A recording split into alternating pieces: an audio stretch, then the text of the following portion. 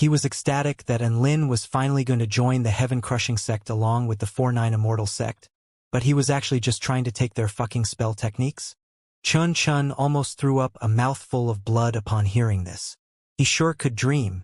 Did he think that the heaven-crushing sect was full of retards? What gave him the courage to request their most important heaven-crushing techniques when they weren't even going to join their sect? Senior student Chun Chun, is that okay? If not, then I won't force the issue. And Lin sounded as if he was about to end the voice transmission. That's fine, Mr. Enlin. Chun Chun immediately replied, I'm happy to do that. The heaven-crushing glazed palace fell silent again. All of the Tao integration stage super mighty figures, as well as the heavenly disciple attendants and the ancient dragon empress, were all in shock. What just happened? Had Enlin essentially just scammed the heaven-crushing sect? Was this actually the heavenly disciple Chun Chun that they knew? This wasn't some imposter, was it? Only Cyril was nodding with an elated smile, as if he was in full approval of Chun Chen's decision. Haha. Thank you so much, senior student Chun Chun. You really are a man who works for the greater good. I thank you in the stead of the 4-9 Immortal sect and the entire human race. And Lin was very excited. You're welcome. I'm glad you're happy, Chun Chun replied. Then who is going to teach our sect disciples? And Lin asked. I'll get the ancient dragon empress to do that. She has a very good systemic grasp on the heaven-crushing techniques, so she should be a good instructor. Chun Chun smiled. Ha? You mean that dragon lady who cries tears of blood all the time? And Lin seemed to be quite astonished. The ancient dragon empress face convulsed upon hearing this, and she forced herself to maintain her composure. That's her. Chun Chun nodded. If you're not happy with that arrangement, I can offer my own personal services as well. Ancient Dragon Empress, Shui Yan, the other Tao integration stage super mighty figures. That's all right, senior student Chun Chun. I won't trouble you with something like this. I'll go with your arrangements. And Lin seemed to be quite happy, and he was speaking in a rather informal tone, but he didn't think that there was anything inappropriate about this. However, all of the other super mighty figures present felt as if their world had been tipped on its head. Was this still the Chun Chun that they knew? And was this still the same Enlin that they knew? Why was Chun Chun suddenly so easygoing when talking to Enlin? He was the second heavenly disciple of the heaven-crushing sect. For God's sake. The two of them chatted for a while longer before Chun Chun reluctantly cut off the voice transmission. Chun Chun turned toward the ancient dragon empress with a solemn expression. Ancient dragon empress, I have a very important assignment for you. The ancient dragon empress massaged her brows. Say no more. I know what's required of me. I have to teach the 4-9 Immortal sect our heaven-crushing spell techniques, right? Chun Chun nodded in response. That's right. And there's no need to keep anything in reserve. Teach them everything that you know, as they are going to be a massive help to us in the future. The ancient dragon empress looked at Chun Chun. Can I ask a question? Just who is this Enlin? And why do both of you hold him in such high regard? She was obviously not asking about Enlin's apparent identity. She was asking about his hidden identity that both the first and second heavenly disciples were so interested in. Chun Chun fell silent for a moment, and all of the Tao integration stage super mighty figures also listened to the conversation with rapt attention. Well, his identity is quite special, and even we can't completely see through him. However, Chun Chun was a little hesitant, as if he was unsure of whether he should reveal the secret to the ancient dragon empress. Let me put it this way for you.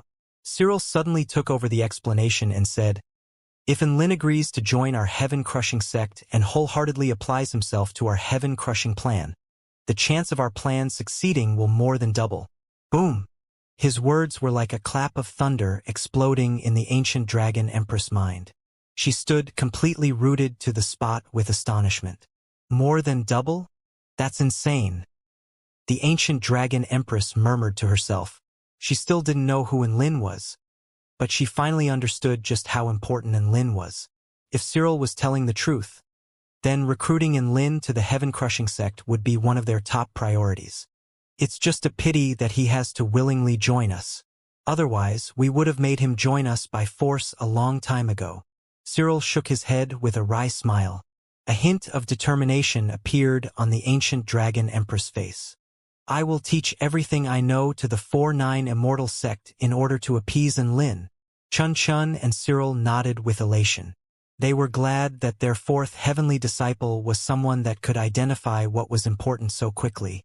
At the 4-9 Immortal sect. And Lin cut off the voice transmission and spread the good news to all of the sect's core members. He was immediately met with a flood of cheers. This was a massive piece of good news. All powers on the Taichu continent had to join the heaven-crushing sect in order to learn their heaven-crushing techniques. But the 4-9 Immortal sect had bucked this trend. Furthermore, the fourth heavenly disciple of the heaven-crushing sect was coming in person to offer on-site service. If Lin wasn't the one breaking this news to everyone, they wouldn't believe something like this no matter what. It looks like our sect leader's decision to not join the heaven-crushing sect was a stroke of genius. We can now learn their spell techniques and still retain our freedom. Sun Yulua spoke with an elated smile. There is nothing in this world that our holy leader can't do. Cassidy wore a reverent expression. Xiaolan, do you know how badass I am now? And Lin spoke with a wide grin. Su Xiaolan rolled her eyes. Take care you don't fall prey to their Trojan horse tactics. Don't worry so much. Am I the type of person to be fooled so easily? And Lin waved a nonchalant hand. He was in a good mood, and he made his way over to the drill ground following this announcement. Yiling hadn't had a chance to show off her progress yet, and she was itching for a chance to do so. She made her way over to her master and carefully requested a sparring match with him. And Lin wasn't going to reject an adorable disciple, so he immediately agreed to it. At the same time, he understood Yiling's desire to show her master the progress she had made after 100 years of arduous cultivation. On the largest drill ground of the 4-9 Immortal sect, there were already over 1,000 spectators gathered around. All of them were sect disciples who hadn't participated in the war, and they were all extremely excited. News of Lin and Yiling's sparring match had spread through the entire sect. Never would they have thought that they would be able to witness their legendary sect leader in battle. What a rare opportunity. All of them could boast about this for at least 10 years. The newbie disciples who had been abandoned by Sun Yulua at the drill ground were ecstatic. So, Brother Sun intentionally left us here so that we could spectate our sect leader's battle? Thank God we didn't go anywhere else. Otherwise, we would have missed this. Brother Sun was thinking about us this entire time. Let's grab some spots. Sect leader Lin is coming. All of the disciples were yelling with excitement at the sight of the white-robed figure flying over from afar. On the 4-9 Immortal sect drill ground, Bai Ling snapped her fingers, and a mechanical voice sounded. Matter reinforced by 10,000%. Chaotic cyclone energy absorption barrier activated. 99-fold extreme heavenly spell formation activated. A transparent barrier of light enshrouded the entire drill ground. One buff after another was placed upon the drill ground. For safety purposes, all of the disciples still opened up some distance between themselves and the drill ground. The sun was beginning to set. The light of the dying sun elongated the shadows of the two people on the drill ground. And Lin stood with his evil-slaying sword on his back. He was looking ahead at a young woman in a tight-fitting black Taoist robe. Yiling's figure was a little thin, but it was extremely well-proportioned. Her body was the epitome of perfection, and even when she was completely still, she was still quite a gorgeous sight to behold. She bowed forward slightly and clasped her hands together in a smiling salute. For 9 Immortal sect, missing and celestial immortal, please enlighten me. And Lin returned her salute with a smile on his face. For 9 Immortal sect, and Lin, please enlighten me. After 100 long years, the master and disciple were finally going to spar again. Many of the disciples outside of the drill ground were already in a heated discussion. Hey, Dongzhan, who do you think is going to win between Sister Yiling and sect leader Lin? Chang Yingxiong asked. A 5-tailed fire vixen with an extremely explosive figure rolled her eyes. Why do you ask such a retarded question? Chang Yingxiong blushed slightly. He was just trying to strike up a conversation with Dongjun and was not expecting such a blunt response. It's quite clear that our sect leader is going to win. Was there ever any doubt? Gongshichen chuckled as he analyzed. Sister Yi Ling has an exceptional aptitude and outstanding combat prowess beyond her cultivation base, at the pinnacle of the return to void initial stage. However, don't forget that sect leader Lin was able to beat up return to void final stage mighty figures at just the soul formation stage. Dongjun continued in the same vein. Furthermore, he was able to pummel Dao integration stage super mighty figures at the return to void stage. No matter how powerful Sister Yi Ling is, there's no way she's capable of something like that. All of the core disciples of the 4-9 Immortal sect were extremely familiar with sect leader Lin's extraordinary feats. It was exactly because of this that all of the sect prodigies were extremely humble and never thought of themselves as badass or superior to others. Unbeknown to them, in the eyes of cultivators outside the 4-9 Immortal sect, all of them were supremely talented freaks. There was a scintillating quote from their sect leader Lin, in which he referred to himself as just an ordinary soul formation stage cultivator. Their sect leader had far superior aptitude compared to any of them. Even then he was so modest, so what right did they have to be proud and arrogant? Hence, when all of the disciples were being showered with praise and accolades by other living beings following a display of their powers, all of them would always respond by saying things like, "It wasn't much, that was average," or, "I'm really still a noob." In any case, none of them ever became arrogant and looked down on others. Their modesty would often shock onlookers into silence. For some reason, the modesty displayed by the disciples further elevated the name and prestige of the 4-9 Immortal sect. All of the disciples were also quite pleased to endorse this attitude. On the 4-9 Immortal sect drill ground, Chang Yingxiong was still persevering. Nothing is set in stone. What if the sect leader gets careless and... Dongjun chuckled coldly to cut off Chang Yingxiong and crossed her arms over her voluptuous breasts. There's no way that's going to happen. If sect leader Lin loses, I'll go out on a date with you. Ha! Chang Yingxiong's eyes widened, and his mouth gaped open so wide that one could probably fit an entire apple in there. I know what you're up to, and I know that you've liked me for a long time. If sect leader Lin loses, I'll give you a chance, Dongjun said in a straightforward manner. Holy crap! Chang Yingxiong's heart thumped in his chest as a blush appeared on his face. Things had suddenly taken a completely unexpected turn, like a mad dog that had escaped from its leash. Thus, amid the sea of spectators cheering for sect leader Lin, there was one man cheering on Yi Ling with all his might, and Lin and Yi Ling stood on the drill ground and looked at each other as the atmosphere became more and more tense. And Lin felt like a regulation sparring match wouldn't be stimulating enough. He proposed that if Yi Ling could draw blood from his body, then it would be Yi Ling's victory. However, if she couldn't do so in 15 minutes, then it would be Yi Ling's loss. Of course, he wasn't going to use the evil slaying sword, nor any of his buff techniques, power of the heavenly Tao, and techniques like his evading turtle technique to stall for time. Yi Ling immediately agreed to this as raging battle intent shimmered in her eyes. She finally had an opportunity to defeat her master. Yi Ling's aura suddenly shifted and became cold and dangerous.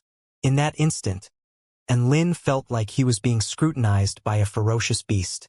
Not only were there chills running down his spine, but he was also struck by a faint sense of danger that seemed to be able to follow him wherever he went. Normal cultivators would most likely have already died before they detected this sense of danger.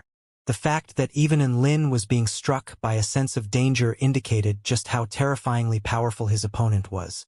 "I'm coming," the woman's pleasant voice sounded. Before Lin had a chance to say anything, her body disappeared from the spot. So fast.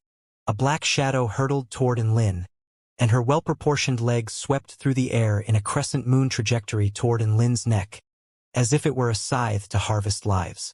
Not only that, but her leg was imbued with an extremely special power that gave her kick tremendous force and extremely terrifying sharpness, making the space in its path shattered and disjointed. And Lin's lips twitched upon seeing this.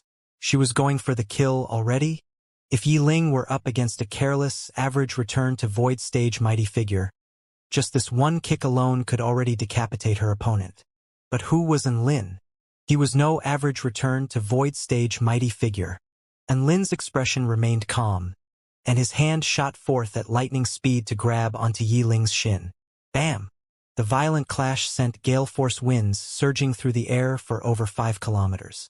If it weren't for the fact that the ground had been fortified to its maximum extent by the spell formations, it would have already completely shattered. You'll lose your center of gravity if you start off with such a drastic move. And Lin smiled. However, Yi Ling was not flustered in the slightest by the fact that her leg had been clamped firmly in Lin's hand. Instead, a vicious expression appeared on her face. Shadow manifestation. Her leg suddenly disappeared, as if a section of her body had suddenly detached itself. At the same time, her shadow under the sun became a few shades darker. And Lin faltered slightly as his hand clamped down on thin air. At this moment, Yi Ling's fist was already hurtling toward his head like a fast and vicious bullet, and Lin slapped a palm toward Yi Ling's wrist, diverting it off its original path, and at the same time, his other hand reached for Yi Ling's waist. However, before his hand could reach Yi Ling's slender waist, her waist disappeared into darkness, as if her body had always been divided into 2 segments. That's some very impressive shadow manifestation.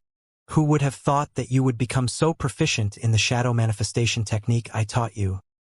And Lin was quite surprised. The shadow manifestation technique was something Lin invented after combining elements of the Shadow Tiger technique, Mist Immortal technique, and Little Xie's divine sword domain. At that time, he only taught Yi Ling the basics, but not only had she completely mastered it, but she had also even improved upon it through her own innovation. Just as his voice faded, he discovered that Yi Ling's fist was already upon him. There were a total of over 100 inky black fists hurtling toward him at the same time. These fists were not afterimages created from the speed of her attack. Instead, there really were over 100 fists.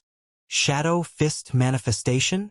And Lin's expression shifted as he discovered that all of these fists were a product of Yi Ling's shadow manifestation technique. Even though they were all shadows, all of the fists were imbued with astonishing power, capable of toppling mountains and parting oceans. A golden lotus lit up on Lin's forehead, and his hands were imbued with the vast power of the earth as they met the inky black fists, leaving a series of golden afterimages in their wake. Bam, bam, bam. One black fist after another was crushed by Lin's hands. However, there was still one that managed to sneak through and crashed heavily into his chest with an overwhelming force. And Lin was knocked back half a step as a result. Yi Ling was just about to give chase when boundless golden light erupted forth before her, and the terrifying power of the earth hurtled toward her like a divine mountain. Mountain-quaking fist. The fist was too fast, and it encompassed too large of an area for her to be able to evade. She could only unleash a defensive spell technique at the last moment, creating a black crystal that protected her body like half an eggshell. Boom! An earth-shattering boom erupted. The golden fist crashed into the black crystal barrier before quickly shattering it. The fist continued onward with an unstoppable force and bulldozed into Yi Ling's body, upon which she let loose a pained cry amid the sound of bones being broken as she flew back for several hundred meters. Cries of surprise erupted outside of the drill ground. This was the first time they had witnessed their sect leader unleash a spell technique. It was an extremely simple punch, but it was imbued with terrifying speed and power to knock away Yi Ling with absolute brutality.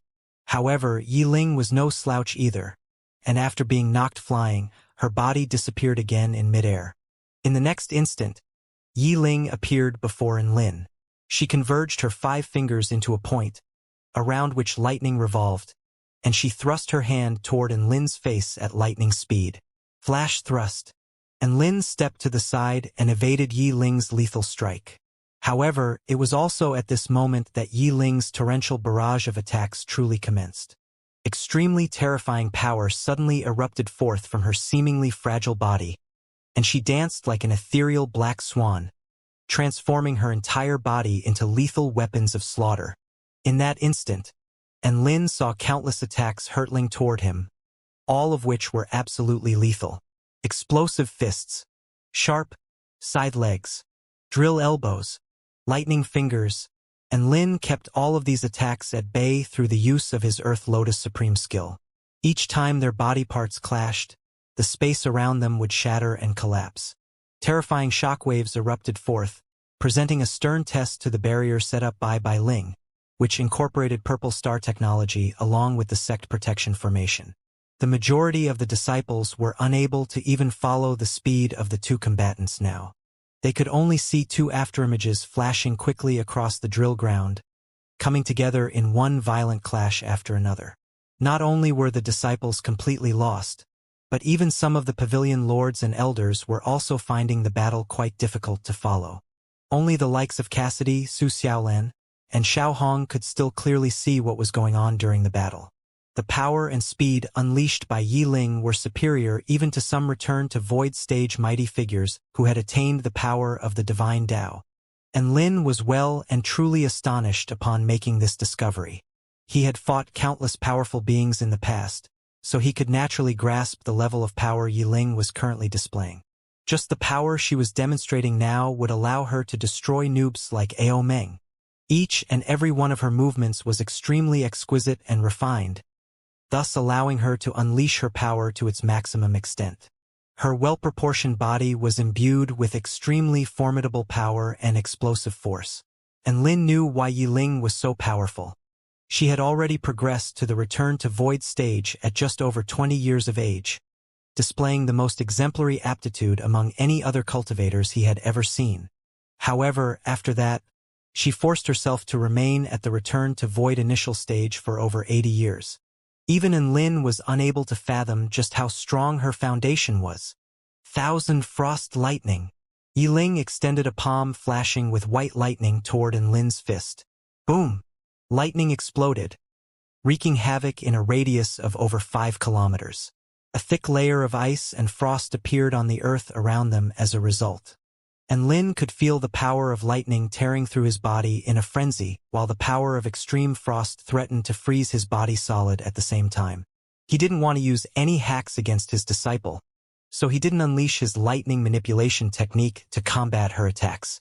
However, the divine flames within his body explosively surged forth, instantly dispelling the power of extreme frost around him. Yi Ling had only just unleashed her 1,000 frost lightning when Lin's body suddenly lit up. Immediately afterward, scorching energy exploded forth like a volcanic eruption, instantly engulfing her entire body. Boom! This was an earth-shattering explosion. The 6 divine flames exploded forth with the power to incinerate all things. Scorching waves of flames obscured everyone's line of sight. Even the spectating disciples let loose cries of surprise and instinctively hurtled back in retreat in fear of being harmed by the shockwaves. Thankfully, Bai Ling had already set up a Dao integration stage formation in advance, which prevented the power of shockwaves from escaping, while also quickly absorbing the energy from the explosion. This chaotic cyclone energy absorption barrier really is useful. The energy from Lin and Yi Ling's battle can be used to charge the Starfire battleship. Bai Ling smiled with elation. That's right. Not only could this formation protect all of the surrounding spectators, but it could also recycle their expended energy to create a free and clean energy source. Keep fighting. The more intense the battle, the better. An eager smile appeared on Bai Ling's face. All of the disciples still had fear lingering in their hearts and were panting heavily. The newbie disciples were completely dumbstruck. They had never seen a battle of this caliber before, and all of them were rooted to the spot. Divine flames that engulfed heaven and earth crashed violently into the protective barrier. If there weren't any barrier in place, their sect leader would have most likely razed the entire sect to the ground with that attack alone. Is Sister Yi Ling going to be okay? Don't worry. Sect leader Lin knows when to hold back. You call this self-detonation holding back? All of the disciples looked at the drill ground with fearful and anxious expressions. Chang Yingxiong's cheers had completely died down. Was the master trying to kill his fucking disciple? It looked like his date with Dong Zhan was going down the drain. A small phoenix over a meter in length revolved around Su Xiaolan, and it let loose a string of clear cries as it flapped its wings excitedly, as if it was cheering Yi Ling on. Perhaps it was cheering Yi Ling on as both of them were suffering from physical abuse. After all, cultivating, instructing disciples, bashing little Huang, participating in the war, and waiting for Enlin was no joke. It had been oppressed through physical abuse for decades. The flames dissipated on the drill ground. Enlin stood tall and proud at the center of the drill ground with his white robe flapping in the wind. His expression remained indifferent, and his 7 divine flames revolved around him like flaming dragons, as if he were a mighty fire god. Yi Ling half knelt on the ground before him with a few holes charred into her tight-fitting, black Taoist robe, revealing patches of soft, bright red skin. Her long, flowing hair had also been curled, but it remarkably remained largely unscathed. "Little Ling, you think you can afford to protect your hair in a battle against me? Are you looking down on your master?" And Lin harumphed coldly. "That's not it." Yi Ling pursed her lips with an aggrieved expression. It's just that if she didn't protect her hair, it would have been burned to a crisp by his divine flames." Yi Ling didn't want her master to look down on her. But even more so, she didn't want her master to see her bald. Thus, she chose to protect her hair without any hesitation. And Lin didn't know what Yi Ling was thinking, and he took the initiative to charge toward her. He had decided that he was going to teach his disciple a lesson. Don't treat your hair as something more important than your life during a battle. And Lin roared as he instantly tore through space like a mighty bird. Kun Peng travel. He flashed through the air and appeared before Yi Ling at an extremely startling speed. Yi Ling immediately drew a green immortal sword from her storage ring. Her aura transformed again into that of an exceptional sword immortal. And Lin's fists were imbued with the power of his divine flame as they compressed the air before him into pancakes before falling upon Yi Ling. Yi Ling wielded her sword and rooted her feet to the ground as her golden sword intent erupted into the sky like a resolute divine mountain. Stalwart mountain. Bam! And Lin's fist struck the blade of the sword, but he felt like it had struck an eternal divine mountain instead as his fist came to a grinding halt. Even the ground that had been reinforced to the extreme was cracking open. But Yi Ling didn't move in the slightest. A reminiscent expression appeared on Enlin's face. He was very familiar with this sword technique.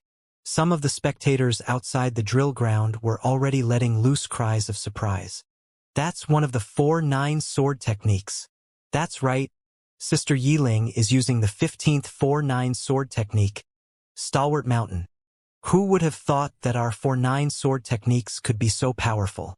Just the aura from her Stalwart Mountain technique strikes one with a sense of despair with its unbreakable resilience. Sister Yi Ling has already reached the pinnacle in her usage of the 4-9 sword techniques. All of the disciples were discussing spiritedly among one another. The 4-9 sword techniques were available to be learned by all core disciples, so all of them were able to identify the sword technique Yi Ling had unleashed. However, being able to identify and recognize it was one thing, being able to use it was a completely different matter. There were 18 4-9 sword techniques, and the first technique was quite easy to learn. However, the difficulty curve increased drastically with each subsequent technique. There were no more than 10 people in the entire 4-9 Immortal sect that were able to master the 15th technique, the Stalwart Mountain. The dozen or so newbie disciples were astonished by the sight of Yi Ling blocking sect leader and Lin's terrifying punch. They looked down at the nondescript books in their hands that had been given to them by Brother Sun upon their entry to the sect.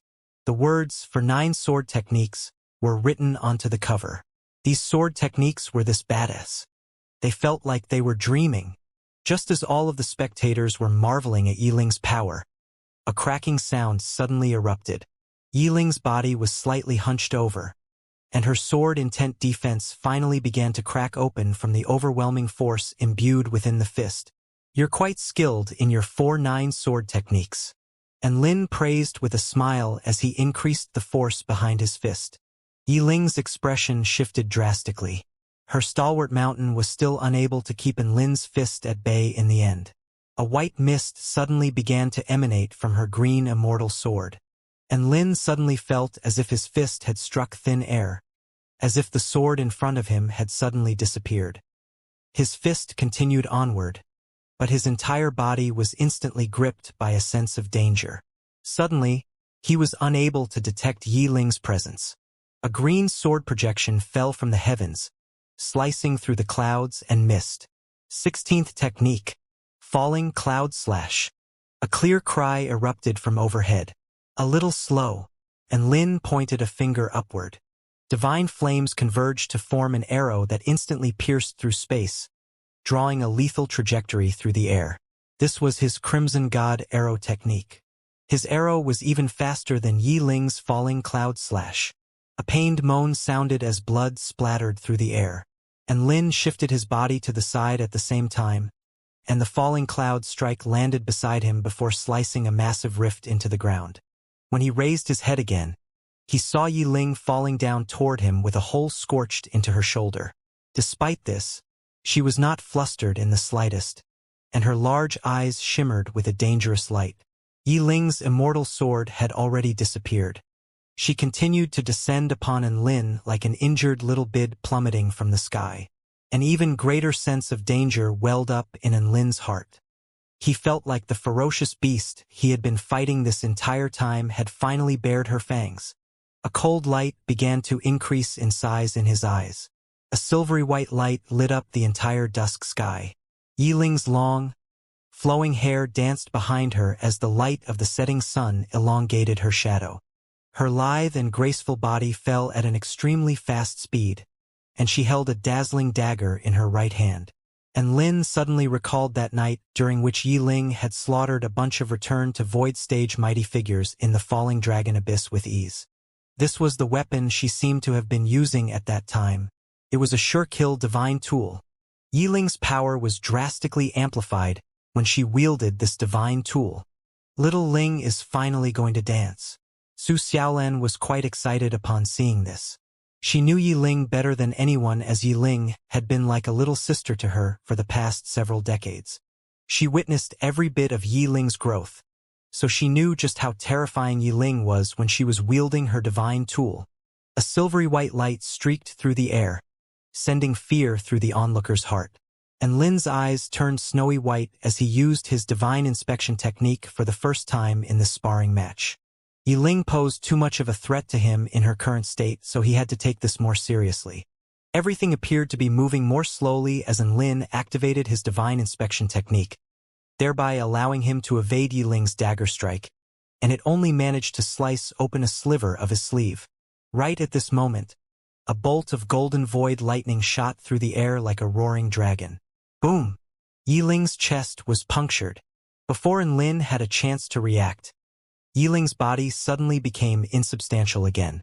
An afterimage? In the next instant, Yi Ling appeared behind Lin, striking out with her dagger at an even more terrifying speed. However, Lin's speed seemed to be slightly superior to Yi Ling's, and he managed to evade her strike without even turning around. Yi Ling manipulated the dagger and sent it hurtling toward Lin again. All of a sudden, dazzling light flashed, presenting a series of lethal attacks.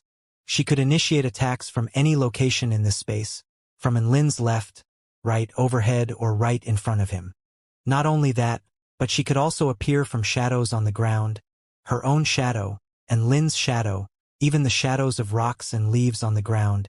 The entire heaven and earth had been transformed into her abattoir, and she was the goddess of slaughter who was wielding the butcher's knife within the abattoir. Yi Ling's attacks were mysterious and unpredictable, but all of them were extremely lethal. And Lin had already unleashed his divine inspection technique, but he was still finding it very difficult to keep up with Yi Ling's speed. All of the disciples could only see an afterimage flashing from one location to another, as well as a series of frosty, white blade projections. Even though there was a formation isolating the drill ground in which the sparring match was taking place, all of them could still feel the eerie killing intent and bone-chilling frosty aura emanating from within.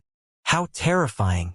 This is Sister Yi Ling's sword technique to send her opponents safely on their way. Do you see those cracks on the barrier? Those were all inflicted by her sword intent. Even a Dao integration stage formation can't contain Sister Yi Ling's power? How badass! Sect leader Lin is the truly badass one here. Even though he hasn't retaliated, He has evaded several hundred strikes, and Sister Yi Ling is still unable to inflict a single wound on his body. All of the disciples were discussing spiritedly among themselves. Even though they couldn't see what was going on, they were still getting extremely excited. As Lin was evading the dagger strikes, he heard an operative term, and his lips twitched slightly. Sword strike to send you safely on your way? A blush of embarrassment and awkwardness appeared on Yi Ling's frosty features as she unleashed her relentless barrage of attacks. And Lin seemed to have understood something. Missing and celestial immortal. Sword to send you safely on your way. Could it be that your Tao title and the name of your divine tool are to commemorate my passing and send me safely on my way?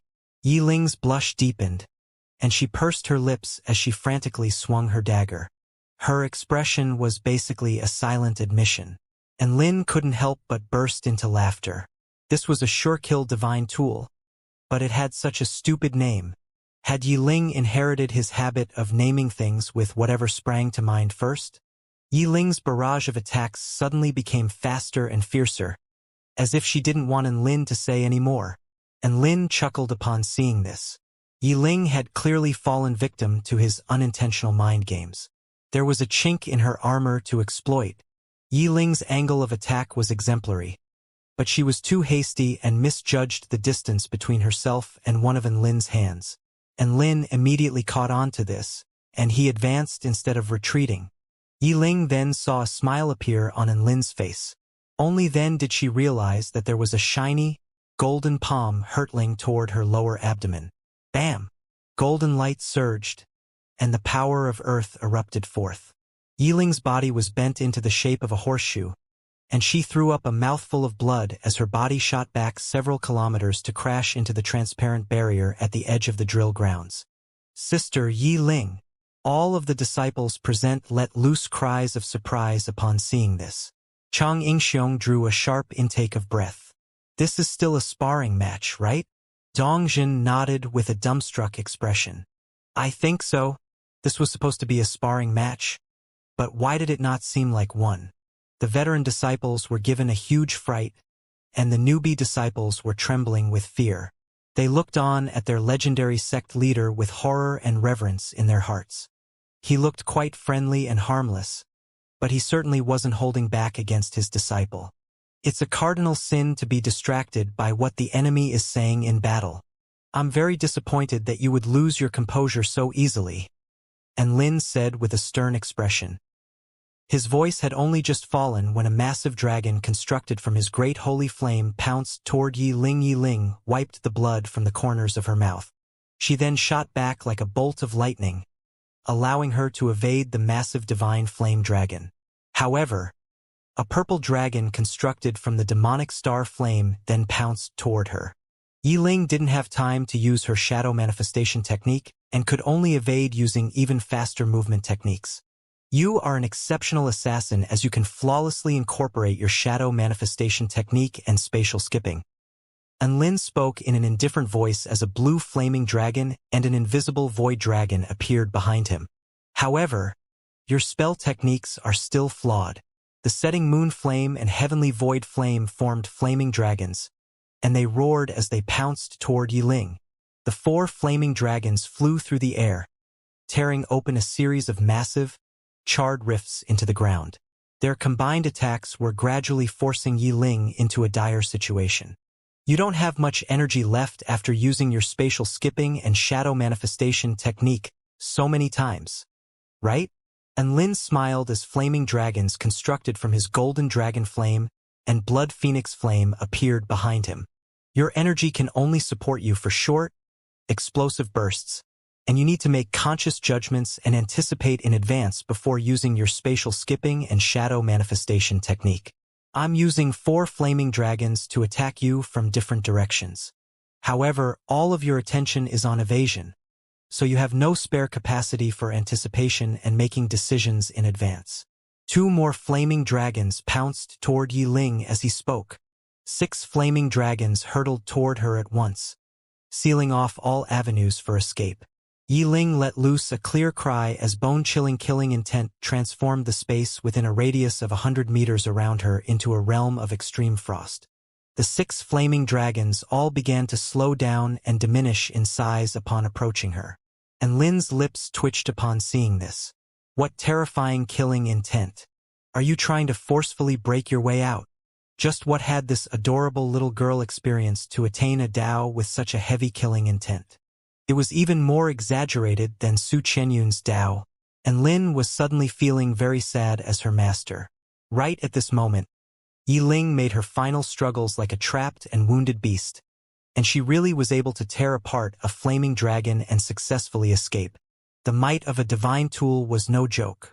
Even if it was an assassination-based divine tool, it was still powerful enough to brutally pulverize a flaming dragon over 10,000 feet in length. Right when Yiling was about to unleash her shadow manifestation technique to approach Lin again, Lin stepped forward, and a black, circular abyss suddenly appeared beneath Yiling's feet while exuding a terrifying gravitational force. Boom! Yiling's body faltered under the monstrous gravitational force. This was War God Xing Tian's core spell technique, the abyssal gravity technique. Indescribable gravitational force threatened to crush her into mincemeat, and even the indestructible ground below her began to slowly cave in. The bones in Yiling's body creaked, and she was just about to unleash her spatial skipping to escape from the area encompassed by the dark abyss beneath her. However, in a battle like this, a split-second delay could decide the outcome. Before she even had a chance to move, Lin took this opportunity to arrive at Yiling's location through the use of his Kuan Peng travel, and his fist crashed toward her chest. A golden light as dazzling as the light of the sun erupted forth. The space within a radius of over a kilometer began to warp and crumble around his fist. Yiling felt like her body was going to be torn apart by the monstrous fist, and she threw up another mouthful of blood all over Lin's face. She was knocked flying and hurtled through the air like a cannonball before crashing heavily into the transparent energy barrier. Her body slid feebly to the ground along the barrier, leaving a trail of blood behind her. Her disheveled hair had obscured half of her fair features, and she was in an extremely sorry state. And Lin wiped the blood from his face as he continued on toward Yiling, seemingly harboring no intentions to extend any mercy toward her. The surrounding disciples couldn't bear to look any longer. Some of them were even begging Lin to let Yiling go and end the sparring match here. This wasn't a sparring match. He looked like he was trying to kill her. Yiling panted heavily, and her chest rose and fell with her labored breathing. She looked at the man making his way toward her, and shrouded by divine flames, and she silently tightened her grip on her sword to send you safely on your way. There are 1849 sword techniques, and the difficulty curve is extremely sharp. There is no one in this entire sect who has successfully mastered the 18th technique. However, I know that there are actually only 17 techniques and that the mantras for the 18th technique are just a load of nonsense. And Lin's footsteps faltered slightly, and an expression of surprise appeared on his face. Yiling raised her head, and her eyes remained bright and piercing despite her sorry state. There is no 18th technique. If there is, then it's a technique that we attain for ourselves after reaching the pinnacle in our swordsmanship. After all, only a sword technique created by oneself and tailor-made is the most powerful. And Lin's heart jolted again upon hearing this. Master, did you know that I cried like an idiot after I took this divine tool in your stead from Emperor Ziwei? Yiling's eyes shimmered with tears as she gripped tightly onto her dagger. This divine tool doesn't belong to me, but it is my most prized possession as it is something you left to me. I had always hoped that I would be able to find you through the connection that we have in the form of this divine tool. Yiling released her dagger. Blood flowed from the corners of her lips as a relieved smile appeared on her face. It has been a very long time since I've experienced the happiness you brought to me. Master, this is the 18th 4-9 sword technique I've attained. Seeking in the divine tool, sword to send you safely on your way, fell from Yiling's grasp. All of the spectating elders and disciples thought that Yiling was simply too depleted and injured from the battle, which was why her weapon had slipped out of her hand.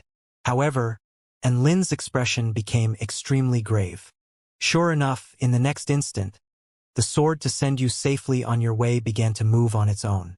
A silvery white light shot forth even faster than Enlin could follow. Seeking in, didn't that mean seeking Enlin?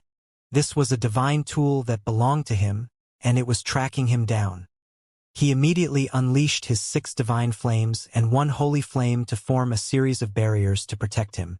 However, to his surprise, the dagger suddenly disappeared before it came into contact with the flames, and the hair on the back of his neck instantly stood up on end. The dagger had suddenly appeared right before him. It was hurtling toward him, and a frosty aura surrounded his entire body. The blood Yiling had thrown up onto his face was exuding a faint energy fluctuation. This was a catalyst to significantly elevate the divine tool's power. Even the blood she had thrown up all over his face was a part of her plan, and Lin was suddenly enlightened in that instant. Yiling had told him that the divine tool belonged to Enlin instead of her. She was probably using her seeking and technique to return the divine tool to its rightful owner, although this was probably the most innovative way of returning something to someone that he had ever seen. While returning the divine tool to him, she was also sending him on his way. This really was a sword to send you safely on your way.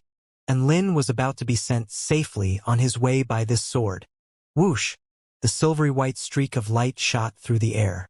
It then streaked through the sky like a meteorite before quickly disappearing into the distance.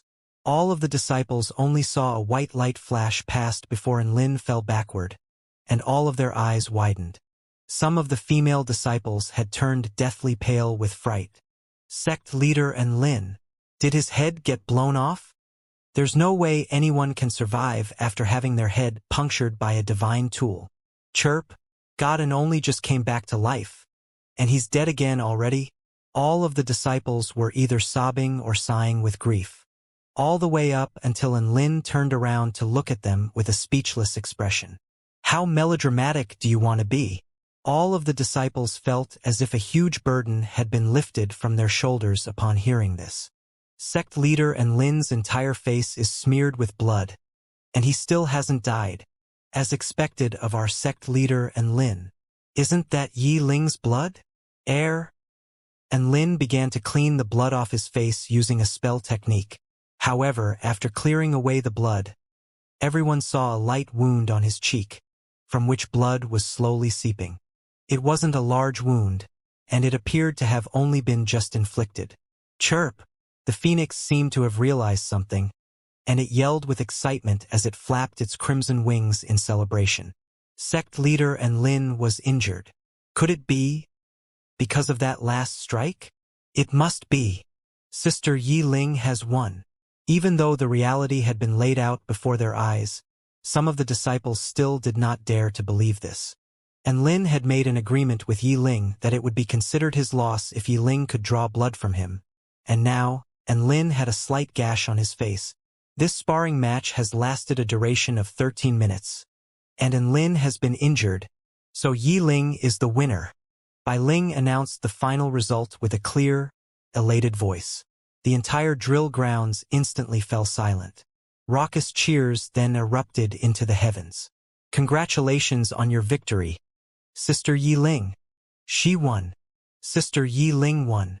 That was the most epic and inspirational come-from-behind victory I've ever seen. Wah.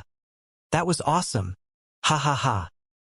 Everyone was very elated for Yiling, as she had been able to launch a successful counterattack despite being beaten down so severely. Everyone admired her for her determination in securing the extremely hard-fought victory. On the contrary, Enlin had dominated the entire match, but he was immediately denounced by all of the spectating disciples just for sustaining a small gash on the cheek. Dongjun, Chang Yingxiong turned to the sexy vixen beside him with excitement and a hint of fear in his eyes. Dongjun gave Chang Yingxiong 3 firm pats on the shoulder and winked at him with a seductive smile. See you tomorrow.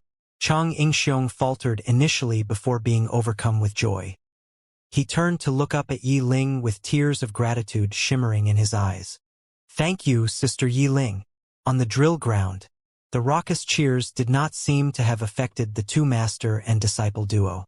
Yiling struggled to her feet with great difficulty, and she turned to Enlin before speaking in a loud, trembling voice. Master, I won. and Lin nodded lightly with a smile. You sure did. Little Ling is awesome. Yi Ling stared blankly at An Lin. His warm smile and his reliable figure struck her with an overwhelming sense of security. She thought back to a century ago, when she learned sword techniques and cultivation methods from her master on these very same drill grounds. At that time, her master would praise her with the exact same words whenever she made improvements. But then, her master disappeared. Her master couldn't see any of her improvements anymore.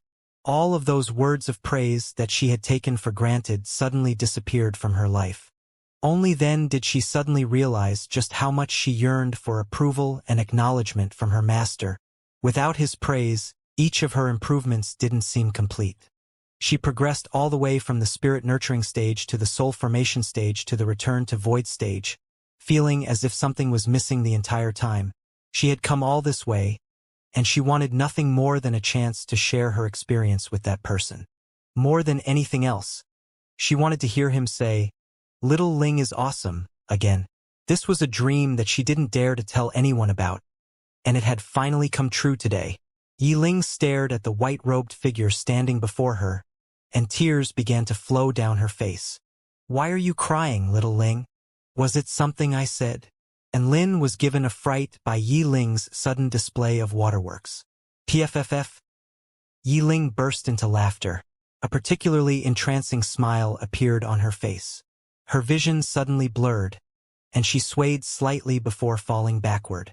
A light breeze swept past, and Lin half knelt to the ground and caught Yi Ling by her slender waist before holding her in his arms. Little Ling, are you all right?"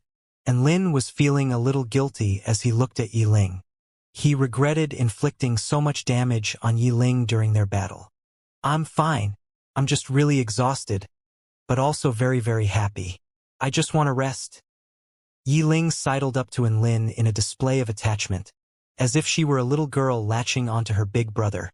She raised her head to look up into the sky, just in time to see the sun gradually setting beneath the horizon. "Master, do you like watching sunsets?" And Lin faltered slightly before nodding. "I do. Me too." A sweet smile appeared on Yi Ling's face, and she slowly closed her eyes. This familiar aura, this familiar warmth.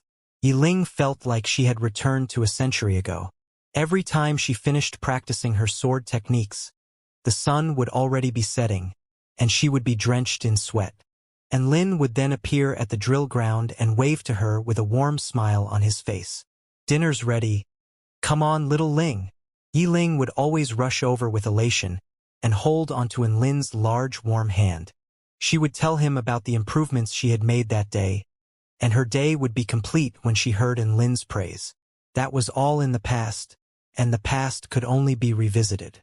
Fortunately, her master had finally come home. She loved watching the sunset with her master by her side. Yi Ling fell into a deep sleep in An Lin's arms, and her body was completely relaxed and vulnerable. She would only completely let down her guard like this when she was with someone that she could trust with all her heart. Su Xiaolan instantly appeared before An Lin and looked down at Yi Ling with a tense expression. "It's all right. She's just too depleted from overexertion." Su Xiaolan heaved a sigh of relief after doing a brief check on Yi Ling's condition. She glared at An Lin with a cold expression. "You sure are a cruel master. If it were me, I wouldn't be able to bear doing this to her."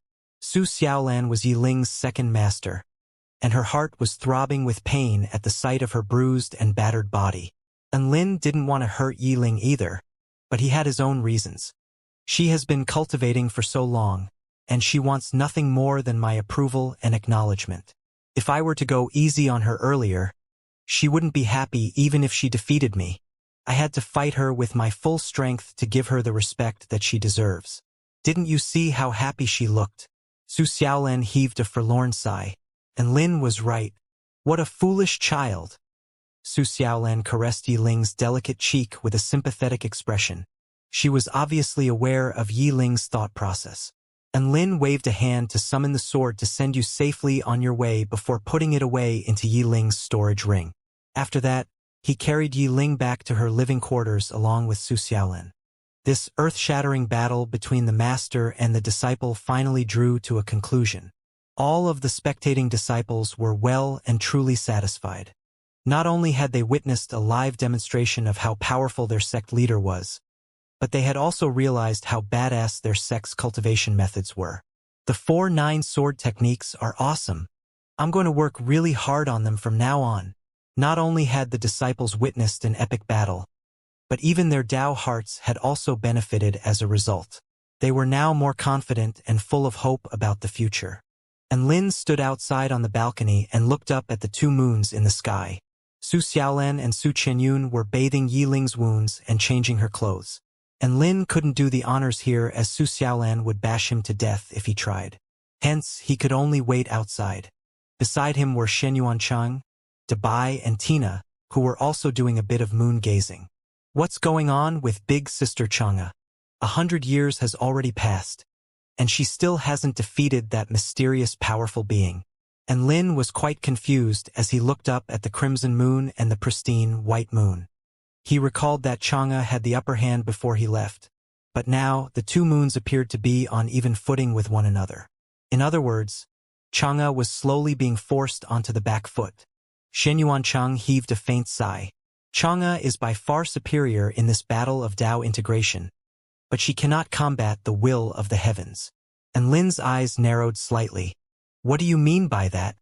During the 10th year following your disappearance, the crimson moon was completely dull and was on the brink of defeat. Shen Yuancheng explained. However, we all overlooked one thing, which was that Chang'e was a part of the human race. And Lin could already sense where this was going. The Tao of the true moon is an exclusive Tao. It is a Tao that is connected to the essence of the great Tao of heaven and earth. There cannot be 2 moons in the sky at the same time. This is a law of the heavens. But now, the heavenly Tao is trying to destroy the entire human race. So will it still allow a human to control the soul moon? Clearly not. Shen Yuancheng was getting quite enraged as he continued. Hence, the will of the heavenly Tao was actively impeding Chang'e. Chang'e wanted the moon, so the heavens refused to give it to her. The Dark Wing tribe also wanted the moon, so the heavens sided with them. Hence, the only way to emerge victorious in this battle of Tao integration is to defeat them. And Lin fell silent. He understood the situation that Chang'e was in now, and he could also understand why this Dark Wing tribe mighty figure was able to slowly force her back. Chang'e was participating in an unfair battle that she had no chance of winning. The only thing she could do now was to hold on and persist until the heavens were toppled. Wait, Dark Wing tribe mighty figure. And Lin was a little bewildered. That's right. We've already verified that it is the Moonlit Night monarch of the Dark Wing tribe that is currently trying to progress to the Tao integration stage. However, we don't know where she is at the moment, so we can't do anything about this, Shen Yuancheng replied. And Lin's heart jolted in shock upon hearing this. So it was the Moonlit Night monarch. Thinking back, she had tried to take his evil-slaying sword and was severely wounded as a result. Who would have thought that she was already progressing to the Tao integration stage now? And Lin made a decision to visit Chang'e someday to see if there was some way he could help her. The cry of a phoenix suddenly sounded from the distance. A crimson streak of light flashed through the air before landing lightly on the banister beside Lin with a section of a golden tree branch between its beak. The phoenix was in its miniature form now and was only just over a meter long. Its body was shaped like a peacock, but it was countless times more prestigious and majestic than a peacock. Even in its miniature form, it still evoked a sense of reverence and respect. Little Huang, what have you got there? And Lin stroked the phoenix's head to find that it was very pleasant and warm to the touch. Even though Little Huang had established a beast pet contract with Su Xiaolan, and Lin still enlisted it into his beast pet team. After all, he had given it its name, so it was his bird no matter where it went. The phoenix shrugged off Lin's hand before glaring at him with an arrogant expression. Perhaps because it was averse to being stroked by Lin, or perhaps it was unhappy with Lin for calling it Little Huang. Right at this moment, Su Xiaolan made her way out onto the balcony and was just in time to see this, upon which her expression darkened. Little Huang, and Lin is your true master. Who do you think you're glaring at there? The phoenix shuddered, and its tail feathers stood up on end. It immediately dove into Enlin's arms and sidled up to Enlin's body in an extremely enthusiastic and fawning manner. Enlin, for some reason, he was suddenly feeling quite sympathetic toward this phoenix. Just what horrors had it endured to make it so obedient to Xiaolin? This was a high and mighty mythological beast. In his mind, the only creature that could compare with this phoenix was the 9-colored divine vermilion bird of the southern heavenly wing nation. However, their beauty was different from one another's. And Lin felt like it was time to learn from Su Xiaolin. If he could make little Gu, Xiaohong, and little Na as obedient as this phoenix, then his life would be complete. Su Xiaolan's expression finally eased slightly at the sight of the phoenix's show of intimacy toward Enlin. She took the golden tree branch from the phoenix's beak before explaining to Enlin, "This is phoenix parasol wood." Enlin's eyes lit up. Phoenix parasol wood? You mean like branches from the legendary parasol tree that phoenixes like to inhabit? Su Xiaolan shook her head. That's a common misnomer. The phoenixes do not inhabit the parasol trees because they're good trees. Instead, they become good trees because phoenixes frequent them. Everyone became curious upon hearing this. Su Xiaolan explained, "Little Huang often likes to sleep on parasol trees. Its excrement then adheres to the branches of the parasol trees and would be absorbed over time. As such, the parasol tree branches would then become spirit medicine imbued with extremely pure fire-type and wood-type powers." Everyone was quite impressed by this. That sounds really cool. In contrast, Enlin's lips twitched as he turned toward the regal phoenix in his arms. "So, Xiaolan, what you're saying is, little Huang is offering a branch to you, which has been nurtured by its own feces." Everyone, Su Xiaolan. The phoenix's tail feathers stood up on end. Little Huang was just about to fight Enlin to the death when it was held back by Su Xiaolan. "Calm down. There's nothing wrong with what Enlin is saying. That is the fact of the matter after all. Besides, your name is Little Huang, and many dogs are also named Little Huang. Dogs can eat their own poo. So why can't you hold a branch fertilized by your own poo in your beak?" Su Xiaolan consoled. The phoenix. Enlin. Everyone turned toward the phoenix with astonishment and sympathy on their faces. To their surprise, the phoenix accepted Su Xiaolan's words of comfort before sprawling onto the ground with a suicidal expression. Everyone was even more sympathetic toward the phoenix upon seeing this, and Lin was even more determined to learn from Xiaolan now. Su Xiaolan nodded lightly and proceeded to return to the room with the golden tree branch. "Hold on a minute, Xiaolan. What are you doing with that thing? You're not going to make Yi Ling eat it, are you?" And Lin spoke with a cautious expression. "You'll have to step over my dead body if you want to make my disciple eat shit." Su Xiaolan seemed to know what Enlin was thinking, and she burst into laughter. "What are you thinking? The phoenix parasol wood is very effective for recovery. I'm just going to extract the life energy from within. Did you really think I was going to make our precious disciple gnaw on a tree branch?" And Lin's expression eased upon hearing this. After Xiaolin left, he continued to look up at the stars. He was then knocked off the balcony from behind by a certain phoenix. Little Huang held grudges, and it was finally able to exact its revenge on Enlin now that Xiaolan was gone. Nighttime in the 4-9 Immortal sect was very peaceful. Perhaps there were people sleeping or meditating, but there was definitely no one fighting. Anyone who dared to cause a commotion at night would immediately be locked away in detention the next day. However, Enlin and the phoenix were currently causing a massive commotion, and many sleeping or meditating disciples were roused as a result. What's that sound? Holy fuck! What a brave warrior! Someone dares to fight in the 4-9 Immortal sect at night. Ha ha ha! They're gonna get put into detention for sure. I'll eat shit if they don't get detained for over half a month. Let's go have a look. Ha! It seems to have stopped. Just when all of the sect disciples wanted to go and spectate, the flames suddenly disappeared. And Lin panted heavily as he lay on the ground with a charred hole on his robe, which was now revealing one of his scorched butt cheeks. The phoenix lay on the ground like a dead chicken with feathers all over the ground and a few bruises on its head. "Little Huang, I'm going to tell Xiaolan if you keep this up. And Lin threatened with an enraged expression. The phoenix shuddered and turned toward Lin with a pitiable, beseeching expression. Chirp. And Lin was a little curious. By the way, why are you so afraid of Xiaolan?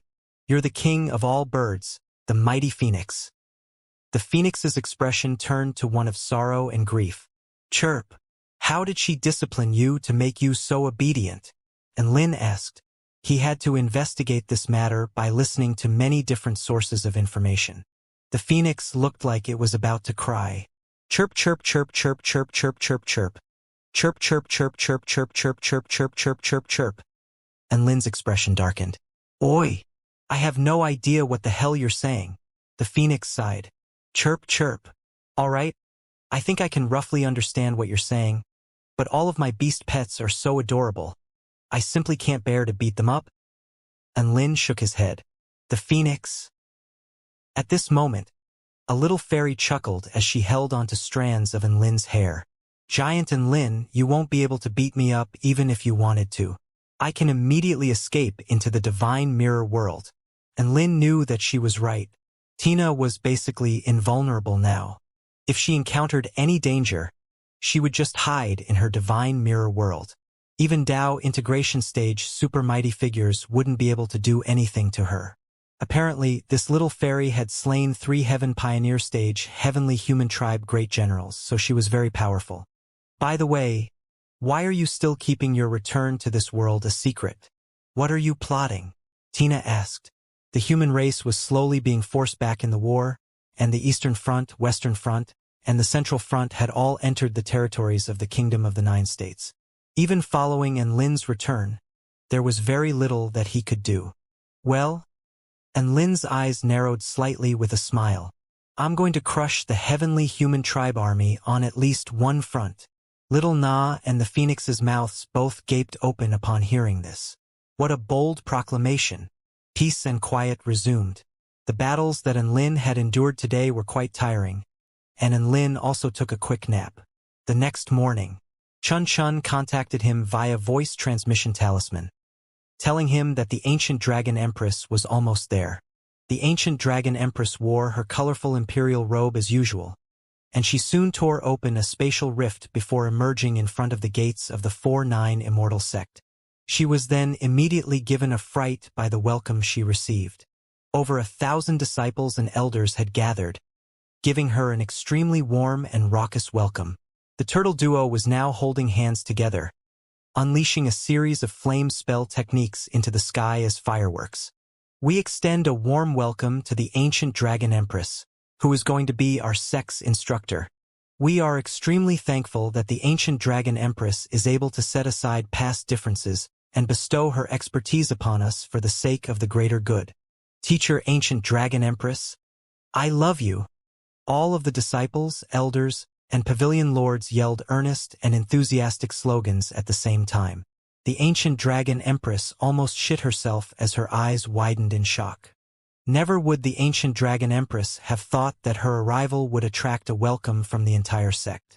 And what was this welcome? Ancient dragon empress, I love you? What kind of shameless person says that? She looked around at everyone's enthusiastic and sincere expressions, and she didn't even know what to say anymore. The ancient dragon empress only managed to put on a smile after a moment of hesitation. Thank you for your warm welcome. I hope our cooperation will be an enjoyable and pleasant one. She was the empress of the evil dragons, after all, so she could still handle a situation like this with no problem. Before the spatial rift healed behind the ancient dragon empress, a holy light suddenly descended. The holy light seemed to make the entire heaven and earth warmer and more welcoming. Not only that, but all living beings basking in the holy light had their bodies completely cleansed. And Lin's expression shifted slightly. What a potent purification power. A 6-wing angel emerged from within the rift. She wore an elegant, white dress, and her dazzling golden hair rippled like golden waves under the sun. Her skin was as translucent as flawless jade, and a heartwarming smile lit up her exquisitely beautiful features. Hi, everyone. My name is Rafaela, and I am the ancient dragon empress heavenly disciple attendant. Please look after me. The angel's voice was very pleasant, and the tone of her voice was extremely warm and enticing. The angel brought everyone to their figurative knees, first with her stunning looks, and now, her name sent waves of shock running through all of the disciples present. Raphaela. She's one of the 4 archangels of the Garden of Eden. Raphaela. She's so beautiful. I didn't think there would be such a pure and beautiful smile in this world. She looks so warm and gentle as well. Crap. My heart rate is accelerating. All of the disciples were getting very excited. In comparison, the ancient dragon empress had been completely shunned and ignored. The ancient dragon empress was supposed to be the teacher here, and she was struck by a sense of indignation upon seeing this. Raphaela offered a warm smile to everyone's praise and amazement, while displaying poise and elegance of the highest caliber. Everyone's image of her was further elevated as a result. And Lin was also in admiration, but he was not surprised. He had known all along that the Light Wing clan was filled with born idols. This Raphaela here perfectly exemplified this. If she wanted to be an idol, her exquisite beauty and pleasant demeanor would probably make her the #1 idol across the entire Taichu continent. Furthermore, Raphaela's voice was very sweet and enticing, so she should be a good singer too. Her features were absolutely flawless and unforgettable, and just that alone would win her countless fans. Her smile was so pure and natural, making onlookers unable to look away. Before he knew it, and Lin had started to compile a list of all of Raphaela's good points, and he only came to his senses after copping a slap to the head from Su Xiaolin. What a powerful charisma! Is this Raphaela's ability? And Lin was astonished. Su Xiaolin pursed her lips. He. Is that the reason why you can't take your eyes off her? And Lin. Raphaela seemed to have noticed what was happening on Lin's end, and she chuckled lightly as she covered her mouth. Her gorgeous, blue eyes shimmered with a cheeky, gloating light, as if she was taking pleasure in Lin's misfortune. What should have been an annoying gesture somehow only made her feel more natural and adorable. What a seductress! Tina had her hands on her hips with an enraged expression. Raphaela turned toward the little fairy on Lin's shoulder, and she made her way toward Tina before appraising her with a warm smile. You're right. I am a seductress among angels, while you are an angel among seductresses. Tina's body shuddered slightly. She suddenly felt like she was falling prey to Raphaela's charisma too. Su Xiaolan was the only one who remained immune to her charm, and a smile appeared on her face. All right, let's take teacher Ancient Dragon Empress on a tour of the 4-9 Immortal sect. Sure, I am the sect leader, so it's my duty to take them on a tour. And Lin immediately volunteered. Splat. Boom. And Lin was bashed into the ground for several hundred meters. Su Xiaolan's smile remained on her face. The sect leader is a little unwell at the moment, so let me take you on a tour in his stead. Gasp. Everyone drew a sharp intake of breath upon seeing this. The sect leader was unwell? Wasn't that because she just slapped the shit out of him? Many of the disciples present suddenly came to a realization. Xiaolan still stood firmly at the top of the food chain. Even the perpetually calm and composed Ancient Dragon Empress and Raphaela faltered upon seeing this before an indescribable hint of panic welled up in their hearts. We'll have to trouble you then, Ms. Su Xiaolan, the Ancient Dragon Empress, smiled. Thank you very much. Raphaela retracted her 6 wings and curtsied gracefully. They didn't dare to do anything out of line in the face of the true top dog of the 4-9 Immortal sect. Thus, Su Xiaolan, the Ancient Dragon Empress, and Raphaela made their way into the sect. Some of the disciples only came to their senses then and looked on wistfully. Why didn't we prepare some welcome slogans for Raphaela? Damn it! I really want to profess my love to her. Even if I get rejected, I didn't think that I would ever be able to see Archangel Raphaela up close and personal. How could there be such a gorgeous angel in this world? Even though Raphaela was already long gone, everyone was still discussing her. She did not need to flaunt her charisma. Just her presence alone made her the center of attention. As for the Ancient Dragon Empress, who was that? Was that Raphaela's heavenly disciple attendant? At this moment, within a crater several hundred meters deep just outside the sect gates. And Lin was looking up at the sky with a dazed expression. Giant and Lin, why aren't you following them? If you insist on following Xiaolan would be too embarrassed to chase you away. After that, you can get close to that beautiful angel again. Tina tugged on Lin's hair, and Lin didn't reply. Instead, he murmured to himself as he continued to stare up at the sky. Just the heavenly disciple attendant of the fourth heavenly disciple is a Tao integration stage, super mighty figure. This heaven-crushing sect is so powerful. It's starting to get a little ridiculous. Isn't that a good thing? The more powerful they are, the more hope the human race has of winning this war. Tina was a little perplexed by the hint of concern in Lin's voice. Aside from Chen, the first and fourth heavenly disciples of the heaven-crushing sect aren't even human. Do you really think they'll fight wholeheartedly for the survival of the human race? And Lin expressed his opinion on the matter. Tina blinked her emerald eyes before offering a suggestion. Seeing as that's the case, why don't you join the heaven-crushing sect, Giant and Lin? You can become the boss there and make all of them listen to you. Boom! Tina's words completely enlightened him. She was right. If he was worried that the heaven-crushing sect wasn't wholeheartedly dedicated to the human race, then he could just infiltrate their ranks and become the top dog there. He wouldn't have to worry if the heaven-crushing sect belonged to him. And Lin hesitated momentarily before replying, "That may work, but it's going to be quite difficult to achieve." He had stayed with Chun in that strange space for 100 days, and they had many chances to converse with one another. During their conversations, he gathered that Cyril was well and truly the most powerful being in the true demon tribe.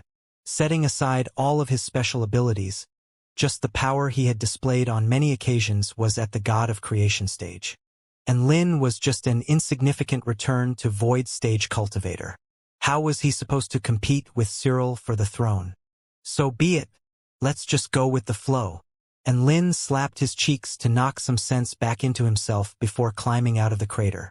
Su Xiaolan led the ancient dragon empress and Rafaela on a brief tour of the sect.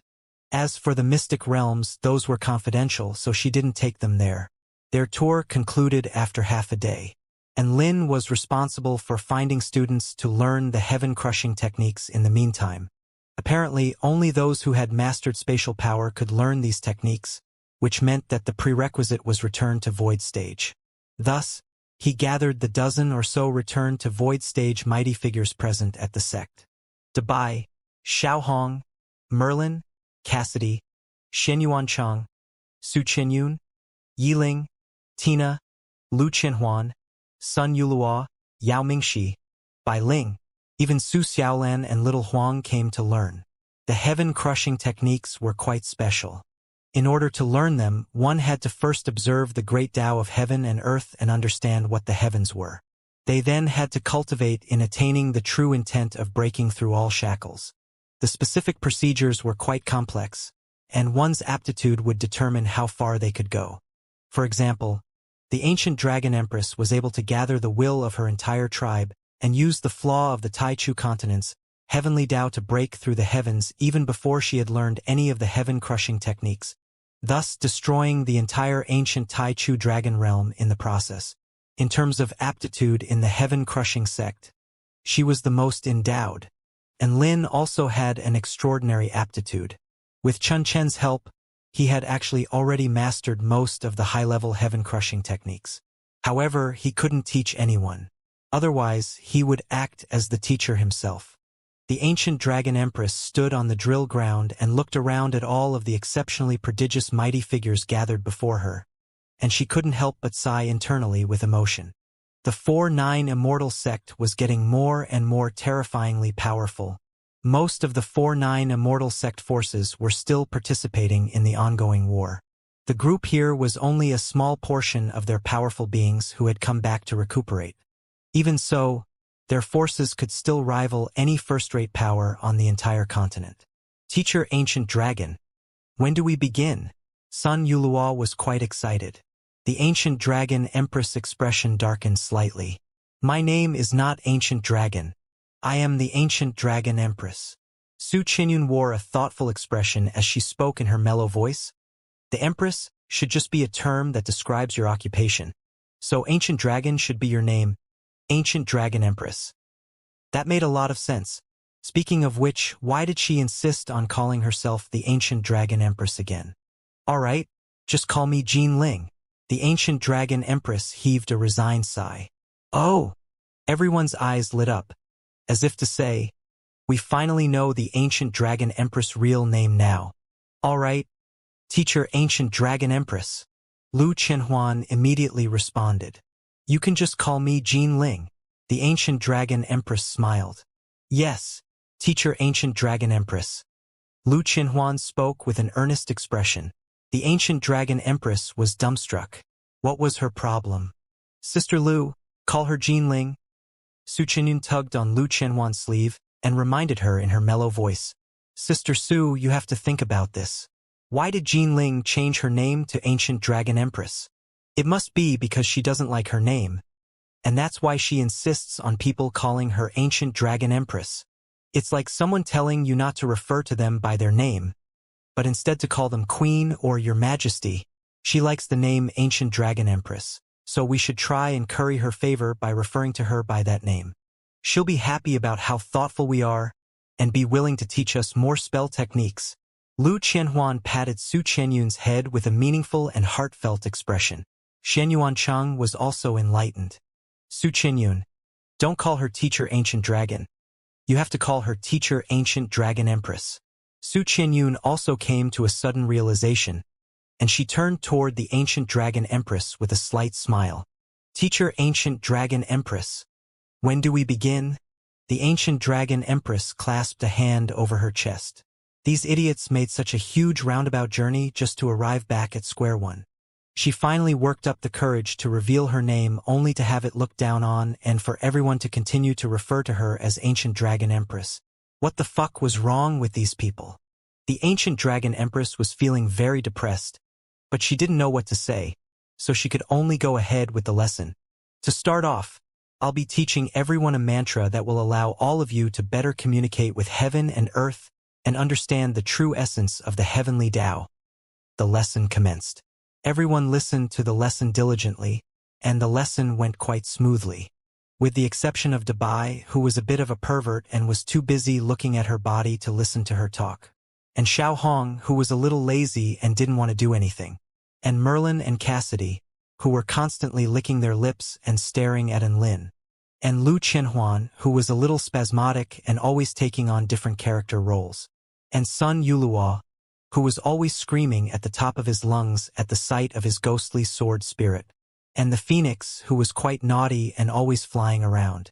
And Shenyuan Chang, who was a little annoying as he was basically referring to the heaven-crushing sect as the heaven-exploding sect. And Bai Ling, who was a little too professional and was using technology to replace spell techniques, as well as asking a bunch of questions the Ancient Dragon Empress didn't even understand. Aside from that, this was a group of students that was quite easy to instruct. The Ancient Dragon Empress looked up into the sky with tears welling up in her eyes. Don't get too dejected, Master. Your students have a lot of personalities and aren't that difficult to teach. Rafaela's healing voice sounded beside her. The Ancient Dragon Empress massaged her brows. Rafaela, should I cast a heart resuscitation spell technique on you? Please do. The Ancient Dragon Empress nodded with an aggrieved expression.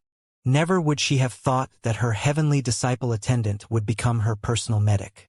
After having a heart resuscitation spell technique cast upon her, the Ancient Dragon Empress was full of vigor again and applied herself to her role.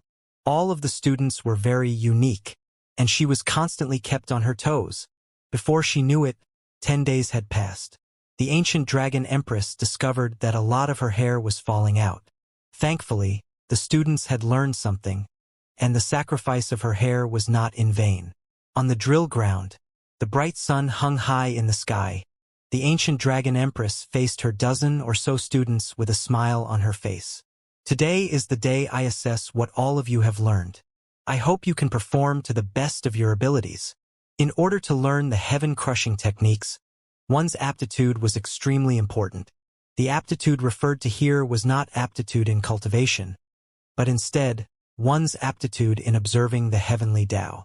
Those who had good aptitude would be able to grasp things very easily and progress at a fast rate. However, those with insufficient aptitude would find it difficult to progress no matter how hard they tried. Take someone like Xianxia, for example. Even though he hadn't joined the heaven-crushing sect, the ancient dragon empress saw his potential and agreed to teach him the heaven-crushing techniques under strictly confidential circumstances. He was now the most proficient living being at using the heaven-crushing techniques below Tao integration stage. This was a show of his aptitude. Aptitude was far more important than perseverance in this case. The ancient dragon empress was only teaching everyone how to fuse the heaven-crushing true intent with their own powers. Training would yield some results, but aptitude determined everything. Just 10 days of learning was enough for her to determine who would go far. Next, you will unleash your heaven-crushing techniques to attack me with all your might, and I will also use my heaven-crushing techniques to face you. The ancient dragon empress was brimming with confidence as she stood at the center of the drill ground. After attaining the heaven-crushing true intent, one could fuse it together with their own power to create heaven-crushing techniques. It was easy to grasp the basics, but further progression would depend almost entirely on one's aptitude. Who wants to go first? The ancient dragon empress asked. Everyone looked at each other. A man in a black robe with a set of cold features strode out first. I'll go first. This man was none other than Yao Mingxi, the return to void stage sword immortal from the spirit sword state, who was once in Lin's retarded superfan. Please. The ancient dragon empress extended a slender hand toward him. All right. I'm coming, teacher ancient dragon empress. Yao Mingxi drew his long sword, and his sword intent erupted into the sky. His sword projection transformed into an azure dragon that roared as it hurtled toward the ancient dragon empress. It was imbued with the unyielding intent to defy the heavens. The ancient dragon empress' colorful imperial robe flapped violently around her, and she closed her eyes. When she reopened her eyes had turned pure golden in color, and it seemed to be emanating light that could see through and break through all things. Break! Her voice sent sound waves proliferating outward. Yao Mingxi's azure dragon was instantly shattered by the sound waves. At the same time, his chest received a heavy blow, and his body flew back like a cannonball. PFFF. He threw up a mouthful of blood and tumbled to the ground in an extremely disheveled state. The ancient dragon empress shook her head. Your aptitude is average. Even your will to defy the heavens is so feeble. What she was saying was that he wasn't really any different from the average return to void stage cultivator, and that there was nothing special about him. Yao Mingxi was a little disappointed upon hearing this, but he soon regained his composure and extended a respectful bow. Thank you for your teachings, teacher ancient dragon empress. The ancient dragon empress nodded with a smile, and an indescribable sense of elation welled up in her heart. These little rascals had made her life hell for the past few days. She was going to exact her revenge on all of them today. Rafaela offered a comforting smile. You don't need to feel too much pressure. Among all return to void stage mighty figures, there is perhaps only one among 10 that has the aptitude to go far in cultivating the heaven-crushing techniques. Even if you're not exceptionally talented, you will still be able to combat the heavenly human tribe with far greater ease after cultivating the heaven-crushing techniques. So your efforts will not be wasted. The warm smile of the archangel combined with the thoughtful nature of her words instantly alleviated most of Yao Mingxi's disappointment. Even the people behind him were not feeling as tense anymore. And Lin was even more appreciative of this six-winged archangel now. Wouldn't it be awesome if she could become the foreign ambassador for the 4-9 Immortal sect? Who's next? The ancient dragon empress smiled. Me. I'll go. Lu Qianhuan skipped out in her sailor costume while wielding her six-feathered staff with an eager expression. Come on then. The ancient dragon empress extended a hand toward her. Lu Qianhuan's pink staff quickly revolved around her body as a terrifying power converged. This power was imbued with the power to end all things, and when unleashed to the extreme, it felt as if it would even be capable of ending this heaven and earth. The ancient dragon empress' eyes lit up. Oh? That's a very good heaven-crushing true intent. It's very unique. Take this, heaven-crushing final spark. The young sorceress yelled as a pillar of light imbued with heaven-crushing force soared through the air. Boom! White energy tore through the earth, heading straight for the ancient dragon empress face. Break! The ancient dragon empress remained standing on the spot, and she unleashed her soundwave attack again. The soundwaves and pillar of light clashed, and just when it looked like the ancient dragon empress power was going to crush the pillar of light, Lu Qinhuan suddenly threw her staff into the sky and stamped her foot onto the ground. Young sorceress hack mode. Activate. Infinite heaven-crushing final spark.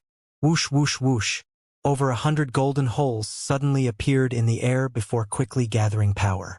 The energy in each and every one of those holes was enough to rival the power of the heaven-crushing final spark she had unleashed. Boom boom boom. All 100 heaven-crushing final sparks hurtled toward the ancient dragon empress at the same time. The ancient dragon empress expression finally turned grave upon seeing this. Heaven-crushing armor. The ancient dragon empress took a deep breath and materialized an indestructible suit of armor around herself. In order to crush the heavens, one had to protect themselves first. The semi-transparent, golden armor on the ancient dragon empress body was intended exactly for that purpose. A relentless barrage of explosions made the earth tremor and quake. The ancient dragon empress was blasted over 100 times, and Lu Qinhuan didn't even get a chance to survey the aftermath when she heard a familiar voice. Heavenly crushing palm. An overwhelmingly powerful palm tore through the explosive power and crashed into the Lu Qinhuan's body, sending her flying through the air before tumbling to the ground. Lu Qinhuan had been defeated. A hint of surprise appeared on the ancient dragon empress' face. Your aptitude is outstanding. You were able to fuse heaven-crushing power into your Tao of finality, allowing you to end the heavens through your own will. If you continue to work hard and cultivate, you will definitely make new breakthroughs in the future. Thank you, teacher. Lu Qinhuan curtsied with a wide grin, as if she had done something insignificant and not really worthy of note. The ancient dragon empress' lips twitched. The fourth heavenly disciple was giving her such glowing praise. Couldn't she at least act a little happier? In fact, no one really thought the ancient dragon empress' praise was all that noteworthy. However, Rafaela was extremely surprised. Even though the ancient dragon empress was not using her power of the divine Tao and was only using her heaven-crushing techniques, it was still very impressive that Lu Qinhuan managed to force her to this extent. The 4-9 Immortal sect really was a scary place. Dabai, your turn. And Lin instructed. Teacher ancient dragon empress. I'm coming. Woof. Dabai pounced toward the ancient dragon empress with excitement shimmering in his eyes, and his attention firmly focused on her voluptuous breasts and tall, slender body. A disdainful expression appeared on the ancient dragon empress' face. Piss off. Dabai was knocked flying by her soundwave attack. His aptitude was also rated as average. Rafaela heaved a sigh of relief. It looked like there were only a few supremely talented freaks here. However, sect leader and Lin was a little displeased. The ancient dragon empress had taught them diligently for 10 days, but all of them were losing one after the other. Not only was this humiliating to the sect, but it was surely also making the ancient dragon empress quite dejected. The ancient dragon empress turned toward the distressed group of mighty figures before her and offered some encouragement. If you're scared, you can team up against me. I can still analyze your skills even on a team basis. And Lin thought about it for a moment before coming to a decision. Merlin, Cassidy, you two go at the same time. You've both been holy disciples for so long, so you should have developed some good teamwork. Merlin and Cassidy gladly accepted this arrangement, and Lin decided to fan the flames a little. If you beat teacher ancient dragon empress, I'll reward you with 3 milliliters of holy blood each. Boom! Boom! Unprecedented heaven-crushing power surged into the clouds. After hearing about the potential holy blood reward, Merlin and Cassidy's eyes were smoldering with the flames of hope. Unprecedented heaven-crushing powers erupted from their bodies. The heaven is nothing. Cassidy looked at the ancient dragon empress as her aura became more and more dangerous. Merlin's expression was extremely firm. For the blood of the holy leader, I'll crush anything, even the very heaven itself. One's Tao originated from one's heart. The heaven-crushing Tao also originated from one's heart. However, their yearning for holy blood was by far the most significant driving force in their hearts. They were even able to further elevate their heaven-crushing true intent by drawing upon this burning desire. It was just like what Merlin had said. For the blood of the holy leader, they could crush anything, even the heavens. The ancient dragon empress expression shifted drastically. Attaining the heaven-crushing Tao through motivation from one's desires? That's not entirely implausible. But how could their heaven-crushing true intent be amplified to such a ridiculous extent? This doesn't make any sense. Boom boom. Two sonic booms erupted. The two of them hurtled toward the ancient dragon empress at an extremely fast speed. Crimson sword intent erupted from Cassidy's body, while ghostly energy revolved around Merlin. Both of them had unleashed extremely astonishing powers, as if they were going to blast through the heavens. Heaven-piercing sword. Cassidy let loose a clear cry as she raised her crimson sword to the sky before bringing it down with a crushing force, coloring the entire heaven and earth crimson. Heaven slaying ghosts. Merlin summoned countless inky black souls, and ghosts wailed as demons howled, creating bursts of overwhelming negative emotions that threatened to tear the entire sky apart. The ancient dragon empress stood at the very center of the energy vortex, as if she were the heavens they were trying to obliterate. She knew that her true dragon sound waves wouldn't be enough to break through these spell techniques. These two were very powerful. She clenched her fists tightly. Two golden dragons revolved around her arms as she launched two almighty fists toward her two assailants. Howl! A thunderous roar erupted. The golden dragons were imbued with extremely formidable power, and both of them hurtled toward the crimson sword and the dark souls. Golden light vanquished all evil and blasted through the crimson sky. Anguished ghostly wails and the sound of the crimson sword being shattered erupted through the air. The entire heaven and earth was colored golden at that moment. Merlin and Cassidy both threw up blood at the same time before tumbling to the ground. It's over. The ancient dragon empress remained standing the spot with unyielding pride in her eyes. It's over. Cassidy stood up and wiped the blood from the corners of her lips as she tightened her grip on her crimson sword. It's never over. Merlin also stood up as a waterfall of extremely dense and viscous ghostly energy converged behind him. It's never over until we defeat you, Cassidy announced. It's never over until we get our holy blood, Merlin roared. Raphaela's pupils contracted upon seeing this. Their heaven-crushing true intent is being elevated once again? How is this possible? For the holy blood. Charge! Merlin summoned a heaven-slaying demon over 10,000 feet tall. Cassidy materialized 16 heaven-piercing crimson swords capable of pulverizing all things. The two of them charged toward the ancient dragon empress again. Roar! The heaven-slaying demon spread open its inky black claws, which crashed down toward the ancient dragon empress. Golden dragons revolved around the ancient dragon empress fists again, which she launched toward the heaven-slaying demon. A violent collision ensued. The heaven-slaying demon was almost torn apart by the ancient dragon empress golden dragons. However, the ancient dragon empress was knocked back a few steps. This was the first time she had moved from that spot. Right at this moment, 16 crimson swords tore through the air with overwhelming power, threatening to pulverize the heavens.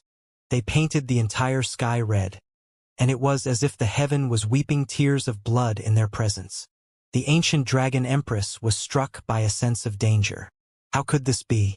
She was the fourth heavenly disciple of the heaven-crushing sect. How could she be threatened by two newbies who had only been cultivating in heaven-crushing techniques for 10 days? Heaven-crushing armor. Her semi-transparent armor appeared around her body again. At this moment, the crimson swords had already descended upon her. Whoosh whoosh whoosh. Sword intent swept through the air and tore at the ancient dragon empress armor viciously. A series of crisp cracks erupted. The ancient dragon empress was astonished to discover that her armor was being cracked open. What terrifying heaven-crushing intent! The ancient dragon empress was shocked. She gritted her teeth, and a yellow divine light revolved around her finger as she pointed a finger forward. Heaven-crushing, grinding disc. A yellow power erupted from her fingertip. The crimson swords and massive demon were almost instantaneously destroyed by that power. Merlin and Cassidy were blasted flying again. The ancient dragon empress was panting slightly, clearly having expended a lot of her power to unleash that technique. To think that they forced Master into using her true heaven-crushing power. Rafaela had initially thought that these trials would be nothing more than a warm-up for her master, but she was clearly wrong. Lu Qianhuan's prodigious talent had struck her with a sense of shock and awe, but these two desperate blood tribe mighty figures struck her with a hint of fear. To her surprise, Cassidy and Merlin struggled to their feet again. "We won't give up until Teacher Ancient Dragon Empress is defeated. Erg." Cassidy made a fervent announcement before throwing up a mouthful of blood. "I won't fall until I get my holy blood." Merlin roared with unyielding determination and single-minded ferocity. The ancient dragon empress was starting to panic. What the fuck was going on? Was there no limit to their latent potential?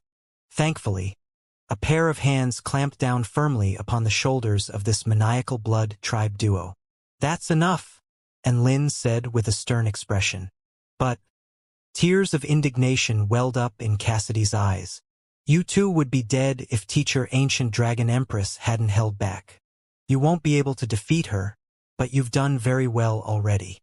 And Lin smiled. In reality, their performance had already far exceeded his expectations.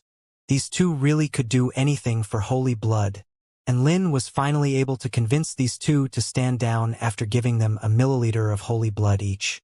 The ancient dragon empress took a long time to recover her composure before speaking again. "Who's next? Teacher Ancient Dragon Empress, you still haven't given your opinion on Merlin and Cassidy." And Lin reminded her with a fawning expression. The ancient dragon empress face convulsed slightly. How was she supposed to rate two insane people?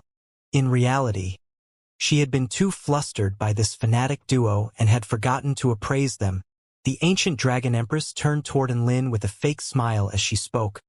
"Both of them are exceptionally talented. They can fuel that heaven-crushing powers by drawing upon their innermost desires, which is a very rare and valuable skill. As such, Mr. and Lin should give them more blood as a reward in order to enhance their combat prowess." Cassidy and Merlin turned toward the ancient dragon empress with a grateful expression before turning toward Lin with a scorching light in their eyes. What a fantastic appraisal! Lin. He felt like he had shot himself in the foot. If he had known that this was going to happen, he wouldn't have reminded the ancient dragon empress to give her appraisal. The ancient dragon empress was a little pleased to have gotten one over Lin, and she continued, "Who's next?" An extremely handsome man stepped forward. "I'll go." Rafaela's eyes lit up.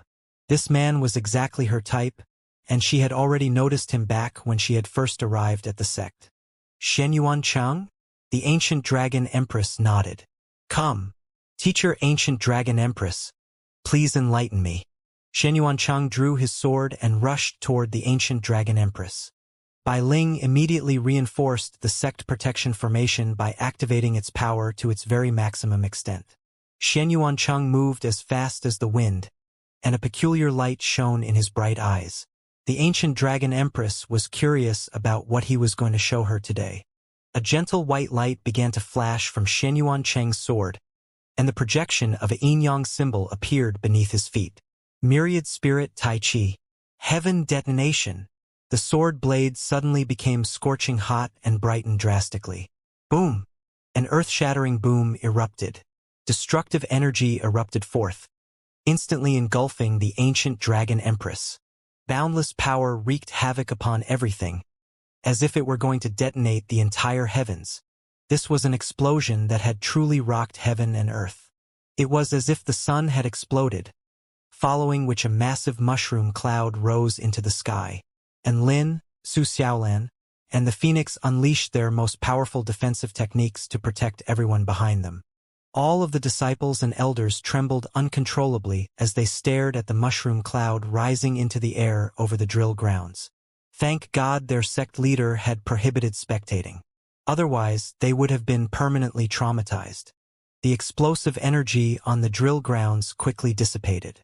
Rafaela formed a barrier around herself with her 6 wings, leaving only a slight gap for her gorgeous blue eyes to see through as she surveyed the situation with fear lingering in her heart.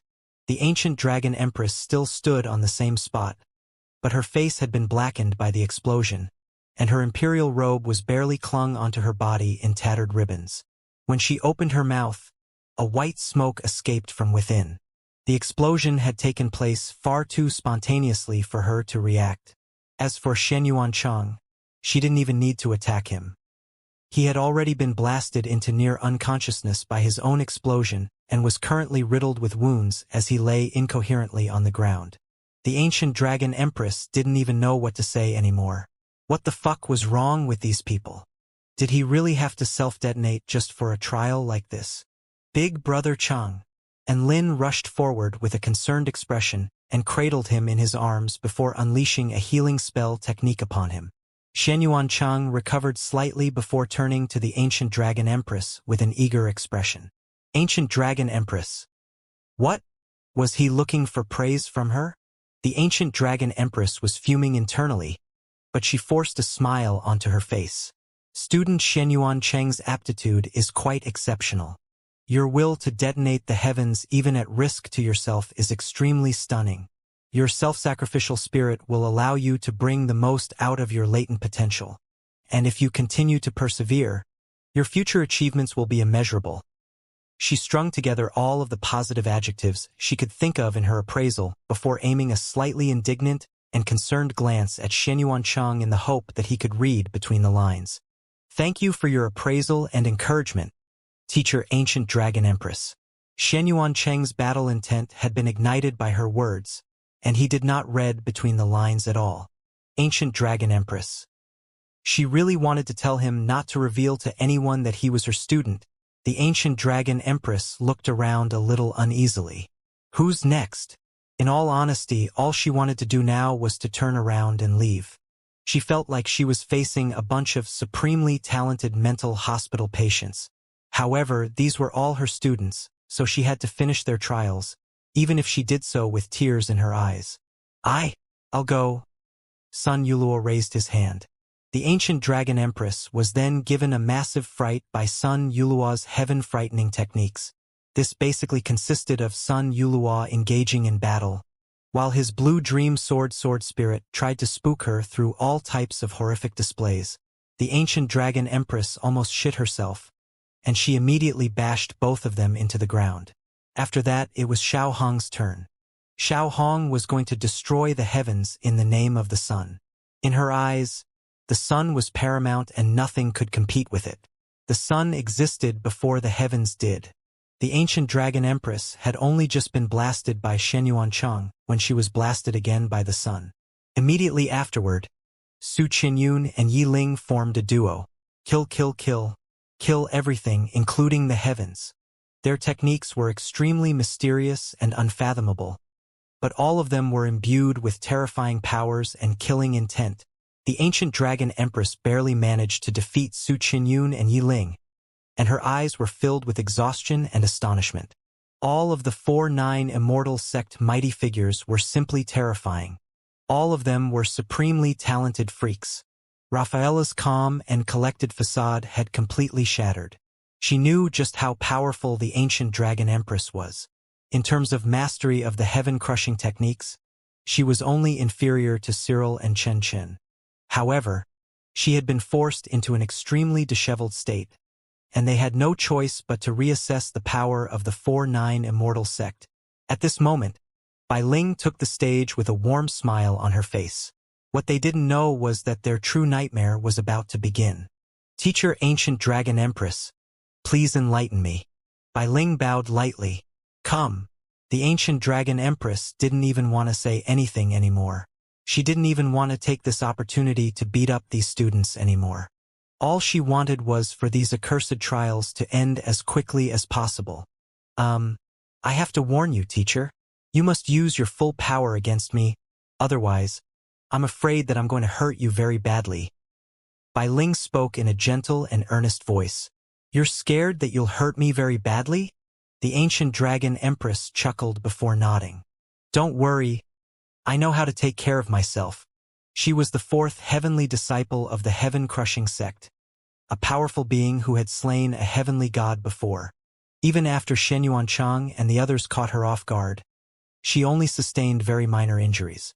It was simply a joke to think that Bai Ling would be able to inflict any substantial damage upon her. Bai Ling pulled out an object from her spatial storage device before setting it up. This was a pristine white cannon. This is what you've been working on for the past 10 days? The ancient dragon empress asked.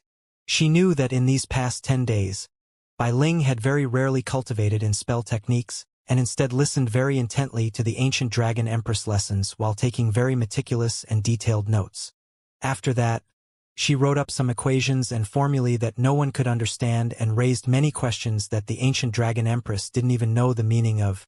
At that time, she was even beginning to wonder whether she was a fake teacher. That's right. I have you to thank you, teacher, for giving me the inspiration to complete this device. If it wasn't for the time and material restrictions, it can be even more powerful. Take care now. Bai Ling placed a hand on the barrel of the cannon, upon which energy quickly converged. The hair on the back of the ancient dragon empress neck stood up on end as a crushing sense of danger engulfed her entire body. Heaven-crushing armor. Heaven-crushing shield. Heaven-crushing body reinforcement technique. The ancient dragon empress frantically activated all of her defensive techniques. It was also at this moment that the cannon launched an almighty blast. A silvery white pillar of light pulverized space and annihilated all things in its path. The ancient dragon empress heaven-crushing armor, heaven-crushing shield, and heaven-crushing body reinforcement technique were all vanquished, and the pillar of light continued onward to puncture her body. It then continued to hurtle through the air, piercing the Tao integration stage protective formation, through the entire sect, and finally blasted off into infinity and beyond.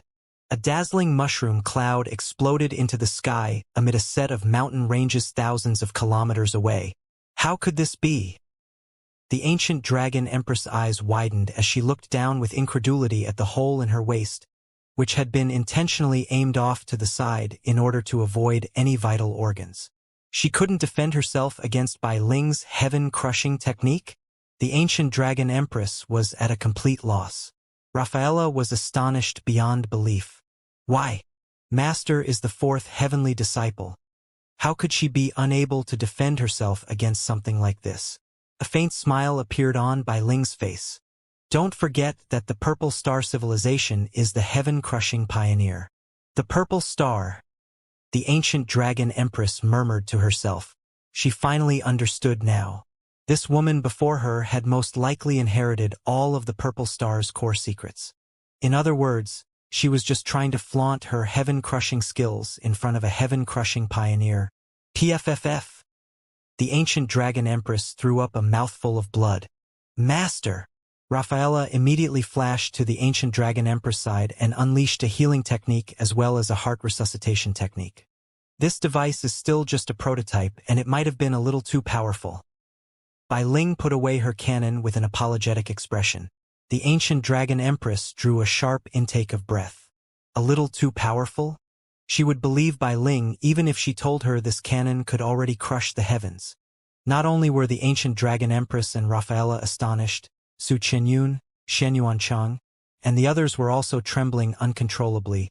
Big Sister Bai is just as scary as usual, Su Qianyun murmured in her mellow voice. The more gentle and amicable the woman, the more terrifying they are when they get serious. Woof, Da Bai analyzed with a solemn expression. And Lin was enraged. Big Sister Bai, you blasted our sect as well. You have to pay a fine for that. Bai Ling rolled her eyes. Calm down. I made sure to aim my cannon in a direction with no people nor any buildings. I can just fix up the outer wall and the sect will be good as new. The ancient dragon empress almost threw up another mouthful of blood upon hearing this. She had thought that Bai Ling was trying to miss her vital organs, but she was actually only trying to minimize damage to the sect. Bai Ling put away her cannon before turning to the ancient dragon empress with anticipation on her face. The ancient dragon empress' lips twitched slightly. What did Bai Ling want her to say? She felt like she was no longer fit to be a teacher. Cough, cough. Student Bai Ling, your heaven-crushing aptitude is beyond exceptional. I have nothing to teach you, and I hope that you can continue to improve at your own pace. Everyone was astonished to hear this. Bai Ling had already graduated. Big sister Bai really was super dangerous. Thank you, teacher Ancient Dragon Empress.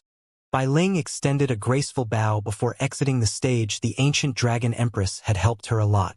It was due to her teachings that Bai Ling was able to make improvements on the existing Purple Star technology, thereby allowing her to create this devastating cannon. The Ancient Dragon Empress injuries were healed by Rafaela, and she took a moment to catch her breath before turning toward the rest of her students, upon which an indescribable sense of panic welled up in her heart. She forced herself to calm down by thinking encouraging thoughts. Bai Ling was a complete outlier, and she was only this powerful due to her special identity. The rest of these students should be much easier to deal with. She was the teacher here. She was the fourth heavenly disciple of the heaven-crushing sect. How could she back down in a place like this? These were students that she had only been teaching for 10 days. It would be a travesty if she couldn't even muster up the courage to face them in an assessment trial. Who's next? The Ancient Dragon Empress asked with renewed determination. I'll go. A pleasant voice sounded. The Ancient Dragon Empress turned to discover an extremely beautiful little fairy flying toward her. She was so adorable. So surely she wasn't all that terrifying. The Ancient Dragon Empress' heart eased slightly. She knew that Tina was an extremely rare fairy, but that didn't mean that her aptitude would be all that good. On the contrary, her aptitude might well be significantly lacking. Fairies loved nature and all life forms, so they had quite intimate relationships with the heavens. As such, her intent to crush the heavens should not be very powerful. I'm coming, teacher Ancient Dragon Empress. A sweet smile appeared on Tina's face. Come. The Ancient Dragon Empress took a deep breath. Rafaela retreated gracefully to the edge of the drill ground. For some reason, her heart throbbed for the Ancient Dragon Empress. Tina stood in midair and closed her eyes. She put her tiny palms together, and her semi-transparent golden wings quivered gently with divine light running over their surface. Whoosh! Golden lines appeared on her forehead, constructing a divine symbol. Tina's aura suddenly became very ethereal and profound. Even Lin was unable to see through her anymore. It was as if she no longer existed in this world, as if she had transcended to a higher plane of existence. The Ancient Dragon Empress' eyes widened as a sense of foreboding welled up in her heart. Right at this moment, Tina's hands separated from one another, revealing a ball of chaotic, twisted matter. It had no set shape nor form, and it was like an abyssal black hole, but it was also as dazzling as the sun. Light and darkness intermingled with one another, creating both the power of new life as well as the power of destruction. The ball hovered in the air and slowly progressed toward its more destructive side. What the hell is that thing? The Ancient Dragon Empress' eyelids twitched spasmodically as her heart screamed danger at her. Not only was Bai Ling capable of unleashing a power that she didn't understand, but even the spell technique being unleashed by this fairy now was also completely beyond her imagination. This was a type of power that she had never come into contact with before. Ever since teacher taught me the heaven-crushing techniques, I've been improving this technique in the divine mirror world. After all, I'm omnipotent in that world. An excited smile appeared on Tina's face. She was like an adorable and enticing little girl, but at the same time, she was also a demonic child looking for a thrill. She slowly pushed the ball of light in her hand toward the Ancient Dragon Empress. I am the heavens. Figuring out how to crush the heavens is like trying to figure out how to kill myself. Go, heaven-crushing chaotic ball. Tina's words were like the decree of the heavens. The chaotic ball of light hovered toward the Ancient Dragon Empress. A boundless chilling sensation gripped the Ancient Dragon Empress' entire body. She immediately unleashed her most heaven-crushing technique without any hesitation. Sixth heaven-crushing technique, Heavenly Tao Absolute Reincarnation. The Ancient Dragon Empress yelled as she unleashed all of her power. She extended one palm to the heavens and the other palm down to the earth. Whoosh! An absolute defensive barrier appeared around her body. The ancient dragon empress seemed to have fallen into a strange space. In the eyes of Enlin and the others, it appeared as if her world had lost all color and become black and white. These were the primitive colors of space. Black was nothingness, while white was matter. Black and white were the origins of the world. Tina's heaven-crushing chaotic ball crashed into the ancient dragon empress' heavenly Tao absolute reincarnation. There was no violent collision. Instead, the ball of light slowly seeped into and invaded the defensive barrier. An expression of shock and horror appeared on the ancient dragon empress' face upon seeing this, as if the ball of light would bring destruction and annihilation upon her once it completely entered the space around her. Ah! The ancient dragon empress roared as she frantically activated all of her power. Master! This was the first time Rafaela had seen the ancient dragon empress strain with such difficulty, and she immediately rushed over to help. Don't come any closer. It's too dangerous. The ancient dragon empress yelled as her heaven-crushing true intent reached a pinnacle, as if the entire dragon tribe were standing behind her and lending her its power. Even so, the ball of light was still slowly seeping into her heaven-crushing technique. Even though it was getting smaller and smaller, it didn't become any less dangerous.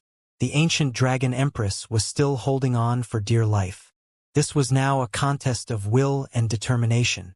1 minute later, the ball of light was finally ground down into nothingness by the ancient dragon empress technique. My spell technique wasn't powerful enough. Tina wiped away the sweat on her forehead with a disappointed expression. She was a little dejected as she hadn't been able to record a victory for Giant and Lin. Thump! The ancient dragon empress collapsed to the ground, panting heavily. She wore the expression of someone who had escaped death by a hair's breadth as tears streamed down on her face. I'm done. I'm not doing this anymore. This is way too scary. Master. Rafaela unleashed another round of spell techniques upon the ancient dragon empress with a sympathetic expression on her face. The ancient dragon empress was feeling very depressed. She didn't want to admit to her loss, but she really didn't think that she could carry on any longer.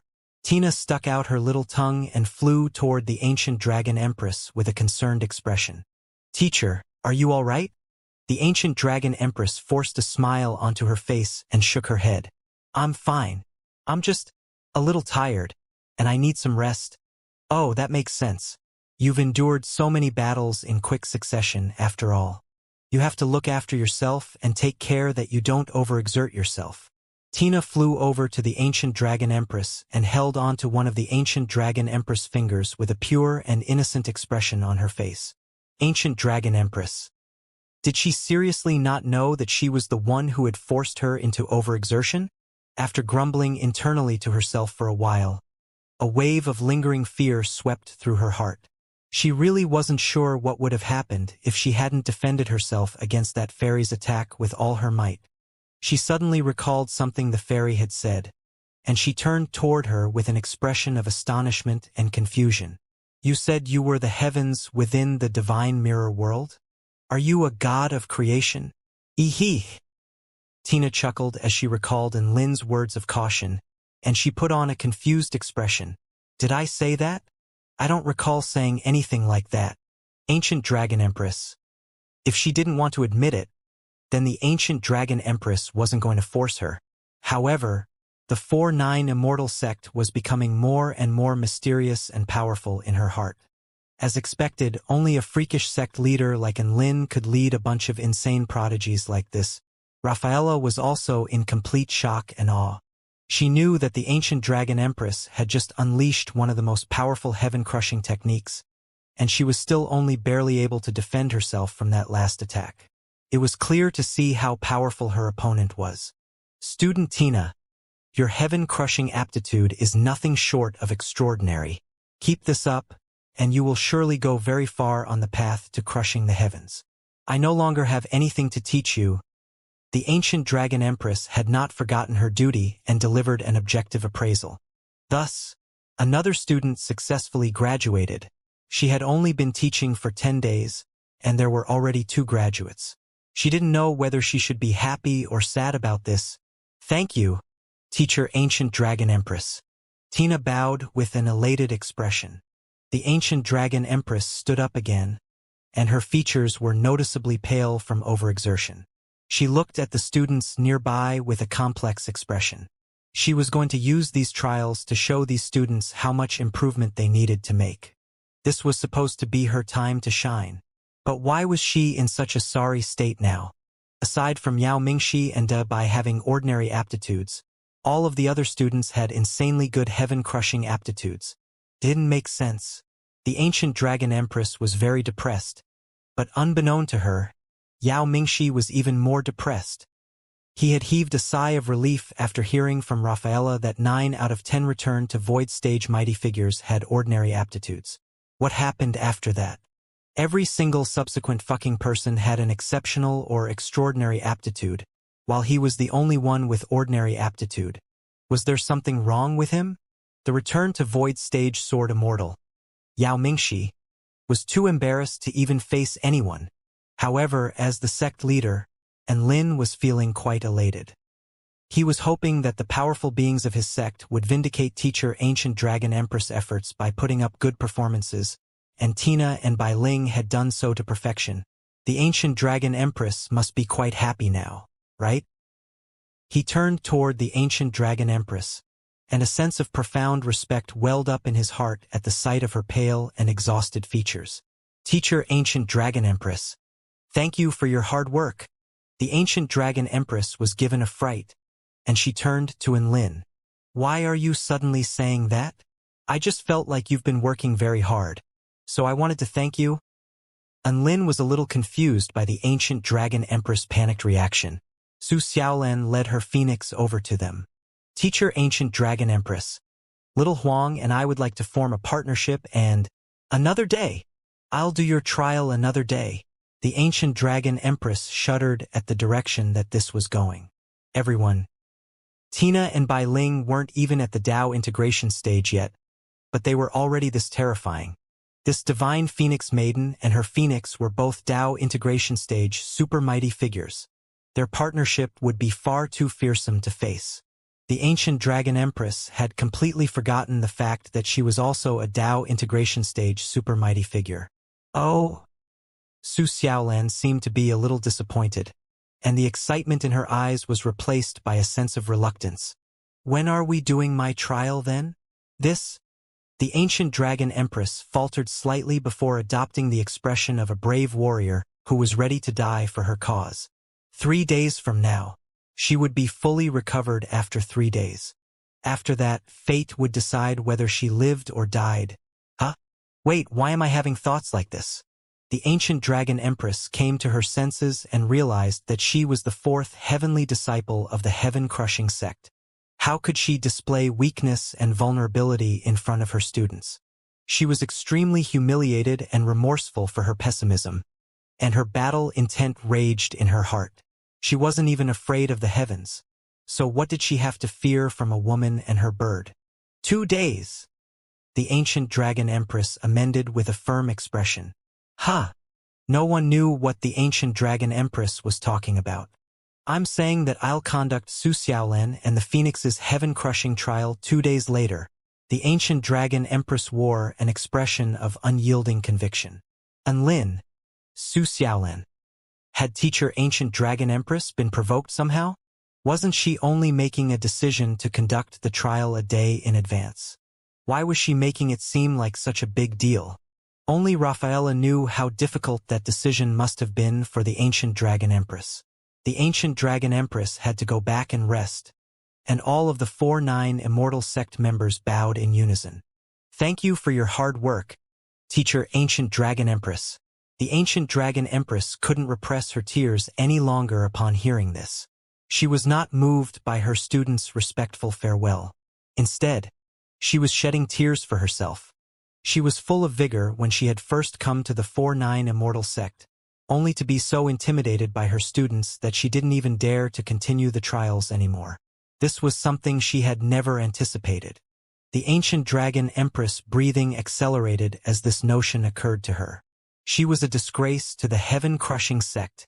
Rafaela, quick, cast another one of your heart resuscitation techniques. The ancient dragon empress looked like she was about to pass out from hyperventilation. Yes, master. Rafaela immediately obliged with a sympathetic expression. And Lin looked up at the two women flying into the distance, and he couldn't help but sigh with emotion. What a dutiful and responsible teacher. With respect to the heaven-crushing techniques, one only needed to remember the most important mantras, and the rest would be down to aptitude and diligent practice.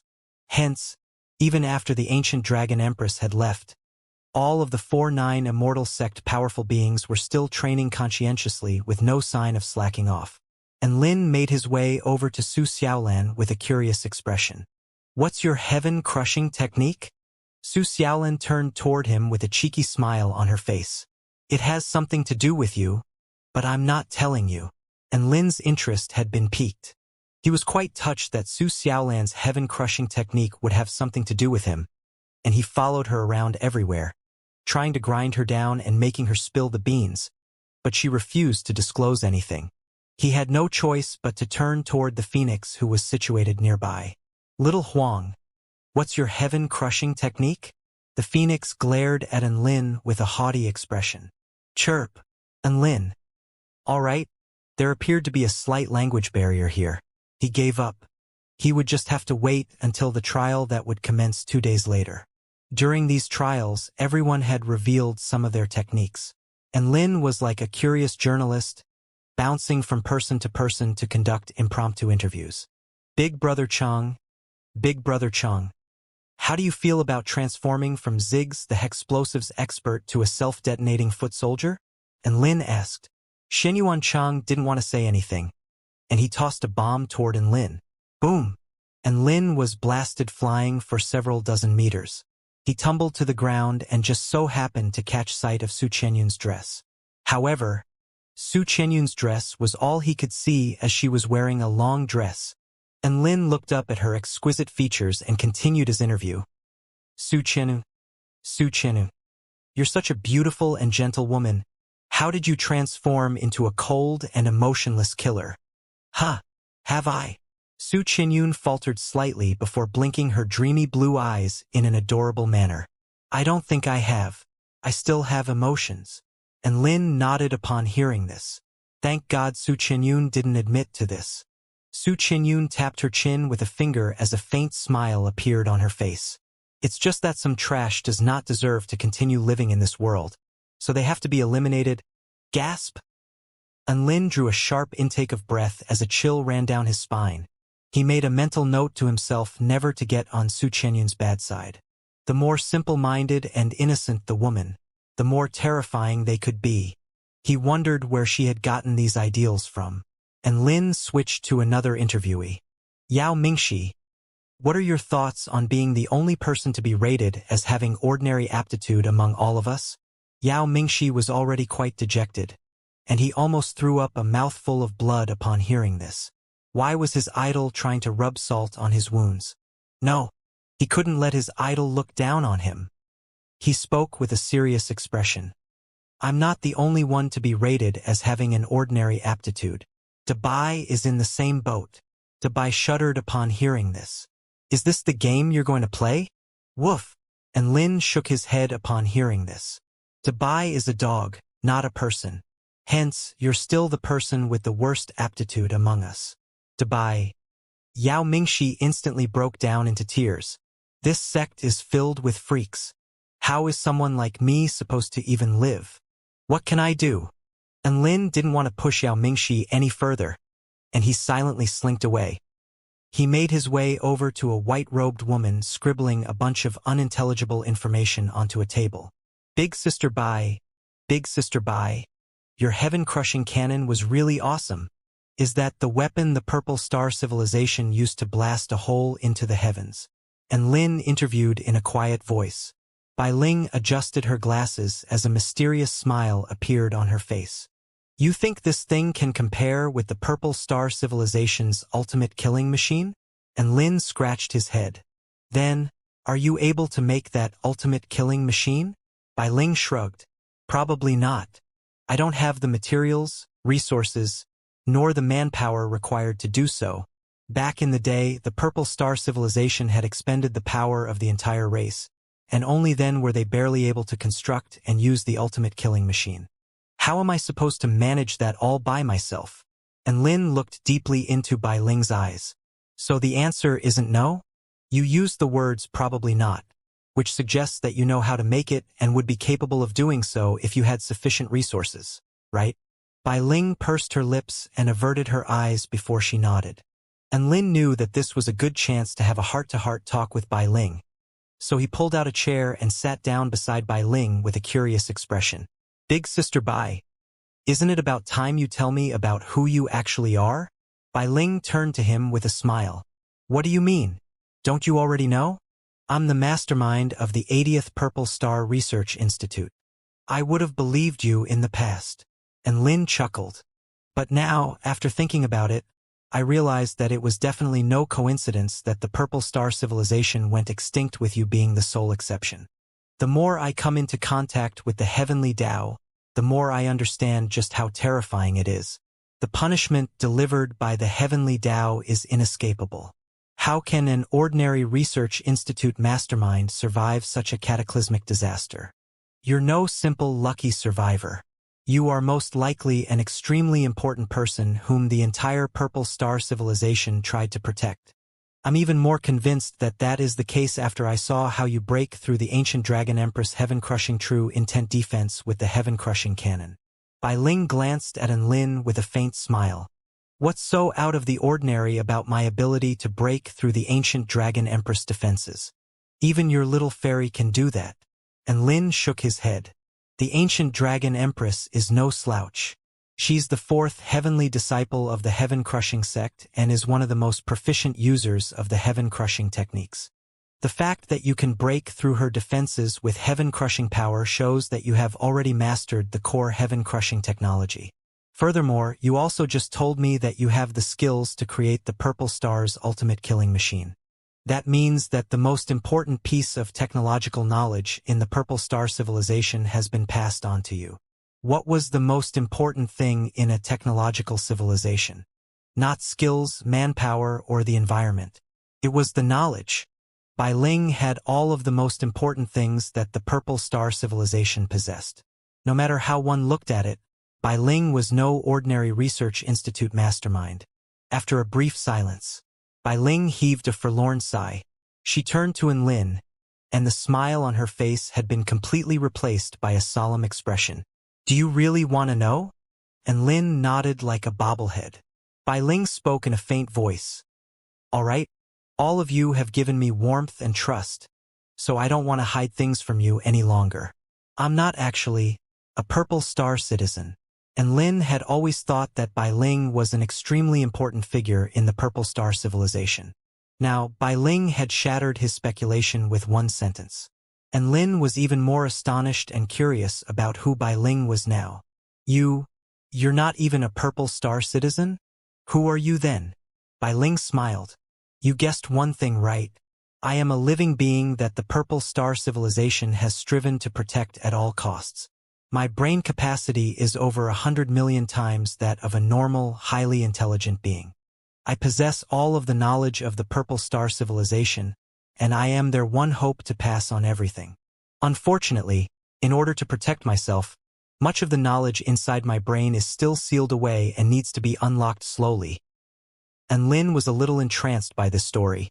This big sister Bai really was no ordinary being. The backlash from the heavenly Tao really has wiped out the entire Purple Star civilization. It's just as you say, the power of the heavenly Tao wouldn't leave any Purple Star survivors. However, I'm not a Purple Star citizen. I am a new human created by the Purple Star civilization, the most perfect human being that the Purple Star civilization was capable of creating. Bai Ling continued. And Lin shot an incredulous glance at Bai Ling. You're the most perfect human being? You look kind and gentle on the outside, but you're actually really cruel and sadistic on the inside. How can someone who takes pleasure in torturing her disciples in shockingly inhumane trials be the perfect human being? Hee hee. A cold chuckle sounded, and Lin felt a cold sensation on his neck, and he looked down to discover a particle sword resting on his neck. Bai Ling's eyes narrowed with a smile. I'll give you one chance to rephrase your words. And Lin shuddered. Bai Ling's smile was very enticing, but he felt like he was being scrutinized by a death god. If he rephrased himself and his words were still not to her liking, he had no doubt that the particle sword would fall without any hesitation nor mercy.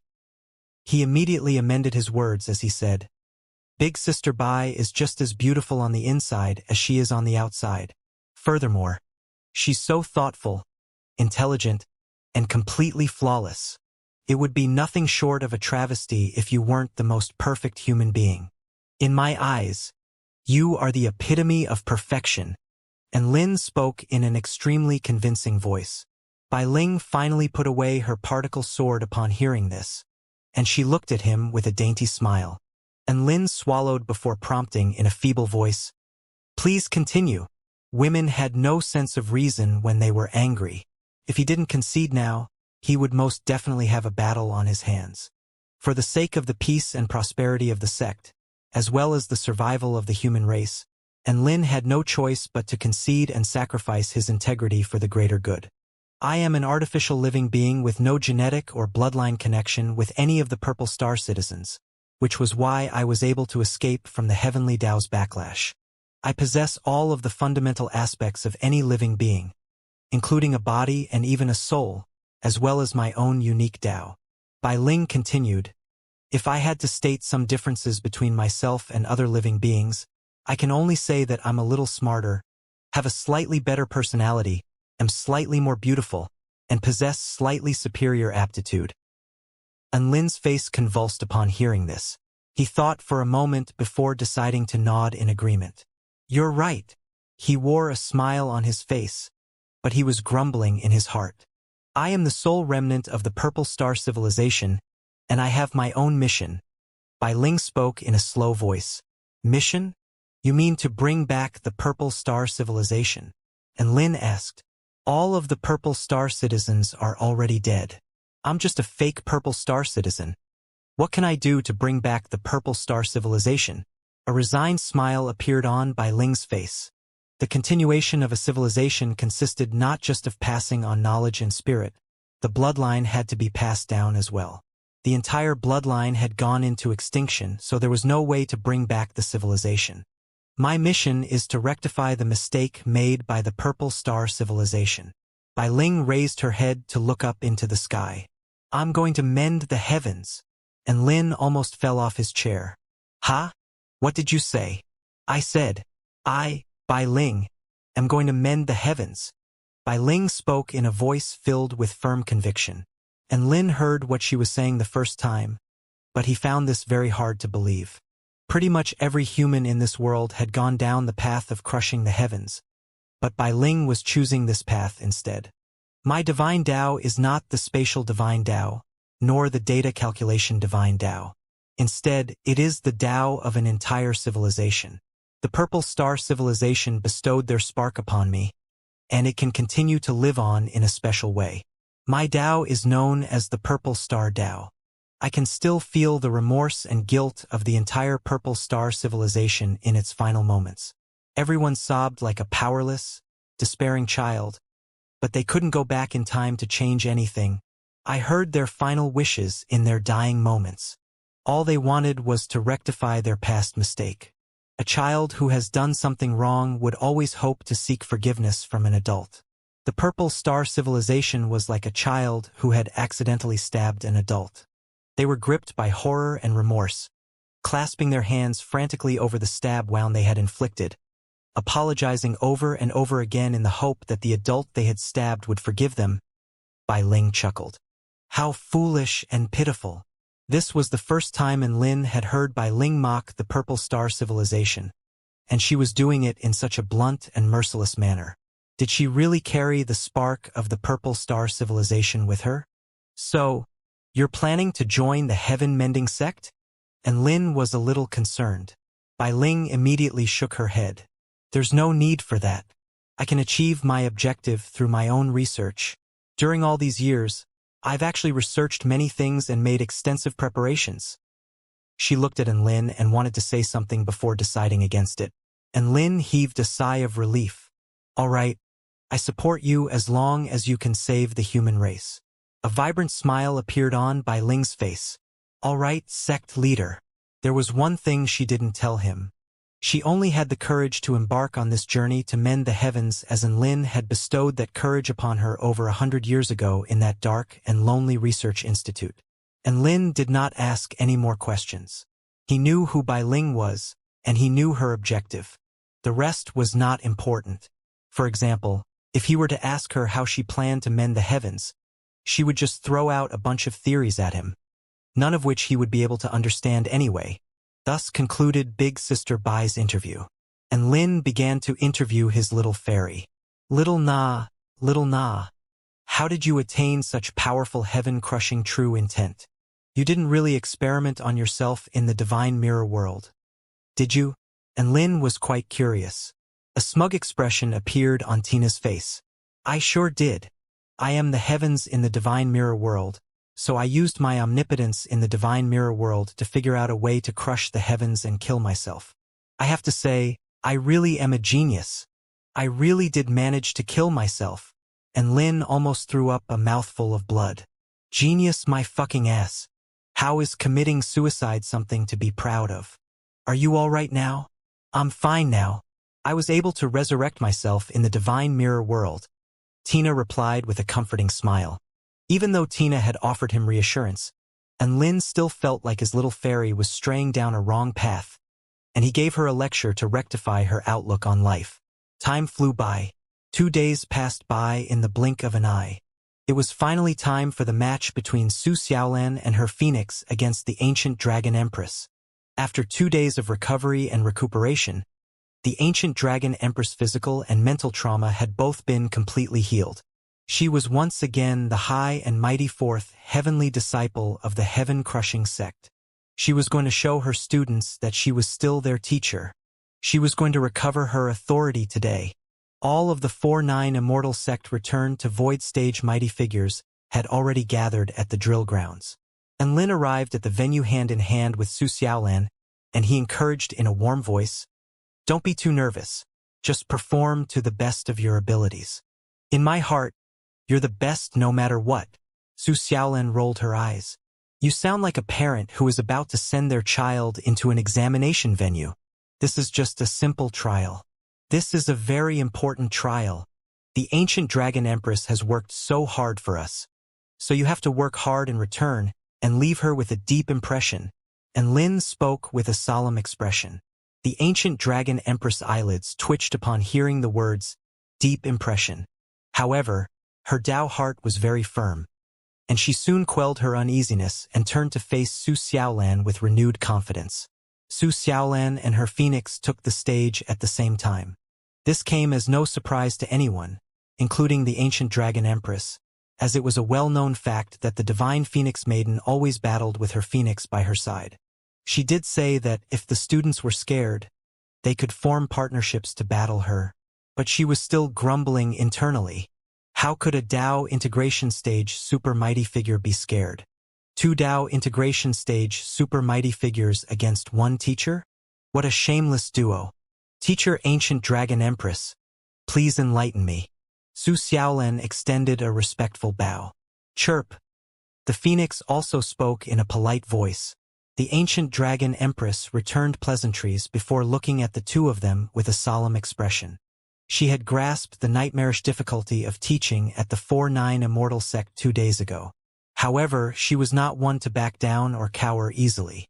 Otherwise, she would not be worthy of her title as a heavenly disciple of the heaven-crushing sect. Come, the ancient dragon empress said with firm conviction in her eyes. Right at this moment, Tina's voice transmission talisman suddenly lit up. She picked up the voice transmission talisman, and an urgent male voice sounded, "Bad news, Goddess Tina. A massive battle has erupted in the Gem State with the Heavenly Human Tribe, Blood Tribe, and Void Spirit Tribe combining to create an army of over 30 million.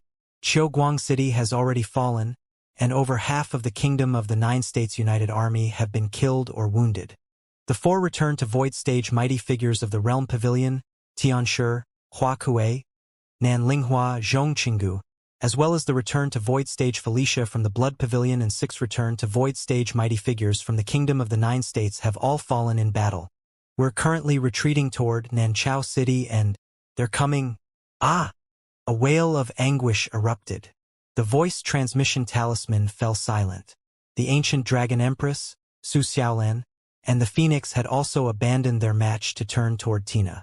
What's going on with the heavenly human tribe army at the southern front? They've deployed all of their troops at once. In Lu Qianhuan's experience, the heavenly human tribe had always been quite cautious in their approach, and it was very rare for them to deploy a massive army in the tens of millions like this.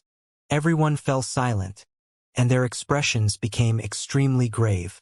Even though no Dao integration stage super mighty figures had fallen, the fact that over half of the United Army had been wounded or killed alongside 11 return to Void Stage casualties was already a cause for great concern. Tina turned to look at Enlin. Giant Enlin, I have to go now. The Realm Pavilion is responsible for the southern front, so I have to be there. Cassidy and Merlin also stood up. The Blood Pavilion and the Realm Pavilion were both responsible for the southern front, so they had to provide reinforcements too. Hold on. And Lin's eyes suddenly lit up with excitement. Why don't we do something big this time? Do something big? What do you mean? Lu Qianhuan's eyes also lit up, as if Enlin's excitement was contagious. We've got so many people here. Enlin smiled. Let's make a concerted effort to completely eradicate the presence of the heavenly human tribe from the southern line. Gasp. Everyone drew a sharp intake of breath upon hearing this. Even the ancient dragon empress and Rafaela had been completely dumbstruck. Gee, Giant Enlin, what are you saying? Tina murmured. Do you know how powerful the heavenly human tribe army on the southern front is?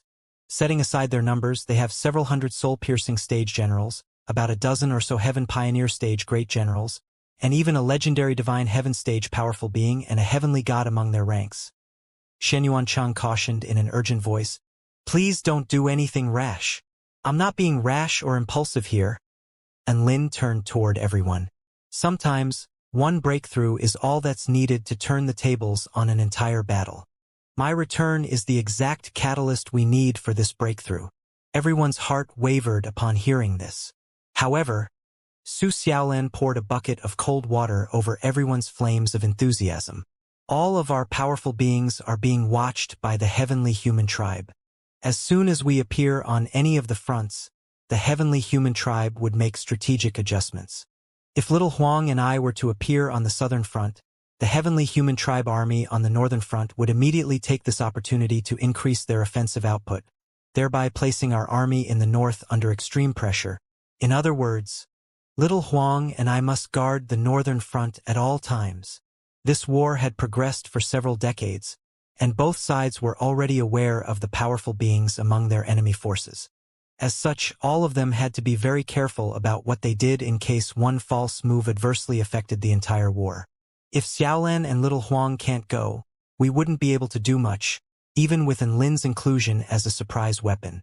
I don't think it's possible for us to vanquish the entire heavenly human tribe army on the southern front, Su Qianyun said in an unconfident, mellow voice. Everyone had already considered pooling together forces to dominate one front first. However, the reality was that it was simply unfeasible. Who said I'm going to be the only surprise weapon? And Lin smiled. What if the Celestial the Arch, the Great Empress, Shangguan Yi, and Meng Ji were all thrown into the mix? Everyone's eyes lit up upon hearing this. Holy crap!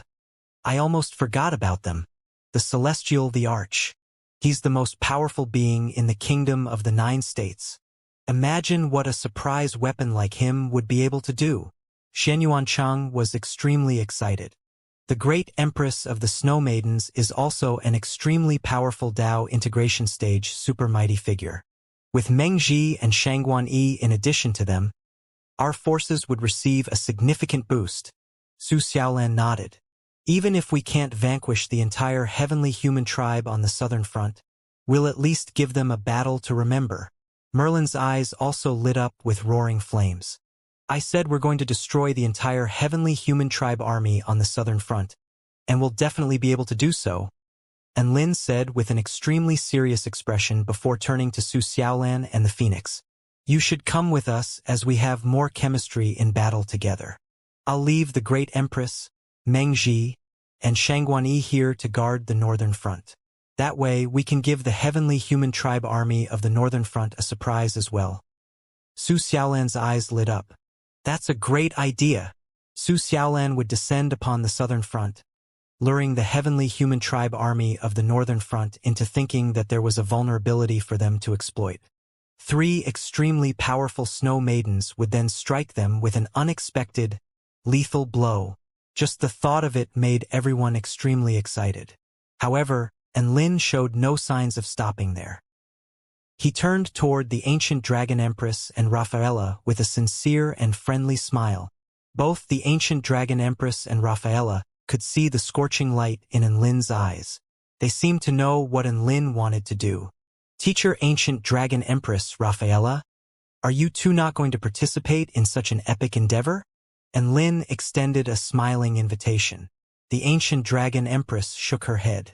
Rafaela and I are only responsible for teaching. We are the trump cards of the heaven-crushing sect, so we can't act without commands from above. They played a similar role for the human race as what the divine heaven stage powerful beings and heavenly gods were for the heavenly human tribe, so they were not going to participate in just any battle. They would only spring into action during battles that would decide the course of the entire war. Lin was naturally aware of this as well. Cyril and Yuhua of the heaven-crushing sect and heaven-mending sect respectively had even more restrictions placed upon them. They would probably only be able to act when it was truly time to crush or mend the heavens. He didn't say anything in response to the ancient Dragon Empress' refusal. Instead, he dialed a voice transmission. The voice transmission talisman was picked up very quickly. Hey, Chun Chen, the situation on the Southern Front is getting quite dire. Are you going to do something about it? Lin asked. Well, this is probably not the right time to strike for me. It's not a good thing to expose myself too early. Chun Chun replied after a moment of hesitation. The ancient Dragon Empress and Rafaela nodded upon hearing this. Chun Chun was the second heavenly disciple of the heaven-crushing sect, and it was clearly not time for him to act yet. Lin urged with a faint smile, I'm going to go to the Southern Front, and I plan to destroy the entire heavenly human tribe army there. Senior student Chun Chen, are you really not going to come? You're going as well? Chun Chen suddenly became quite excited. Sure. Let's go together then. Lin continued, our enemies are likely going to be quite powerful. We should bring along teacher Ancient Dragon Empress and Rafaela as well. Our teacher and student combination will have great chemistry together. I think, Chun Chun spoke in a slow voice, that's a very good idea. Ancient Dragon Empress. Rafaela? No, this is not the second heavenly disciple that I know. The ancient Dragon Empress and Rafaela roared in their hearts.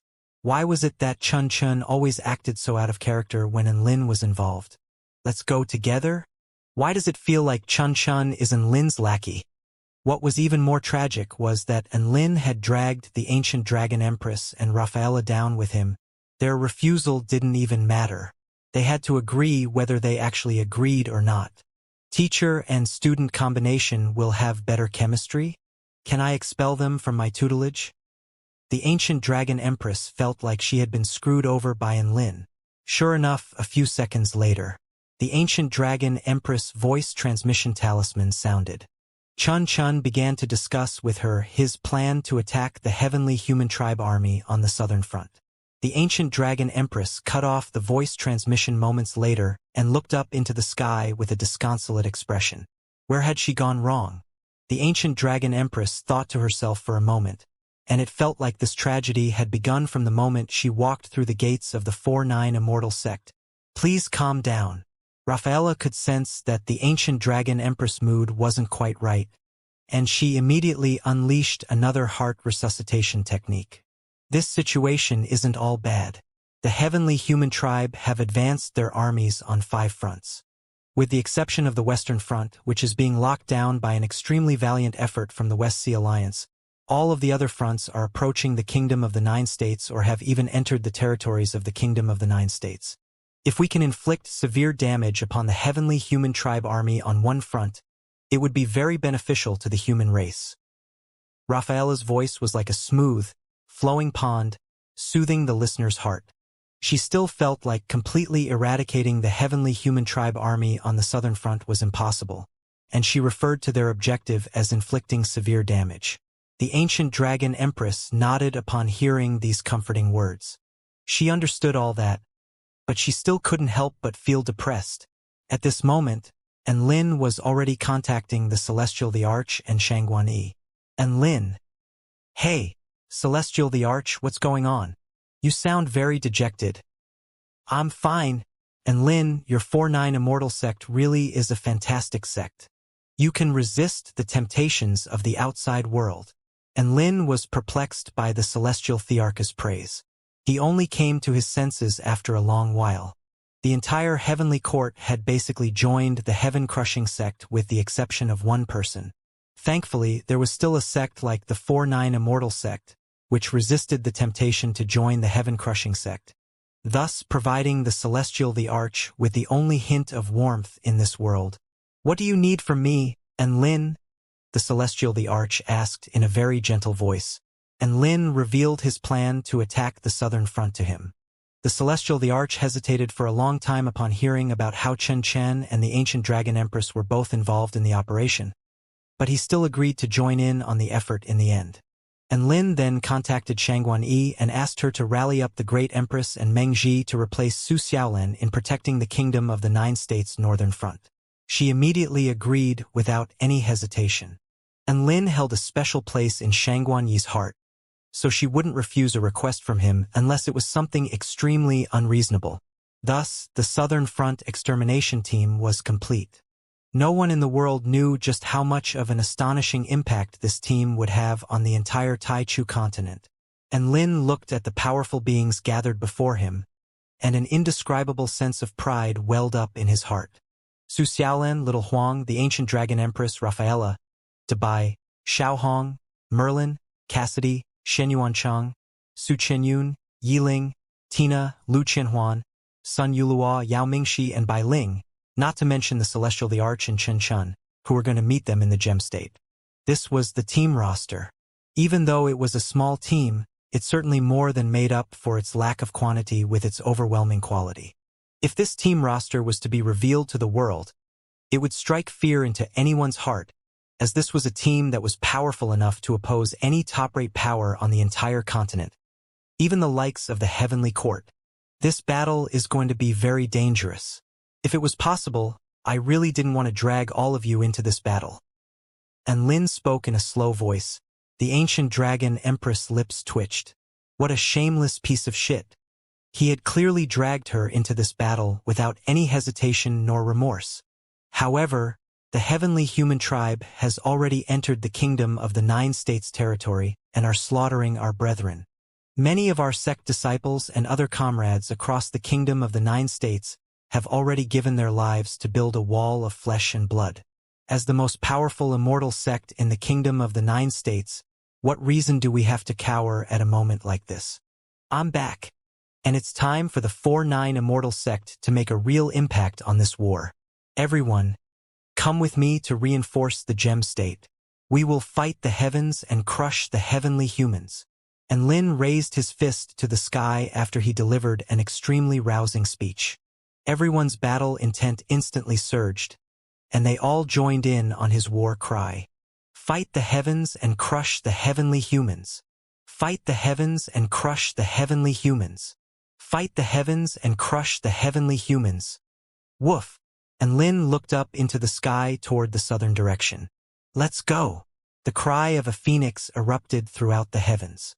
Divine flames extended into infinity and beyond, as if it were laying out a red carpet. All of the disciples witnessed the marvelous spectacle of the phoenix flying out from the 4-9 Immortal sect. However, what they didn't see was that there was a small team of about a dozen or so powerful beings on its back. They were the Southern Front extermination team that would destroy the heavenly human tribe army on the Southern Front. In the gem state of the Kingdom of the Nine States, Qiuguang City was a large city on the border of the gem state. Its stalwart city wall stretched for over 500 kilometers like a massive, undulating dragon. A massive yin-yang slaughter spell formation enshrouded the entire city, which when activated at full power, could produce an attack that was comparable to a full-force strike from a Dao integration stage super mighty figure. This was once the largest city in the Gem State. It was also the home of one of the 9 Imperials, the Divine Agriculture Imperial family. However, this city had been reduced to a sea of flames. The formation had been broken, and the Imperial Palace had been razed to the ground. Countless living beings perished amid agonized wails and blood-curdling cries as blood painted the entire city crimson. Several million cultivators of the Kingdom of the 9 States United Army perished here, but their valiant efforts were still unable to keep the crushing Heavenly Human Tribe army at bay. What followed was a spree of heinous slaughter. Guang City was a massive city, and close to 100 million humans were wailing with anguish and despair. They had no time to run away in the face of a mighty army of 30 million. All of them had their bodies punctured by pillars of holy, white light, or had their blood sucked dry by crimson-robed beings with golden hair and crimson eyes, or were latched onto by ghostly shadows before having their vitality sucked away in horror and despair. Blood, despair, death. Countless lives were being recklessly stomped upon. The enemy army didn't seem to be planning to leave anyone alive. It appeared as if they were determined to reduce the entire Guang city into a city of death. This was one of the Heavenly Human Tribe's decrees. All places their army passed through must be devoid of human life once they left. An army of 30 million was an extremely terrifying force. Even after that intense battle, only just over 3 million of them perished. There were still more than 26 million soldiers, 6 million of which were slaughtering the living beings within the city, while the other 20 million continued to hunt down the fleeing Kingdom of the 9 States United Army forces. The Heavenly Human Tribe had deployed their entire army on the southern front, and with the help of the Blood Tribe and the Void Spirit Tribe, they were able to break through the defensive line of the Spirit Lake realm and continued onward with unstoppable force, painting the Kingdom of the 9 States red with blood and appearing as if they were going to be the decisive force in this ongoing battle of several decades. The cold and emotionless Heavenly Human Tribe, the bloodthirsty and violent Blood Tribe, the twisted and insane Void Spirit Tribe. All of them became nightmares for the Kingdom of the 9 States, and its human inhabitants could only resist and struggle in futility. The Snake Spirit clan of the Spirit Lake realm was also suffering from extremely violent attacks, and all of the armies were retreating frantically. Who was going to save them? A young man protecting his city with his life had his head punctured by a pillar of light. A child howled tearfully on the ground before having their blood sucked dry by a Blood Tribe cultivator. A limping elderly man was tortured by a Void Spirit Tribe cultivator until his soul crumbled, and he literally died from fear. This was a one-sided slaughter. Guang City had been reduced to hell on earth. Meanwhile, at Nanchao City, which was located about 15,000 kilometers away from Guang City. This was the second largest city of the Gem State and also an extremely important entry point into the Kingdom of the 9 States. The human army had established a second defensive line here. Emperor Changshang of the Heavenly Court had set up an extremely powerful Dao integration stage formation in this city. He was joined by sect leader Zhu Shuza and Grand Elder Situ Feng of the Vermilion Bird sect, as well as a group of return to Void Stage mighty figures, leading over 5 million cultivators in a defense on the city wall. This was a very powerful army. However, all of them wore extremely grave expressions. It was a bright and beautiful sunny day, but everyone felt like there were infinite dark clouds overhead. Some of the more mentally fragile cultivators were even trembling uncontrollably. They were going to face several hundred soul-piercing stage generals, about a dozen or so Heaven Pioneer stage great generals, and even a legendary Divine Heaven stage powerful being and a heavenly god. Aside from that, there were also the Blood Tribe and Void Spirit Tribe armies. Even though the Snake Spirit clan of the Spirit Lake realm had alleviated some of their pressure, they were still going to be confronted by a crushingly overwhelming force. Is there anyone from anywhere else that can provide reinforcements? Zhu Shuza's entire body was stained by blood, and he asked with a grave expression. Emperor Changshang shook his head with an expression that was equally as grave. It's as if all of the heavenly human tribe armies have communicated with one another in advance. Large-scale battles have erupted on all fronts. It seems like they don't want to keep waiting anymore. Xianxia fell silent upon hearing this. The human race had always been on the back foot since the beginning of this war.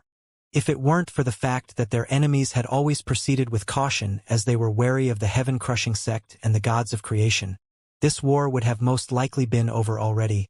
But now, were they finally going to change their plan of attack? The 4-9 Immortal sect still has a few top-rate powerful beings. What do they say? Situ Feng asked. Any assistance would be better than none now. I can't get through to them via voice transmission talisman. A disappointed expression appeared on Xianxia's face. The current situation was that the enemy was far too powerful, and no matter how or what they did, their forces simply couldn't compare. It was very likely that all of them were going to perish in this final stand. The cultivators on the city wall took up a defensive formation again, but the atmosphere had become extremely heavy and gloomy. They couldn't retreat from this battle. If Nanchao City fell, the kingdom of the 9 states was going to be struck by a cataclysmic disaster in which tens of billions of human lives would be erased. Amid the oppressive atmosphere, a voice suddenly sounded. Our goddess will come for us. This was a clear, gentle voice. Xianxia raised his head and turned around to discover a handsome man with a powerful aura behind him. He knew that this man was Adam of the 4-9 Immortal Sect's Realm Pavilion, a mighty figure at the return to Void Pinnacle stage with insane combat prowess. He was basically invincible below Dao Integration stage, and if he fought with his wife, Eve, their combined powers could even defeat a Heaven Pioneer stage great general of the heavenly human tribe. Our goddess will lead us toward victory for sure. An extremely beautiful woman made her way over to them with firm conviction written all over her face. This woman was Eve of the Realm Pavilion. Their blind confidence seemed to be contagious, and for some reason even Xianxia was feeling a bit more relaxed. Their goddess, she was mysterious, powerful, and revered by countless powerful beings.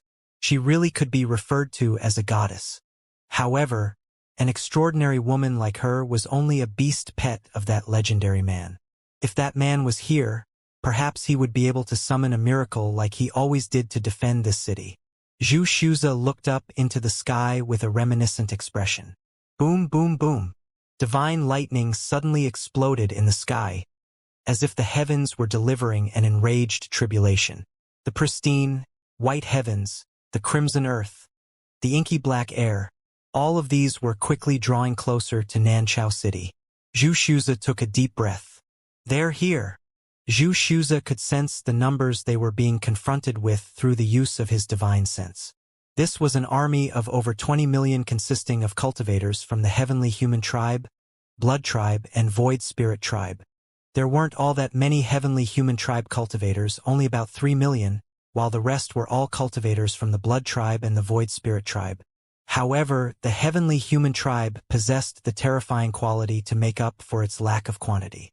There were 8 Heaven Pioneer stage Great Generals, 260 Soul-Piercing stage Generals, 100,000 Arcane Body stage Powerful Beings, and close to 3 million Spirit Refining stage Soldiers. This was an army that would scare the vast majority of cultivators shitless. The heavenly human tribe was also extremely proficient in unleashing combination attacks. 3 great generals who were barely comparable to Dao Integration stage super mighty figures could combine forces to battle a veteran Dao Integration stage super mighty figure on equal footing. Aside from that, the Blood Tribe's Emperor Yideng and Empress Helen, as well as the Void Spirit Tribe's Emperor Bei Xing, had also all appeared in the distance, exuding a terrifying divine might belonging to Dao Integration stage super mighty figures. The kingdom of the 9 states united army was in a dire situation. Xianxia knew that retreat was no longer an option. If Nanchao City was broken, then the heavenly human tribe army would be like wolves allowed into a stable of sheep. The massacre taking place at Qiuguang City would be replicated hundreds of times across all areas of the kingdom of the 9 states. They had to defend Nanchao City with their lives. All of the cultivators present were also aware of this.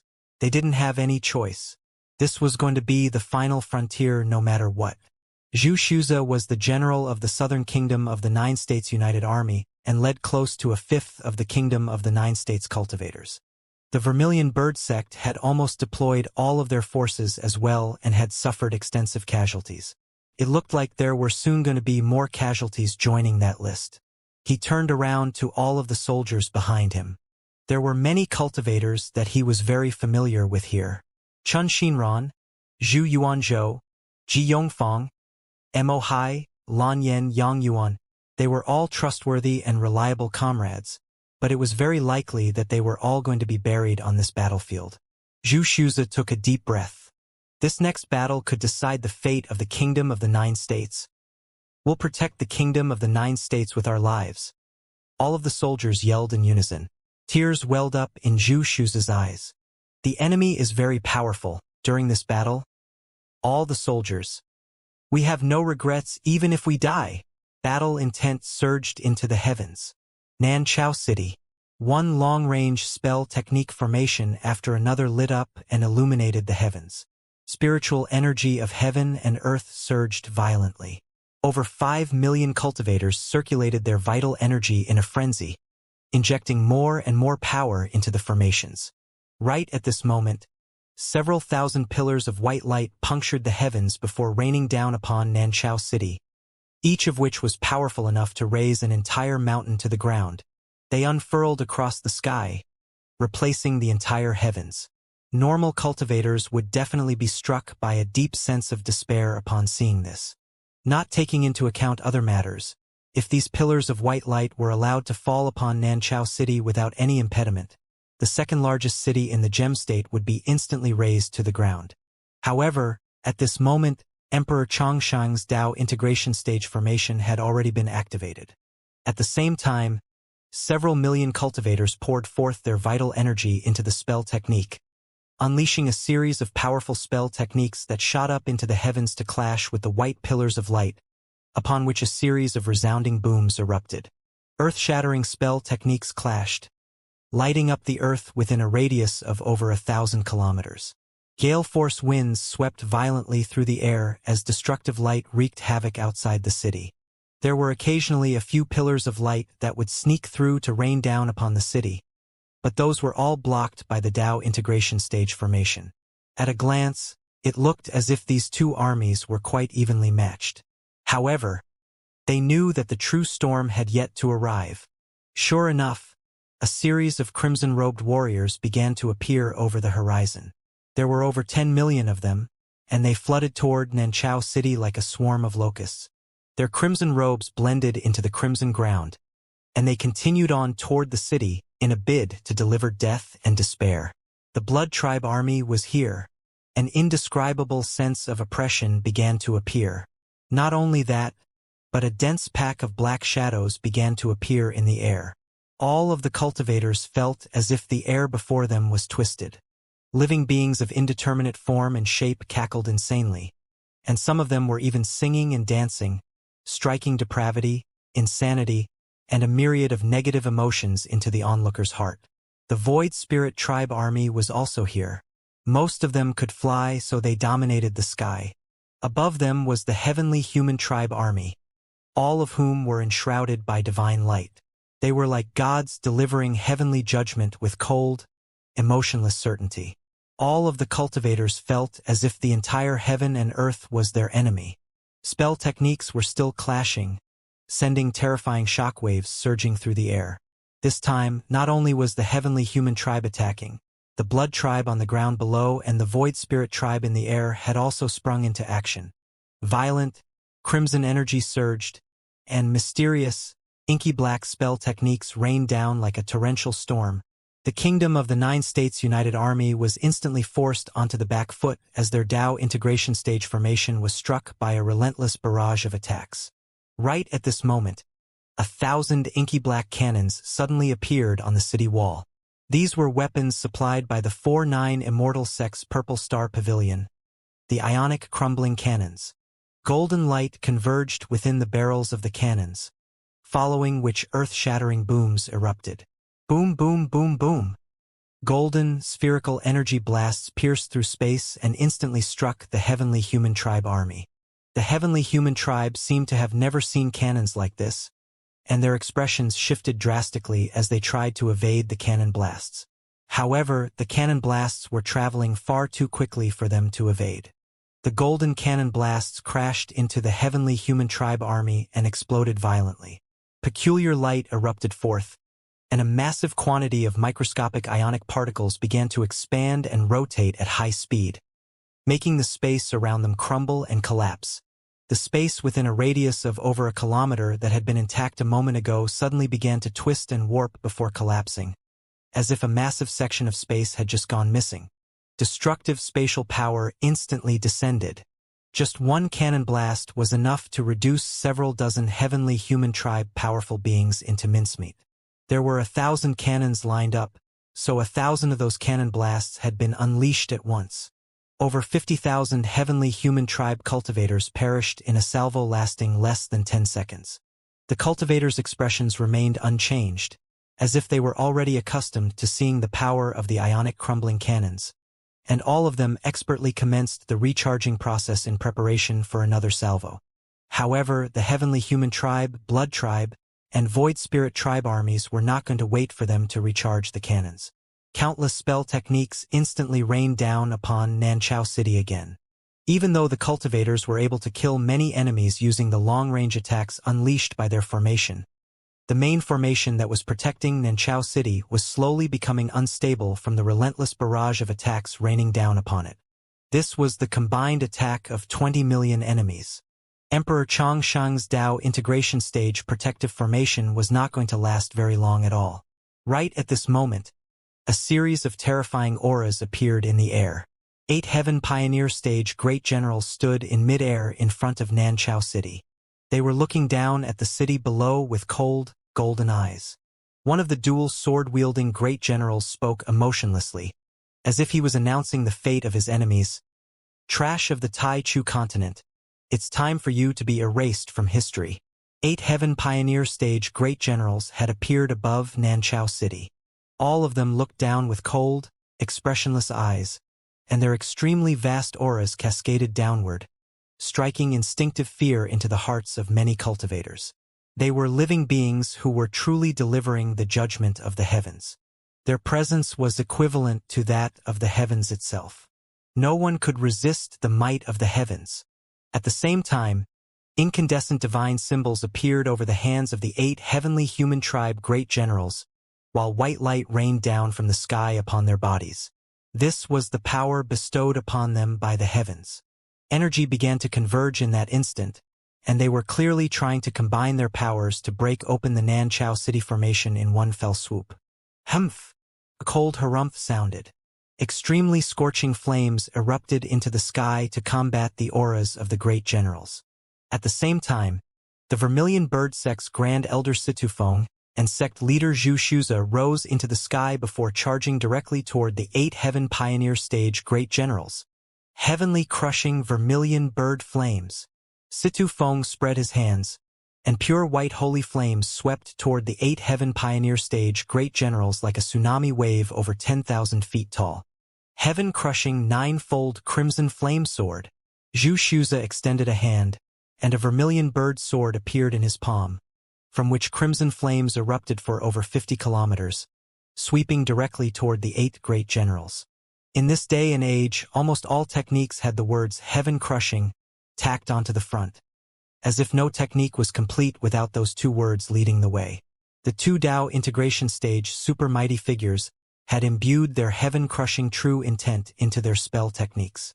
It was exactly because of this that the 8 heavenly human tribe Great Generals were extremely cautious toward these 2 spell techniques and did not dare to get careless. White lines suddenly appeared beneath their feet. The lines then extended through the air and quickly created an extremely intricate and complex spell formation before summoning a white defensive barrier. All Heaven Pioneer Stage beings were able to flawlessly borrow the power of the heavens. Their barrier was imbued with the will of the heavens as well as the intent to keep out all attacks.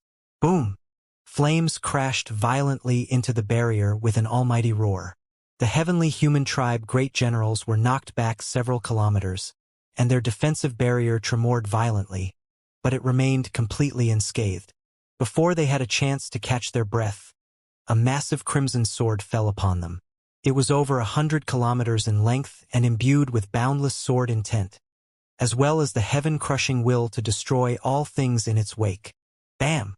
A violent collision erupted, followed by a sharp screeching sound. The great general's combined barrier began to crack open, and the cracks were getting bigger and bigger. Hold on! The dual sword-wielding heavenly human tribe great general gritted his teeth. The massive crimson sword finally began to slowly dissipate. The barrier also shattered like an eggshell at that moment. A heavenly human tribe great general looked up to discover a handsome man with long, flowing hair sweeping toward him at an alarming speed. His sword was pointed forward and aimed directly at his head. Great General Ling Luo. The other 7 great generals immediately activated their powers in an attempt to stop Xianxia.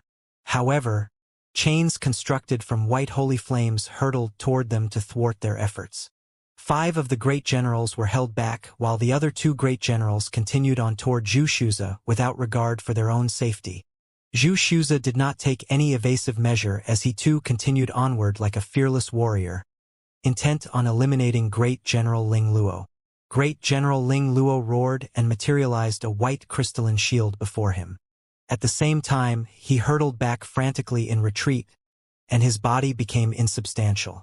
As a heaven pioneer stage powerful being, his reactions were extremely fast, and his body had almost become completely insubstantial in the next second. To his surprise, Xianxia still did not withdraw his sword to defend himself. His vermilion bird sword continued onward with an unstoppable force, instantly piercing through the white crystalline shield before striking Great General Ling Luo's glabella, upon which flames quickly engulfed his entire body. Ah! Great General Ling Luo's blood-curdling cries erupted throughout the heavens. At the same time, Xianxia had no time to evade, and his chest was punctured by one great general while a gash was inflicted upon his waist by another great general. Blood stained his red Taoist robe an even deeper shade of red. He quickly rushed back in retreat, but he was not flustered in the slightest as he looked at Great General Ling Luo, who was quickly being reduced to a plume of smoke. Lapdogs of the heavens like you should be the ones to be erased from history. His voice reverberated throughout the entire Nanchao city, reinvigorating all of the cultivators on the city wall. It was quite clear that his words were a response to Ling Luo's proclamation that the trash of the Taichu continent should be erased from history. Xianxia had burned Ling Luo to death in less than a minute, greatly boosting the morale of the human army in the process. The gloomy atmosphere that had settled over the 5 million cultivators was alleviated significantly, and all of them began to make greater efforts in unleashing spell techniques toward their enemies in the distance. The 7 heavenly human tribe great generals had surrounded Situ Feng and Xianxia, and an earth-shattering battle between them commenced. After witnessing Xianxia's near-suicidal tactics, all of them were even more cautious now and were mostly trying to grind their opponents down by using all sorts of trapping spell techniques. Ha ha ha ha! Peals of hearty laughter suddenly erupted from afar. A massive wave of blood imbued with terrifying power crashed into the formation around the city wall. Even your army of over 10 million was crushed by us. How do you expect to stand against us with half that number? Just surrender and accept your fate. A man with crimson eyes chortled with a cruel expression. Crap! It's Emperor Yi Deng. Some of the cultivators' expressions shifted drastically upon seeing this. At this moment, an inky black sleeve fell from the heavens, gently gliding alongside Emperor Chong Shang's formation as if it were the caress of a lover. In the next instant, a gorgeous woman in a black dress appeared at the very edge of the formation before gently drumming her hands upon the formation. Bam bam bam. The Dao integration stage formation tremored violently. Empress Helen is here as well. The arrival of a second blood tribe Dao integration stage super mighty figure made everyone turn pale with fright. Hee hee hee. An extremely eerie and sinister laugh sounded in the distance. A black, shooting star hurtled through the air, crashing through the barrage of spell techniques being hurled toward it before ramming violently into Emperor Chong Shang's formation. Boom! An earth-shattering boom erupted. A hole was bashed into the Dao integration stage formation. PFFF. Emperor Changsheng was struck by spell technique backlash from the combined attacks of 3 Dao integration stage, super mighty figures, and finally threw up a mouthful of blood. It's over. Even Emperor Bei Xing of the Void Spirit tribe is here. The battle intent that had just been ignited among the Kingdom of the Nine States United Army was replaced by despair again at the sight of their Dao integration stage super mighty figure enemies. This was an instinctive fear toward someone far more powerful than them. 3 Dao integration stage super mighty figures forcefully broke through the formation at Nanchao City. Emperor Bei Xing was a round ball covered in spikes. Those spikes were constantly changing position and fluctuating in length while shimmering like black, pulsing stars. Its 1,000 feet wide body tremored with indescribably twisted and insane laughter. Kukuku, Emperor Changsheng, you old fart. How are you going to escape from all 3 of us today? Emperor Changsheng did not give a reply. Firm conviction appeared on his weathered face, and he tried to repair his formation with all his power. He could borrow on the power of the formation to summon power greater than his own, but at the same time he would sustain injuries if the formation was damaged, so this tactic was very much a double-edged sword. The formation which encompassed the entire city tremored as countless particles of golden light rose up from the ground before converging to form a golden divine sword exuding vast divine might. Go! Emperor Changsheng stood on the city wall and raised a hand, upon which the sword hurtled toward Emperor Bei Xing. The golden divine sword transformed into a streak of golden light, which instantly sliced through the space in its path. Emperor Bei Xing's smile froze on its face as the divine sword appeared right before it. Shooting star sobs. A mouth suddenly opened up on the round ball that was Emperor Bei Xing, which was then followed by a burst of earth-shattering sobs. Ah! The enraged and grief-stricken sobs were like roars of despair, like a heinous abyss of depravity. Inky black sound waves crashed straight toward the divine sword, blunting its power. Not only that, but a part of the sobs penetrated through Emperor Changsheng's formation and acted directly upon the cultivators on the city wall. Over 10,000 cultivators instantly began drooling as their eyes turned bloodshot, and they clamped their hands over their ears. Tormented wails erupted, and they felt like they were about to go insane from the pain and despair. 1 second later, over 10,000 cultivators perished. They had been corrupted to death by Emperor Bei Xing's sobs. Emperor Changsheng let loose an enraged cry. A divine light, which lit up heaven and earth, erupted from the golden divine sword as the power of the formation was injected into the divine sword in a frenzy. Ding! A crisp ringing sounded from the sword. The divine sword tore through the power of Emperor Bei Xing's sobs before striking its spiked body. Ah! Emperor Bei Xing let loose a wail of anguish as it was forced back over 10 kilometers by the divine sword, and inky black blood erupted from its body. However, at this moment, Empress Helen and Emperor Yi Deng began to launch a series of devastating attacks upon the formation just as Emperor Bei Xing was being attacked. Boom! The formation was broken once again. A sea of blood surged toward the city wall, tearing it apart like floodwaters breaking through a dam. Over 20,000 cultivators were inundated by the sea of blood. Most of the Nanchao city inhabitants had already evacuated from this place, but some of them were still here, and they didn't even have a chance to cry out before they were completely melted by the sea of blood.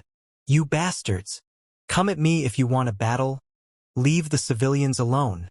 Emperor Changsheng roared with rage as he frantically repaired the formation. It was also at this moment that Empress Helen's black sleeve expanded drastically in size and began to tear the formation apart. The sleeve was like a wandering dragon, wreaking havoc upon the city wall.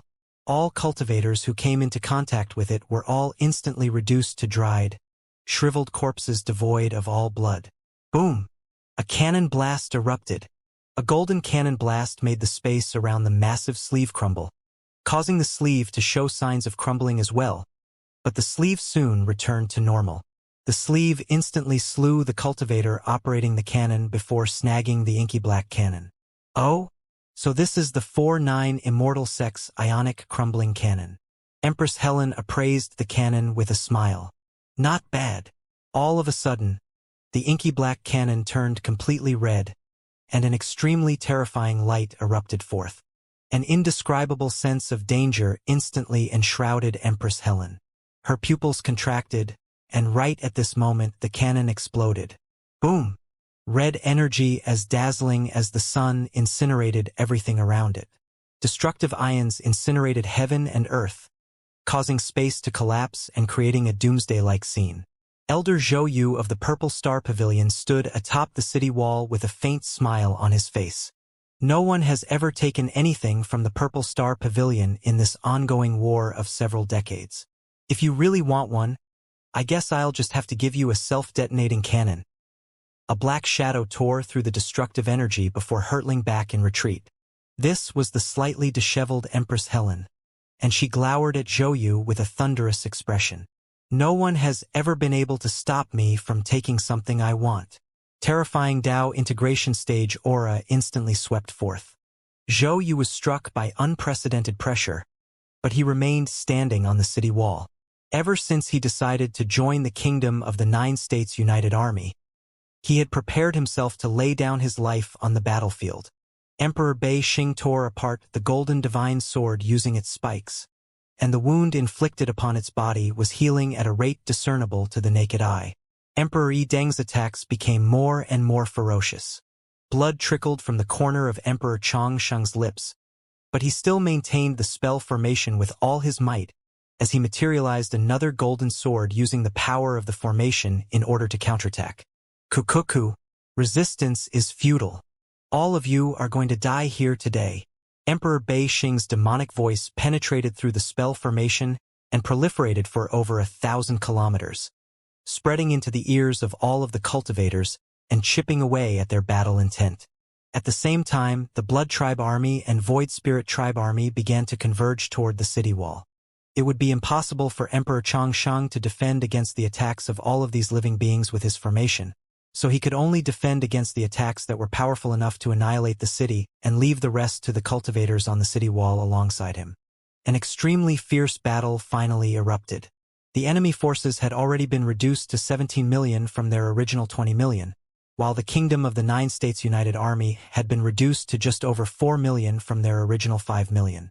It looked like they had gained the upper hand as they had sustained fewer casualties, but they knew that this was only because of the advantage they had gained from using the formation and the terrain. In the next stage of the battle, the Kingdom of the Nine States United Army was going to suffer casualties at a significantly faster rate. Enemies began to fly toward or scale up the city wall. The Kingdom of the Nine States United Army cultivators abandoned their long-distance weapons and drew their melee weapons to engage in close-quarters combat. Blood instantly began to stain the entire city wall. All of the Return to Void stage mighty figures intentionally avoided their allies and flew into the air, upon which the sky became an epic battlefield for them. The Kingdom of the Nine States United Army had a slight advantage on the Return to Void stage battlefield. There were over 8 Return to Void stage mighty figures from the Kingdom of the Nine States United Army up against over 200 soul-piercing stage, Heavenly Human Tribe powerful beings, and over 20 Blood Tribe Return to Void stage mighty figures, as well as a dozen or so Void Spirit Tribe Return to Void stage mighty figures. The reason why the Kingdom of the Nine States United Army had gained the upper hand was simply because of how powerful the 4-9 Immortal Sect's Blood Pavilion was. There are a dozen or so holy worshippers, all of whom were at least at the pinnacle of Return to Void intermediate stage, and they could fight multiple enemies on their own. Empress Helen was just about to join in on the battle against Emperor Chongsheng when 3 gorgeous figures appeared in a triangular formation, trapping Empress Helen within. Empress Helen was a little dazed as she looked around at the 3 people around her. The 3 Blood Pavilion mighty figures at the Return to Void pinnacle stage, Ada, Jin Ling, and Jin Yao, had surrounded their former master. Ada stood in midair in a set of flowing crimson robes, and she too was looking at the woman before her with a complex expression. Jin Ling and Jin Yao held onto their weapons tightly and wore extremely cautious expressions. Both of them knew just how powerful Helen was. The triplets were able to use a special spell formation to unleash power comparable to a Dao integration stage super mighty figure for a short time. But during their sparring matches against Empress Helen over 100 years ago, they had been soundly beaten every single time with no exceptions. And Helen had also held back every single time. If she hadn't held back, they would have died many times. The fact that the three of them were now surrounding Empress Helen showed that they were prepared to die. I didn't think you would dare to confront me. Helen's eyes were like bottomless black holes. It is the duty of our 4-9 Immortal sect to defend the kingdom of the 9 states with our lives, Ada said in a cold and determined voice. Helen burst into laughter with an expression of ridicule on her face. You're a blood tribe mighty figure, a sworn enemy of the human race. Don't you find it absurd to talk about things like defending the kingdom of the 9 states with your lives? We are now members of the 4-9 Immortal sect and have been accepted by the human race, Jinling retorted. Helen heaved a faint sigh. I don't know why you conceded to Enlin, but Enlin is now dead, and all of you are free. Why would you still stay at a human sect? You'll suffer an inevitable fate of death if you stay at the 4-9 Immortal sect. If you return to the Blood Tribe, I can use my power to grant all 3 of you amnesty. Her expression became extremely sincere as she continued. Come back. I can forgive all of you. Ada, Jinling, and Jin Yao's expressions shifted, as if their hearts were wavering. Ada paused momentarily. Please give us 10 minutes to consider. Helen hesitated momentarily before nodding. All right. Thus, the 4 of them stood silently in midair, completely disregarding the earth-shattering battle taking place around them. Jinling and Jin Yao seemed to have reached a tacit understanding, and both of them remained silent. Helen, why aren't you fighting? Hurry up and help us kill Emperor Changshang. Yi Deng was quite perplexed by the sight of the woman standing silently in midair. Give me 10 minutes, Helen replied. Yi Deng? He didn't know what Helen was doing, but it hardly mattered at this point. The kingdom of the 9 States United Army was very much at the end of the road, and Yi Deng continued to attack Emperor Changsheng. Ada was slightly happy upon seeing this. In a normal battle against Helen, they would probably last 10 minutes. Add that to the 10 minutes of thinking time they had been afforded, they could buy the kingdom of the 9 States United Army a total of 20 minutes. This was a very resourceful plan. Ada internally praised herself for her quick-wittedness. However, a hint of concern soon welled up in her heart. Was 20 minutes really going to be able to change anything? Emperor Changsheng had been forced firmly onto the back foot by Emperor Yi Deng and Emperor Beixing. At the same time, he had to divert his attention to defend against some annihilating attacks using his formation. This was simply too much for him to deal with, and he was going to be defeated sooner or later. Zhu Shuza and Situfeng were also in a tough battle against the 7 Heavenly Human Tribe Great Generals, and that battle did not look like it was going to end anytime soon. As for the battlefield on the ground below, this was a battle between 17 million and 4 million. There was simply no hope. All of the cultivators participating in the battle forced themselves to not think along those lines. They knew that as soon as they thought about something like that, their hearts would be weighed down by despair. All they could do was fight and shed their final drop of blood for the human race. 10 minutes soon passed. Time's up. Tell me what your decision is. Empress Helen fixed her gaze firmly on Ada. Ada could see that Emperor Changsheng was already exhausted and on the brink of defeat.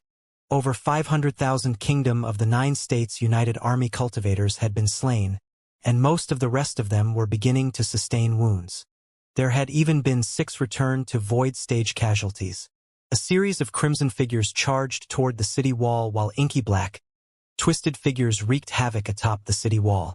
Mo Hai blasted off the head of a soul formation stage blood tribe powerful being, but its headless body continued to wave its arms around frantically, gouging a few ghastly wounds into Mo Hai's chest with its sharp nails.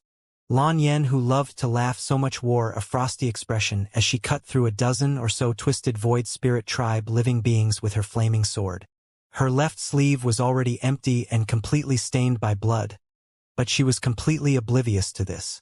A dozen or so bodies of sect disciples lay before Elder Zhou Yu of the 4-9 Immortal Sect's Purple Star Pavilion, but there were still a few dozen disciples fighting with all their might around him.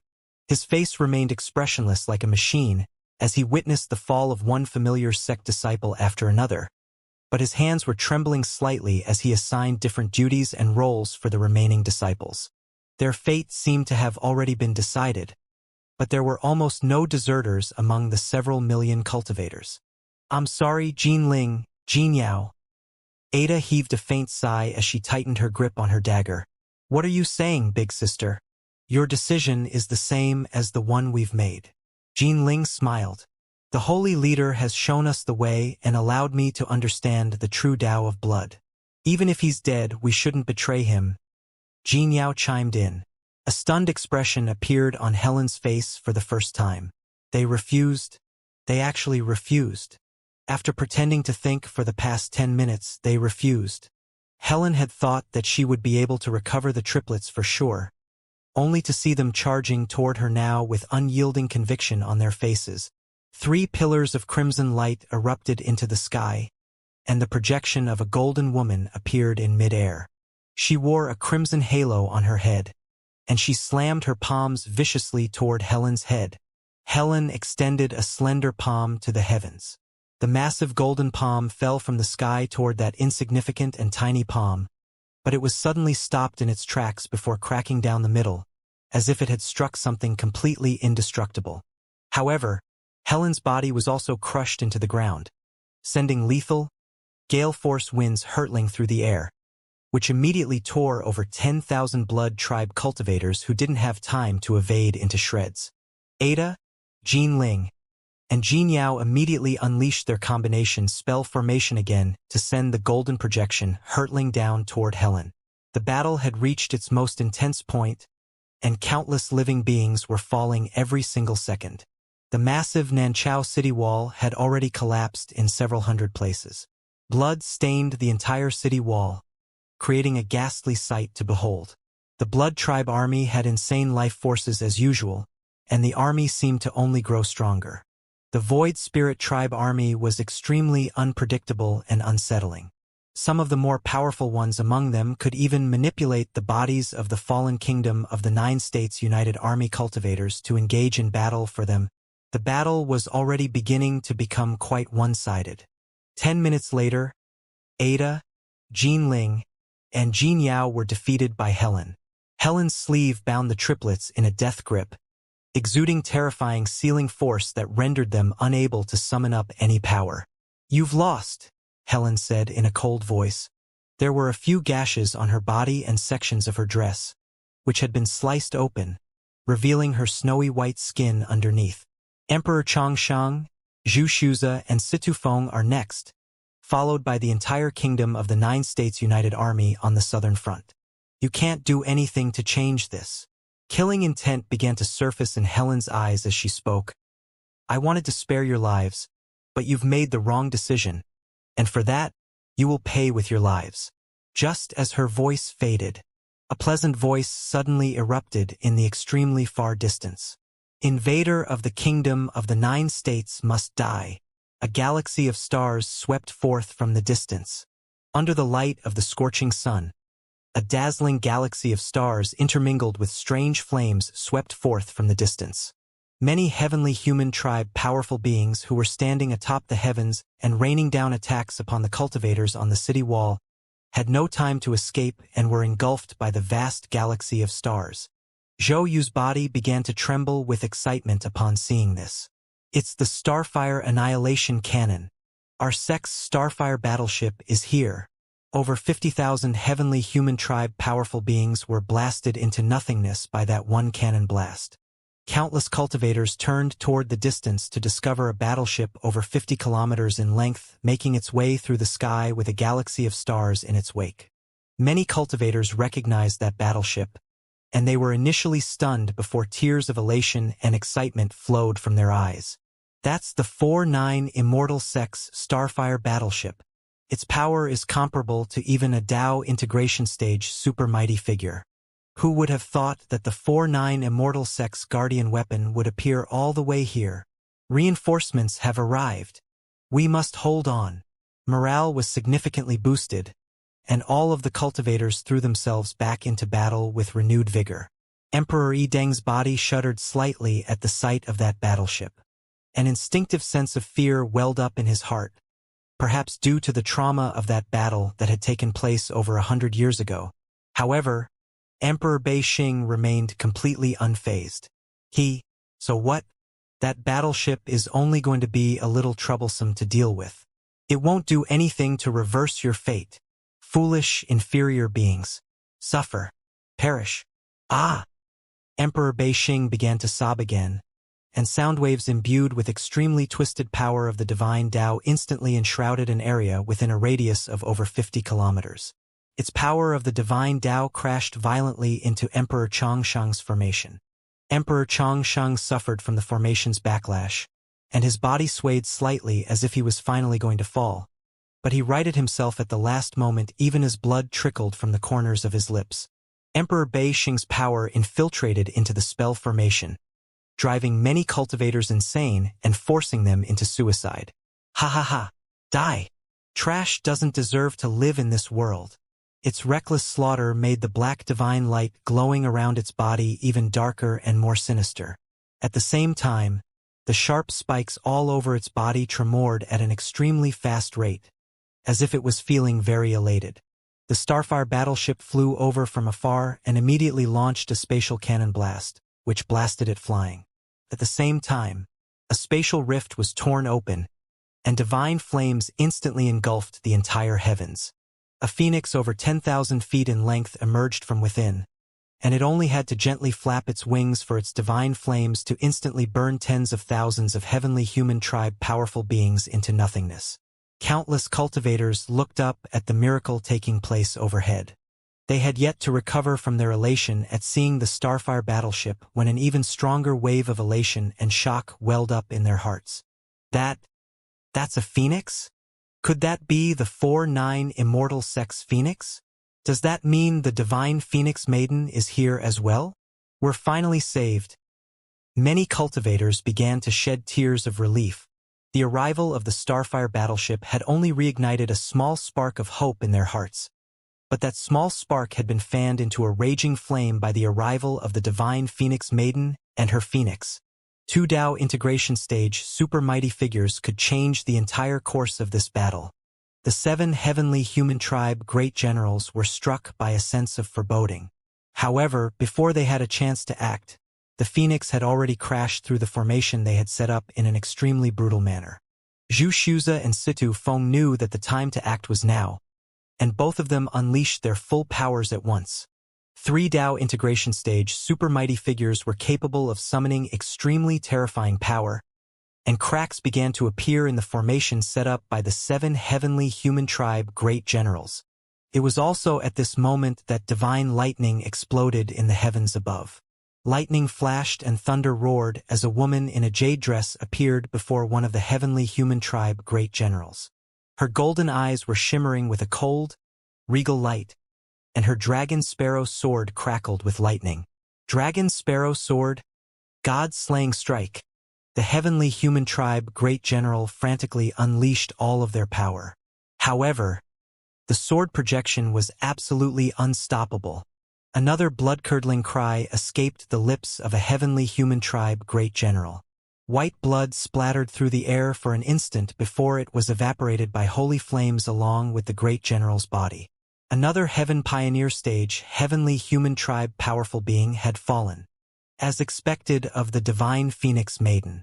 Her aura is as vast as the vermilion bird, and her sword falls as fast as lightning summoned by a true dragon. Empress Helen's expression became slightly more grave, and her inky black sleeve began to squirm as it deprived the triplets of their vitality. The 6 remaining heavenly human tribe great general hurtled back frantically in retreat. After a brief moment of astonishment, smug smiles appeared on their faces. One great general had already pulled out a white jade stone, and he seemed to be talking into it. I really didn't expect to see you here, divine phoenix maiden. What a foolish decision you have made. You've single-handedly buried the entire kingdom of the 9 States United Army on the northern front. A brawny great general chuckled coldly. A female great general with an explosive figure nodded. This really is a pleasant surprise. Both the northern and southern fronts are going to fall at the same time. Looks like the destruction of the human race is not far away. Not only were the great generals not panicked in the slightest as the sight of Su Xiaolan, but they were also extremely ecstatic, as if she had fallen into their trap. However, change suddenly struck again at this moment. One returned to void stage mighty figure after another began to emerge from within the Starfire battleship. Yiling wielded the divine tool and Lin had gifted her again and immediately went on a soul-piercing stage general killing spree. Su Qianyun was extremely mysterious and unpredictable, and her moonlight disk harvested countless lives in an instant. Explosions followed Shen Yuancheng wherever he went, as if he was a walking explosive dispenser. A massive white dog displayed an even more ferocious appetite than the Blood Tribe cultivators. Not only was it eating Blood Tribe and Heavenly Human Tribe cultivators, but even the ghosts floating through the air were also being swallowed without any discretion. Little Gu transformed into a gorgeous butterfly, sending rainbow dust raining down through the air. The dust had quite a sweet and pleasant scent, but all enemies who inhaled it perished from having their bodies rotten away. Yao Mingxi and Sun Yuluo wielded immortal swords, slicing through the enemies in batches. Xiao Hong suddenly appeared right in the middle of a bunch of Void Spirit Tribe living beings before wiggling her green stem, wobbling her red, flowery head, and singing in a loud voice to praise the sun. "Come on out, sun. Happiness all around." Her sweet, singing voice sounded. All of the twisted Void Spirit Tribe mighty figures looked at her as if they were looking at a retard. Cruel smiles appeared on their faces as they pounced toward the red flower. Such rich life energy. I have to eat her. She's mine. I called dibs on eating her first. All of the return to Void Stage Void Spirit Tribe mighty figures charged toward Xiaohong. It was also at this moment that a new sun suddenly appeared over their heads. Several terrifyingly powerful Void Spirit Tribe living beings were immediately disabled, and one returned to Void Stage Void Spirit Tribe living being reacted too slowly and was burned to death by the sun. Xiao Hong was at the return to Void Pinnacle Stage, which was why she dared to appear in an area with such high enemy density. At the same time, Merlin, Cassidy, Tina, and Bai Ling, all of whom were also at the pinnacle of the return to Void Stage, embarked on killing sprees of their own. That section of the battlefield was instantly transformed into a one-sided slaughter. The miraculous reinforcements had already transformed this entire battle. Countless cultivators roared with excitement, unleashing one spell technique after another toward their enemies. They had seen hope. They were going to kill all of their enemies and survive. Humph! Empress Helen's expression darkened, and she stopped absorbing the life force of the triplets. Instead, she was going to execute them as quickly as possible. Just as she was about to do so, a light breeze suddenly blew past. A white-robed figure appeared behind Helen, and an inky black sword blade rested itself on her neck. "Release them. Who are you?" Helen asked in a cold voice as a cold sensation appeared on her neck. Who would have thought that someone would be able to sneak up on her completely without her detection? Just how powerful would her assailant have to be? She immediately came to the conclusion that her enemy was a Dao integration stage super mighty figure. That's not important. Release them at once. The man spoke in a voice as cold as the light shimmering from his evil-slaying sword. Ada's eyes suddenly widened as she stared blankly at the man standing behind Helen. Jean Ling and Jean Yao were also completely dumbstruck and had even forgotten to struggle. Jean Yao blinked repeatedly to verify that her eyes were not playing tricks on her before tears instantly welled up in her eyes. "Wah! Holy Leader, is that you? And Lin?" Jean Ling murmured with incredulity. "And Lin?" He was trying to pass himself off as a mysterious, powerful being, but his plans had been completely foiled. Helen shuddered upon hearing this, and her abyssal, inky black eyes contracted drastically. And Lin's evil-slaying sword suddenly fell at this moment. He had chosen this moment where Helen had been taken by surprise upon hearing his identity. Her split second of stunned inactivity could spell mortal danger. The evil-slaying sword was a divine tool, and as such it was insanely sharp. Helen managed to react and set up a defensive barrier, but her defenses were instantly sliced apart by the evil-slaying sword, and her head was also lopped off as a result. Blood splattered through the air. Helen's head also flew through the air with an expression of astonishment frozen upon it. Before Lin had a chance to do anything else, he suddenly heard 3 pained moans. The triplets who had been ensnared by Helen's inky black sleeve all threw up blood at the same time. The sleeve had materialized hundreds of sharp blades that had punctured their bodies, and Lin immediately unleashed his holy vermilion flame to burn the sleeve into nothingness. Ada, Jinling, and Jin Yao all fell to the ground with puncture wounds all over their bodies. "Are you all right?" And Lin's expression shifted, and he immediately unleashed a healing spell technique upon the triplets. He was not expecting Helen to have something like this up her sleeve. All three of the triplets had severely diminished life forces, having clearly endured brutal torture prior to this. In their severely weakened state, those puncture wounds could quite possibly kill them. "Don't worry about us, holy leader. You have to watch out for Helen." Ada spoke through gritted teeth, and Lin seemed to have sensed something, and he turned toward the place where Helen's body was situated, only to find that there was only a puddle of blood left. A black shadow appeared over a kilometer away in the blink of an eye. Helen's features were a little pale, and she stared at Lin with an extremely grave expression. "Return to void stage energy fluctuations but Dao integration stage power." "Lin, you really are Lin." Many of the other cultivators on the battlefield had also noticed this new arrival.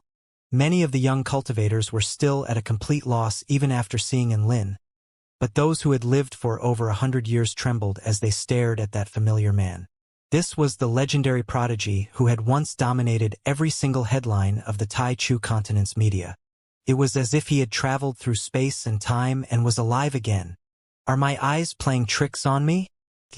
And Lin. White robe, inky black sword, and that familiar face. There's no mistaking it, that's him all right. How could this be? There had already been many surprises today. The heavenly human tribe had mobilized their entire army to crush them once and for all, only for a bunch of top-rate powerful beings to provide reinforcements and save them from what was surely certain death. But now, even a dead person was coming back to life to help them? Surely there was a limit to how blessed they could be. Countless cultivators were completely and utterly astonished. Even the Blood Tribe and Void Spirit Tribe living beings were given a fright. And Lin was once renowned across the entire continent. He was especially intimidating to the Blood Tribe powerful beings. After all, Lin had once flipped their entire holy land on its head. He led a bunch of top-rate return to Void Stage mighty figures in an astonishing mass betrayal, before defeating 2 emperors and several dozen return to Void Stage mighty figures. Even now, chills ran down their spines when they thought about it. It can't be him. He died 100 years ago. Dead people can't be resurrected. A Blood Tribe powerful being yelled in denial, almost as if he was just trying to alleviate the horror in his heart. Emperor Changshang's slightly dull eyes had completely lit up again upon seeing Lin, and his entire body trembled with excitement. And Lin? Is that you?" Emperor Changshang's trembling voice was a little hoarse, and he wore an expression of incredulity. And Lin turned around upon hearing this, and he looked up at the cultivators with a smile as warm as spring sunshine. "It's me. I'm back. I'm back." Those words hadn't been spoken in a loud voice, but it reached the ears of all of the millions of cultivators on the city wall. It really was him. He really was back. It was as if a ball of flames had erupted in everyone's heart. This man who had created countless miracles was now adding a new miracle to his extensive resume by coming back from the dead. Everyone suddenly felt as if anything was possible with him here.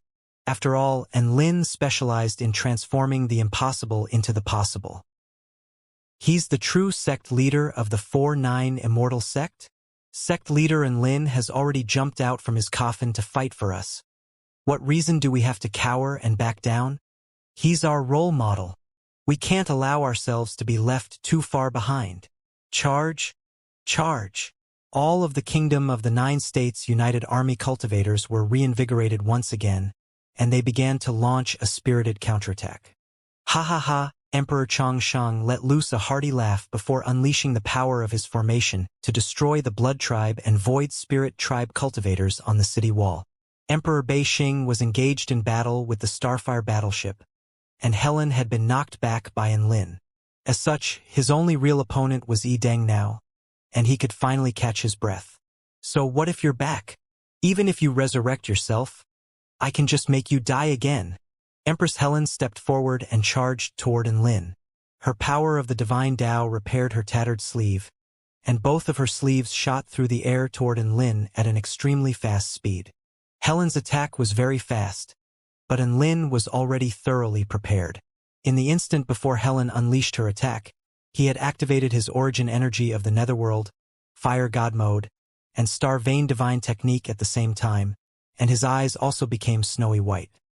He evaded Helen's attacks through the use of exquisite movement techniques before unleashing his wind sword to launch an attack of his own. Helen stamped her foot into the ground, and inky black ripples erupted forth, making the earth completely inky black and as smooth as a mirror. Dancing lotus sleeve. Her lithe and graceful body turned, and her long sleeve changed direction before continuing to hurtle toward Lin. So fast. Lin was given a fright and immediately turned his sword on himself. Blood splattered through the air and fell upon his inky black sword blade. At this moment, Helen's sleeves were already converging toward Lin with powerful killing intent, and they were traveling even faster than Lin after using his 3 buff techniques. However, Lin did not take any evasive measures. Streams of wind revolved around his evil-slaying sword before slashing directly toward Helen's neck. He was going to decapitate Helen again. Even Tao Integration Stage Blood Tribe super mighty figures had a limit to their life forces, and they would still be killed once that limit was breached. Helen's expression darkened even further at the sight of Lin completely disregarding her attack. No one had ever dared to look down on her like this after she had unleashed her dancing lotus sleeves. The smooth and inky black ground below her was her stage.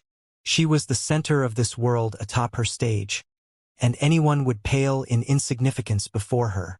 She tapped her foot gently into the ground and her waist twisted, sending her body fluttering to the side like a graceful butterfly.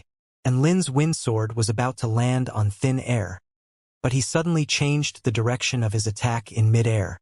Helen's expression shifted drastically. What insane reaction speed would it take for him to follow her movements? Impudence! She harumphed coldly as her sleeves converged toward Lin's back. The blade of Lin's sword fell without any hesitation, tearing through Helen's dress and inflicting a gash upon her shoulder. At the same time, Helen's sleeves crashed heavily into Lin's back. Overwhelming power swept forth, and Lin felt like he had been struck by 100 divine mountains, and even his bones had been slightly fractured by that attack. PFFF! His blood churned, and he threw up a mouthful of blood, and Lin was blasted flying for over a kilometer. Helen turned around with a disdainful smile on her lips. How foolish! You think you can fight fire with fire? Ignorance truly is bliss. She skimmed a finger over the wound on her shoulder as she spoke, collecting some blood and licking it off her fingertip in a provocative gesture before letting loose a light moan of pleasure. Lin climbed up from the ground, and he couldn't help but burst into laughter upon seeing what Helen was doing. In Helen's eyes, she had gained a clear upper hand during that exchange, but in Lin's eyes, she had already been insta-killed. Helen was a little disgruntled by Lin's expression. She was the one who had gained the upper hand, so why was this man revealing such a vulgar smile? How detestable! She stepped forward and hurtled toward Lin at blinding speed. Her sleeves shot through the air and descended upon him with the power of darkness and despair. Lin merely stood on the spot without doing anything aside from looking at her with an eager, victorious expression. This was making her feel even more vexed and uneasy. Helen thought back to Emperor Mang, who had been insane for the past 100 years. He was once the most powerful holy disciple, but he was now reduced to a disheveled, soulless man who was constantly muttering nonsense to himself. She knew that Lin was most likely responsible for this, which was why she was actually being quite cautious against him in battle. So what did Lin's smile entail? Helen couldn't help but feel like Lin's smile was a little unsettling. She tried to rid herself of these thoughts as her sleeves shot forth like a pair of inky black dragons. Her sleeves were imbued with an extremely terrifying force capable of crushing the body of even a Tao integration stage super mighty figure. Bam! Her power of the divine Tao created shockwaves that surged for over 50 kilometers. Her sleeves crashed into a shiny, green turtle shell that had suddenly appeared around Lin's body, upon which the turtle shell tremored violently, but it showed no signs of breaking. So sturdy! Helen's expression shifted slightly. At the same time, the uneasiness in her heart grew more pronounced. And Lin could evade or retaliate, but he chose to defend. What was he waiting for? Thump! All of a sudden, her heart rate accelerated. The blood within her body suddenly began to seethe and churn. This was destruction brought about by extreme purification and elevation. Ah! Empress Helen's cheeks became flushed, and her chest rose and fell drastically. She clasped a hand over her heart, and her eyes interchanged between clarity and being glazed over. This power! I feel like every single cell within my body is active. She stared at Lin with an astonished expression. What did you do to me? Lin deactivated his evading turtle technique, and a victorious smile appeared on his face as he made his way over to the woman who was immobilized by the drastic transformations occurring within her body. Do you want to know the true meaning of life? Do you want to truly live? Holy blood will give you the answer. Helen faltered momentarily before recalling Lin's strange gesture of slicing himself with his sword, upon which her pupils contracted violently. You poisoned your blood? No, I didn't poison my blood.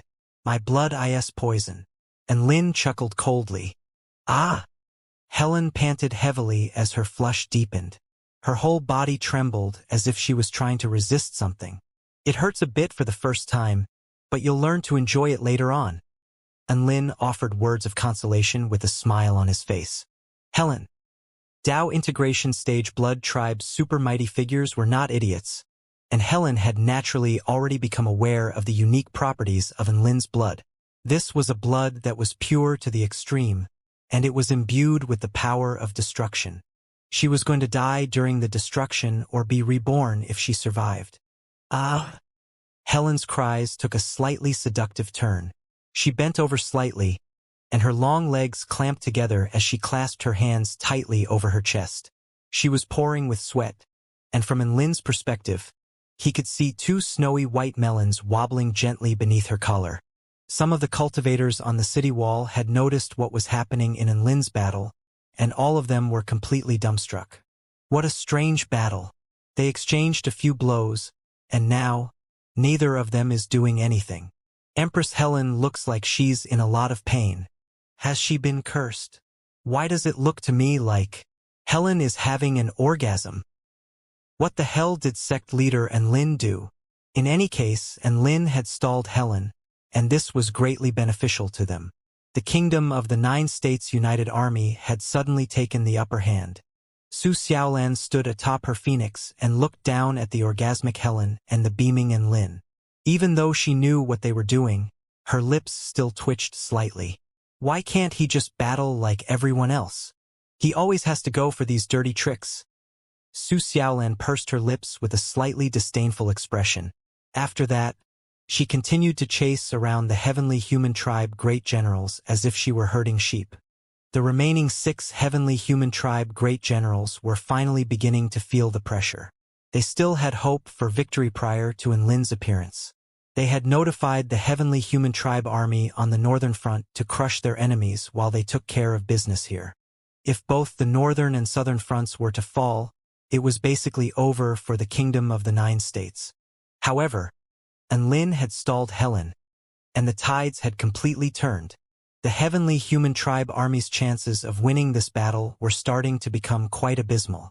We should stage a temporary retreat, a heavenly human tribe great general said with a resigned expression. But we haven't completed our mission yet, another great general retorted. In comparison to failing the mission, Master Lin Yu is probably going to be more furious if our entire army is wiped out here. Another great general spoke with authority.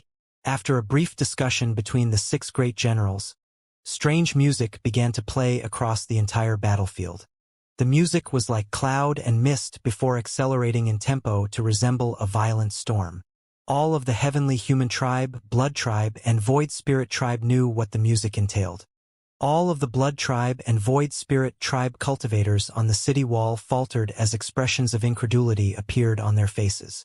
This was a one-sided slaughter in their favor not too long ago, and they were now going to retreat. The Heavenly Human Tribe great generals called the shots on this battlefield, so no one was going to contest their decision. It was just a bit of a bitter pill to swallow. In contrast, the 3 million human cultivators became even more excited upon hearing this music, and their blood seethed with excitement. They knew that victory belonged to them as long as they kept on fighting. And Lin raised his arms in the air and rallied in a loud voice, "Don't let them get away! They've killed so many of our comrades and citizens of the Kingdom of the 9 States. Don't let any of them leave here alive. Charge!" All of the cultivators had adrenaline surging through their systems. They had already prepared themselves for certain death, and they certainly weren't going to miss the opportunity to completely annihilate the opposition army now. All of their negative emotions were vented upon their enemies. All 3 million cultivators had become vicious killers as they mercilessly cut down their enemies. The inky black city wall was stained crimson as blood converged to form rivers flowing down and along the city wall. The return to Void Stage battlefield was even more gruesome and violent. The Blood Tribe mighty figures were the first to fall. Cassidy, Merlin, and Tobias' weapons were all stained by Enlin's blood, and they only needed to inflict the slightest nick upon their opponents, upon which they would either die on the spot or lose the ability to fight. Thus, 16 Blood Tribe returned to Void Stage mighty figures were eliminated with ease. 12 of the 13 Void Spirit Tribe mighty figures had perished, and the remaining Void Spirit Tribe mighty figure who was at the return to Void Pinnacle stage managed to escape through the use of an extremely taxing mystic technique. All of the 260 soul-piercing stage Heavenly Human Tribe powerful beings were completely destroyed by the Kingdom of the 9 States United Army, with the 4-9 Immortal sect returned to Void Stage mighty figures doing most of the work. Just Tina alone slew over 20 soul-piercing stage powerful beings. There were still 20 remaining soul-piercing stage Heavenly Human Tribe powerful beings who managed to escape the battlefield. However, before they even had a chance to catch their breath, a galaxy of fiery stars erupted toward them. This was the core cannon of the Starfire battleship, the Starfire Annihilation Cannon. All of the remaining soul-piercing stage Heavenly Human Tribe powerful beings were annihilated amid blood-curdling cries. After eliminating all of the return to Void Stage enemies, the several dozen return to Void Stage mighty figures of the Kingdom of the 9 States United Army took part in the rest of the battle. Their inclusion spelled cataclysmic disaster for the rest of the enemy forces. A return to Void Stage mighty figure could easily raise an entire mountain to the ground, so killing a few hundred living beings with each attack was no problem whatsoever. Several dozen return to Void Stage mighty figures had entered the fray, and the Heavenly Human Tribe, Blood Tribe, and Void Spirit Tribe were dying at a rate of tens of thousands per second. The tides of battle had turned in what felt like the blink of an eye, and before everyone knew it, the opposing army was in complete disarray. Su Xiaolan still remembered what Enlin had said, and she patted Little Huang's back. "Little Huang, use your great heaven incinerating cage formation. Don't let any of them escape." Chirp! A hesitant expression appeared on the phoenix's face. Using the Great Heaven incinerating cage formation would consume a lot of its energy, and it was a little concerned as a result. "Listen to me. We have to win this battle in a grand fashion," Su Xiaolin coaxed in a gentle voice. The phoenix hesitated for a moment longer before spreading its wings, upon which a scintillating light erupted from its body. Oh, does Little Huang know how to use the power of the sun as well?" Xiao Hong was very excited as she looked up at the scintillating light imbued with extremely pure flame power, which was erupting from the phoenix's body. Right at this moment, countless streams of divine flames suddenly fell from the phoenix's body. At a rough glance, there were over 100,000 of these streams, and they crashed down upon the earth like shooting stars for a radius of over 1,000 kilometers. The streams of divine flames crashed into the ground before exploding violently to form a gargantuan wall of flames. This wall of flames completely sealed off the path of retreat for the opposing army of over 10 million. Some of the enemy living beings had already almost reached the flames, and all of them were reduced to plumes of smoke by the terrifying, scorching temperatures long before they could come into contact with the wall of flames. This was the Phoenix's Great Heaven Incinerating Cage Formation, which was essentially a massive cage constructed from divine flames. The opposing army didn't even have any more return to void stage mighty figures among their ranks. So how were they going to break through this divine flame formation? Faint smiles appeared on the faces of all of the heavenly human tribe living beings. All of them could fly. The wall of flames could only cut off those trying to escape on land, but it didn't extend into the sky. It wasn't as if the flames could suddenly shoot up into the sky. Could it? With this in mind, several thousand heavenly human tribe living beings flew over the divine flame wall at the same time. However, the divine flames seemed to have detected what they were up to, and it really did shoot up into the sky to incinerate all of the heavenly human tribe living beings to death. All of the heavenly human tribe powerful beings were reduced to plumes of smoke amid blood-curdling cries. This time it was the heavenly human tribe, blood tribe, and void spirit tribe who were struck by despair. It was quite clear that the 4-9 Immortal sect was planning to kill all of them here. The cage of flames had trapped an entire despairing army. Several dozen return to void stage mighty figures led 3 million cultivators as they crashed into the enemy army of over 10 million, as if they were a pride of lions that had been unleashed upon a stable filled with sheep. The heavenly human tribe, blood tribe, and void spirit tribe soldiers were still offering spirited resistance. The heavenly human tribe had a 10,000-person formation that could keep a return to void stage attack at bay, which would allow them to hold on for a short while longer. Their only hope would be for the Dao integration stage super mighty figures to save them now. Emperor Beixing was still engaged in battle with the Starfire battleship, and it was slowly retreating as it battled. Empress Helen looked up at Enlin with flushed cheeks. The atmosphere was a little weird there. As for the 6 Heaven Pioneer Stage great generals, they had been surrounded by Su Xiaolan, Zhu Shuza, Situ Feng, and the mythological beast Phoenix. After checking on their Dao integration stage super mighty figures, they were in even more despair. How were they supposed to stand any chance of winning now? It looked like even retreat was an extravagant wish. The only cause for celebration was that Emperor Yi Deng of the Blood Tribe was beginning to flee from the battle. Emperor Changshang did not give chase. He still had to maintain the Nanchao city formation as he had to protect the cultivators and city inhabitants behind him. Emperor Yi Deng is retreating. That's great. He's a Dao integration stage super mighty figure, so he'll definitely have a way to break through that Phoenix's divine flame cage. Let's all follow him. Hope was reignited in the hearts of the opposing army. However, right at this moment, an extremely tiny figure appeared before Emperor Yi Deng, cutting off his escape route. Emperor Yi Deng faltered slightly before a cruel smile appeared on his face. A mere return to void stage cultivator like you dares to stand in my way? You'll pay the ultimate price for your impudence. He was already fuming about having to retreat with his tail between his legs. And now, even a return to void stage mighty figure from the 4-9 Immortal sect dared to stand in his way? How could he not be enraged? Tina wielded her Heart Lotus Ice Sword, which was already stained by blood. I can't allow you to leave, she said in a slow voice as her semi-transparent golden wings flapped gently.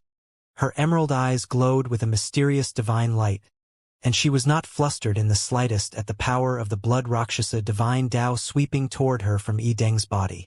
Divine technique, absolute strike. Her sword blade flashed through the air, leaving a pristine, white trail in its wake. Emperor Yi Deng was in the process of launching an almighty fist toward the little fairy before him when he was suddenly engulfed by a sense of danger. The pristine white sword slashing through the air did not possess any vital energy fluctuations. It appeared to be just a mundane practice swing. However, a sharp pain suddenly shot through Emperor Yi Deng's arm. The little fairy's sword had inflicted a light wound upon his arm. Even though this was nowhere near a significant injury, the uncanny nature of that spell technique made his flesh crawl. Boom! His fist that was imbued with an overwhelming power fell. Even the space around him exploded from the impact. However, the little fairy was able to unleash her spatial skipping ability to evade that strike. Even though she was a fairy at the return to Void Pinnacle stage, she was panting heavily, and her flawless features were a little pale, suggesting that she had expended a lot of energy to unleash that strike. Emperor Yi Deng chuckled coldly. You think you can keep me here with such a pitiful display of power? She had expended a huge amount of energy and unleashed that unfathomable technique just to scratch an itch on his arm? Was she trying to provoke him? Hee, what an immature mindset. A disdainful expression appeared on Emperor Yi Deng's face. If it weren't for the fact that escape was his #1 priority right now, he would most definitely give this annoying little fairy the beating of her life. He ignored the fairy and continued fleeing into the distance. Meanwhile, elsewhere on the battlefield, Helen seemed to have already recovered, and her breathing slowly returned to normal, but the astonishment on her face appeared to be a permanent fixture. She had thought that after cultivating in the Tao of Blood for well over 100,000 years, she had finally received acknowledgement from the great Tao of Heaven and Earth and reached the pinnacle of the Tao of Blood. However, Lin's blood opened up a whole new world to her. The true meaning of life. Helen's long eyelashes trembled slightly, as if she had attained enlightenment. No wonder all of them would betray the blood tribe and refer to you as their holy leader. They've discovered a new pursuit. Helen took a deep breath before turning to Lin with a knowing expression, as if she had completely seen through him. So, you're going to use your blood to tempt me, right? Apparently, the 3 blood tribe holy disciples had all become this man's slaves. As such, it would come as no surprise to her if he was to try and do the same thing to her. After all, being able to subdue a Tao integration stage supermighty figure was something countless people dreamed about. Helen was just about to say something when Lin suddenly spread open his wings of wind and hurtled toward her at an extremely fast speed as his evil-slaying sword fell upon her with a terrifying power. An expression of shock flashed past her face. This was not what she was expecting. A frosty light appeared in Helen's eyes, and her sleeves danced as her power of the divine Tao erupted from her body. However, for some reason, she simply couldn't bring herself to attack Lin, as if her very bloodline was resisting that notion.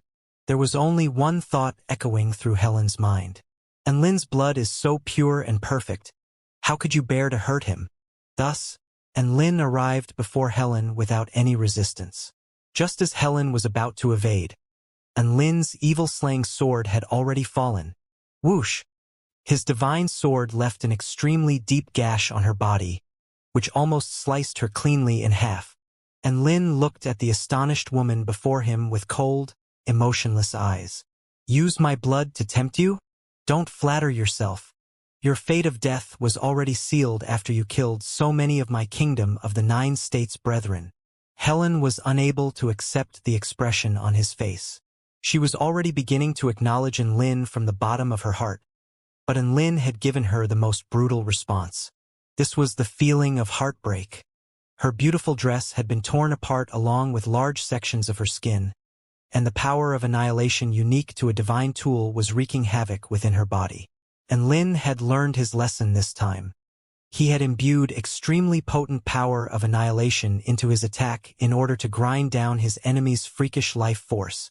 Helen didn't have time to recover from her injuries before turning around and fleeing into the distance. Lin was not going to let her off the hook. He had fed her his blood in order to make her unable to attack him, and this was the perfect opportunity to kill her. He unleashed his wings of wind and Kuan-Peng travel to give chase while unleashing one dazzling sword projection after another. Helen had yet to recover from her injury, and she couldn't bear to retaliate, so she could only try to evade. Soon, Helen's back was riddled with wounds, and her injuries were getting more and more severe. Ever since Helen tasted Lin's blood, her body became quite strange. She didn't want to hurt Lin as she felt like it would be blasphemous to attack a living being with such perfect blood. She was even struck by a sense of grief by the fact that she was Lin's enemy. Why are we enemies? Why can't we be friends? Helen fled as she spoke with a grief-stricken expression. The perpetually aloof and icy beauty now had tears welling up in her eyes and an extremely vulnerable expression on her face. Even Lin was astonished upon seeing this. Wasn't Empress Helen's reaction a little too vehement? Was his blood this powerful? All of the cultivators chasing down the opposing army had also seen this. All of them were even more astonished. Holy crap! Sect leader Lin is chasing Empress Helen around with ease. He's not just chasing her around, he's even making her cry. As expected of sect leader Lin. Gasp! How terrifying! All of the cultivators were exclaiming in amazement as they looked on from afar. For some reason, they were feeling even more elated now. Another resounding boom erupted in the sky above. A massive battleship had already appeared over Nanchao City, and one of its cannon barrels was exuding a scintillating light. Eat this! 36,000-degree corkscrew fuck you up cannon. Lu Qianhuan's energetic voice sounded from within the battleship. Boom, boom, boom, boom. A relentless barrage of cannon blasts erupted forth. Purple cannon blasts tore through the sky like shooting stars, rotating at an extremely high speed and tearing through the air like conical vortexes imbued with extreme kinetic energy. All of the cannon blasts hurtling toward Emperor Beixing had sealed off virtually all avenues for evasion. Emperor Beixing's body suddenly shrank before its power of the divine Tao enshrouded its sharp spikes, upon which its body violently expanded again and inky black spikes shot forth. Grief spikes! The sharp spikes whistled through the air, each of which was aimed at a cannon blast with unerring accuracy. The twisting power imbued within the cannon blasts was unable to twist those inky black spikes. A series of violent explosions erupted in the sky. Emperor Beixing cackled in an unsettling voice. So long, suckers! A burst of bizarre wind suddenly erupted from its round body as it spoke. Grief wind! Whoosh! The wind carried Emperor Beixing into the distance. You're not getting away! Lu Qianhuan let loose a determined cry as the Starfire battleship unleashed another devastating salvo toward Emperor Beixing. However, Emperor Beixing's movement techniques were extremely agile, and it was able to gradually open up more and more distance between itself and the Starfire battleship. This was the main flaw of the Starfire battleship. As a behemoth that specialized in attack and defense, it simply lacked the agility to chase down a Tao integration stage, super mighty figure who was determined to escape. At the same time, the light of guidance descended from the sky before enshrouding all 6 heavenly human tribe great generals within. The guidance of the heavenly Tao is upon us. How do you expect to keep us here now? A great general turned toward Su Xiaolan and the others with a hint of loathing on his face. Anyone who dares to oppose the heavens will die an extremely gruesome death. A mocking expression appeared on another great general's face. This is just a temporary victory that will only allow you to struggle on the brink of death for a while longer.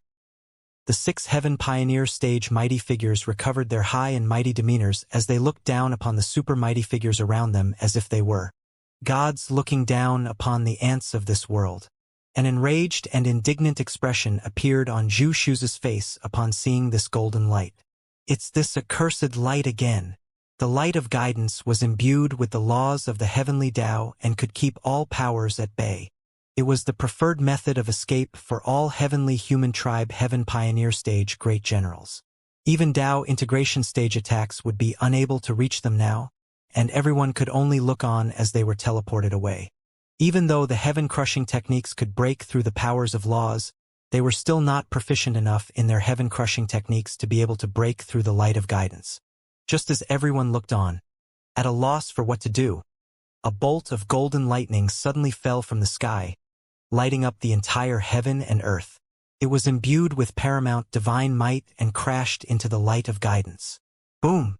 An earth-shattering explosion ensued. The light of guidance was shattered by the bolt of golden lightning. The 6 Heaven Pioneer stage great generals were dumbstruck. Zhu Shuza and Situ Feng were also dumbstruck. They turned around to discover a white-robed man chasing down Helen in the extremely far distance. There appeared to still be residual golden lightning crackling around his fingertips. Did he do that? Zhu Shuza was in disbelief. Even the Heaven Pioneer stage great generals were completely incredulous. Their perpetually calm and collected demeanors had given way to unadulterated shock, and even their voices were trembling. Who is he? Is that a human? How can he use the spell techniques of the Heave? Ah! Before the heavenly human tribe great general even had a chance to finish his sentence, he was brutally slain by Su Xiaolan. Zhu Shuza and Situ Feng also came to their senses upon seeing this, and they immediately launched a barrage of devastating attacks upon the heavenly human tribe Heaven Pioneer Stage great generals. 5 Heaven Pioneer Stage great generals were no match for 4 Dao Integration Stage super mighty figures. All of them were soon reduced to nothingness with the exception of the rain of pure white blood, which cascaded down from the sky. All of the Heaven Pioneer Stage great generals had fallen. Emperor Yi Deng's face turned deathly pale upon seeing this, and he fled even more quickly. However, all of a sudden, every single cell in his body began to become hyperactive, and destructive power wreaked havoc within his body. "What's going on? Ah!" Emperor Yi Deng cried out in pain before he could even finish his sentence. At the edge of the phoenix cage, Empress Helen was riddled with wounds, and her aura was flickering in and out of existence. Her beautiful features were stained by blood and grime, and a few strands of inky black hair adhered to her cheeks, which were pouring with sweat. She dragged her wounded body through the air and continued to escape with grief and humiliation in her eyes. She had already had over 10,000 sword wounds inflicted upon her body and been on the brink of death about a dozen times. However, her insane life force allowed her to survive all those close calls, and she continued to flee into the distance. Dancing lotus sleeves, she waved her long sleeves through the air, and they swept forth before blasting a massive hole in the phoenix's wall of divine flames. "I'm afraid I can't let you leave." And Lin heaved a forlorn sigh upon seeing this, and he tightened his grip on his evil-slaying sword. All of a sudden, heaven and earth were robbed of all colors. Helen suddenly discovered that she was situated in a realm of absolute darkness with no sense of space. As she stood alone in the darkness, boundless horror washed over her like a tidal wave. Her eyes widened with dread and terror as she instinctively tried to defend herself. Helen didn't have much power left, and her body was also on the brink of collapse. At this moment, a voice sounded beside her ear. "Evil sword technique, eternal night." Helen's blood-curdling cries reverberated throughout the absolute darkness. Countless living beings were still battling on the battlefield around them. It had been bright and sunny just a moment ago, but dark clouds suddenly appeared in the sky in a radius of over 1,500 kilometers. This was the unique phenomenon that would occur following the death of a Dao integration stage super mighty figure. Su Xiaolan was adamant that Enlin hadn't perished as she had not witnessed this phenomenon. However, Enlin's jade badge of life had cracked, and he had disappeared off the face of the world. So everyone had thought that the heavenly time god had slain him using some sort of special method that prevented this phenomenon from taking place. On the battlefield, the great Tao resonated as inky black blood rain fell from the sky, as if the very heavens were sobbing with grief. This black blood rain was imbued with the paramount true intent and observation of the Tao of blood.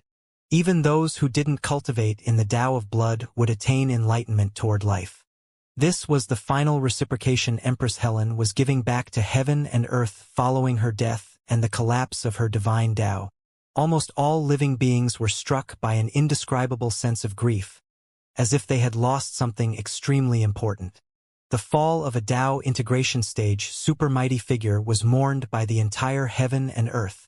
Almost all of the living beings on the battlefield turned toward a certain direction.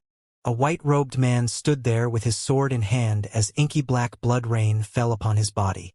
It was quite a peaceful scene, but an extremely terrifying sense of intimidation radiated from his body.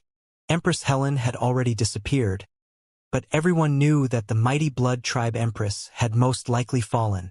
The fall of a Tao integration stage super mighty figure was mourned by the entire heaven and earth. All of the blood tribe powerful beings engaged in battle were struck by a crushing sense of grief, and tears flowed from their eyes. Even though Ada, Jin Ling, and Jin Yao were not part of the same army, they too shed tears at the sight of the blood rain falling from the sky. Helen was their former master, so it was impossible for them to hold no attachment toward her. However, their paths and pursuits diverged, and as a result, they could only oppose one another on this battlefield. The kingdom of the 9 States United Army was also struck by a wave of sorrow. but that was mostly because they swayed by the morning cries of the great Tao of heaven and earth. Is this what it looks like when a Tao integration stage super mighty figure falls? This is the first time I've seen it. Yiling faltered in her footsteps as she looked around at the blood rain falling from the sky. Shen Yuancheng extended a hand to catch some of the rain droplets. Each and every drop of the blood rain falling from the sky contains a story, as well as Helen's observation of the Tao. Her Tao has fallen upon the living beings of this world, so it hasn't actually disappeared. Su Chenyu nodded. This must be a special type of inheritance. It feels like how flowers wilt away only to fall into the dirt and become fertilizer for the subsequent flowers to grow there. In comparison, Debai's eyes were filled with a scorching light. I had thought that it was already super badass for Big Brother and to be able to chase Empress Helen around. Who would have thought that he would actually be able to kill her? That's a Tao integration stage super mighty figure. Woof! If a Tao integration stage super mighty figure wanted to run away, it would be very difficult to kill them. However, Lin had done exactly that, and thus, Helen became the first Tao integration stage super mighty figure to fall on this battlefield. The Blood Tribe, Void Spirit Tribe, and Heavenly Human Tribe armies were all struck by even more despair. In contrast, the Kingdom of the Nine States United Army seemed as if they had collectively taken performance-enhancing drugs. All of them began launching more brutal and more powerful attacks upon their enemies, as if they were packs of ferocious beasts. The tides had turned far too quickly. All of the great generals and generals of the Heavenly Human Tribe had fallen. Only one Void Spirit Tribe mighty figure managed to get away, while the rest of the Blood Tribe and Void Spirit Tribe mighty figures had all perished. Now, even a Tao integration stage super mighty figure had fallen. The Heavenly Human Tribe United Army now had no chance of victory. Emperor Yi Deng had been scared shitless. He had only just recovered from the brutal purification effects of the holy blood when he was greeted by the sight of Helen's demise. Helen was supposed to be even more powerful than him, and she still perished. This was not a place he could afford to stay at. He immediately continued to flee without any hesitation. However, Tina suddenly produced a tiny little vial of blood with a dainty smile on her face. She took the cap off the vial with an enticing smile on her face. Don't go. I've got holy blood here. Don't you want to drink it? If you stay here, I can give this to you. The blood emanated extremely alluring energy fluctuations. Emperor Yi Deng would have been able to easily continue in his escape prior to coming into contact with the holy blood. But now, he found that he was extremely sensitive to the energy fluctuations emanating from the holy blood. No, don't turn back. He knew that this was a trap. She was just trying to prevent him from escaping. Emperor Yi Deng roared in his heart. But he still turned around involuntarily with scorching light in his eyes before swallowing at the sight of the vial of holy blood in Tina's hand. The temptation of the holy blood had far exceeded anything he could imagine. One had to realize that the reason why Emperor Mang was forced into insanity was because of the internal conflict between his pride and his overwhelming urge to become Lin's slave after accepting the holy blood. Even the most powerful holy disciple in history had fallen to such an extent. How was Emperor Yi Deng supposed to resist? Just as Yi Deng's footsteps faltered, dark clouds suddenly appeared in the sky followed by explosive golden void lightning. Those are tribulation clouds. And that's golden void lightning. My God. Is someone making a breakthrough to the return to void stage? Everyone let loose cries of surprise upon seeing this. All of them turned toward a certain direction, where a male cultivator in a crimson robe wore an expression of elation and ferocity. Ha ha ha. I have no more regrets in my life. He knew that he wouldn't be able to get away from here, but he was still very happy. It had been a lifelong goal of his to progress to the return to void stage. Is he making a breakthrough because he attained enlightenment from Empress Helen's demise? Another blood tribe said as he speculated with an envious expression. All of a sudden, the tribulation transcending blood tribe cultivator was thrust into the limelight. Ha ha ha. You focus on your tribulation transcendence, Klein. We'll protect you with our lives. We'll make you our blood tribe's newest mighty figure even if we die. A blood tribe powerful being wielding twin axes laughed heartily. That's right. We're here for you. Another Blood Tribe woman stood guard beside him. Many Blood Tribe powerful beings surrounded Klein like stars surrounding the dazzling moon. All of them had abandoned their futile efforts to escape in order to protect and witness this final spectacle. Klein was extremely touched. Thank you, everyone. Boom! Golden void lightning tore through the tribulation clouds and began to fall. An expression of unyielding determination appeared on Klein's face. Come! The golden void lightning hurtled toward Klein's head, only to suddenly change direction in midair and strike the dual axe-wielding Blood Tribe powerful being. Boom! The Blood Tribe powerful being's entire body was charred black, as if the golden void lightning was going to tear apart every inch of his body. He turned around with a confused and hurt expression toward Klein. Klein was also extremely confused. You?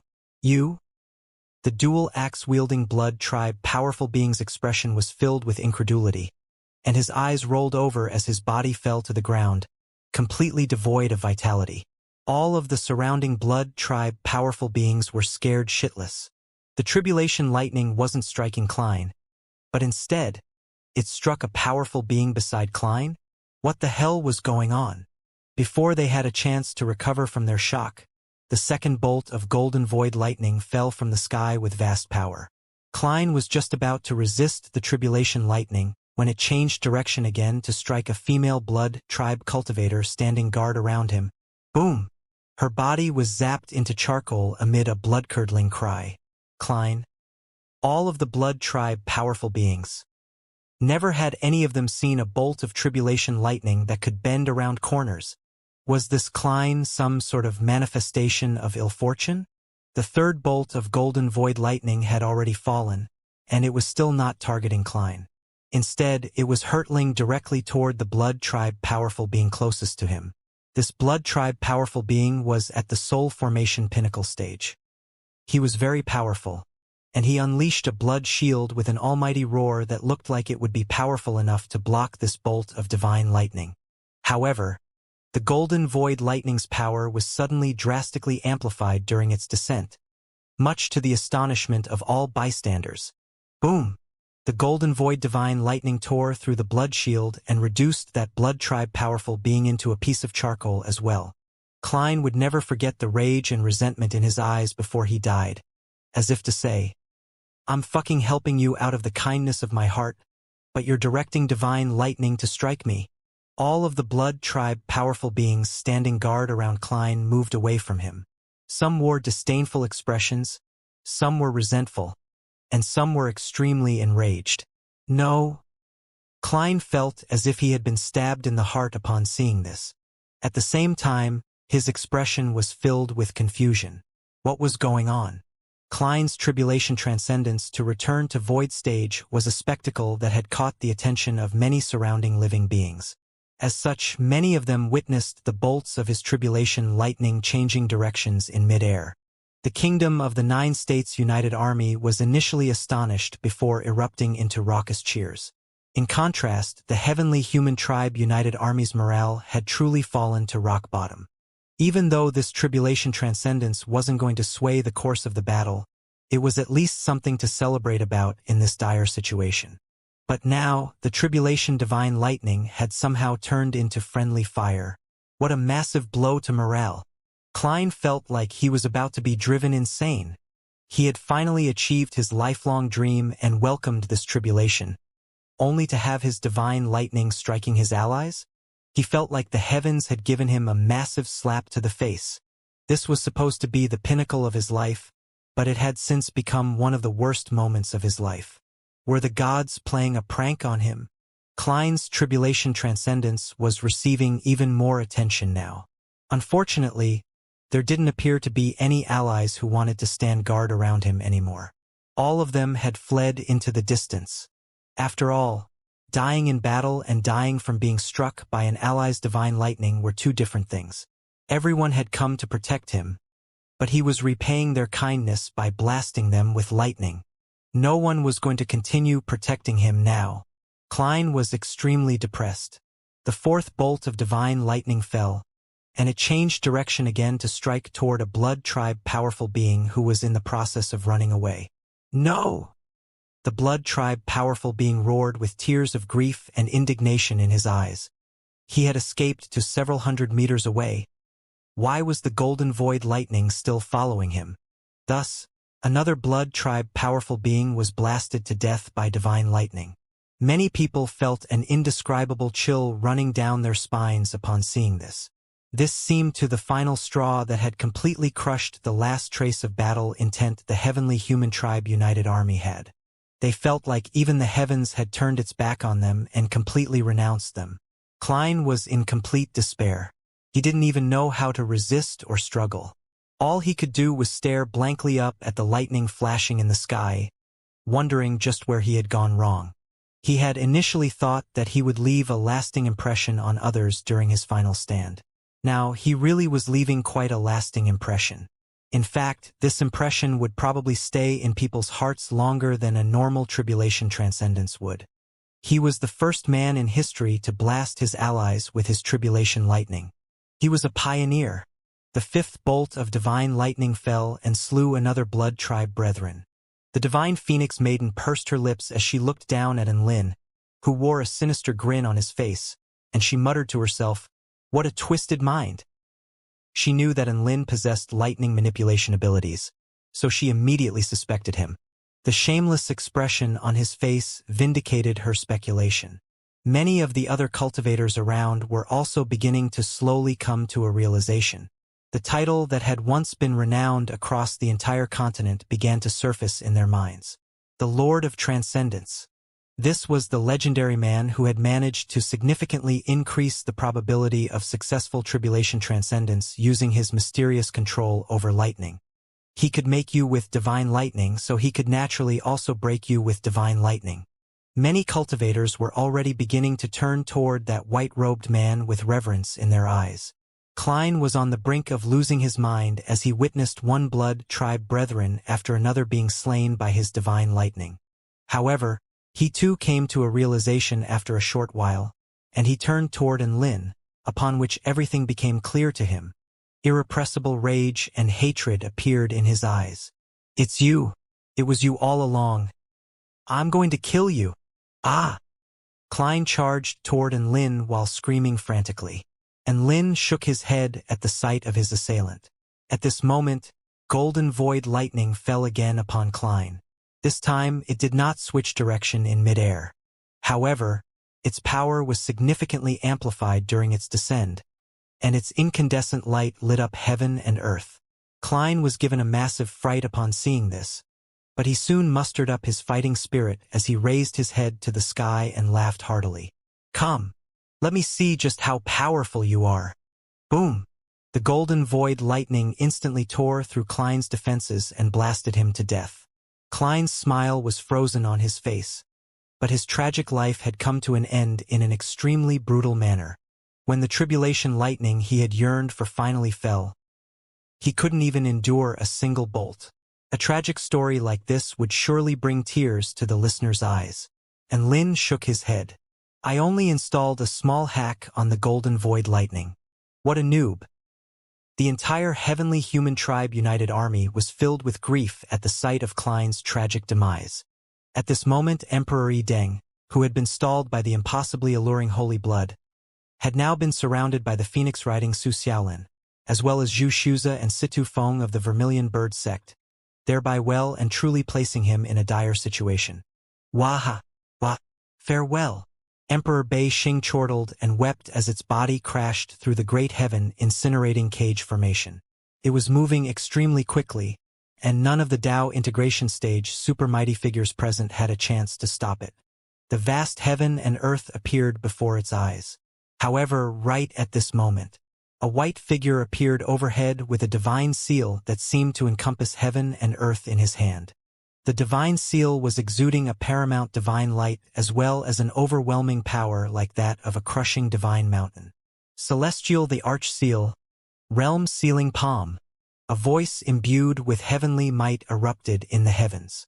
Emperor Bei Xing's entire body had been enshrouded by this Celestial the Arch Seal, sealing off all avenues for escape and evasion. Its sharp spikes stood up on end, and it screamed, "You're the seals!" Ah! The massive celestial the arch seal fell upon its body before it had a chance to finish its sentence, as if a massive hand had fallen upon a tiny rubber ball, bending or snapping all of its spikes. Shock waves erupted forth for several hundred kilometers. Extremely terrifying sealing power crashed down with an unstoppable force before pressing Emperor Bei Xing firmly into the ground. Millions of living beings stared blankly at the man clad in an imperial robe in the distance. This was another man who should have been dead, but he had somehow come back to life. This was the most powerful being in the kingdom of the 9 states, as well as the mighty being who had founded the heavenly court. Tears of excitement flowed from Emperor Changsheng's eyes upon seeing this man. "Celestial the Arch, you're finally back." The celestial Thearch's emergence shocked everyone on this battlefield. Almost everyone had turned toward the man who had pressed Emperor Bei Xing firmly into the ground.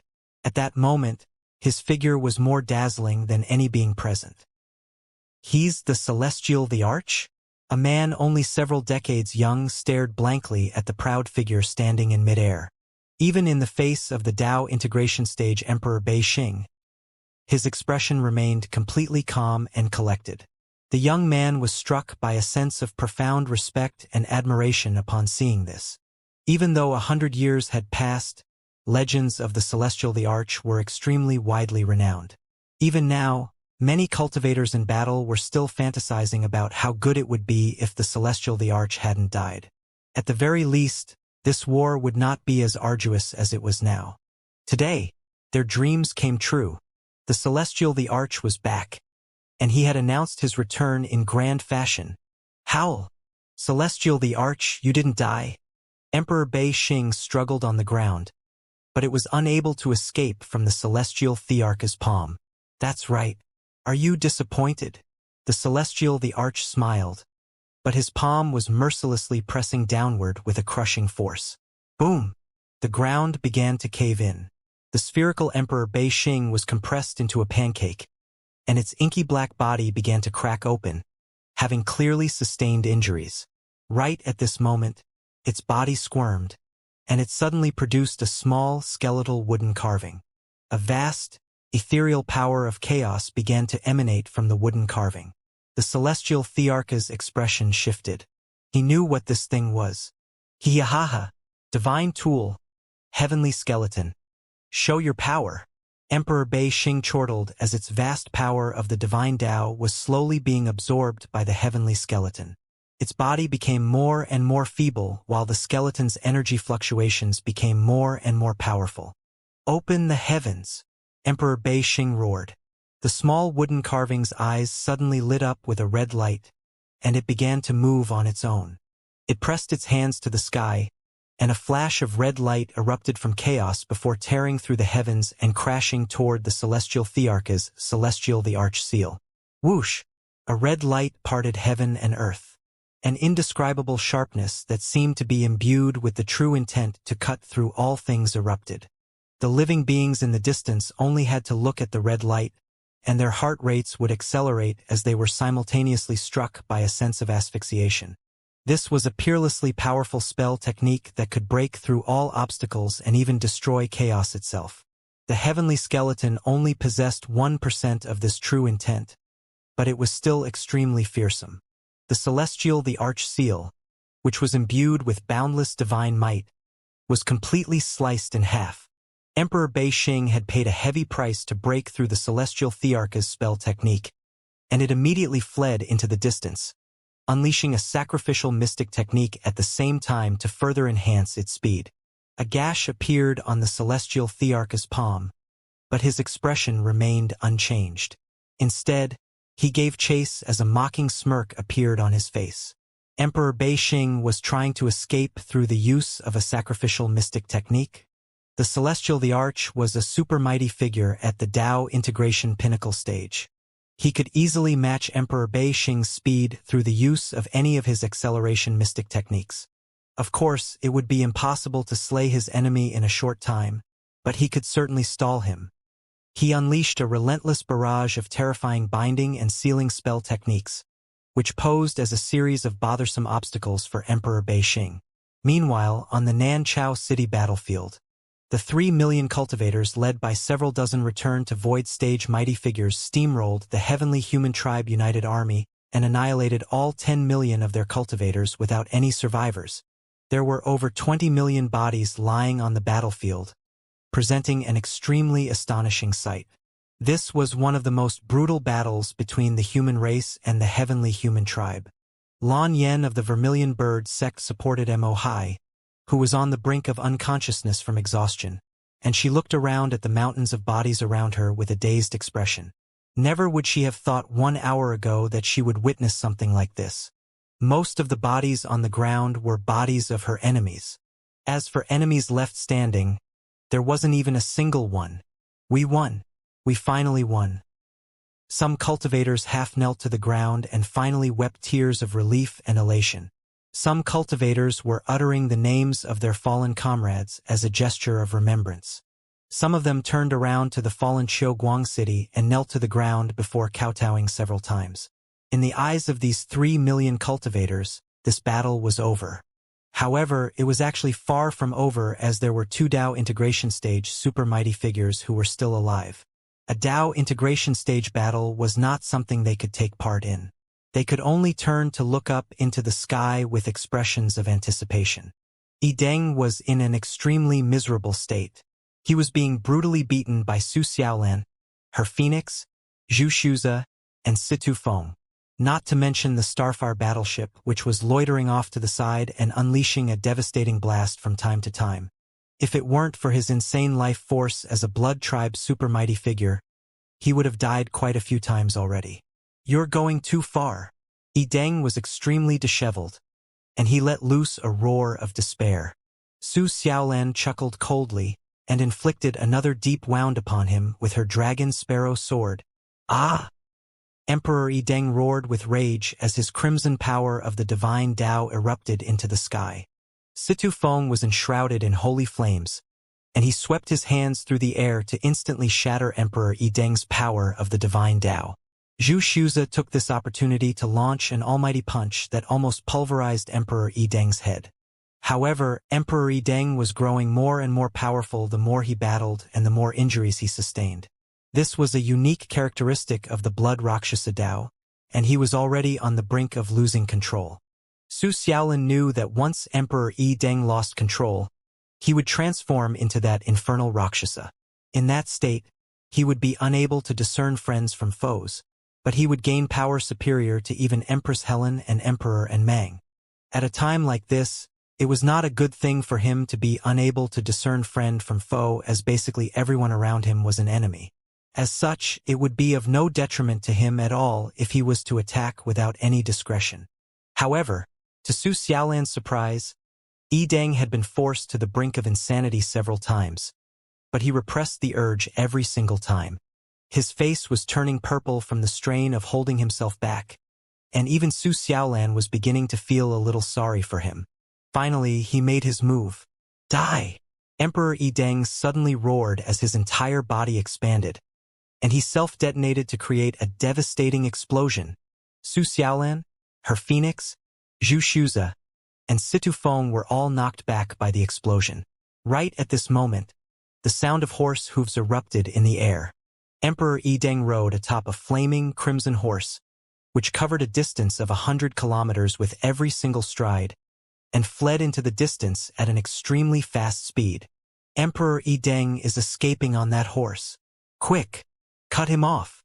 Su Xiaolan, Zhu Shuza, and Situ Feng's expressions shifted at the same time, and all of them immediately gave chase. Emperor Yi Deng chortled with glee. So what if you're surrounding me with 4 Dao integration stage super mighty figures? I don't care, because none of you are as fast as my horse anyway. He rode on his flaming crimson horse as he taunted his pursuers. The flaming crimson horse was extremely fast, and it looked like a red shooting star soaring over the sky. However, the cry of a phoenix suddenly resonated through the heavens. A phoenix with its wings spread open was following Emperor Yi Deng at an extremely fast speed. Su Xiaolan stood atop the phoenix's back, and killing intent radiated from her body, As she slowly drew her dragon's sparrow sword, Emperor Yideng's expression shifted drastically. What? This is an escape divine tool I constructed using a supreme-grade horse soul and refined with the star core blood heart for 9,000 years. How can this phoenix be faster? The gap was slowly closing, and a sense of impending doom engulfed his entire body. A decisive expression appeared on Emperor Yideng's face, as if he was making an extremely important decision. Burn, my divine blood horse. Sacrifice your life force to become the fastest horse in the history of the world. Emperor Yideng carved a small spell formation on the head of the galloping horse. The divine blood horse suddenly let loose a grief-stricken cry. The flames on its body became even more vibrantly crimson, and a series of red-veined patterns appeared on its body, like a system of pulsating blood vessels. The energy was quickly flowing through those veined patterns, as if all of its latent power was being activated. In that instant, the divine blood horse suddenly unleashed incredible speed. Whoosh! It flew through the air even faster than a shooting star and instantly disappeared into the distance like a bolt of red electricity. The phoenix let loose a cry of surprise and flapped its wings with even greater effort, covering a distance of several hundred kilometers with each flap of its wings. However, it was simply unable to catch up and could only look on as the horse sped further and further into the distance. That's enough, little Huang. Su Xiaolan immediately instructed her phoenix to stop upon seeing this. The phoenix had expended a lot of energy during the prior battle, and if it continued to give chase like this, it would probably exhaust itself to death before it could catch up to the horse. At this moment, Zhu Shuza and Situfeng also arrived. Is he too fast? Zhu Shuza spoke with a hint of indignation on his face. Su Xiaolan nodded. Emperor Yideng has sacrificed his escape divine tool in order to attain incomparable speed. My phoenix can't catch his horse. Both of their lips twitched at the notion that a phoenix would be unable to catch a horse. However, they soon came to the realization that this horse was a divine weapon, and it had been sacrificed. As such, it really was no surprise that Su Xiaolan's phoenix was unable to chase it down. Dao integration stage super mighty figures are the most significant participants in this war.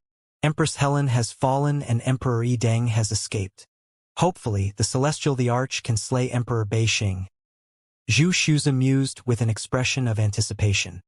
He had expended a lot of energy and sustained many wounds in his battle against the 8 heavenly human tribe great generals, so he was no longer fit to participate in Dao integration stage battles.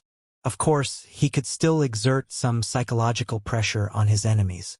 Thus, the three of them began to fly toward Emperor Beixing's direction along with the phoenix. Emperor Beixing was still in the process of running away while the Celestial the Arch continued to give chase. At the same time, he was still unleashing a relentless barrage of binding and sealing spell techniques, making it exceedingly difficult for Emperor Beixing to escape. Just give up, Celestial the Arch. What are you going to achieve by chasing me? When I return to the Void Spirit Realm, you'll be even more powerless there. You should go back and kill Yideng instead, Emperor Beixing yelled. The Celestial the Arch chuckled upon hearing this. Emperor Yideng has been surrounded by 4 Dao integration stage super mighty figures. How is he going to escape? Emperor Beixing continued to sell out his comrade. He has this divine blood horse, which is an escape divine tool. If he uses that thing, the 4 of them might not be able to prevent him from escaping. Oh? Is that the case? The Celestial the Arch nodded, but his expression didn't really change. But I still think I should just prioritize killing you. You're more dangerous than Yideng. What do you mean? I'm just a little star. Emperor Beixing yelled with grief and indignation as it withdrew all of its sharp spikes to reveal its smooth and harmless spherical body, which was glowing with starlight. The Celestial the Arch chuckled coldly before launching another almighty palm. Bam! Emperor Beixing's body was almost shattered by the palm, but it used the power behind the palm to escape even more quickly into the distance. A cold smile appeared on the Celestial Thearch's face, and he made a seal with one hand while making another seal with his other hand, upon which a peculiar ripple surged through heaven and earth. A certain spatial adjustment power swept forth for over 500 kilometers. Great reversal! Emperor Beixing was suddenly enshrouded by some sort of spatial power. When it came to its senses again, it discovered that it had swapped positions with the Celestial the Arch. Fuck! It immediately began to change its direction. However, during that split second in which it had unknowingly flown toward the Celestial the Arch, too much space had already been closed up between them. The Celestial the Arch took advantage of this opportunity and stabbed a finger toward Emperor Beixing's body, upon which a white light shot through space and created a massive hole in Emperor Beixing's body. Howl! Wah! Emperor Beixing howled tearfully, as if it was in a lot of pain. His body was very strange. Even though it had been wounded, no blood flowed from the punctured wound. Instead, it was like a balloon from which energy was escaping. The Celestial the Arch immediately unleashed defensive spell techniques at the sight of the sobbing Emperor Beixing. Emperor Beixing's sobs were extremely terrifying as they were imbued with the power to sob someone to death. Apparently, the more pain it experienced, the more heart-wrenching its sobs became, and the more heart-wrenching its sobs became, the more lethal the power that was imbued within them. Emperor Beixing had suffered a puncture wound, and it fled as it sobbed. Right at this moment, it was suddenly struck by an extremely strong urge to empty its bowels. What the fuck? How had it developed this sensation? It didn't even have any bowels to empty. Immediately afterward, something even more terrifying happened. Energy began to gush out from the hole the Celestial the Arch had inflicted upon its body. Oh! Emperor Beixing screamed in horror. Its energy was leaving its body at an extremely alarming rate. And that wasn't the end. Before Emperor Beixing even had a chance to catch its breath, boundless sorrow and grief suddenly welled up in its heart. Wah! Emperor Beixing had always been a fan of crying, and its sobs suddenly became even more heart-wrenching. The Celestial the Arch was situated the closest to it, and he was blasted flying before throwing up a mouthful of blood from the terrifying spontaneous sound attack that swept toward him. What a terrifying power of grief! The Celestial the Arch was astonished. How did Emperor Beixing suddenly become so powerful? Right at this moment, a white figure quickly closed in from the distance. An awkward expression appeared on Enlin's face, but a black divine seal was shimmering in his hand. You're not getting away. Eat this. Sky Sealing Technique. The Sky Sealing Technique was the Sky Sealing Dark King's signature spell technique. He was once the #1 antagonist in the entire Kingdom of the Nine States, and this was the core spell technique he used to combat the Heavenly Court and dominate the continent. The inheritance crystal the Sky Sealing Dark King had left behind required a return to Void Stage Cultivation base in order to handle its power. And Lin had inherited the Sky Sealing Dark King's power before making it his own in the strange heavenly time god space. The black divine seal hurtled toward Emperor Beixing before crumbling into a cloud of peculiar mist above its head, as if it was a vast expanse of dark clouds hanging in the sky. At that moment, heaven and earth suddenly fell silent. Tinkle, tinkle. A series of black chains shot forth from the black mist before crashing into the ground like indestructible nails, creating an airtight cage. The Celestial Thearch's eyelids twitched at the sight of these chains, and he turned to Enlin before opening his mouth, as if he had a million questions he wanted to ask, but he repressed the urge to do so. Emperor Beixing was not going to allow itself to be captured. Its body suddenly shrank to less than 1% of its normal size, and it hurtled toward the infinitesimal gaps between the chains. However, a layer of murky black mist suddenly appeared within those gaps. Emperor Beixing's body crashed into the black mist, and it howled in agony before hurriedly retreating, as if it had crashed into something extremely terrifying. And Lin gripped the air with his hand. Sky Seal! Whoosh! Light suddenly disappeared within the space enclosed by the chains, and the entire enclosed area was devoid of any sense of space. It was as if it were a realm of chaos and nothingness. And Lin pressed his hand downward. Get down! Rumble. Boundless power came crashing down upon Emperor Beixing, flattening it to the ground. Ah! Ow, ow, ow! Emperor Beixing howled and wailed as grief erupted from its body like a volcanic eruption. And Lin's expression remained unchanged as he continued to compress Emperor Beixing's body with his power. An invisible barrier enshrouded his opponent, keeping its power of grief at bay. In this space, he was the most powerful being. Not even the gods were as powerful as him here. This was the sky-sealing Dark King's most terrifying spell technique. It could cut off all light, vital energy, and space to create an environment in which he held absolute power. Only now did Emperor Bei Xing catch sight of Enlin, and an expression of astonishment appeared on its face. It was clearly not expecting Enlin to be capable of unleashing such a powerful spell technique even after his battle against Helen. Its sharp spikes elongated, and it spoke in a frosty voice. "Enlin of the 4-9 Immortal sect? You ignorant fool! Release me at once, or I'll sacrifice my life to curse you." Enlin chuckled coldly in the face of Emperor Bei Xing's threat, and he continued to exert more compression force. At this moment, the Celestial the Arch had also made his way over, clearly planning to help Enlin put an end to this enemy once and for all. Emperor Bei Xing was not going to give them a chance to do that. Its body squirmed, and the wooden skeleton carving appeared above its head again.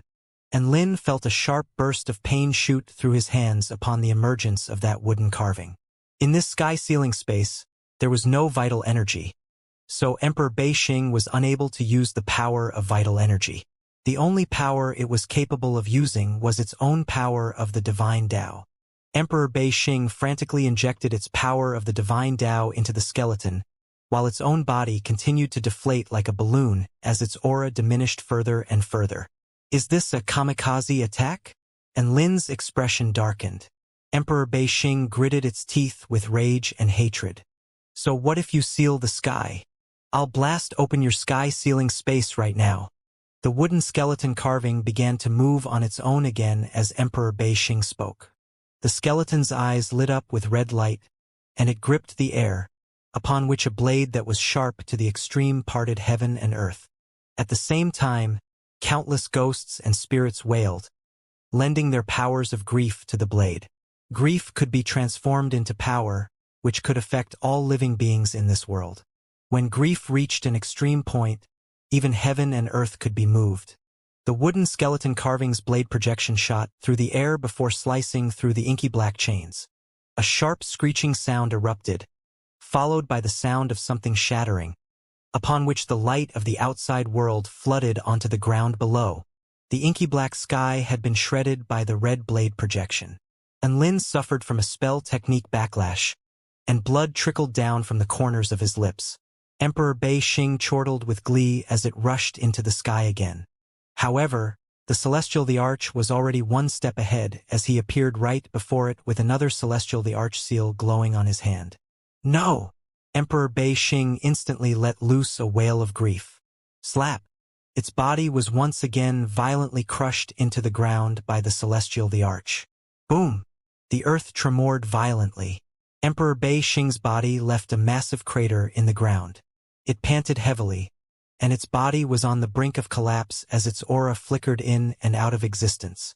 It had expended far too much of its energy and had well and truly come to the end of the road. Emperor Bei Xing knew that this really was a dire situation. If the Celestial the Arch was the only one pursuing it, it could fight as it retreated, and it would still have a chance of getting away. Now that Enlin had been thrown into the mix, its chances of escape had become quite abysmal.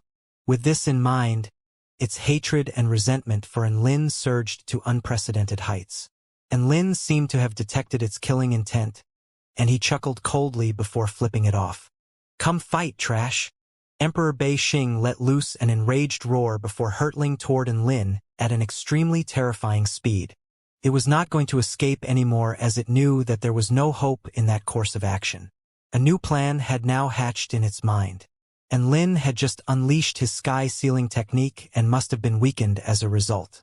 Thus, if he could overpower him and hold him hostage, the Celestial the Arch definitely wouldn't dare to do anything to it. This was the only shot it had at survival. "Become my sole slave, myriad grief hands," Emperor Bei Xing chortled as it wept. All of a sudden, over 10,000 inky black hands grabbed toward Enlin like sinister vipers. Each and every one of the hands was imbued with an extremely dense power of the Divine Tao and could pull all things into depravity. However, and Lin was not flustered in the slightest by Emperor Beixing's surprise attack. Instead, a strange smile appeared on his face. A gray and irregularly shaped stone appeared before him before instantly creating a rainbow barrier. Boom, boom, boom. Over 10,000 divine Tao arms shot forth before crashing violently into the barrier. But the rainbow barrier did not even tremor in the slightest. How? How is that possible? Emperor Beixing was completely bamboozled. This was the most powerful spell technique it was capable of unleashing in its current state, and it couldn't even put so much as a dent in this barrier? Go! And Lin waved a hand forward, and a rainbow divine light that struck fear into the heart of Emperor Beixing suddenly burst. Oh no! Wah! Emperor Beixing howled. The little stone punctured its body, and the rainbow divine light continued to wreak havoc. Emperor Beixing tumbled to the ground. The little stone flew back into Lin's hand. This little stone was the heavenly stone that Nuwa had bestowed upon him 100 years ago. The stone was imbued with Nuwa's power of chaos, and it could easily defend against a Dao integration stage attack and also unleash lethal attacks upon his enemies depending on what was required. It was an extremely powerful and versatile tool. The only downside was that it could only be used 10 times. He had used it once for defense and once for an attack, so there were only 8 uses left. And Lin put away the heavenly stone with a slightly pained expression before turning toward Emperor Beixing, who was rolling on the ground and wailing with grief and anguish. And Lin unleashed his fire god mode and launched a barrage of fire god fists upon it. Emperor Beixing was already in an extremely sorry state. Now that it had been severely wounded by Lin's heavenly stone following the failure of its kamikaze attack, it had no power to resist Lin's brutal barrage of attacks. I'm going to beat the shit out of you. Ah! Wah! Weren't you acting all cocky and badass a second ago? Where's all your spunk now? Wah! I'm sorry, I made a mistake. You have to be beaten for your mistakes. Boom, boom, boom. And Lin's crimson golden arms bulged, and each and every one of his punches fell like divine mountains crashing down upon the earth. Emperor Beixing was in an extremely sorry state, and both its body and consciousness had reached the brink of collapse. The Celestial the Arch was a little startled by this. Does Mr. and Lin have some sort of vendetta against Emperor Beixing? He also joined the party as he spoke and unleashed a ferocious barrage of attacks of his own upon Emperor Beixing. Emperor Beixing's blood-curdling cries rang out incessantly. A phoenix swept toward them from afar. Su Xiaolan, Zhu Shuza, and Situfeng were also astonished by the sight of Lin and the Celestial the Arch pummeling the crap out of Emperor Beixing. How has a Void Spirit Tribe Dao integration stage, super mighty figure, been reduced to such a pitiful state? Situfeng was shocked. Its cries are like music to my ears. Zhu Shuza's eyes narrowed with an elated smile. He harbored a lot of animosity toward the Void Spirit Tribe, and as such, he was feeling extremely happy seeing a Void Spirit Tribe Dao integration stage super mighty figure being pummeled like this. Doesn't Lin not know how to hold back? Su Xiaolan's brows furrowed with an enraged expression. Zhu Shuza turned to Su Xiaolan with a surprised expression. What if Lin had killed Emperor Beixing before I arrived? I wouldn't be able to bash Emperor Beixing for myself then. Su Xiaolan harumphed coldly. Zhu Shuza, Situfeng. Thus, the 3 of them plus the Phoenix also joined the party. What did it feel like to be bashed by 5 Dao integration stage super mighty figures and a supremely talented freak who was comparable to a Dao integration stage super mighty figure? Emperor Beixing felt like its tears weren't even enough to express its emotions. Its body had lost its spherical shape a long time ago, and it was riddled with countless holes.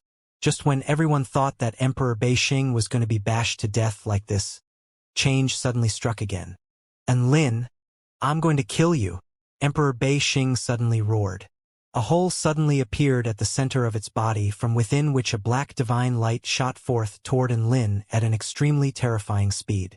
This beam of divine light was imbued with the final reserves of Emperor Beixing's power of the divine Dao, and the earth within a radius of several hundred kilometers began to rot away upon its emergence as all living beings began to perish. And Lin immediately unleashed his evading turtle technique. However, the divine light struck his turtle shell before transforming into a state that transcended beyond matter and seemed to be interconnected with the great Tao of heaven and earth. This was the power of karma. And Lin could see that the divine light was a manifestation of a massive amount of negative emotions. It was like a tiny little star, and its fate had been decided from the moment it was born. Its fate was to merge into Lin's body. The tiny star punctured Lin's turtle shell before disappearing into his body. And Lin, Su Xiaolan let loose a panicked yell upon seeing this. "I'm fine." And Lin clasped a hand over the spot where he had been struck, and an expression of confusion appeared on his face. He could feel that there was something in his body, but he didn't know what that thing wanted to do. Wah! Ha ha ha! Emperor Bei Xing chortled as it sobbed, and it seemed to be extremely elated as it said, "And Lin, you've been struck by my star of tragedy. It is the most powerful karma spell technique I can unleash after sacrificing my life force. All beings struck by this technique will meet a tragic end. I curse you. I curse you to die a tragic death within 2 hours." Emperor Bei Xing chortled with glee. "Taking one of you down with me before I die makes everything worth it." Soon, and Lin's heart rate accelerated, and his face turned deathly pale as a wave of exhaustion swept through his body. "And Lin, are you all right?" Su Xiaolan immediately ran over to Lin before releasing her divine sense to detect his condition. However, what was baffling to her was that there appeared to be nothing wrong with him. It was also at this moment that she discovered that Lin's energy was quickly receding. At the same time, all of his organs were failing or going into disarray. Even his consciousness had become unstable. This was all leading to the worst possible result. And Lin was going to die a tragic death. Emperor Bei Xing continued as it chortled gleefully. "Ha ha ha ha! Resistance is futile. My star of tragedy is the most powerful curse I am capable of unleashing. Even the celestial the arch will be unable to dispel its effects in a short time. Just give up and wait for your inevitable death." Su Xiaolan's features turned pale with fright as she turned toward the celestial the arch with a beseeching gaze. "What should we do?" The celestial the arch took a deep breath before turning to Emperor Bei Xing. "Withdraw your spell technique, and I swear on my title as the celestial the arch that I will spare your life." Emperor Bei Xing's body quivered with laughter. "I was waiting for you to say that." However, right at this moment, and Lin suddenly held up a hand. "There's no need for that. I can take care of this on my own." Everyone faltered upon hearing this. Emperor Bei Xing exploded in rage as it snapped. "You can take care of this? How are you going to do that, you impudent brat?" And Lin ignored Emperor Bei Xing as he drew his evil-slaying sword with a smile. "I just have to stab myself once." Emperor Bei Xing. "Everyone? You'd rather commit suicide than let me live? Why do you hate me so much?" Emperor Bei Xing stared at Lin with astonishment.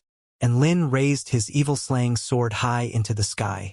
The light of the sun shone down upon its inky black blade, upon which it became as pristinely white as snow and impossibly flawless and pure, as if it were the most beautiful object in this world. Everyone was momentarily entranced by the pristine, white, evil-slaying sword. It was also at this moment that Lin stabbed himself with the evil-slaying sword. The snowy white sword blade pierced through his body, and Lin groaned in pain as blood trickled from the corners of his lips again. Emperor Bei Xing was dumbstruck. It didn't think Lin was actually going to stab himself. Furthermore, couldn't he be a little more accurate? Why was he stabbing his waist instead of his heart? Before everyone had a chance to be surprised, something even more astonishing happened. The pure white sword blade released an extremely holy light, which spread to every corner of Lin's body, healing his body and destroying that invisible, destructive power within. And Lin was filled with vitality and vigor again. It was quite clear that his 2-hour death curse had been removed. How is this possible? Emperor Bei Xing yelled with incredulity upon seeing this. "I sacrificed my life force to unleash that star of tragedy. How could you rid yourself of its effects just by stabbing yourself? That's not fair. It's impossible." Emperor Bei Xing was plunged into despair. A nonchalant smile appeared on Lin's face. "My power is unfathomable to trash like you." Boom! Emperor Bei Xing felt as if it had been struck by lightning and was rooted to the spot. For some reason, it felt like the man standing before him was practically glowing. A return to void stage cultivator who could trample upon Dao integration stage super mighty figures really was not someone it could fathom. You'll pay for trying to curse my Enlin. Su Xiaolan no longer had any inhibitions now that Enlin was healed, and her sword intent soared into the heavens as she slashed her dragon sparrow sword down upon Emperor Bei Xing. At the same time, the Celestial the Arch, Zhu Shuza, and Situfeng also entered the fray. Enlin stood silently on the spot with a calm and collected expression. Oi, have you flexed enough? If you have, then hurry up and let me rest. That curse technique was really exhausting to dispel. A cold and disdainful voice sounded. You're the best, little Xie. Go back and rest.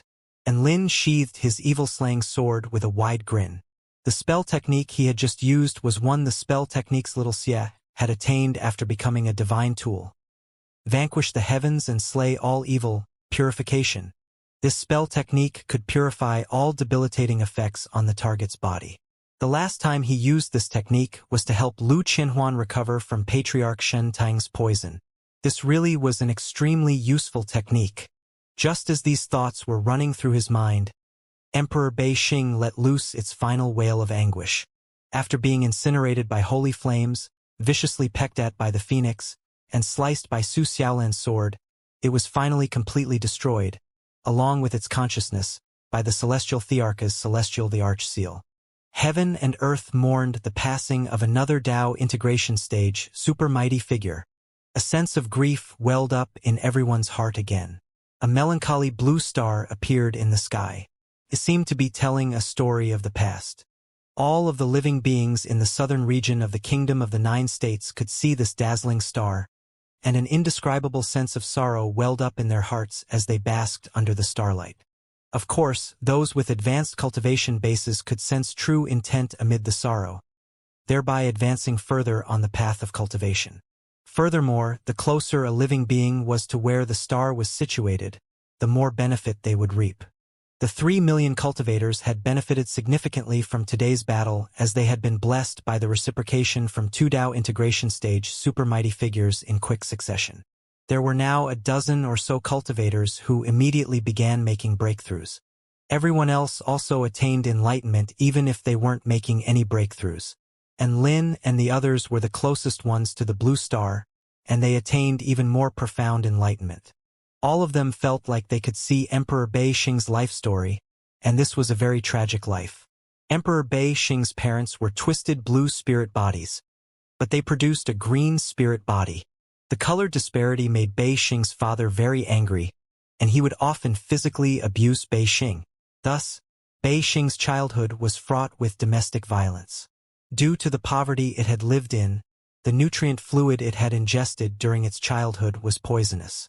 Excessive consumption resulted in stones forming within its body, making it unable to expel liquid, and it almost died as a result, but it somehow made it through that ordeal. Emperor Bei Xing was a living being from the Void Ball tribe, which was a very lowly tribe in the Void Spirit realm. Emperor Bei Xing had been domestically abused in its youth, and it finally made its way out into the world, but it was often looked down on. At school, it was always being bullied. Even doctors would bully it when it became sick. They would often use inferior quality medicine and inject poisonous vaccines into its body, resulting in an irreversible allergic reaction, which made sharp spikes grow all over its body. With its strange, spiky appearance, not only was it rejected by other beings from the Void Spirit tribe, but it was also rejected by its own Void Ball tribe and even its own parents. It was as if heaven and earth had renounced it. Bei Xing felt like this entire world was filled with grief, and that it simply didn't belong anywhere. It had had enough of this world where no one loved it, and it finally left home. After that, its life became a hellish experience. The Void Spirit realm was filled with insane, ghostly creatures who took great pleasure in bullying Bei Xing. Bei Xing could only constantly cry and crawl along the ground. It had only one thought in its heart, and that was that it had to survive. It couldn't die no matter how grief-stricken or painful its life was. Finally, it encountered a big sister skeleton. This skeleton was the warmest and gentlest living being it had ever met. Not only did she accept its spiky appearance, she always gave it warm hugs, taught it to cultivate, and fed it tasty food. The skeleton was the only ray of sunlight in its life. She was the only warmth it had experienced in this world. Bei Xing decided that when it grew up, it was going to repay her for her kindness. However, after it grew up, the skeleton sold it within a rare treasure shop.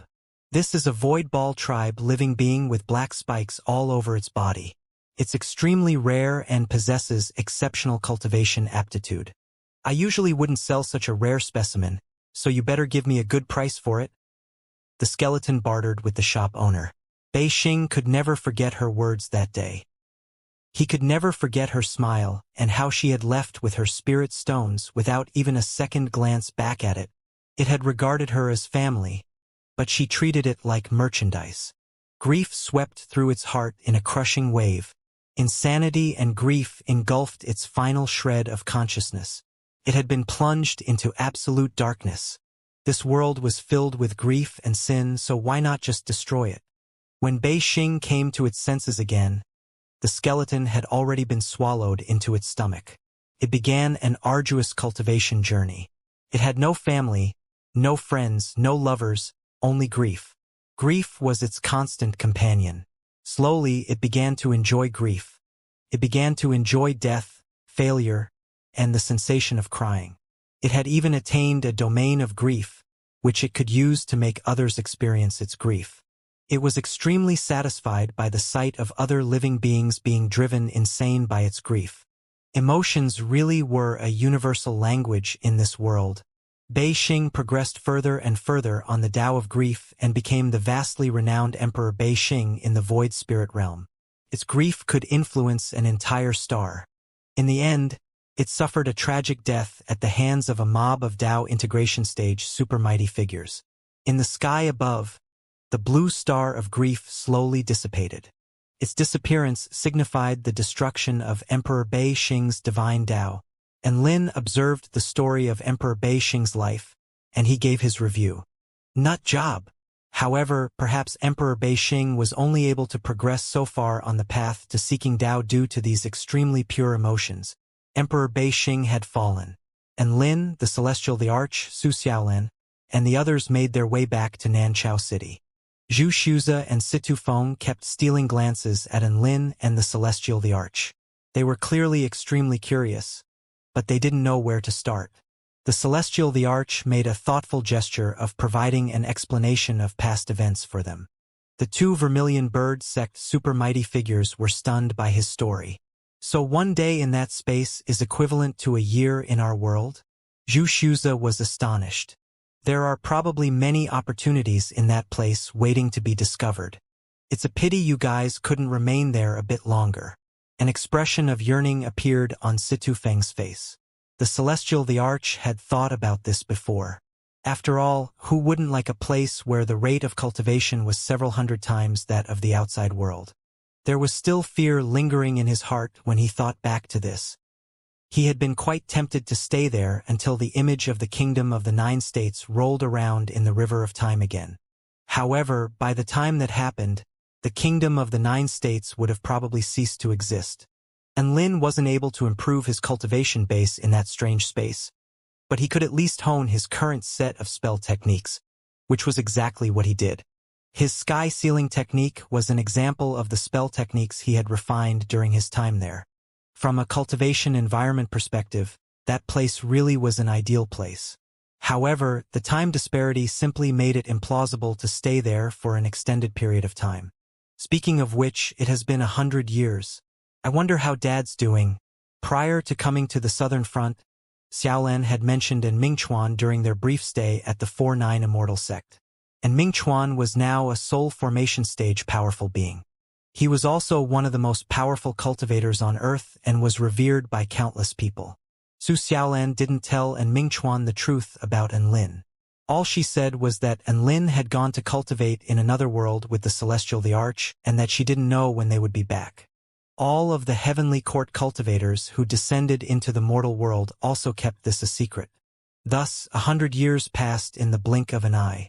and Ming Chuan was completely oblivious to the situation and continued on his journey to becoming Great Sword Immortal, and the cultivation prodigy on Earth Tian Lingling had also progressed to the soul formation stage.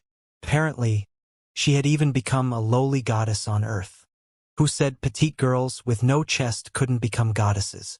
Tian Lingling showed the cultivation world that anything was possible as long as your cultivation base was powerful enough. She was still captivating no matter what her outward appearance. And Lin listened to Su Xiaolan's story, and he couldn't help but chuckle in amusement. Su Xiaolan was the true captivating goddess. The divine Phoenix Maiden was now the undisputed #1 goddess of the Kingdom of the 9 States, taking the title from Chang'e. Of course, Su Xiaolan would still have some competition if Chang'e progressed to the Dao integration stage someday. As for Tian Lingling, and Lin had let her develop for 100 years, and she was still a lowly. No, she was still a soul formation stage cultivator. How disappointing! And Lin and the others returned to Nanchao City. The battlefield was in the process of being cleaned up. Emperor Changshang was tallying everything up while everyone else was either recovering bodies, picking up weapons and resources, or treating wounded comrades. Everything progressed in a fast-paced yet orderly fashion.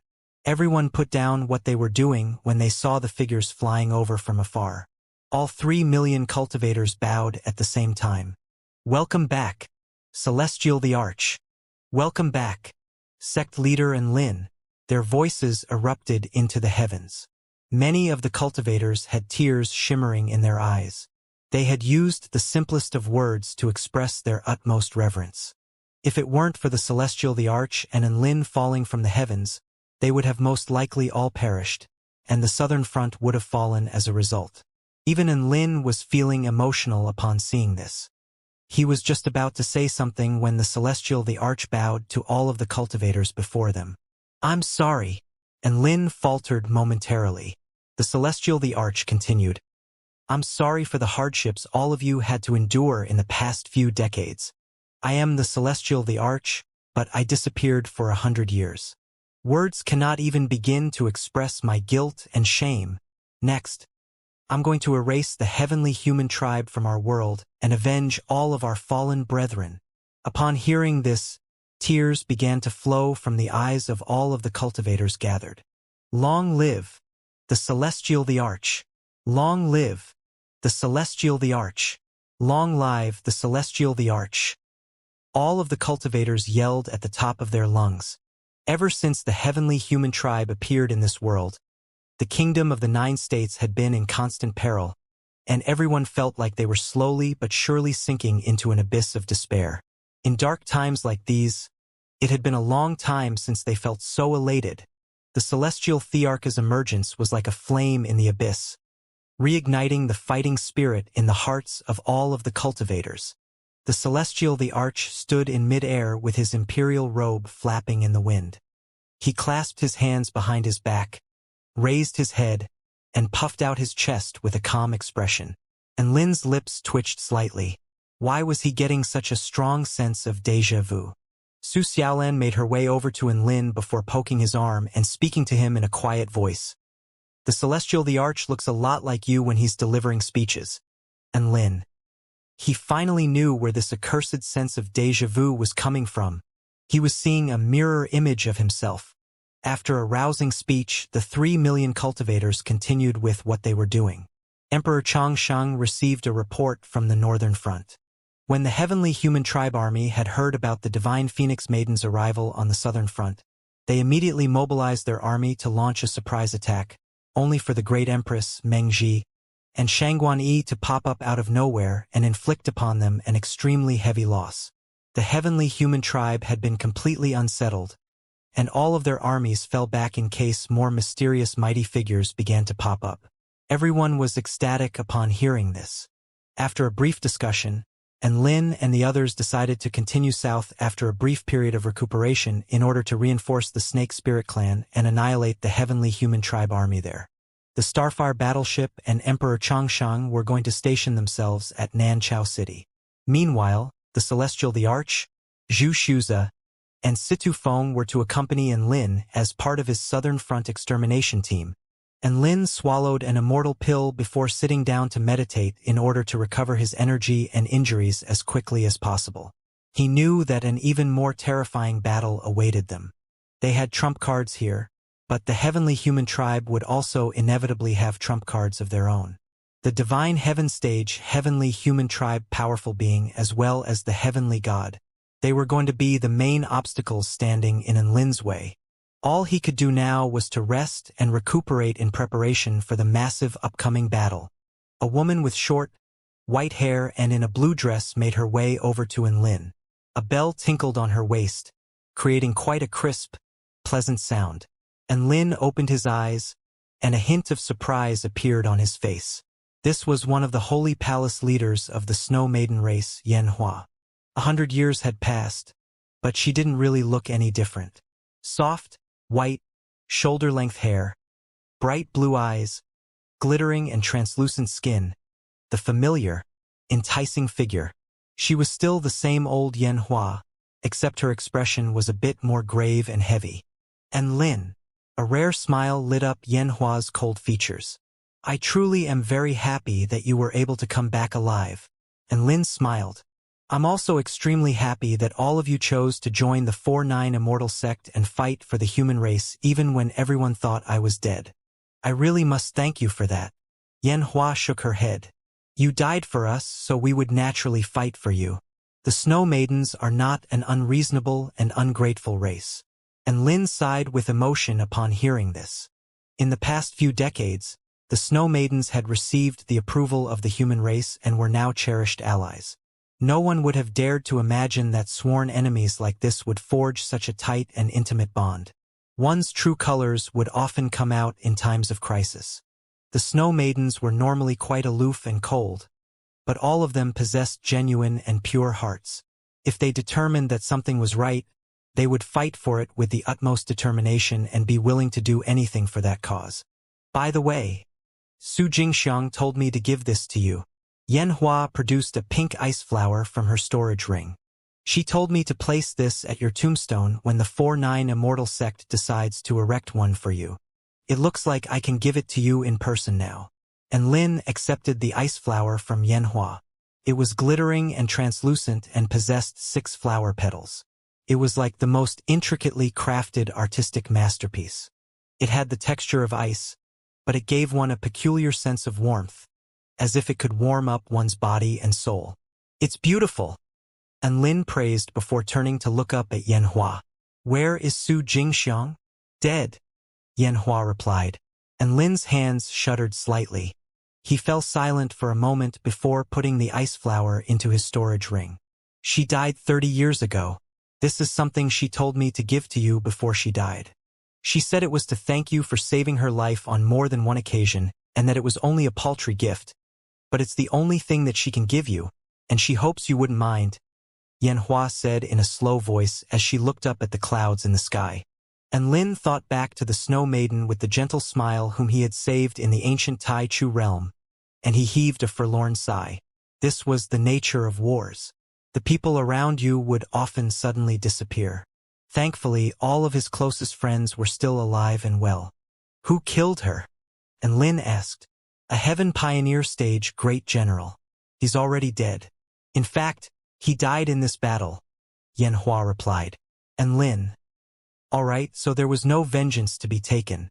And Lin's injuries weren't very severe, so he was quickly back to peak condition through the use of his evergreen technique and immortal pill.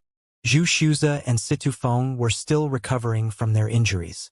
Little Huang was also lying off to the side lazily after consuming a Yang-type immortal pill to replenish itself. However, Su Xiaolan, the Celestial, the Arch, Tina, Bai Ling, and the others had disappeared. Bai, where are Xiaolan and the others? And Lin asked. He was meditating earlier, so he was unaware of what had happened around him. Bai opened his eyes and yawned. They said something about some trash that needed to be cleaned up at Qiuguang City. And Lin nodded upon hearing this. Qiuguang City, the largest city in the Gem State, had been reduced to a cesspool of blood and slaughter. The heavenly human tribe united army of over 6 million had slaughtered all of the living beings in the city. All of the heavenly human tribe powerful beings had wholly, white light radiating from their bodies, and were checking to see if they had missed anyone. The blood tribe living beings were licking the blood from the bodies of humans with excitement shimmering in their eyes. The void spirit tribe army was engaging in some sort of twisted song and dance, as if they were celebrating something. Great General, our third search of the city has confirmed that all of the humans have been killed. A soul-piercing stage general appeared in the air before extending a respectful salute toward the Great General standing before him. The handsome Great General nodded with a satisfied expression on his face. Let's set forth for Nanchao City. We should be able to arrive just in time to see the city fall. The Heavenly Human Tribe United Army was full of vigor upon hearing this. The Blood Tribe living beings, in particular, were already whooping for joy. Let's go to our next feast. The Heavenly Human Tribe Great General's voice reverberated through the air. The Heavenly Human Tribe let loose spirited war cries in response. You think you can leave after killing my brethren? You can stay here to be buried with them. A voice imbued with boundless divine might erupted in the sky. Boom! The Heavenly Human Tribe United Army was struck by an extremely terrifying aura, which gave them a crushing sense of asphyxiation. This was like the boundless wrath of the heavens. Who's there? The Heavenly Human Tribe Great General looked up into the sky with a grave expression. At this moment, a figure hurtled through the air before appearing in front of the Great General and grasping a hand tightly around the Great General's head. A white pillar of light tore through heaven and earth. The Heavenly Human Tribe Great General only had the chance to let loose the shortest of blood-curdling cries before his body disintegrated into countless infinitesimal particles. Who am I? The man looked at the empty space where the Great General stood just a second ago.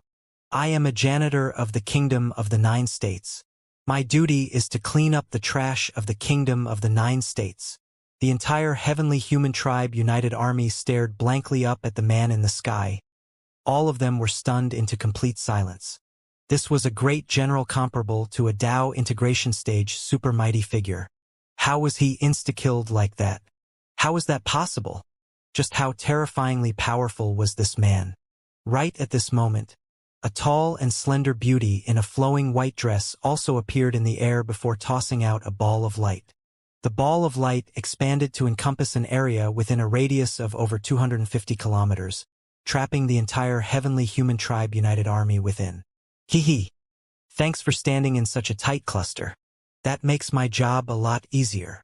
It was also at this moment that white holy vermilion flames fell from the sky, transforming the ground below into a sea of flames. Tens of thousands of blood tribe cultivators were reduced to plumes of smoke amid a series of blood-curdling cries. A woman in a jade dress appeared before everyone, standing in the sky like a regal goddess. That woman, she's the Divine Phoenix Maiden. My God. Why is the Divine Phoenix Maiden here? All of the blood tribe powerful beings were struck by horror upon seeing Su Xiaolan's arrival. Their only Heavenly Human Tribe Great General was dead. How could they stand against a Dao integration stage super mighty figure? I'm also here to clean up some trash, the woman said in a cold voice, as she slashed another all-incinerating sword projection with her dragon sparrow sword, burning countless Heavenly Human Tribe, Void Spirit Tribe, and Blood Tribe powerful beings into nothingness. Another massacre took place. However, the Heavenly Human Tribe United Army was on the receiving end this time. On this day, the entire Heavenly Human Tribe United Army that had advanced toward the Kingdom of the Nine States on the southern front had been eliminated. When Enlin reunited with Su Xiaolan again, Zhu Shuza and Situ Feng had mostly recovered from their injuries. Su Xiaolan told him that the Heavenly Human Tribe United Army in Xiaoguang City had been completely annihilated. Enlin was quite elated to hear this. The Heavenly Human Tribe had slaughtered so many of their Kingdom of the Nine States brethren, and they deserved every bit of this. We still can't let down our guard here at the southern front. Emperor Changsheng will remain here while the 4-9 Immortal Sect's extermination team and I will continue further south, the Celestial the Arch announced. Emperor Changsheng nodded before setting up defenses around Nanchao City. The Celestial the Arch turned to look at Enlin. I don't think the extermination team is a name that's intimidating enough. Should we call it the Heaven Obliterating Team? Or the God-slaying team? And Lin shook his head before speaking in a meaningful and heartfelt voice. Don't make it sound so ostentatious. We're just ordinary cultivators, so what's the point of having such a name? It's not good to flex too much. The Celestial the Arch. He could accept it if anyone else in this world told him that flexing was not good. But when those words came out of Serial Flexor and Lin's mouth, he was struck by the urge to slap him across the face.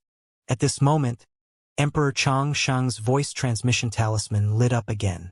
This was an urgent report from the eastern front of the Kingdom of the Nine States. A large-scale battle had also erupted there in which the Heavenly Human Tribe Army had mobilized all of their forces. The Kingdom of the Nine States United Army couldn't hold on for much longer and was requesting for reinforcements. Everyone fell silent upon hearing this. Could it be that the escaped Void Spirit Tribe mighty figure at the return to Void Pinnacle stage disclosed our operation to the Heavenly Human Tribe? Emperor Chang Shang speculated. This seemed too fishy to be a coincidence. I don't think that's the case. And Lin spoke with a firm expression. Dead people couldn't talk, and there was no way a paltry return to Void Stage mighty figure could escape the Kingdom of the Nine States. Perhaps it was Emperor Yi Deng. Or perhaps the Heavenly Human Tribe have already sensed that something's wrong. So they're trying to end this war as soon as possible, Su Xiaolan speculated. This speculation made more sense. The question now was who should continue further south and who should go reinforce the Eastern Front. If they didn't continue south now, they would lose a golden opportunity to destroy the entire Heavenly Human Tribe army on the Southern Front, as the Heavenly Human Tribe would have a chance to recuperate. However, if they forged on ahead recklessly and allowed the Eastern Front to fall, countless living beings would be slain as a result. I'll go with the Grand Elder while you guys forge on ahead. How about that? Zhu Shuza suddenly volunteered, and Lin faltered slightly before nodding with a smile. Sounds good to me. Even though this would weaken their extermination team a little, they still stood a very good chance. Furthermore, they still had some trump cards. 2 Dao integration stage super mighty figures and a dozen or so return to void stage mighty figures should be ample reinforcements. All of a sudden, Emperor Chang Shang's voice transmission talisman lit up once again. This time, it was bad news from the Northern Front. The Heavenly Human Tribe army there discovered that something was amiss, and after retreating for some distance, they suddenly doubled back for another attack. Even with the inclusion of the Snow Maidens and the Great Empress, the Northern Front was in a dire situation. And Lin, let me go. The Starfire battleship is very proficient in defense during large-scale battles, so I should be able to hold on until all of you get back. Lu Qianhuan volunteered this time. Thus, the Starfire battleship also departed from the extermination team. Everyone immediately set off at once. All of the other fronts would require further reinforcements, so the extermination team had to take care of the Heavenly Human Tribe army on the Southern Front as quickly as possible. A phoenix rose into the sky, and Lin, the Celestial the Arch, Su Xiaolan, Bai Ling, Tina, Yiling, Xiao Hong, and the others stood atop the phoenix's back and flew toward the Spirit Lake Realm. The Spirit Lake Realm was located in the southern region of the Taichu continent, to the southeastern direction of the Dark Marshlands, and to the north of the southern Heavenly Wing Nation. Its land mass wasn't very large, probably around only a third of the Kingdom of the Nine States land area. However, its geographic location was fantastic. Vital energy was extremely abundant there, as were all sorts of exotic plants and minerals, as well as mystic realms. It was a first-rate paradise on the Taichu continent. Aside from the Snake Spirit Clan, there were many other tribes that inhabited the Spirit Lake realm. All of these tribes were only allowed to exist there as Nuwa was a very forgiving and accepting character. Now that the Snake Spirit Clan was participating in the war to protect the human race, all of the tribes of the Spirit Lake realm had also rallied behind them to support them in their endeavor. The Spirit Lake realm forces were led by the Snake Spirit Clan, and they had to face the Heavenly Human Tribe, Void Spirit Tribe, and Blood Tribe at the same time. If it weren't for the fact that the Heavenly Human Tribe United Army had most of their attention focused on the Kingdom of the Nine States, the Snake Spirit Clan would have been in a lot of danger. Even so, the battle was still very intense there, and the Snake Spirit Clan was slowly showing signs of inferiority. A phoenix flew over the sky, and Lin stood on the phoenix's back and looked down at the Spirit Lake realm below. The Spirit Lake realm really did have lakes, and it had a lot of them. All sorts of lakes of different sizes comprised almost a third of the continent's land mass. Many of the lakes were as clear as mirrors, and they were not independent of one another. All of the major lakes were connected by at least one river, creating a massive network of lakes. There were many ships and floating cities on the surface of the lakes, creating a very unique and marvelous spectacle to behold. Not only that, but the Spirit Lake realm also had many special lakes. For example, there were lakes with rose-colored water, lakes of turbulent flames, green, poisonous lakes, bottomless black lakes. Special lakes like those were not connected to any other lakes. Su Xiaolan looked down at the system of lakes down below with a faint smile on her face. I've heard that the Spirit Lake realm has the best hot springs on the entire continent. I really want to go there. And Lin's eyes lit up. I'll take you there once we finish this battle. A light blush appeared on Su Xiaolan's face, and she nodded gently. All right. Don't be fooled, big sister Su Xiaolan. I can see the sinister light in Giant and Lin's eyes. Tina flew over to Su Xiaolan's shoulder with a stern expression. Su Xiaolan faltered slightly. The whole point was that she was allowing herself to be fooled. And Lin looked at Tina with a resentful expression. Tina stuck out her tiny little tongue at him.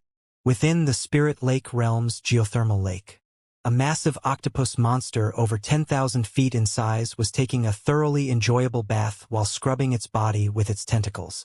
The battle on the front line was quite intense, but the lake guardians were still quite safe. They would be fine as long as the heavenly human tribe did not make it here. All of a sudden, the octopus monster sensed an indescribably horrifying aura. Its entire body shuddered, and instinctive fear welled up in its heart as it was struck by a sense of bloodline intimidation, as if it was being confronted by a higher rank life form. A ball of flames flashed through the sky at blinding speed, disappearing in the blink of an eye. Was that just my imagination? The octopus monster mused. A few seconds later, fearsome wind pressure swept forth, sweeping up a massive wave in the geothermal lake, which hit the octopus monster right in the face. The octopus monster looked at the sky with a dumbstruck expression. What the hell was that? Spirit Lake Realm. Heavenly Snake Lightning Lake. This was a massive, winding lake that stretched for over 1,500 kilometers, within which countless bolts of lightning could be seen unleashing terrifying lightning might. This was a natural barrier on the southern border of the Spirit Lake realm. Now, the battle had already spread to the Heavenly Snake Lightning Lake. Lake water tumbled and surged as energy explosions rocked heaven and earth. The Spirit Lake Realm United Army of over 10 million clashed with the Heavenly Human Tribe United Army of over 15 million. Sharp blades, poisonous mist, explosive lightning, tumbling flames, all types of different energies clashed, creating a breathtaking spectacle to behold. The Spirit Lake Realm United Army took up a defensive position on the Spirit Lake Realm side in order to take advantage of the terrain. On the other side was the Heavenly Human Tribe United Army, which was attacking in a frenzy. One Blood Tribe ship after another was capsized by the lightning-type monsters in the Heavenly Snake Lightning Lake. The Void Spirit Tribe did not fare well with lightning, and those with low cultivation bases could only stand on the other side of the lake. They yelled and sang, but none of them dared to cross the lake. The main threat to the Spirit Lake Realm United Army was the Heavenly Human Tribe Army. They were able to keep the lightning at bay through the use of all types of combination formations and also fly through the air to cross the lake. At the forefront of the Spirit Lake Realm United Army were tens of thousands of massive black flowers, which unleashed a series of extremely terrifying toxic energy blasts into the sky to knock down the Heavenly Human Tribe cultivators like mosquitoes. These flowers were members of the Black Poison Demonic Flower Tribe of the Spirit Lake Realm. They grew from the soil on the banks of the Black Poison Lake, and in order to reach the spirit nurturing stage, they were basked in toxins for 100 years. There was a series of green humanoid monsters with bodies like bamboo stalks, for legs, and two scythe-like arms sitting atop powerful rhinoceros monsters. All of them stood by the shore of the lake as they harvested the lives of those Blood Tribe cultivators with their scythe arms. There weren't that many Snake Spirit Clan cultivators. In fact, there were only about 1 million of them in the army of 10 million. However, they were very much the main backbone of the army. Groups of snake people set up battle formations and unleashed all types of strange curse techniques to tear apart their opponents, or send countless arrows piercing through their hearts, or kill them with poison, or ensnare them in all sorts of traps. In any case, all of them were very troublesome for the enemies to deal with. In the sky above, golden energy clashed with blue energy, sending shockwaves surging through the air in a radius of over 50 kilometers. There were 2 Tao integration stage super mighty figures battling it out in the sky, and just the residual shockwaves from their battle alone were powerful enough to destroy heaven and earth. A snake woman with waist-length black hair and exquisitely beautiful features wielded the realm creation evil vanquishing sword while unleashing boundless golden divine light with every single sword strike. She was the supreme general of the Spirit Lake Realm United Army, Black Spirit Snake. Black Spirit Snake was up against a humanoid skeleton. Its body was translucent and glowed with a bright blue light. Its head was extremely large, comprising almost half of its body, giving it a rather comical appearance. However, no one dared to laugh at its appearance. This was because it was a Void Spirit Realm Tao integration stage super mighty figure, and it was the most powerful one among them.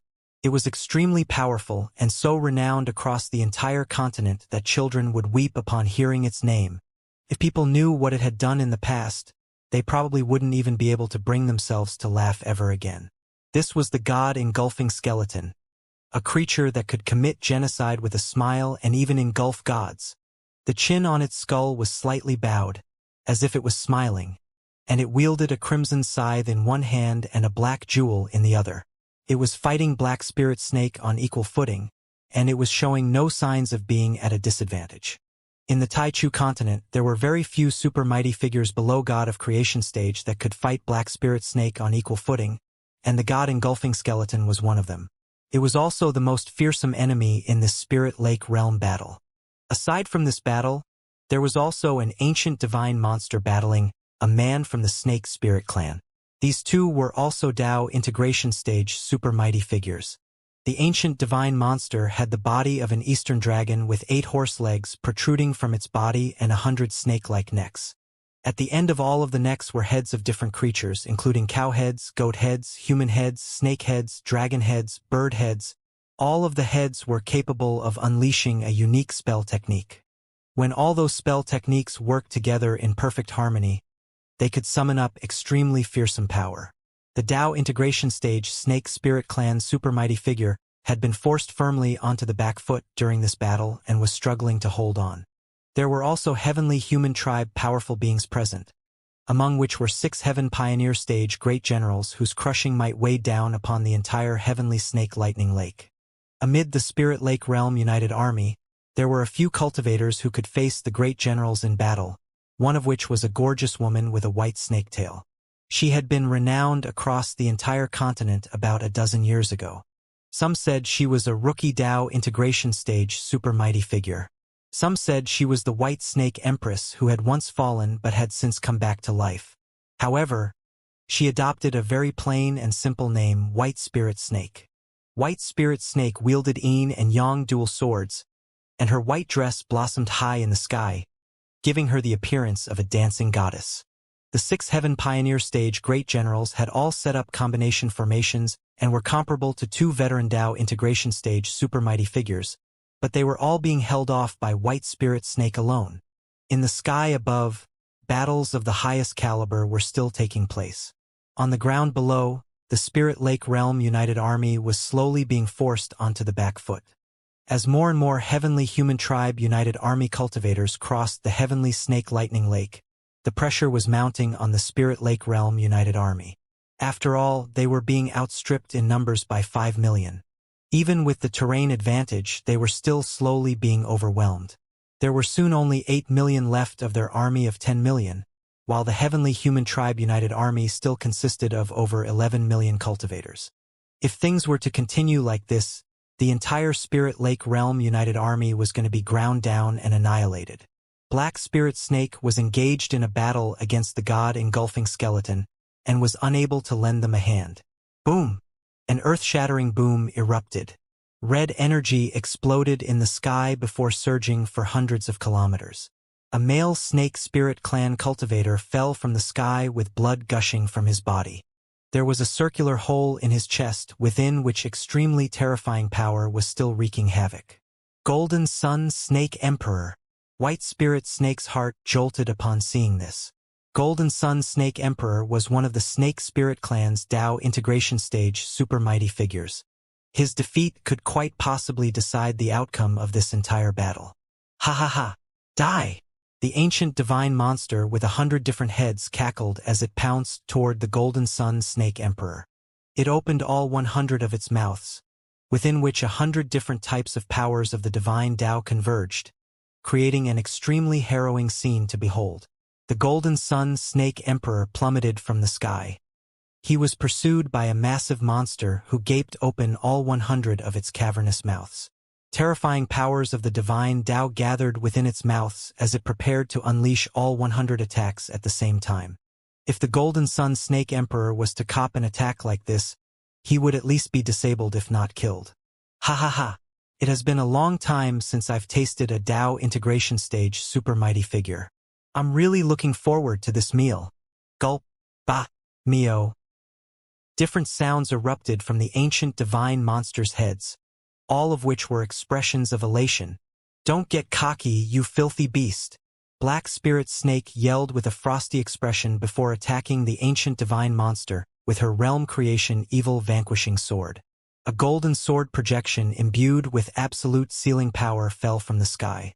The divine monster was not expecting Black Spirit Snake to strike, and it was completely caught off guard as a massive gash appeared on its scaled body, from which blood splattered through the air. Howl! The divine monster wailed in anguish as its spell techniques were cut off. However, right at this moment, a blue skeleton appeared before Black Spirit Snake and slashed down with its crimson scythe. Black Spirit Snake immediately withdrew her sword in defense, but it was also at this moment that a strange ripple erupted from the black jewel in the god engulfing skeleton's left hand, upon which Black Spirit Snake seemed to have been stunned momentarily. Bam! Sparks flew through the air. The crimson scythe knocked the divine sword aside before inflicting a wound upon Black Spirit Snake's body. Black Spirit Snake hurtled back frantically in retreat, but the god engulfing skeleton was not about to let her off the hook. Ha ha ha!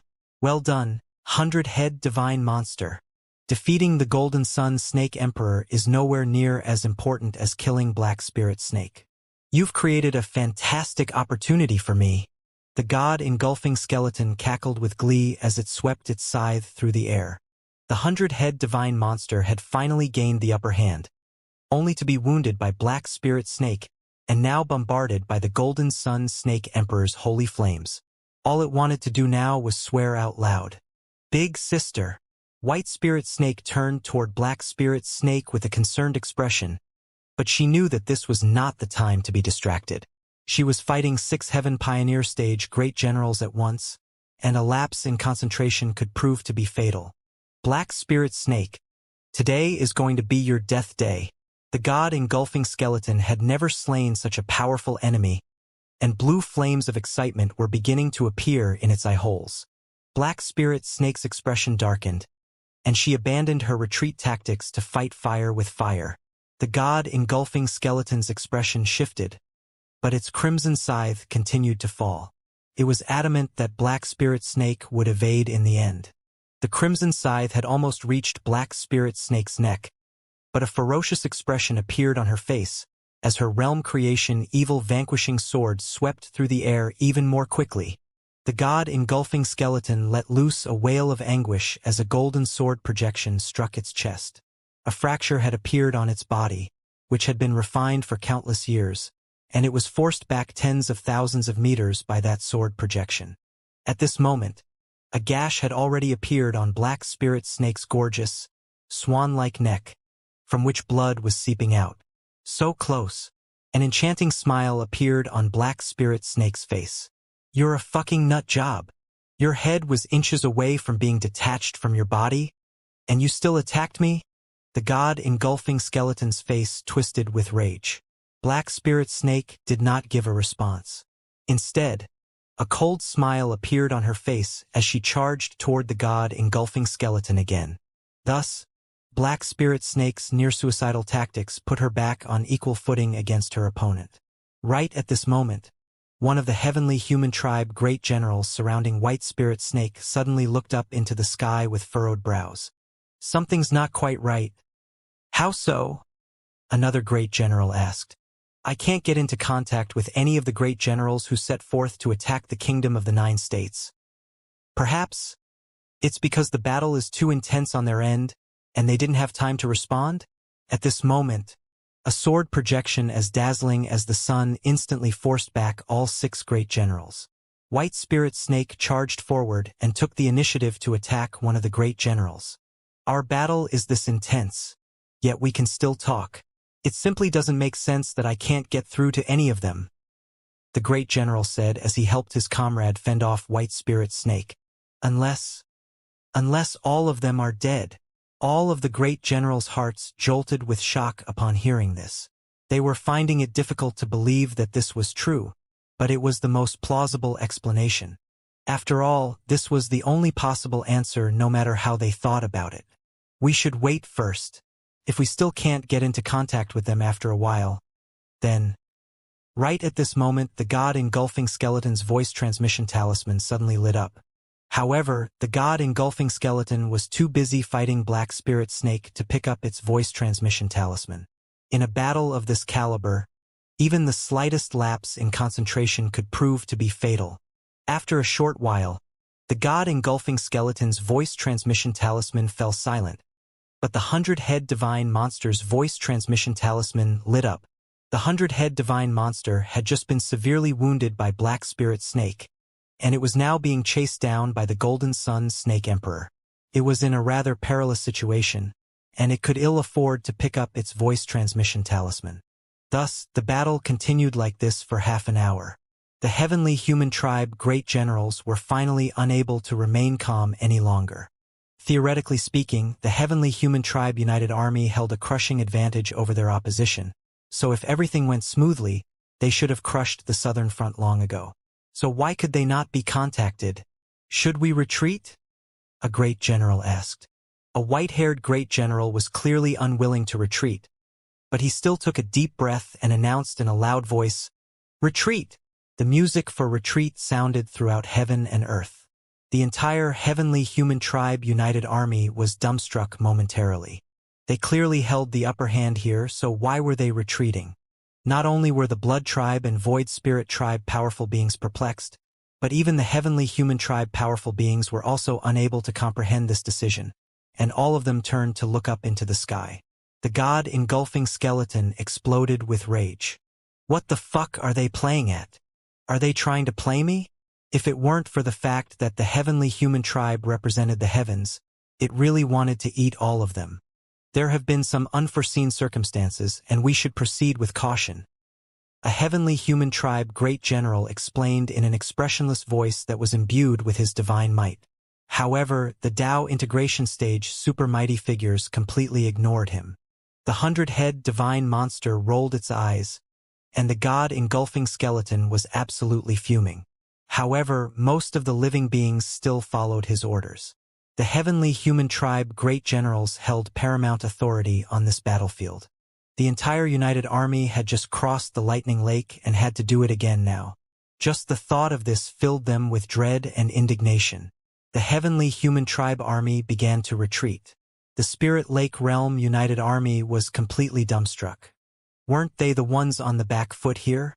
However, after a short moment of stunned inactivity, all of them yelled in an excited voice, "Charge! Don't let them get out of here alive. All Spirit Lake Realm invaders must die." The Spirit Lake Realm United Army suddenly reared up for a spirited counterattack. The entire battlefield was instantly flipped on its head. The seemingly unstoppable Heavenly Human Tribe United Army was suddenly ordered to retreat, and they were being ravaged from both sides by the Spirit Lake Realm United Army and the Lightning Lake that they had just crossed. As a result, their numbers decreased drastically to dip below 10 million. A bald man in a yellow jumpsuit, red gloves, and a white cape hurtled through the Blood Tribe army like a ferocious beast. He pulverized the ground within a radius of several dozen kilometers around him with each punch. Even with the powerful life forces present in all blood tribe cultivators, they would not be able to survive after having their bodies pulverized. The bald man tore through the opposing united army with invincible might, killing each of his enemies with a single punch. Run! That insane baldy is coming again! A void spirit tribe powerful being screamed. After tearing through the blood tribe army, the bald man finally pounced toward the nearby void spirit tribe army. Die! The bald man's eyes shimmered with boundless killing intent, and his fist crashed through the air like a devastating cannon blast, leaving a trail of death in its wake. Right at this moment, a blue, ghostly figure appeared before him. This was a semi-transparent woman with fair skin in a blue dress, which accentuated her enticing figure. Her eyes emanated black light, and she raised her hands up toward the sky, upon which a dark blue ripple exuding frosty power of the divine Tao appeared in the air. Frosty spirit, death seal. Her voice was pleasant and ethereal. The bald man's fist crashed into the blue, rippling space. The terrifying power behind it was quickly drained away like a sandcastle being washed away by the tide. The woman's body floated back several hundred meters to completely alleviate the residual power behind the fist. The bald man's eyebrows perked up. Void spirit tribe? Frost dress woman? The woman didn't say anything. She swept her sleeves through the air as eerie laughter wafted through the air. Boom! A cloud of black mist fell from the sky, engulfing the earth in a radius of over 5 kilometers. Glug! Glug! A sense of drowning pressure suddenly enshrouded heaven and earth. A 6-legged crawling monster began to emerge. Its body was over 1,000 feet in length, and its entire body was twisted and dark. There were countless white bones bulging on its thick head, and all of the bones appeared to be cackling. Void spirit tribe, depraved bone demon, the bald man said in an indifferent voice. His voice had only just fallen when the earth beneath his feet suddenly began to undulate like waves, before everything slowly turned inky black around him, upon which extremely twisted emotions began to invade his body in a frenzy. The ground became inky black, like a black rectangle. Countless eyes then slowly opened on the ground to stare directly at the bald man as if they were smiling, as if they were in triumph, as if they were dragging him down into depravity. Void spirit tribe, sinister dream demon. The bald man's expression became extremely grave. Fist Sage, you're the #1 return to Void Stage mighty figure under Nuwa's command. It would be quite a haul if we could take you down before we retreat. The sinister dream demon chuckled coldly. The bald man couldn't help but burst into laughter. Kill me? Just with the 3 of you? At this moment, the depraved bone demon was already pouncing toward the Fist Sage as fast as lightning. The Fist Sage was just about to evade when he discovered that his legs had been trapped by an extremely terrifying suction force, and he was unable to move in a short period of time. Bam! His fist clashed with the depraved bone demon. Shockwaves shattered the earth within a radius of over 50 kilometers. An overwhelming power swept forth, making the Fist Sage's arm twist and tremor, and even his bones were grinding together with a sickening sound. Fortunately, he was able to blast the depraved bone demon in the end with his insane punch. Stop licking my feet! The Fist Sage raised his other fist and was just about to send it crashing into the sinister dream demon down below when a bone-chilling sensation swept toward him from behind. The woman in blue had appeared behind him, and her hands gently patted him on the shoulder.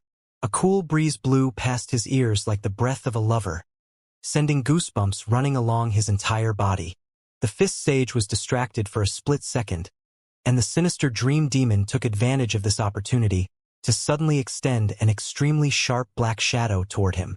Not only did this black shadow possess extremely terrifying physical power, but it was also imbued with a fearsomely powerful spiritual force that could instantly destroy a return to Void Stage mighty figure's consciousness. Crap! The Fist Sage had no time to evade, and the black shadow tore through his chest. You think 3 Void Spirit Tribe mighty figures at the return to Void Pinnacle Stage can't take care of you? A sinister smile appeared on the sinister dream demon's face as its inky black power of the divine Tao surged along the ground. The Fist Sage held quite a high position in the Spirit Lake Realm United Army, so it would deal quite a heavy blow to their enemies if they could kill him. The god engulfing skeleton had also noticed what was going on, and it chortled gleefully. Nice one, Frost Dress Woman, Depraved Bone Demon, Sinister Dream Demon. As expected of the most exceptional return to Void Stage mighty figures of our Void Spirit tribe. Many of the living beings present also began to notice the Fist Sage's dire situation. Many of the Spirit Lake Realm United Army powerful beings charged toward him in an attempt to provide reinforcements. However, all of them would go completely insane upon reaching a distance of 15 kilometers away from the sinister Dream Demon. Some of them roared as they killed themselves, and there were even some who were attacking their own allies. Trash is trash no matter how much there is. Fist Sage, you're not going to live past today. A thick bone spike suddenly appeared on the depraved bone demon's head, and it pounced toward the Fist Sage with its bone spike puncturing space like a spear. The Fist Sage had only just knocked back Frost Dress Woman when the depraved bone demon appeared right in front of him. Many of his Spirit Lake Realm United Army comrades couldn't even bear to look anymore. They didn't want to see the Fist Sage being stabbed to death. Chirp! The cry of a phoenix erupted from the sky above. Before everyone had a chance to react, divine flames swept through heaven and earth. Boom! Divine flames suddenly erupted around the Fist Sage, followed by anguished wails from the depraved bone demon and the sinister dream demon. A terrifying aura swept forth. This aura was filled with absolute bloodline intimidation as well as an overwhelming power. An incredibly gorgeous creature appeared overhead. The Fist Sage's eyes widened with incredulity. Phoenix? The creature overhead was none other than a phoenix over 1,000 feet in size. One of its claws had pierced into the depraved bone demon's body, while the sinister dream demon was trapped firmly under its other set of claws. Why is there a phoenix here? The god engulfing skeleton's expression also shifted upon seeing this. If this phoenix was here, then didn't that mean that the divine phoenix maiden was very likely to be here as well? There was no one on this entire Taichu continent who would dare to disregard the divine phoenix maiden. These thoughts had only just occurred to the god engulfing skeleton when two people suddenly appeared beside it. There was a woman in a jade dress and a man in a white robe. The two of them swept toward it with killing intent surging from their bodies like a tsunami wave. For some reason, it felt like both of them had a personal vendetta against it. The god engulfing skeleton had no idea how it had irked these two. This was the first time it had ever even met the divine phoenix maiden. However, these two were coming at it with unbridled killing intent. The divine phoenix maiden's killing intent was very pure, as if she was absolutely determined to kill it at all costs, while the slightly familiar man's killing intent was intermingled with other emotions and was a bit more indirect. The god engulfing skeleton had done extensive research into emotions, and it was sure that these two were not displaying such animosity toward it simply because they were fighting for the other team. There was a much more personal cause for revenge that they were pursuing. Black Spirit Snake wasn't looking at Su Xiaolin. Instead, her eyes were firmly fixed on Enlin. Incredulity and astonishment etched on her face as she asked, You didn't die. No one in this world is capable of killing me." Enlin shot a glance at Black Spirit Snake. Black Spirit Snake. "Oh my gosh! Senior Enlin!" An excited yell erupted from the distance. Enlin turned to discover a beautiful woman waving at him with unbridled elation on her face. She was battling 6 Heaven Pioneer Stage great generals at the same time, and she still had the spare capacity to greet him. White Spirit Snake. Enlin was slightly dazed upon seeing this woman. He had always felt like White Spirit Snake was using hacks, but looking at it now, he had still underestimated her. White Spirit Snake's cultivation base had also reached the Tao integration stage, and from the energy fluctuations emanating from her body, it appeared that she was slightly more powerful than even Su Xiaolin. Enlin really wanted to know what hacks she had installed. The entire Spirit Lake Realm United Army was given a fright upon hearing this. Empress White Snake just referred to that man as senior? My God! Am I living in a dream right now? White Spirit Snake was one of the most powerful beings in the Snake Spirit clan, so who was this man that she was referring to as senior? Wait, and Lin, why does that name sound so familiar? The entire battlefield was in complete turmoil following the arrival of the Divine Phoenix Maiden and her Phoenix. The Spirit Lake Realm United Army was completely elated while the Heavenly Human Tribe United Army was in shock and horror. Weren't these two supposed to be situated at the Northern Front? What were they doing here? Had they abandoned the Northern Front? The Phoenix landed beside the Fist Sage and looked down at him with an arrogant and disdainful expression. Before he had a chance to express his gratitude, a few more figures leaped down from the Phoenix's back. Ah! Isn't that the bald man we saw in Celestial Immortal Shou Yang's Shou Yang tomb? A mellow voice sounded. It is him. I didn't think we would meet him here. This sure brings back memories. Wow! Is that the One-Punch Man Master mentioned? The Fist Sage looked up to discover an exquisitely beautiful woman in a blue palatial dress, an extremely handsome man in a white robe, and a gorgeous woman in a black, tight-fitting Taoist robe, which accentuated her flawless curves to perfection. He was quite familiar with the two of them. He recalled that he had almost killed them in that world. The Fist Sage's lips twitched as this thought sprang to mind, but he still extended a grateful salute. Thank you for your help. Xianxia shook his head. We should be the ones thanking you. It's all thanks to your valiant efforts that the Kingdom of the Nine States was able to last until this point. His words were extremely genuine, and a flow of warmth welled up in the Fist Sage's heart. Howl! Materialistic sacrifice. The physical body of the sinister dream demon being crushed under the Phoenix's claws suddenly crumbled, and it transformed into an insubstantial spirit body before fleeing into the distance. However, spatial ripples suddenly erupted at this moment. A blue light as cold as the moon instantly swept toward the sinister dream demon's body, leaving behind a trail of disjointed space in its wake. The sinister dream demon was caught off guard, and its body was sliced in half. Its blood-curdling cries resounded through heaven and earth. The severed body did not dissipate. Instead, the two halves continued to run for its life. Xianxia's expression remained unchanged as he snapped his fingers. Snap! The sinister dream demon suddenly discovered that boundless light and energy had erupted in the air around it. No! An overwhelming sense of horror and danger welled up in its heart. Boom! The air exploded with boundless might. A sinister mushroom cloud rose up from the ground as a destructive power swept forth for over 50 kilometers. The Fist Sage was also caught off guard and was almost blasted flying by the shockwaves. At the same time, he was extremely astonished. Just what had this man experienced in the past 100 years? Why had his Tao transformed into something completely different? Its true nuclear celestial immortal. At this moment, some of the Heavenly Human Tribe United Army powerful beings were already yelling with shock and horror. Su Qianyun's moonlight disk was too stealthy, so no one recognized her as setting Moon Celestial Immortal, but everyone instantly identified who Xianxia was following his attack, setting their sights across the entire continent. Only true nuclear celestial immortal Xianxia could make the air explode with such a terrifying power. The Heavenly Human Tribe United Army began to flee even more quickly now. If they were to choose the return to Void Stage mighty figure they were most fearful of, true nuclear celestial immortal would definitely receive the vast majority of votes. His presence on a battlefield brought cataclysmic disaster to all enemies. Before the explosive energy completely dissipated, a black figure riddled with wounds emerged. The sinister dream demon was still alive.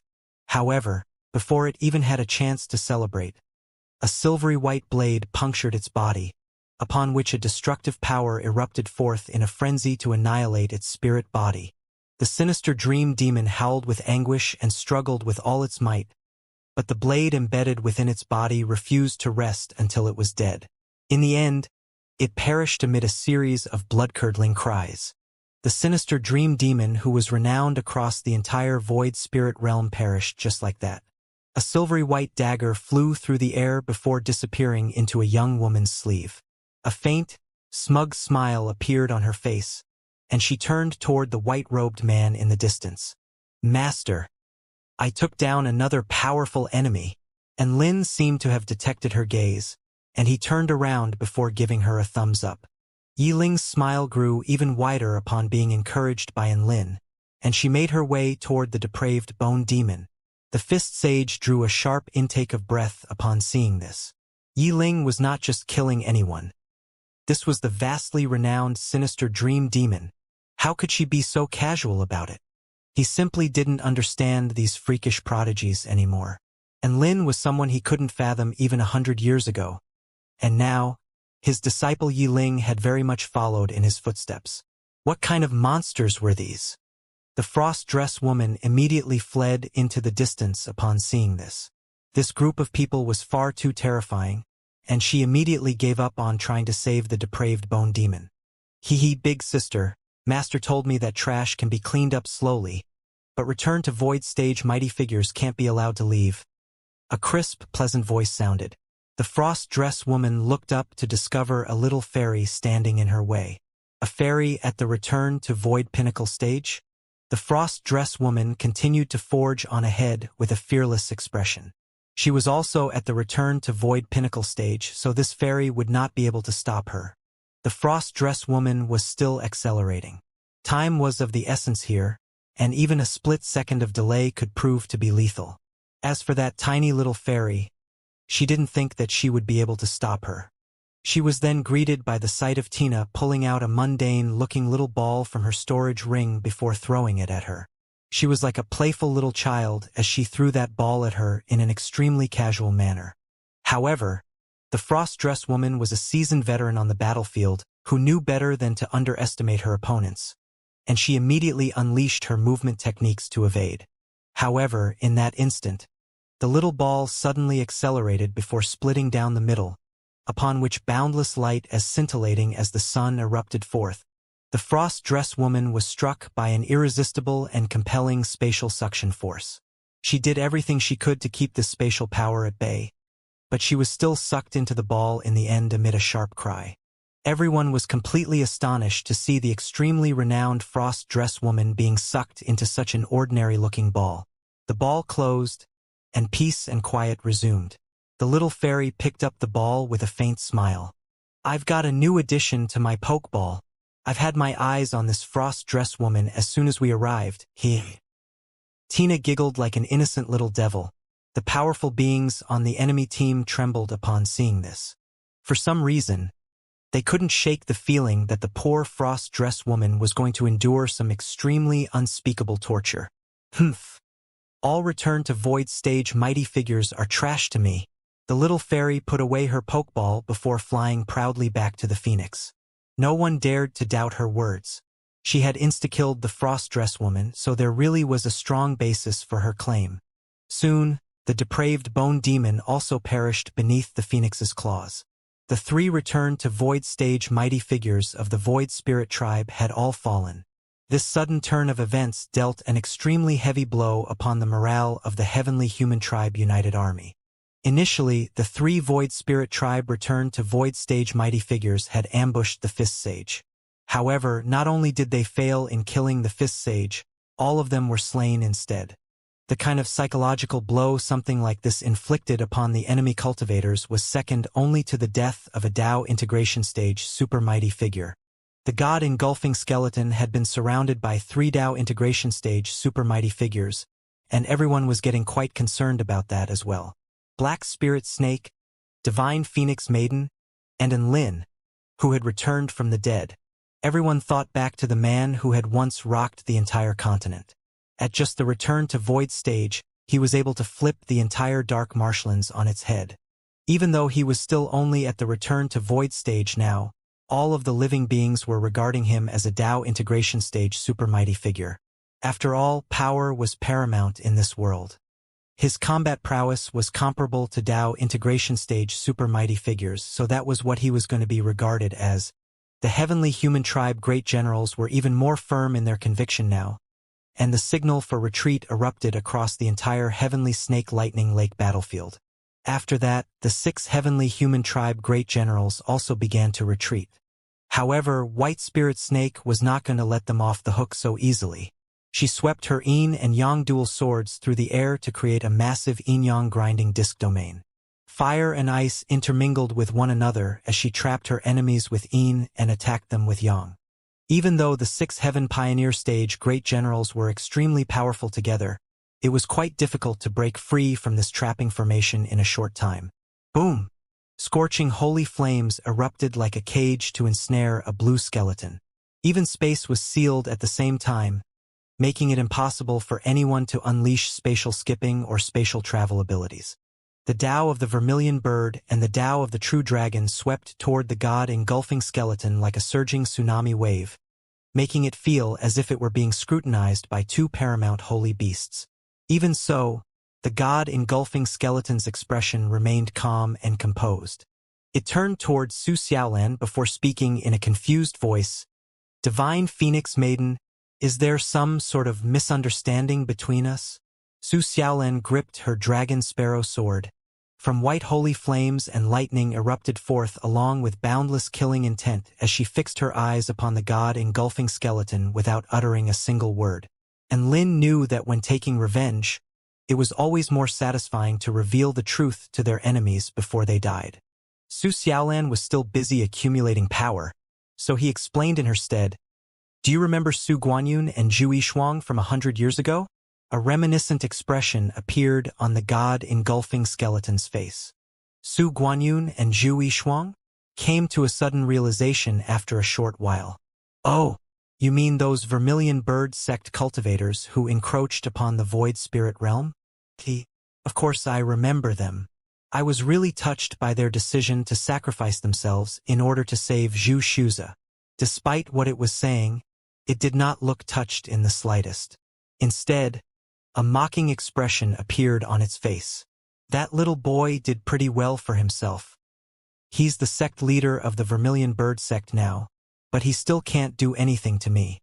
I love seeing him seething with hatred but unable to kill me, The god-engulfing skeleton seemed to be deriving a twisted sense of excitement from these memories. "Divine Phoenix Maiden Su Xiaolan, Su Guanyun. Oh, are you their daughter? I really am." Right at this moment, a sword projection that threatened to part the entire heavens fell from the sky. Holy flames incinerated heaven and earth and crashed down with unstoppable force. The god-engulfing skeleton wielded its crimson scythe at untraceable speed. Boom! Sword and scythe clashed as the space within a radius of over 100 kilometers instantly shattered. Holy flames and crimson energy tore at one another. Killing intent surged like a roaring ocean from Su Xiaolan's body. "God-engulfing skeleton. I'm going to kill you today." The god-engulfing skeleton managed to block Su Xiaolan's dragon sparrow sword with its crimson scythe, and it chuckled coldly with a nonchalant expression. "Impudent little brat." However, right at this moment, a burst of terrifying might suddenly enshrouded its entire body. Su Xiaolan's eyes suddenly became pure golden in color as the insignia of a vermilion bird appeared on her forehead. At the same time, glittering and translucent golden dragon scales appeared all over her body. Boom! Su Xiaolan's aura soared explosively as she combined the powers of her vermilion bird and true dragon, Divine Das. And Lin's heart jolted with shock. This was a power that Su Xiaolan had never unleashed before. The paramount cry of a vermilion bird resonated through the heavens. It was accompanied by a peerless sword projection. The sword projection was pure white in color, and it seemed to be imbued with the purest and scorching energy in this world. The sword projection crashed down with the power to pulverize and incinerate all obstacles, culminating into the most fearsome strike. The god-engulfing skeleton felt as if a vermilion bird were hurtling toward it, and it used its scythe as a shield, but it was completely unable to keep this overwhelming power at bay. Bam! The sword projection crashed into its body. Ah! The god-engulfing skeleton let loose a heart-wrenching, blood-curdling cry as its entire body was instantly charred black and set alight by holy flames before it plummeted toward the ground below. The god-engulfing skeleton was surrounded by Black Spirit Snake, Divine Phoenix Maiden, and Lin.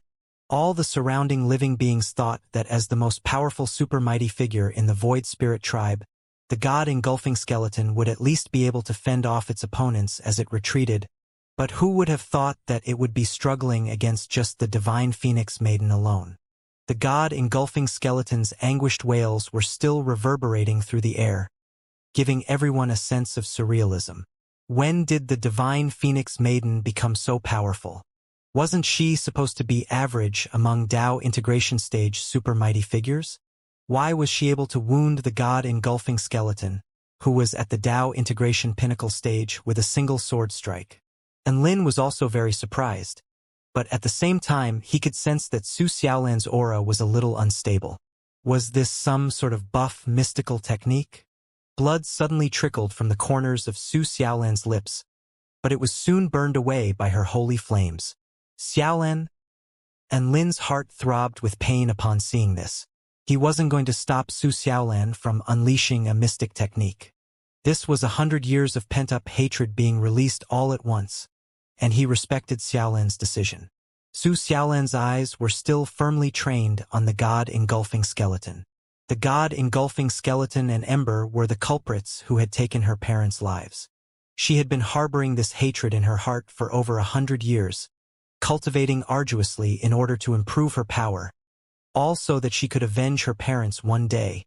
Her power was still insufficient for her to descend upon the void spirit realm and find those two Dao integration stage super mighty figures in order to exact her revenge.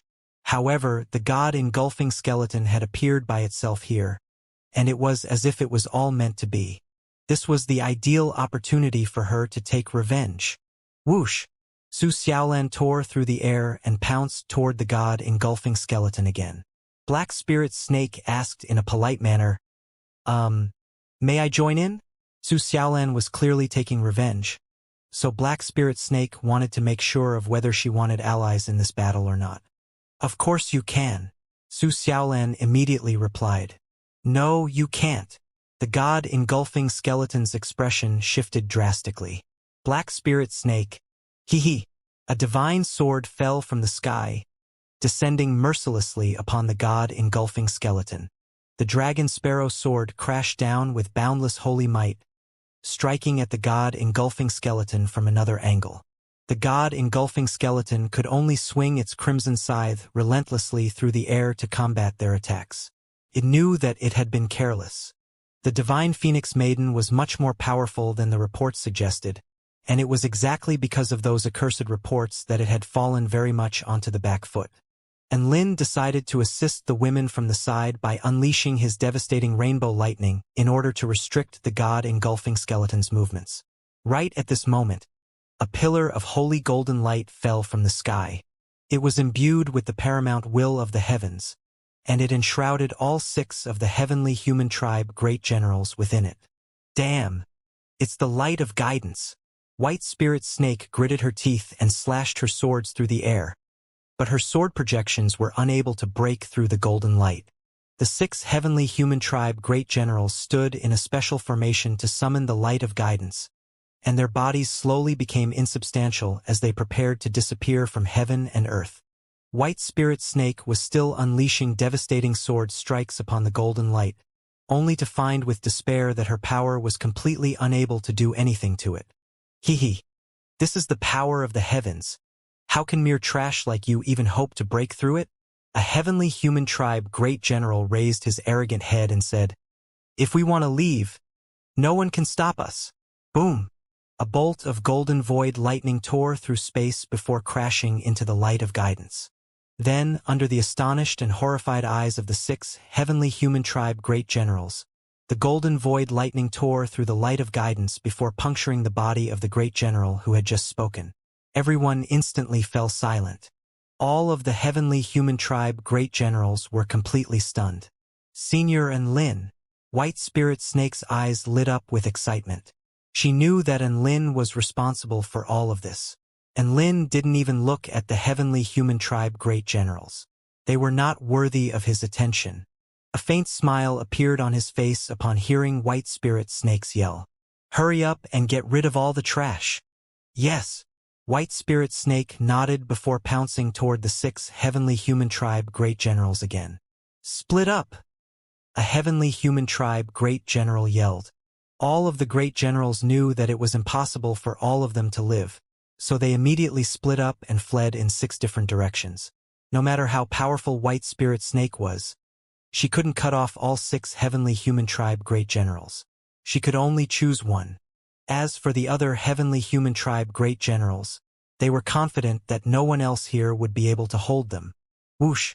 A white barrier of light suddenly enshrouded an area over 50 kilometers in radius, trapping all 6 of the heavenly human tribe great generals. Where are you going? Let's have some fun together. This was an extremely mighty voice that seemed to have come from the pinnacle of the heavens, but it contained a hint of disdain and mockery, as if the 6 great generals were all scurrying rats while he was the hunter. A man in a magnificent imperial robe appeared in the sky. The Celestial the Arch was here. One of the great generals materialized a holy spear, which he then hurled toward the Celestial the Arch in an attempt to kill this serial flexor.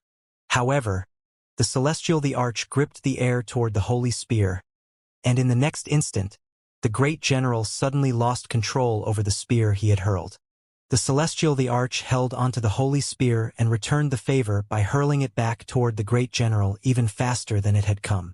The great general was just about to evade, but he discovered that the space around him had been completely sealed, preventing him from going anywhere. No! He frantically created one holy light defensive barrier after another.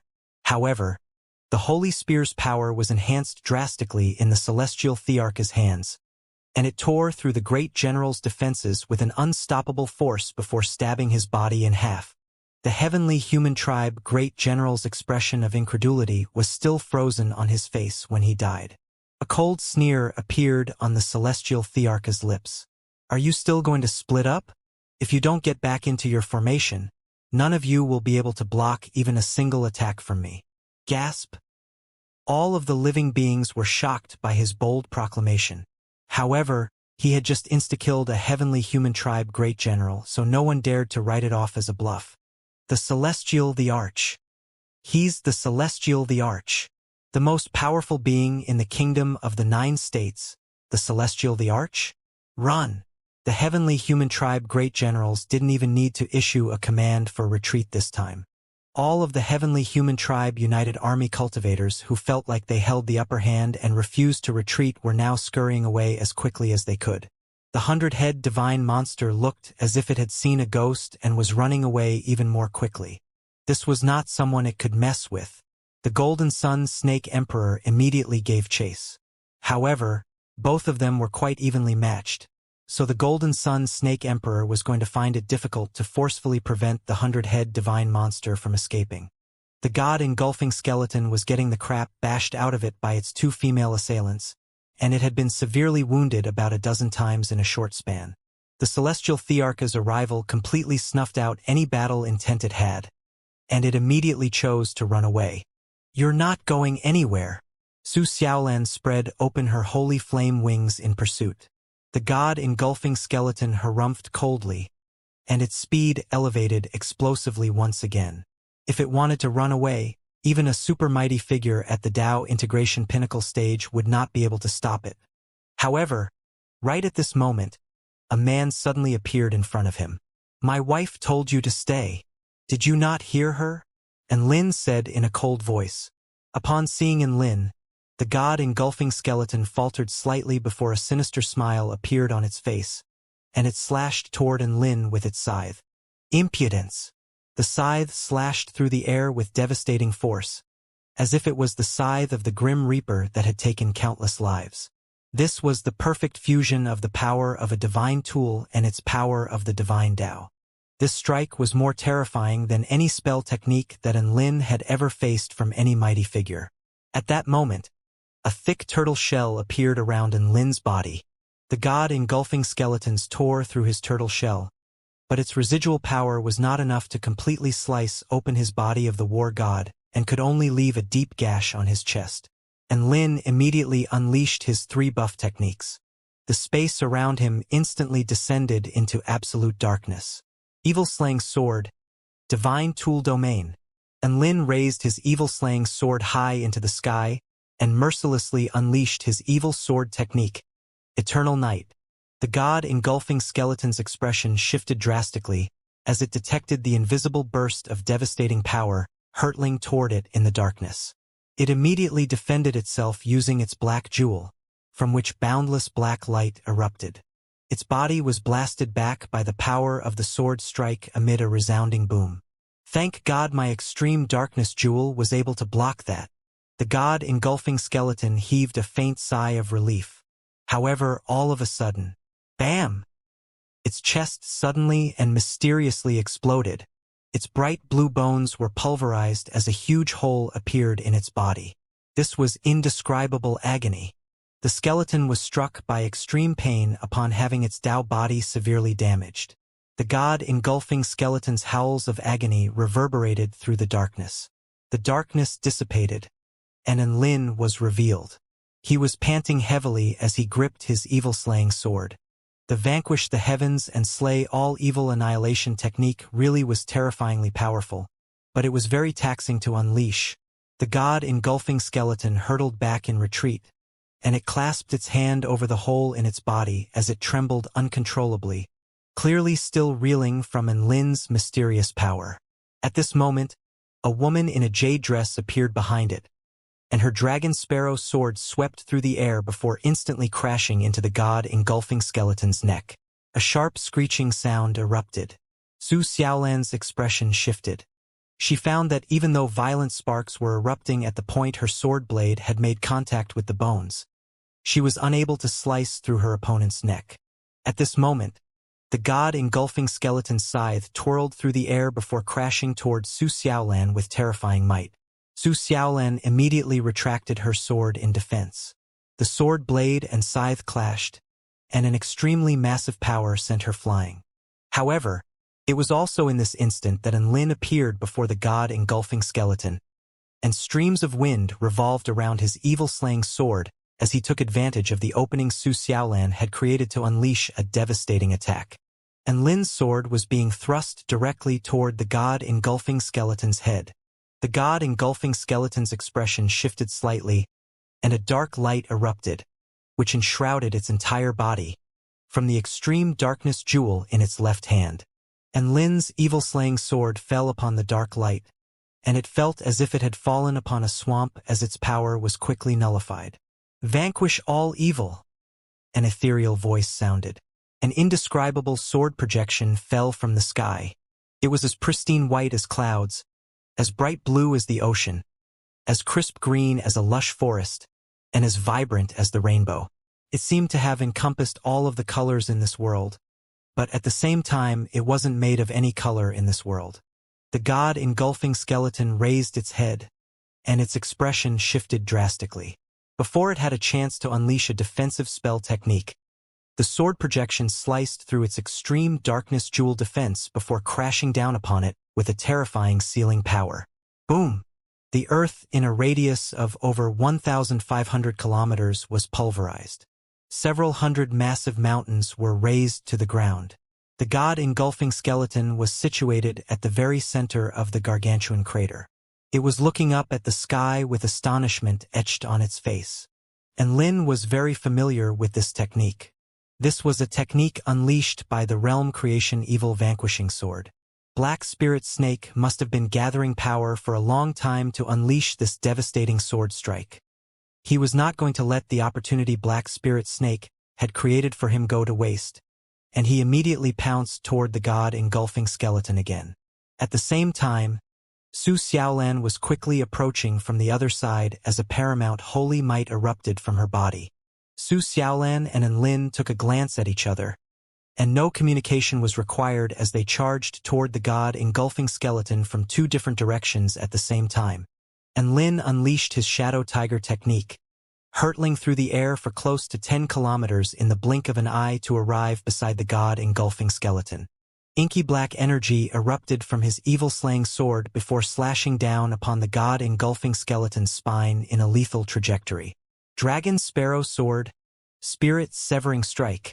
Su Xiaolan's Dragon Sparrow Sword crashed down toward the god engulfing skeleton's shoulder. The two of them had attacked at once, cutting off all avenues of retreat for the god engulfing skeleton. What a pain in the skull! The god engulfing skeleton's massive head was throbbing a little. A scintillating crimson light suddenly erupted from its scythe, which it slashed around it in a circular motion, slicing cleanly through everything within a radius of several dozen kilometers. And Lin and Su Xiaolan were both knocked flying by that attack. However, they were only knocked back several hundred meters before arresting their momentum and attacking the god engulfing skeleton again. And Lin's sword techniques were extremely diverse and unpredictable, while Su Xiaolan relied on her forte of power, raining down one simple yet devastatingly powerful sword strike after another. The two of them pounced toward the god engulfing skeleton again. The god engulfing skeleton could defeat either of these two on their own, but the two of them cooperated extremely effectively together, and it suddenly found itself in quite the sticky situation. It felt like every time it knocked one of them back, the other person's attack would be upon it already. Thus, it had no chance to give chase to the person it had just knocked away, and this was a cycle that repeated itself over and over again. Extremely harmonious teamwork and devastatingly powerful attacks presented a combination that made the god engulfing skeleton extremely irritated. Not to mention that there was still Black Spirit Snake in the sky above, gathering power for her next strike. Boom, boom, boom. The sound of weapons clashing reverberated between heaven and earth. The god engulfing skeleton swung its crimson scythe through the air, and each and every one of its strikes was able to topple mountains and part oceans. However, there were two streaks of light pouncing toward the god engulfing skeleton one after the other, creating an earth-shattering collision every time. All of the living beings on the battlefield could only see that the god engulfing skeleton was slowly being forced into a dire situation, but their eyes couldn't even keep up with the three of them. In a battle between gods, mortals couldn't even spectate properly. The god engulfing skeleton finally managed to knock Lin flying again, but Su Xiaolan appeared before it once again with lightning revolving around her feet and holy flames erupting from her sword. A ferocious expression appeared on the god engulfing skeleton's face, and a strange ripple erupted from the extreme darkness jewel in its left hand. Countless negative emotions suddenly erupted within Su Xiaolan's mind, stunning her for a split second. The god engulfing skeleton took advantage of this opportunity and immediately slashed its crimson scythe toward Su Xiaolan's neck. This was the decisive moment it was waiting for, and Lin's expression darkened as invisible ripples instantly struck the god engulfing skeleton. Make you cry spell technique. Make you poo spell technique. Boundless sorrow welled up in the god engulfing skeleton's heart as a sharp pain erupted in its lower abdomen. What the fuck? It was a skeleton that didn't even have a lower abdomen. The god engulfing skeleton was dumbstruck momentarily. Right at this moment, Su Xiaolan came to her senses, and her dragon sparrow sword came crashing down once again. Boom! The god engulfing skeleton was blasted flying by the terrifying sword projection again. Even some of its bones had been fractured by that devastating attack. Ah! The god engulfing skeleton roared with rage and frustration. The god engulfing skeleton was extremely irritated. It had finally managed to create an opportunity only to be foiled by that man's mysterious spell techniques. If things continued like this, was this battle ever going to come to an end? Unless it could wait until they were unable to keep up their buff mystic techniques any longer. The god engulfing skeleton knocked Su Xiaolan back, and dark blue flames began to burn in its eye sockets, thereby allowing it to detect Su Xiaolan's current condition. The Divine Phoenix Maiden's buff mystic technique was only meant to be used for short bursts at a time, and she was already struggling to hold on. However, the god engulfing skeleton was still a little hesitant. The main cause for concern was that Black Spirit Snake had disappeared, and it had no idea what terrifying spell technique she was preparing this time. That sword strike from earlier had already severely wounded it. If another attack like that was to fall upon it, with this in mind, the god engulfing skeleton decided to act like a coward for once. And Lin and Su Xiaolan pounced toward the god engulfing skeleton again. The god engulfing skeleton suddenly roared as its power of the divine Tao exploded around it. Divine bone, opposite shore ghost. Extremely dark divine Tao light emanated from its bright blue bones. Heaven and earth suddenly became more viscous as its power of the divine Tao proliferated forth. This is the power of death? Su Xiaolan's expression became more grave. Why do I feel like I want to die? And Lin felt like something was amiss. The god engulfing skeleton's power of the divine Tao was imbued with a very special type of emotional power, which could affect one's mood, instilling the thought that death was the path to eternal bliss. However, this was not the main point about the god engulfing skeleton's power of the divine Tao. One vibrant flower after another began to blossom around them. The river Styx flowed along the ground, seemingly with no beginning nor end. At the same time, countless bones of dead beings stacked up into mountains with no end in sight. And Lin was not going to stand around and admire the god engulfing skeleton's power of the divine Tao. He immediately unleashed his evil sword technique flash thrust to attack the god engulfing skeleton. All of a sudden, the flower around him turned blue from its initial red color before emitting a blue energy that moved the mountainous piles of bones around it before reconstructing them. This was an 8-armed monster with bones as its core and the divine Tao as its flesh. The 8-armed monster positioned itself in front of Enlin before sweeping its arm toward Enlin with the power of the divine Tao. Piss off! Inky black sword intent erupted from his evil-slaying sword, and he unleashed an almighty sword strike, clearly intending to insta-kill this monster. However, the 8-armed monster suddenly made 8 different hand seals which it used as a shield. Sword intent exploded violently, pulverizing the ground within a radius of over 50 kilometers. The 8-armed monster let loose a wail of agony as it hurtled back in retreat. Its arms had been shredded, revealing the bones underneath, which were completely unscathed. It let loose a loud roar before pouncing toward Enlin again. Enlin's brows furrowed slightly. Wasn't this monster a little too powerful? On the other side, Su Xiaolan had only just knocked back a dragon monster when a massive demonic falcon stood in her way, both of which were extremely powerful. Ha ha ha ha. Everyone thinks my forte lies in my ultra-powerful attacks and my skeletal Tao body. However, unbeknown to them, my forte actually lies in necromancy. With divine bones as a core and powerful ghosts to bring these bones to life, I can summon the most powerful monsters. The god engulfing skeleton rushed toward the Styx River as it chortled gleefully.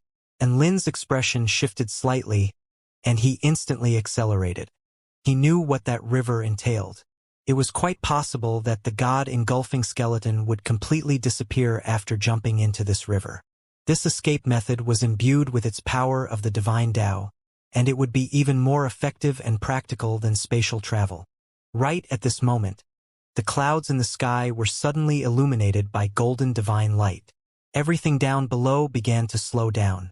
This included everyone's senses, and the god engulfing skeleton was not exempted from this.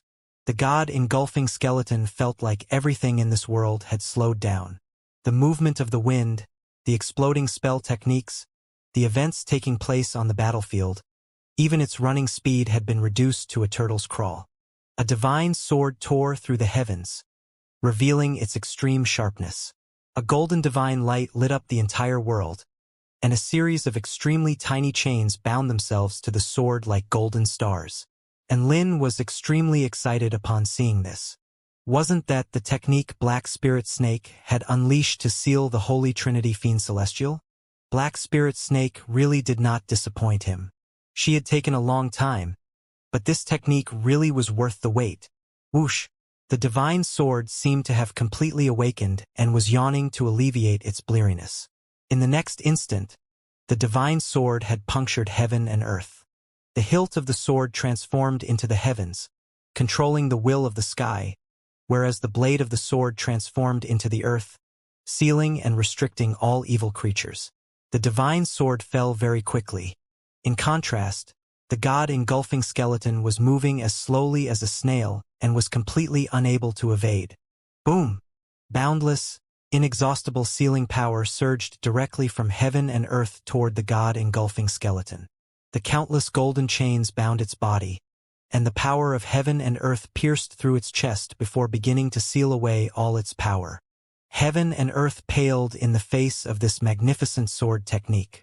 The fleeing Heavenly Human Tribe United Army and the Spirit Lake Realm United Army all turned toward that direction. There, They saw the boundless sword intent, the most dazzling divine light, and the most terrifying power. And Lin looked on as the god-engulfing skeleton wailed beneath the divine sword, and he stroked his evil-slaying sword. Little Xia, you're a divine sword as well.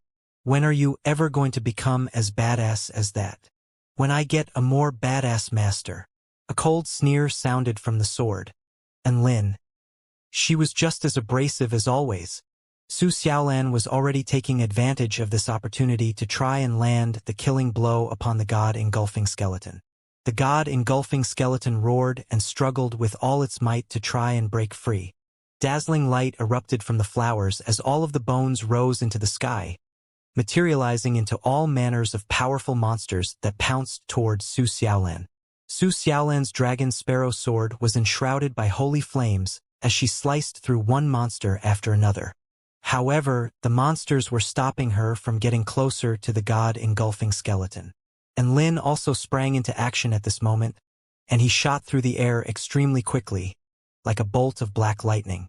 Flames suddenly erupted from within the god-engulfing skeleton's eye sockets, and it roared as its entire body tremored violently, as if it was unleashing extremely devastating power to free itself from the golden chains. The golden chains also began to tremor. The god-engulfing skeleton's Dao body began to fracture, revealing the mysterious divine light glowing from within.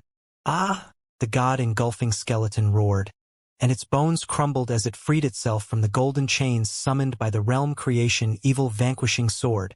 The god-engulfing skeleton immediately dragged its broken body toward the Styx River, and Lin's expression shifted drastically. He was unable to keep up with its speed. A determined expression appeared on Lin's face. He could let anyone escape, but the culprit who had killed Xiaolan's parents could not be allowed to leave. He had to keep it here no matter at what cost. A wind halo appeared above Lin's head, from which boundless divine mighty emanated. Boom!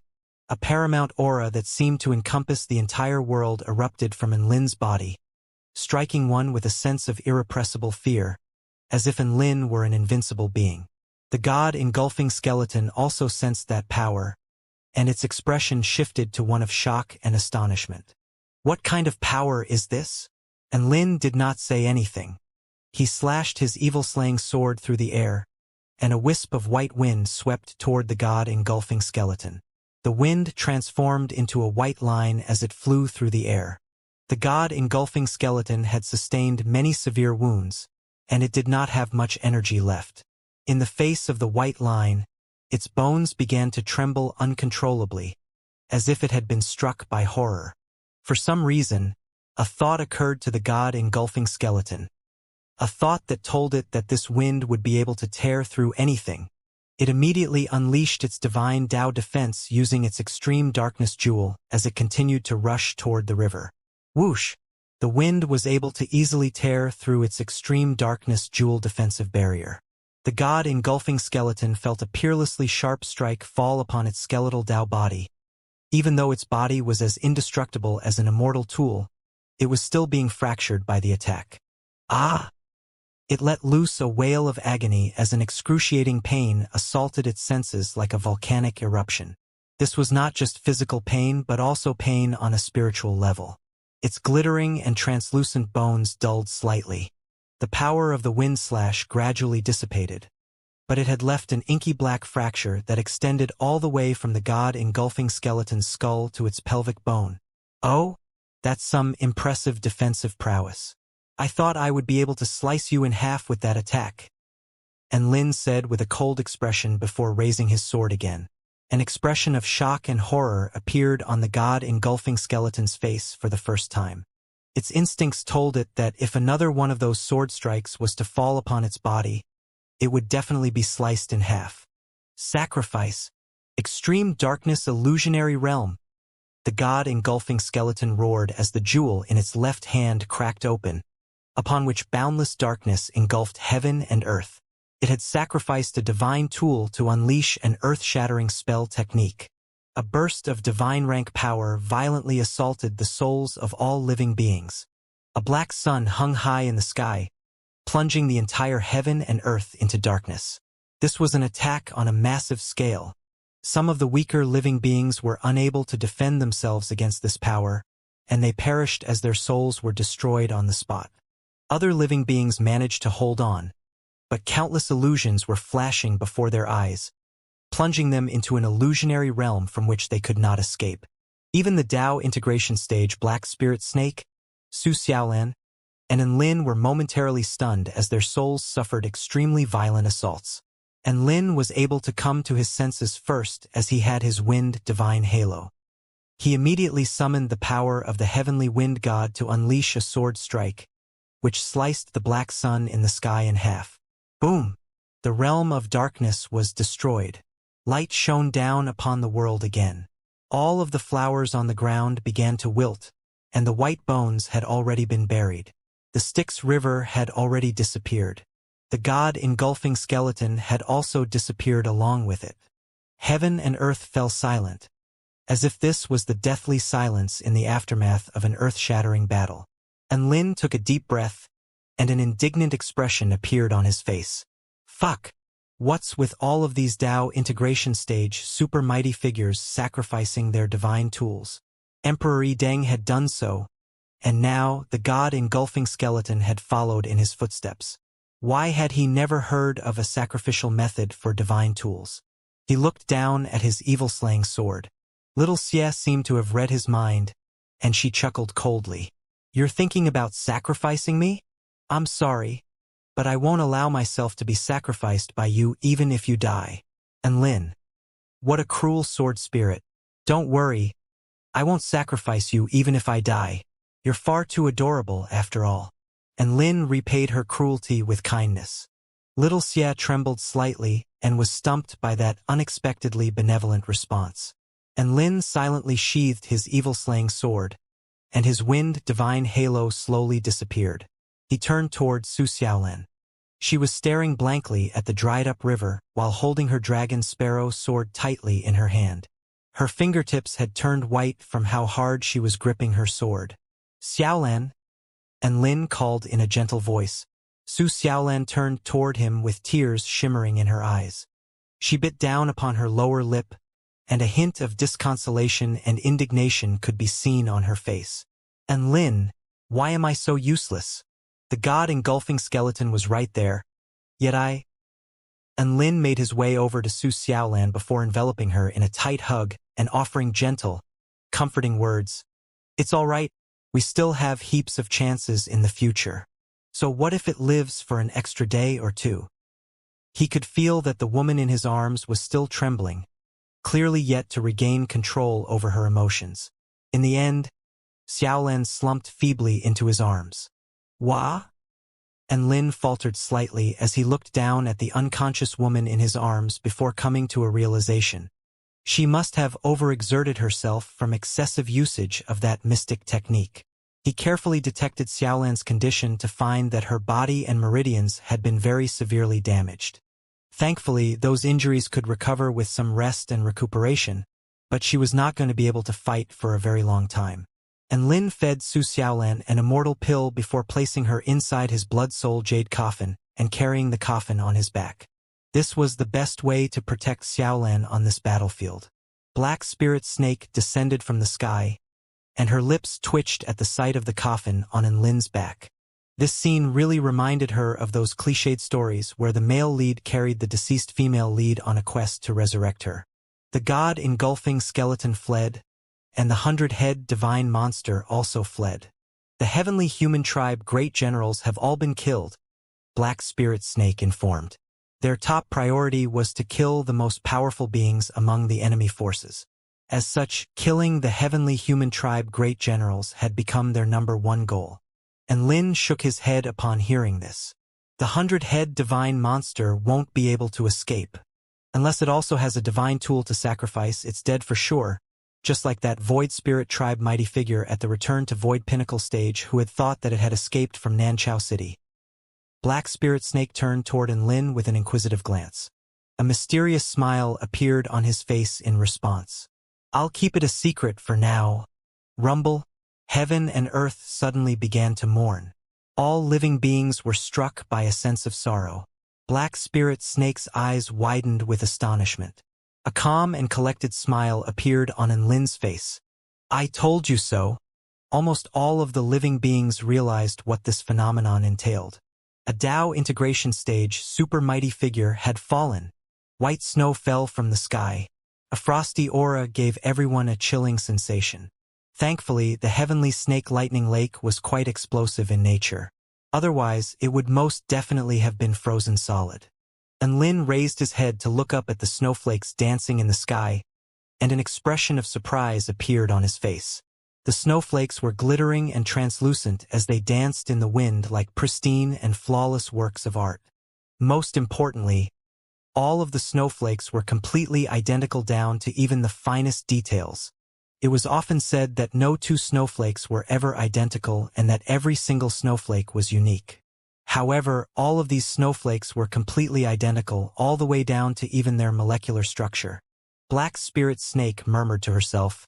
Each and every one of the 100-head divine monsters' heads represented an extremely renowned immortal beast on this continent. And all of those heads possessed different powers of the divine Tao, making it an extremely unpredictable and troublesome opponent to deal with. I finally know what its divine Tao was. Unparalleled replication power is required to create countless identical snowflakes like these. And Lin's eyes lit up slightly. You're saying that its divine Tao was replication? Black Spirit Snake nodded. That's right. It could take the Tao of the opponents that it slew for itself, thereby attaining their powers of the divine Tao. And Lin was a little astonished to hear this. This type of enemy was actually very fearsome and had unlimited potential. But then again, didn't this also apply to all Tao integration stage super mighty figures? All of the heavenly human tribe Heaven Pioneer stage great generals were supposed to be able to unleash Tao integration stage power, but none of them was a match for even the weakest Tao integration stage super mighty figures in a one-on-one battle.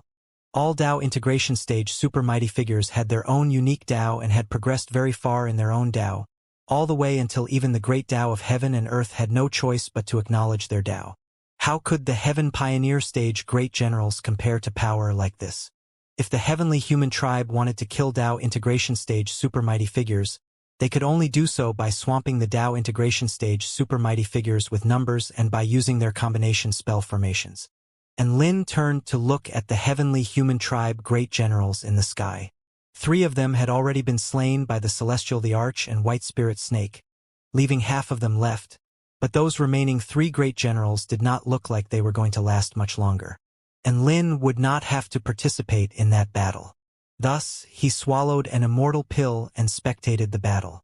Black Spirit Snake also swallowed an immortal pill before flying into the distance to prevent the heavenly human tribe cultivators from making an unexpected escape. The state of a battlefield could change in an instant, so the most important thing was to ensure that one was constantly as close to peak condition as possible. It would be a tragedy if one was to exhaust themselves after securing an arduous victory, only to be slain by another enemy. About 20,000 kilometers away from the heavenly snake lightning lake, a fine and delicate youth in linen garments looked on with a speechless expression. Rafaela, how much longer are you going to take? We're too far away from Lin now to ensure his safety. I'm almost done. There are some really good materials here, and I should be able to refine several dozen immortal pills with them. An extremely beautiful 6-winged archangel was standing atop a colossus, and she was carefully slicing off one head after another before putting them away into her storage ring. This was the 100-head divine monster, which had just been slain, and each and every one of its heads was imbued with a unique power of the divine Tao. After processing the heads using spell techniques, she could seal in their nutritional content, which would make them better pill refinement materials. The ancient dragon empress sat down to rest. She had bandages wrapped around her arm that had been stained by her blood. She had clearly just endured an intense battle. Of course, the final result was that the 100-head divine monster had fallen while she had only sustained some minor injuries. It's a pity that the god-engulfing skeleton managed to escape. A forlorn expression appeared on the ancient dragon empress' face. The god-engulfing skeleton is a creature at the pinnacle of the Tao integration stage, so of course it would be difficult to capture. It isn't our main target anyway, so don't take it to heart. Chun didn't really care about that, as he continued to survey the battle taking place in the extremely far distance with a pair of calm eyes. The Heavenly Snake Lightning Lake United Army had already retreated to the other side of the Heavenly Snake Lightning Lake. Their forces had been drastically reduced to 5 million. In contrast, there were still over 6 million powerful beings left in the Spirit Lake Realm United Army. The Phoenix once again set up its Great Heaven Incinerating Cage formation to trap the remnants of the Heavenly Human Tribe United Army, and it looked like they were going to follow in the footsteps of the Heavenly Human Tribe United Army forces that had invaded Nanchao City. The fall of a Dao integration stage super mighty figure was a fatal blow to the Heavenly Human Tribe United Army. They were still fighting for their lives like wounded beasts, but they were simply being steamrolled, and it was only a matter of time before all of them would be exterminated. The Golden Sun Snake Emperor returned to the battlefield. Black Spirit Snake turned toward him with an inquisitive glance. The Golden Sun Snake Emperor scratched his head with a confused expression. I couldn't catch up to the 100-head divine monster, so I decided to come back and help you guys, but on the way back, I saw the phenomenon that indicated the fall of a Dao integration stage super mighty figure. Black Spirit Snake turned to Enlin again upon hearing this. Enlin continued to survey the battle as if he hadn't noticed Black Spirit Snake's curious gaze. Dabai was like a rabid dog who had completely let himself go, wreaking havoc through the Blood Tribe powerful beings and chomping down upon any enemies he came across. He was different from Enlin. Enlin liked to challenge powerful beings of higher cultivation bases than his, but Dabai loved the feeling of crushing weaker opponents. He was clearly already a return to Void Stage Immortal Beast, but he insisted on bulldozing through a bunch of Spirit Nurturing Stage and Soul Formation Stage opponents. Xiao Hong's battle tactics were extremely lazy. All she did was stand on the battlefield and sway with the wind. Anyone who entered within a 10-kilometer radius of her was burned to death by the sun, so the area around her became no man's land. The entire Heavenly Human Tribe United Army had to walk around her. A return to Void Stage Void Spirit Tribe mighty figure was unconvinced and tried to attack Xiao Hong, only to be blasted to death by the sun before it had even come close to reaching Xiao Hong. Tina was the most dazzling figure on the battlefield. She was at the return to Void Pinnacle stage already, and she was brandishing a whole host of God of Creation stage divine techniques, which she had invented in the Divine Mirror world. She really was invincible below Dao integration stage. Even the ancient Dragon Empress and Ao Xiaowu were not as powerful as her back when they were at the return to Void Pinnacle stage. This was why Enlin was least worried about Little Na on this battlefield. She would be fine as long as she didn't go picking fights with any Dao integration stage super mighty figures. Enlin was busy surveying the performance of his beast pets and did not notice that there was a streak of light closing in from an extremely far distance. The Celestial the Arch and White Spirit Snake were in the process of cleaning up the final 3 Heavenly Human Tribe Great Generals. The 3 of them were constantly being forced back and throwing up mouthfuls of blood as they maintained their combination spell formation with all their might. If the spell formation was to be broken, they would definitely be insta-killed in the blink of an eye. All of a sudden, the Celestial the Arch faltered slightly before turning toward the distance. There was a streak of golden light approaching at an alarming rate from the extremely far distance.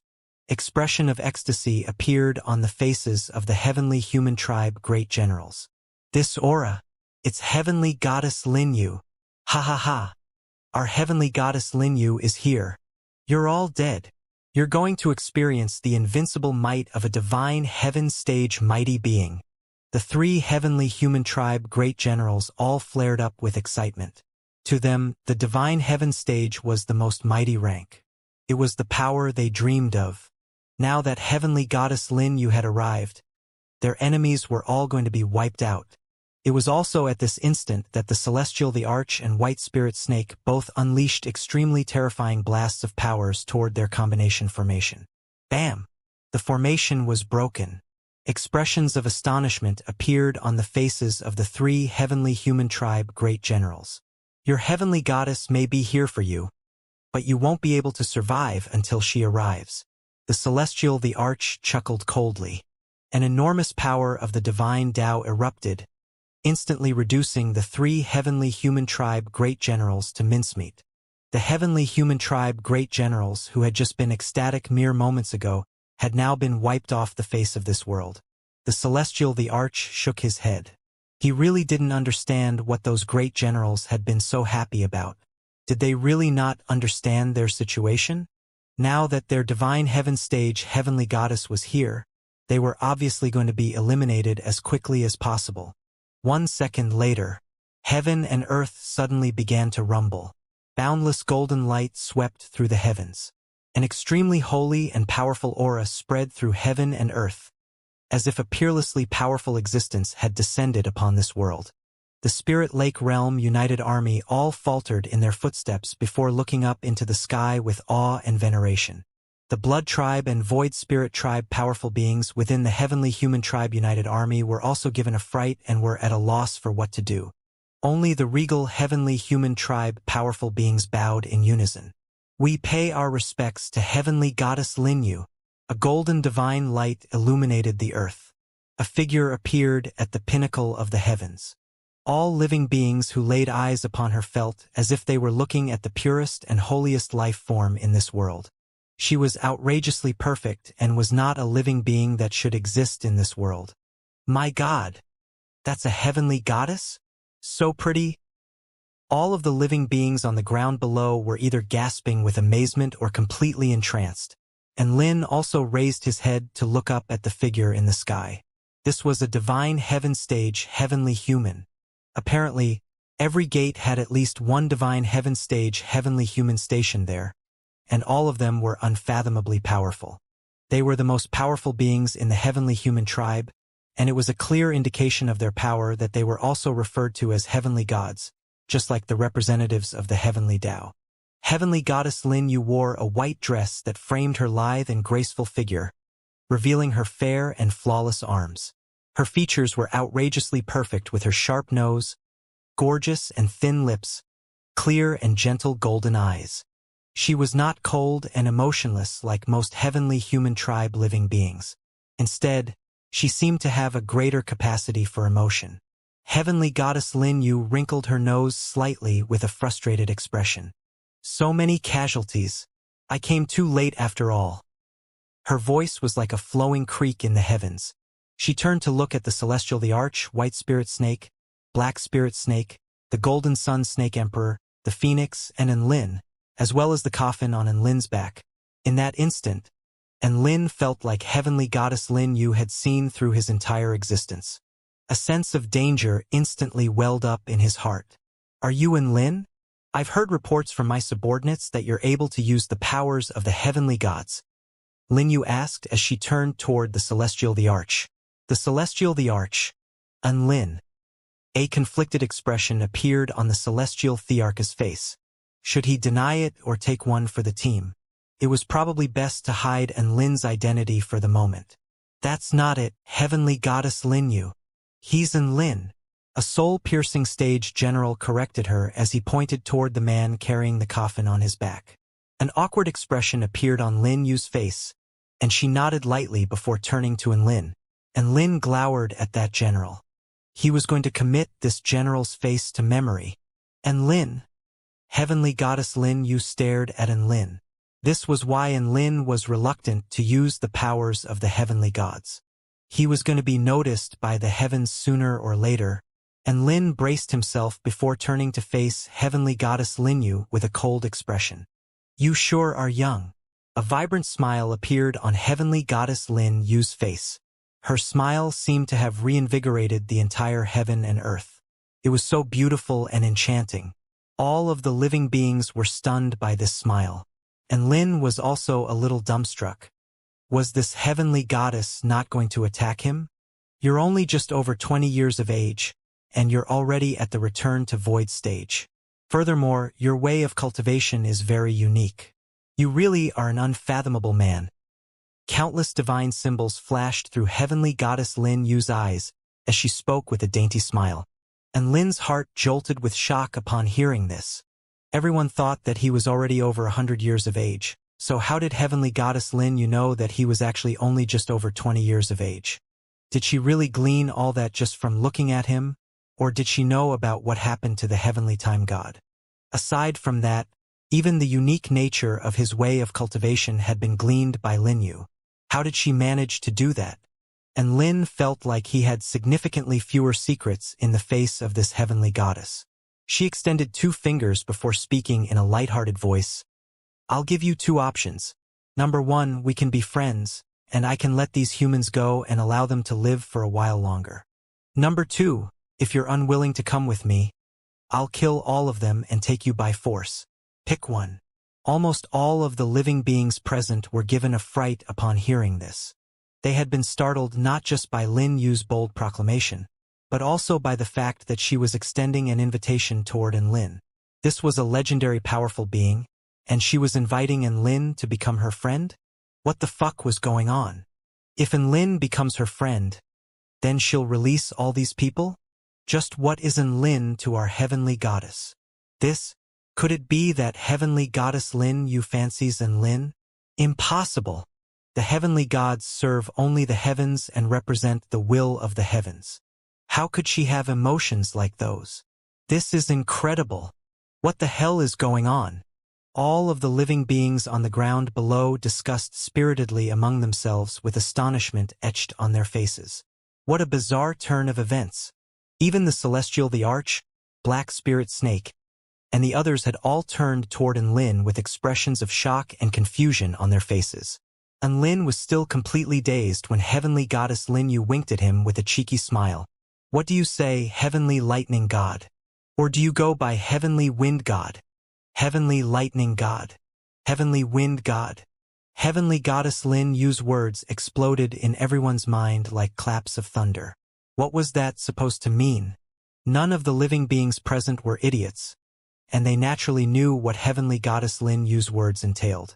And Lin's a heavenly god? Could it be that? And Lin is also a representative of the heavenly Tao. Gasp! There's a traitor in the human race. And Lin was our comrade this entire time? Heavenly goddess Lin Yu's friend is naturally our master. Holy shit! And Lin belongs to the other side? We're enemies? The Heavenly Human Tribe United Army and the Spirit Lake Realm United Army all turned toward Enlin at the same time with astonishment and confusion in their eyes. All of the living beings on the Spirit Lake Realm United Army felt like they had been betrayed. Meanwhile, the Heavenly Human Tribe United Army felt like they had been screwed over. If Enlin was a heavenly god, then why was he so ruthless against his own allies? Soon, all of the living beings discovered that things weren't as they had imagined. A cold smile appeared on Enlin's face upon hearing the options presented to him by heavenly goddess Lin Yu. Heavenly wind god?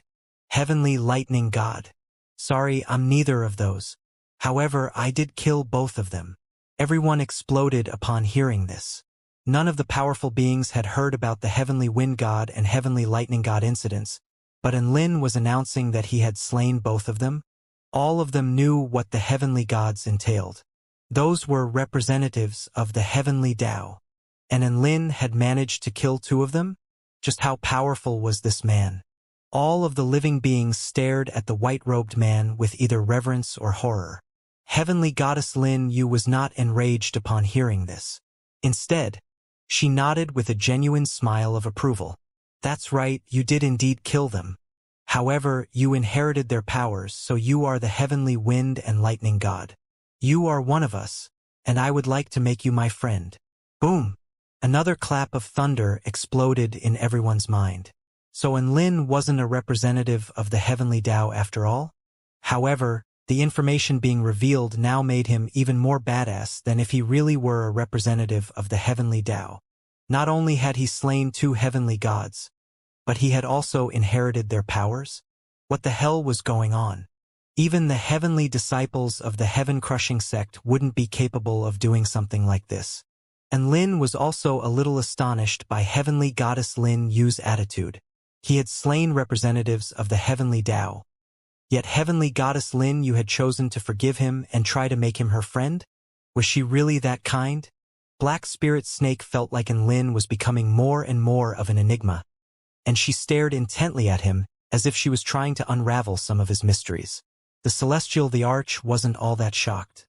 After all, he was there when Enlin slew the heavenly wind god, and he had already guessed all this when he witnessed Enlin using the powers of the heavenly gods. In response to Heavenly Goddess Lin Yu's invitation, and Lin hesitated momentarily before drawing his evil-slaying sword and looking at her with a guarded expression. An incredulous expression appeared on Lin Yu's face. Does that mean you refuse to become friends with me? Her brows furrowed slightly with a vulnerable expression as she spoke. And Lin scoffed at her internally for being a nutjob, but a tranquil smile appeared on his face. I can consider it if you can ensure that the Heavenly Human Tribe United Army would never attack the human race again. I can't do that. Humans must be destroyed. Heavenly Goddess Lin Yu shook her head. I'm a human too. And Lin harumphed coldly. You're no human. Heavenly Goddess Lin Yu looked at Lin with an earnest expression. Lin. All right, that was the end of that conversation. Boom. And Lin unleashed his 3 buff mystic techniques again, elevating his power to the very maximum. Heavenly Goddess Lin Yu heaved a faint sigh. Why would you give up your life like this? We'll have to face you as part of our Southern Front extermination mission sooner or later anyway. Looks like we'll just have to take care of you a little earlier than expected. And Lin's fighting spirit was surging in his heart. All of the other members of the extermination team also drew their weapons before looking up at Heavenly Goddess Lin Yu with grave expressions. There was only one person, but no one dared to look down on her. A vexed expression appeared on Heavenly Goddess Lin Yu's face. So be it. If I kill all of you within a minute, the gods of creation shouldn't have a chance to get here. It's just that things would be progressing a little too quickly. 1 minute? All of the mighty figures present faltered slightly before a sense of rage from being insulted welled up in their hearts. Who the fuck are you looking down on? So what if you're invincible below God of Creation stage? Even if you're a God of Creation stage mighty figure, we can still last more than a minute. Ha ha ha. I've slain Heaven Pioneer stage great generals, but I've never slain a heavenly god before. Let me see what you're made of. Peals of hearty laughter sounded before Lin had a chance to attack, and a snake man flew into the sky with golden flames all over his entire body, making the space around him shimmer and warp. This was the extreme golden holy flame, which was a flame of the same caliber as the holy vermilion flame. Heaven-crushing holy flames. The golden sun snake emperor laughed heartily as he unleashed the heaven-crushing technique he had learned from the heaven-crushing sect. He had wanted to try this attack for a long time, but Heaven Pioneer stage great generals were simply too weak for him to try them on. Now that there was a divine heaven stage opponent available, he was certainly not going to hold back. Golden holy flames imbued with extremely explosive power erupted into the sky toward Heavenly Goddess Lin Yu, as if it were a golden sun that was going to destroy heaven and earth. A scorching wave of heat swept forth.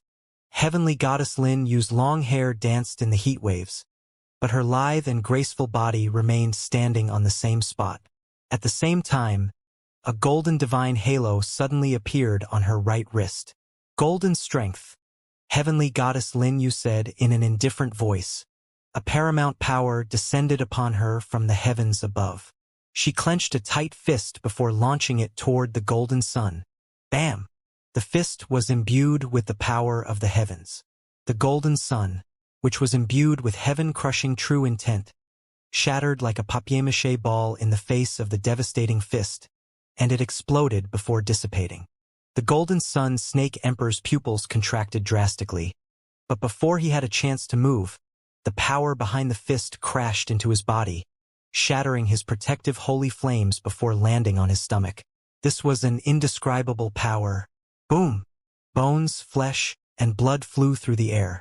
The golden sun snake emperor's upper body had been pulverized by that one punch. All of his internal organs had been shattered, leaving his snake tail thrashing violently as an expression of incredulity was frozen on his face. After just one exchange, the golden sun snake emperor fell from the sky like a dead snake. He had envisioned himself being defeated after an intense battle, but never would he have thought that he would be half dead after copping just one punch. Weren't the heaven-crushing techniques supposed to give him an advantage over the heavenly human tribe? The golden sun snake emperor had been insta-killed by Heavenly Goddess Lin Yu, and all of the living beings let loose cries of surprise upon seeing this. Dao integration stage super mighty figures were invincible beings in their eyes, But the Golden Sun Snake Emperor was unable to even endure a single punch from Heavenly Goddess Lin Yu. This was simply far too astonishing for them to even begin to comprehend. However, Heavenly Goddess Lin Yu still seemed to be a little displeased. He didn't die? My power really has been significantly restricted. The Golden Sun Snake Emperor almost shit himself upon hearing this. So she really was trying to insta-kill him just then? What a terrifying opponent.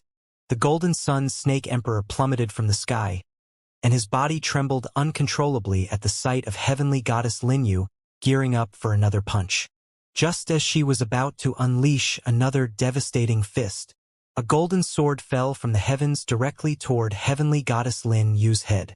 The sword fell with an unstoppable power and was imbued with an extremely domineering burst of heaven-crushing intent. As a supermighty figure at the pinnacle of the Tao integration stage, Black Spirit Snake's attack rocked heaven and earth and was completely incomparable to the Golden Sun Snake Emperor's attack. Heavenly Goddess Lin Yu's expression became slightly grave, and the divine halo around her right wrist lit up with a scintillating light as an even more terrifying power fell from the heavens. Borrowing the power of the heavens was the most commonly used tactic by the heavenly human tribe powerful beings. However, all of a sudden, a white figure appeared above Heavenly Goddess Lin Yu. It was the elegant and graceful White Spirit Snake. She wielded her yin-yang dual swords and slashed them through the air with unstoppable force. Heavenly Goddess Lin Yu was shocked to find that the power falling from the heavens had been severed by White Spirit Snake. How did she do that? That wasn't a heaven-crushing technique. It was also at this moment that Black Spirit Snake's sword strike fell upon her. Heavenly Goddess Lin Yu had no choice but to meet the sword projection with her fist. An explosive boom erupted. A light wound was inflicted upon Heavenly Goddess Lin Yu's fist by the sword blade, from which white blood flowed. Black Spirit Snake's sword intent was also instantly torn apart, and at the same time, her body hurtled back at an extremely fast speed. Blood trickled down from the corners of her lips as if she had received an extremely heavy blow. This was an extremely well-coordinated attack from the two sisters, but even so, they had still been forced onto the back foot. At this moment, another golden halo suddenly appeared around Heavenly Goddess Lin Yu's left wrist. She spoke in an indifferent voice. White speed.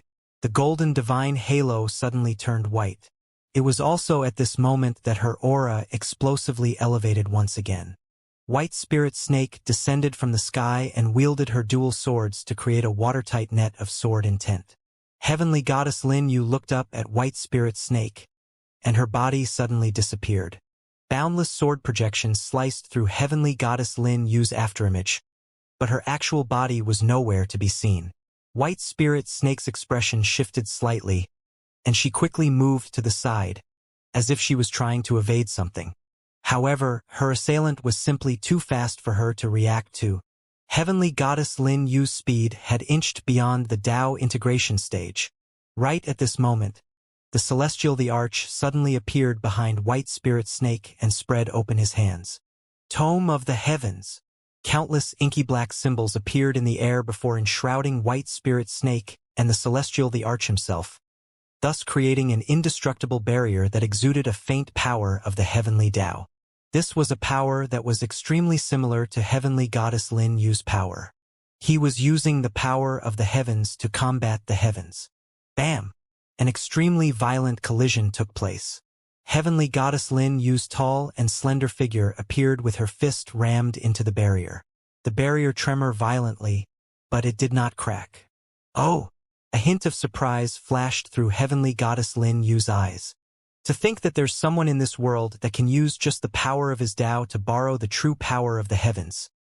She surveyed the Celestial the Arch carefully for the first time, as if she was trying to see through him. At this moment, a crescent moon imbued with heaven-crushing intent hurtled toward her from behind at an extremely fast speed. Another divine halo appeared around Heavenly Goddess Lin Yu's waist.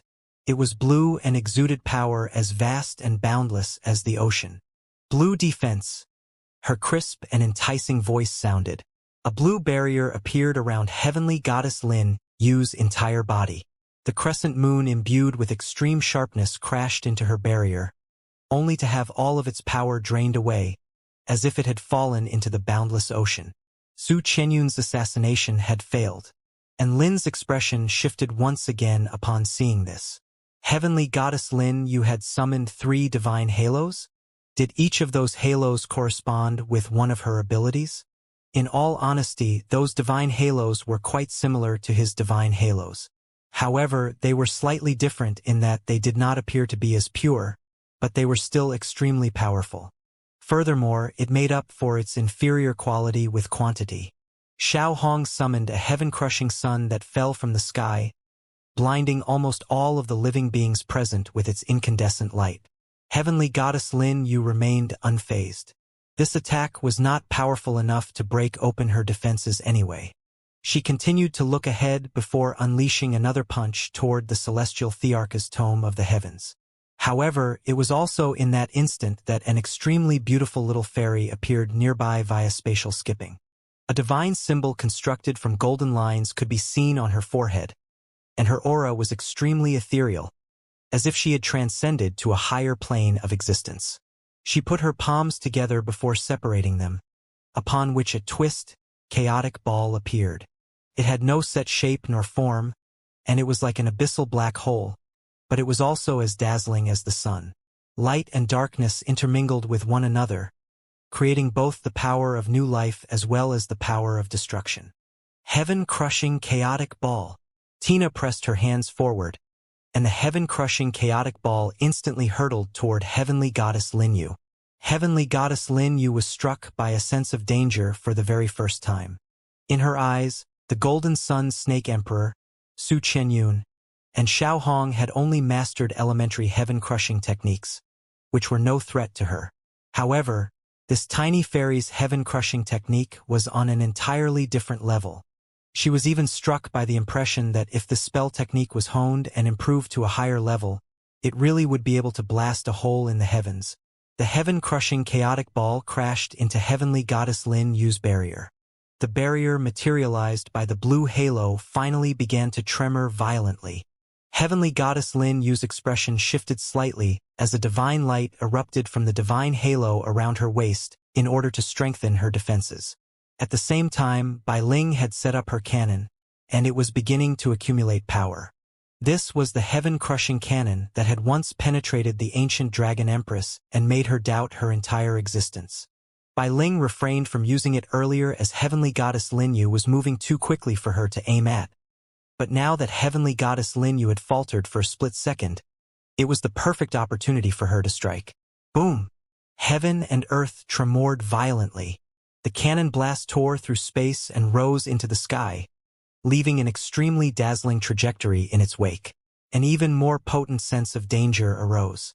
Heavenly Goddess Lin Yu's heart jolted as the heaven-crushing cannon blast struck her defensive barrier before penetrating it. Heavenly Goddess Lin Yu had never thought that her defenses would be broken by a machine. However, when the cannon blast tore through her slender waist, she finally realized how terrifying her enemies were. She had underestimated them. At this moment, Tina's heaven-crushing chaotic ball also exploded. An earth-shattering explosion sent chaotic power surging through the air. 2 different types of power, black and white in color respectively, enshrouded the entire sky. They seemed to be simultaneously merging with and rejecting one another before exploding with the power to destroy all things.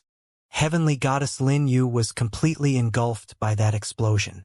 Even the celestial Thearch's tome of the heavens was not exempted from the terrifying explosion as cracks began to appear on its surface, thereby indicating just how terrifyingly powerful that explosion was. Is this really a spell technique unleashed by a fairy at the return to Void Pinnacle stage? The celestial the Arch was completely astonished as he hurtled back in retreat. He was absolutely sure that the vast majority of Dao integration stage super mighty figures wouldn't even be able to unleash a spell technique imbued with such a terrifying heaven-crushing power. Why do you look so surprised? She's senior in Lin's beast pet. White Spirit Snake said as if that explained everything. The celestial Thearch's lips twitched. What did that have to do with anything? Please don't just blindly worship people. However, thinking about it now, the celestial the Arch realized that she had a point. and Lin was very closely related to the heavens in many ways, and many of his beast pets and friends also possessed extremely terrifying heaven-crushing techniques. The 4-9 Immortal sect was pretty much a second heaven-crushing sect. Not only was the sect extremely powerful, but it also had limitless potential too. Before the explosive energy completely dissipated, heavenly goddess Lin Yu blasted her way out from within, and her beautiful dress was in tattered ribbons, revealing large sections of her flawless body. However, her clothes soon turned back to normal as if nothing had ever happened, but her enraged expression and her slightly disoriented aura had already betrayed her. Everyone knew that she really had been wounded, and she really was angry. Dazzling lights erupted from all 3 divine halos at the same time. Golden strength, white speed, and blue defense were all activated to the very maximum extent. Whoosh! Heavenly goddess Lin Yu disappeared on the spot again. Tina's expression shifted drastically as she spread her wings in an attempt to escape via spatial skipping. However, even after appearing several kilometers away, heavenly goddess Lin Yu appeared right before her with a hint of merciless ferocity on her face. Her fist was already falling, and it was falling at an extremely fast speed, and it imbued with the unstoppable power of the heavens. The Tao integration stage Golden Sun Snake Emperor was half dead after copping one of her punches. How would a tiny return to Void Stage Fairy fare?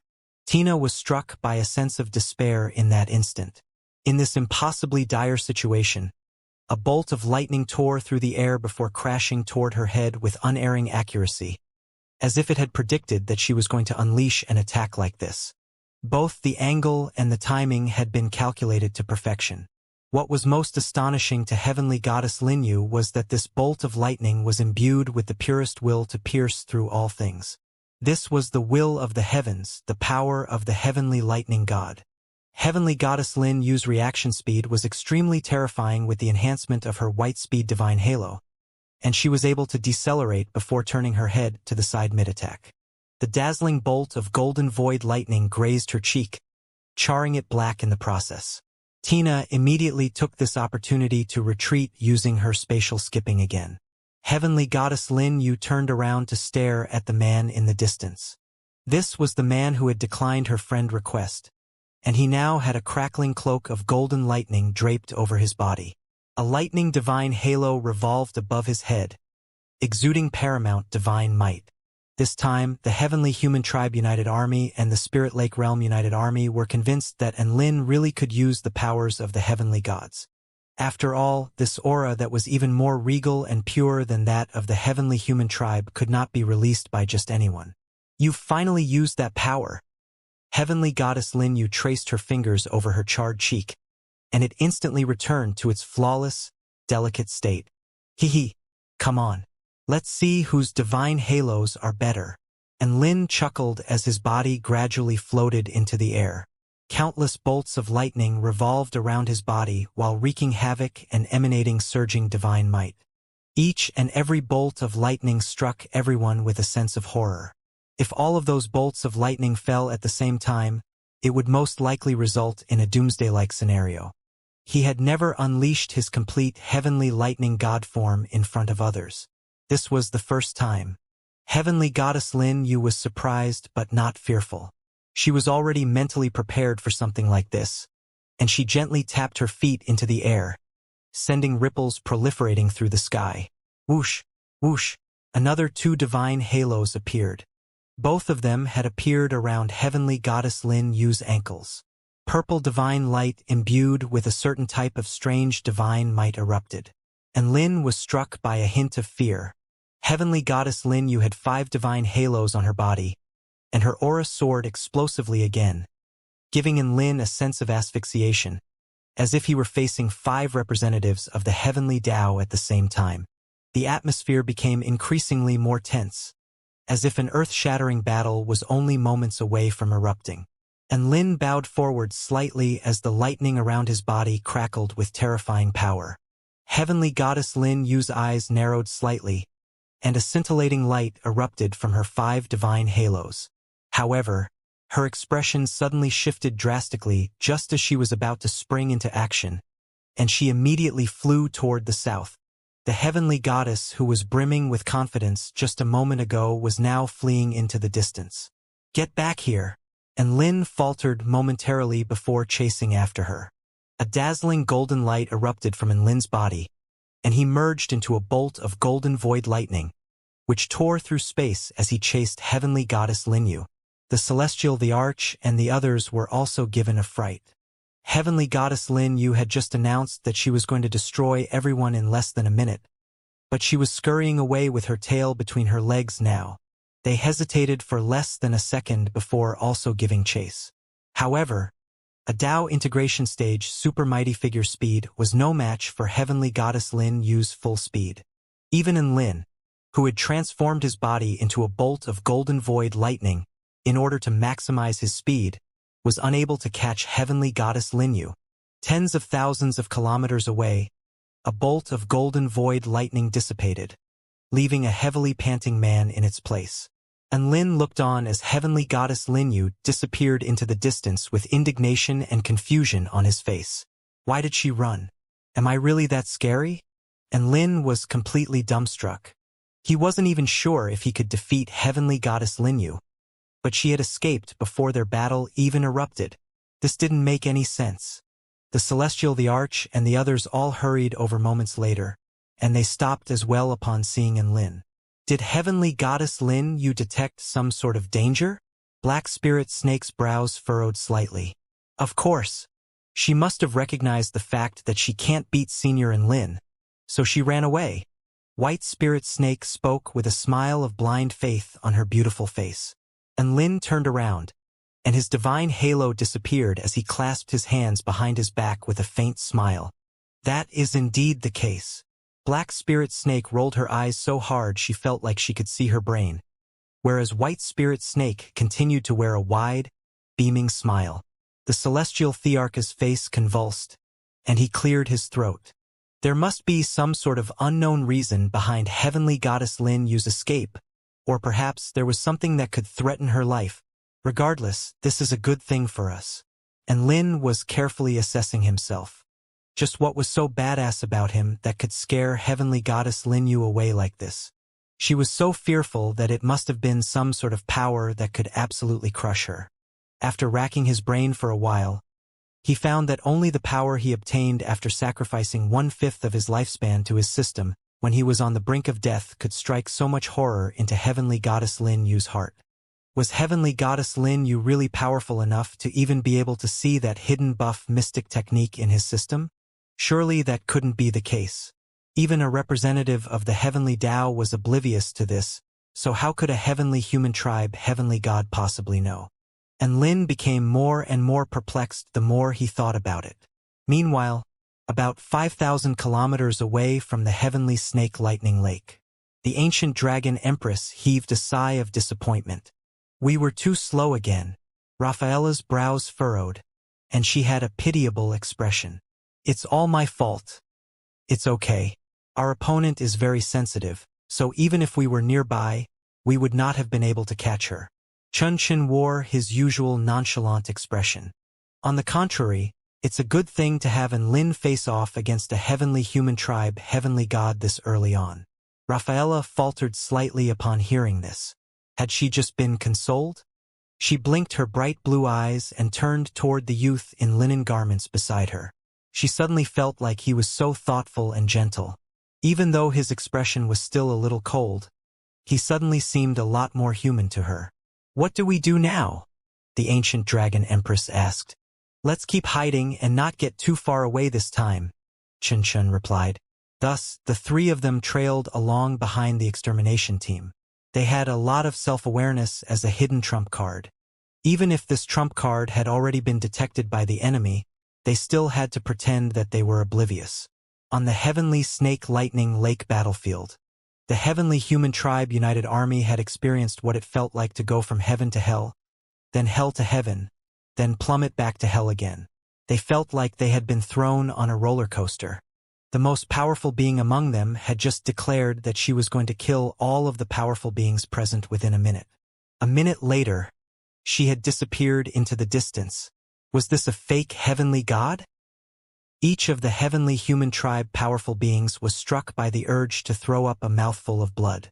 As for the blood tribe and void spirit tribe, they were already hurling abuse into the air, screaming with grief and indignation about how they had never seen anyone as shameless as her. How were they supposed to survive now that she was gone?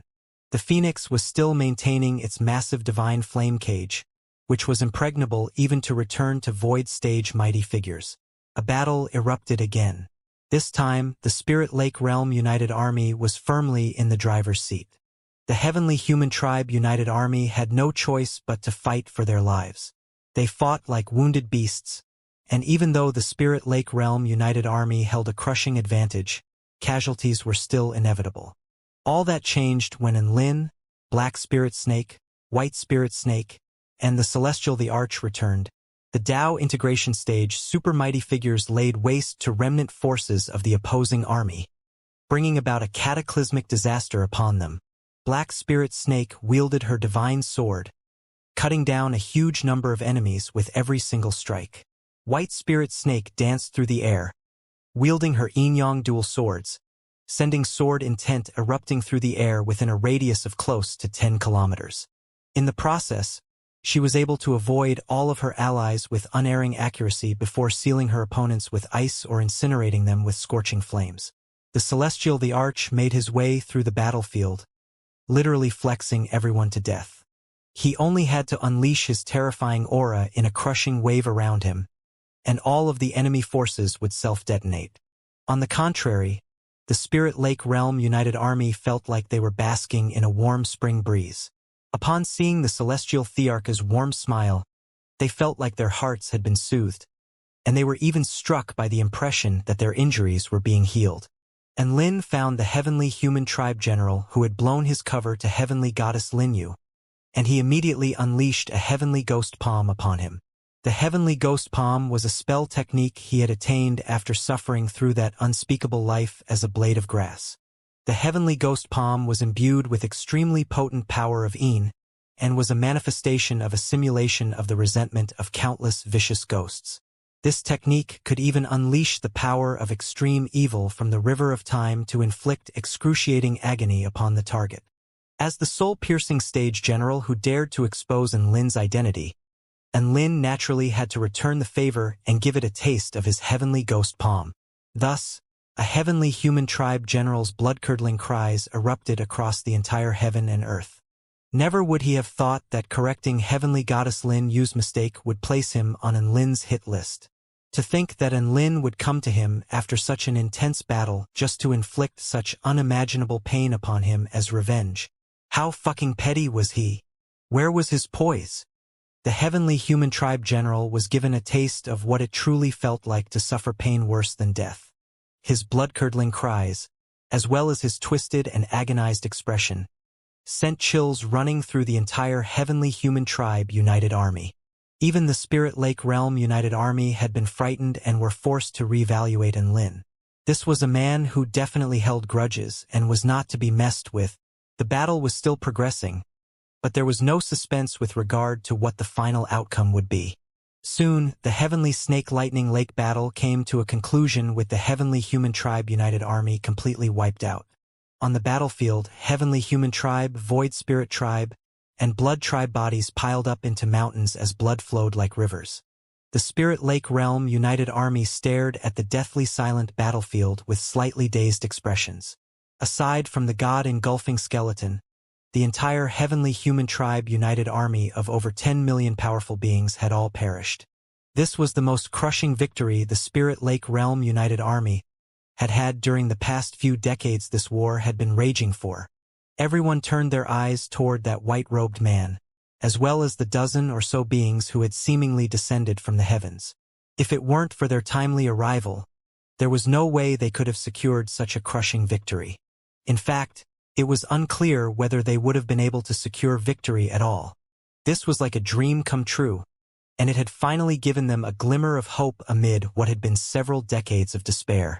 I've heard that Enlin's team is known as the Extermination Team. Extermination Team? What an understated name. Shouldn't they be called something like the Heaven Crushing Team? The name doesn't really matter. What's important is that every member of this team is insanely powerful. The 4-9 Immortal sect really is the #1 sect in the entire kingdom of the 9 states. Apparently, this team was set up with the sole purpose of destroying the entire heavenly human tribe army on the southern front. Gasp! What an ambitious goal! All of the powerful beings on the battlefield turned to look at Enlin and the others with reverence on their faces. Enlin's team was extremely powerful. It was even powerful enough to scare away heavenly goddess Linyu.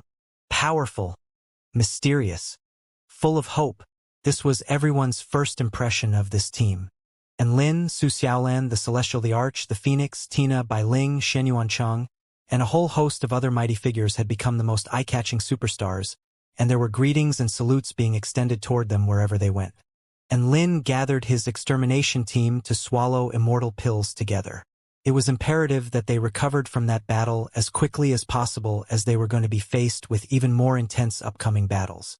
Bai Ling was administering emergency treatment on the half-dead Golden Sun Snake Emperor. Black Spirit Snake and White Spirit Snake made their way over to Enlin with curiosity on their faces.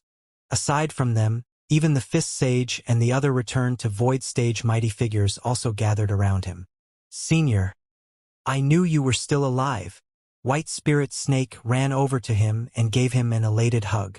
Enlin was not anticipating White Spirit Snake to still be so enthusiastic and reverent toward him even after so many years. She was just like the Dao body stage noob she had been over 100 years ago. He didn't dare to hug her for too long, so he slipped out of her arms in a natural manner after giving her a quick pat on the back, just like how a hug between old friends should be. "Little Bai, your cultivation-based progression is a little scary." And Lin smiled. White Spirit Snake shrugged with a nonchalant expression. "It was all because of a few opportunities.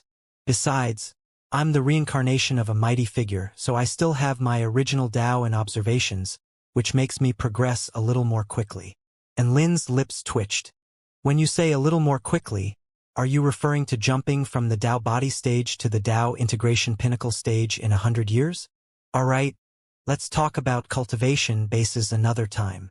A massive golden sword suddenly appeared between Enlin and White Spirit Snake as Black Spirit Snake interjected in a slightly violent manner. She turned toward Enlin with an expression that said, "Don't you dare try to chat up my little sister," before continuing, "Why did you suddenly come here? What's going on with the Heavenly Human Tribe United Army in the Kingdom of the 9 States? The Heavenly Human Tribe United Army of over 20 million have all been wiped out with the exception of Emperor Yi Deng," and Lin said with a calm expression. White Spirit Snake and Black Spirit Snake were both completely astonished upon hearing this. All of the other Return to Void stage mighty figures gathered around Enlin were also shocked beyond words. "All of them? The Heavenly Human Tribe United Army that went around us to attack the Kingdom of the 9 States has been completely annihilated. They had Empress Helen, Emperor Beixing, and a huge amount of Heavenly Human Tribe generals and great generals, and all of them were wiped out? My God." All of the mighty figures turned to look at Enlin and the others with even more incredulity in their eyes. This extermination team was even more terrifying than they had imagined. They really did have the power to influence the entire war. The Fifth Sage was extremely excited. "So that means we've wiped out most of the Heavenly Human Tribe forces on the southern front. This is an unprecedented victory that will rock the entire continent." He could already imagine how much of a massive stir this news would create once it was released to the public. When that time came, the extermination team, no, the 4-9 Immortal sect, would become known to all living beings on their entire continent. "What are you planning to do next, Senior Enlin? Are you going to reinforce the other fronts?" White Spirit Snake asked. And Lin shook his head. "Our enemies here have not been wiped out yet, so I'm going to forge on ahead." "Forge on ahead?" White Spirit Snake let loose a cry of surprise as a thought occurred to her. "You mean, you're going to go all the way to the southern Heavenly Gate?" And Lin smiled. "Of course. Our team is the extermination team. We don't do things by halves." All of the mighty figures were astonished again. The extermination team was not happy with just wiping out the vast majority of the Heavenly Human Tribe United Army. They were going to continue on to the Heavenly Human Tribe's Heavenly Gate. All of the mighty figures looked on at them with even more reverence in their eyes now. Some of them were even volunteering to see if they could join the extermination team. They had gotten a taste of victory, and they couldn't get enough of this feeling. Even though the enemy team had heavenly goddess Lin Yu and a representative of the heavenly Tao among their ranks, they were still not fearful in the slightest. All of them knew that a battle like this was inevitable if they wanted to end this war. White Spirit Snake also volunteered herself. Black Spirit Snake hesitated momentarily before also volunteering. And Lin was naturally not going to refuse the help of Tao integration stage super mighty figures, and he accepted the two beautiful snake women into their team with elation.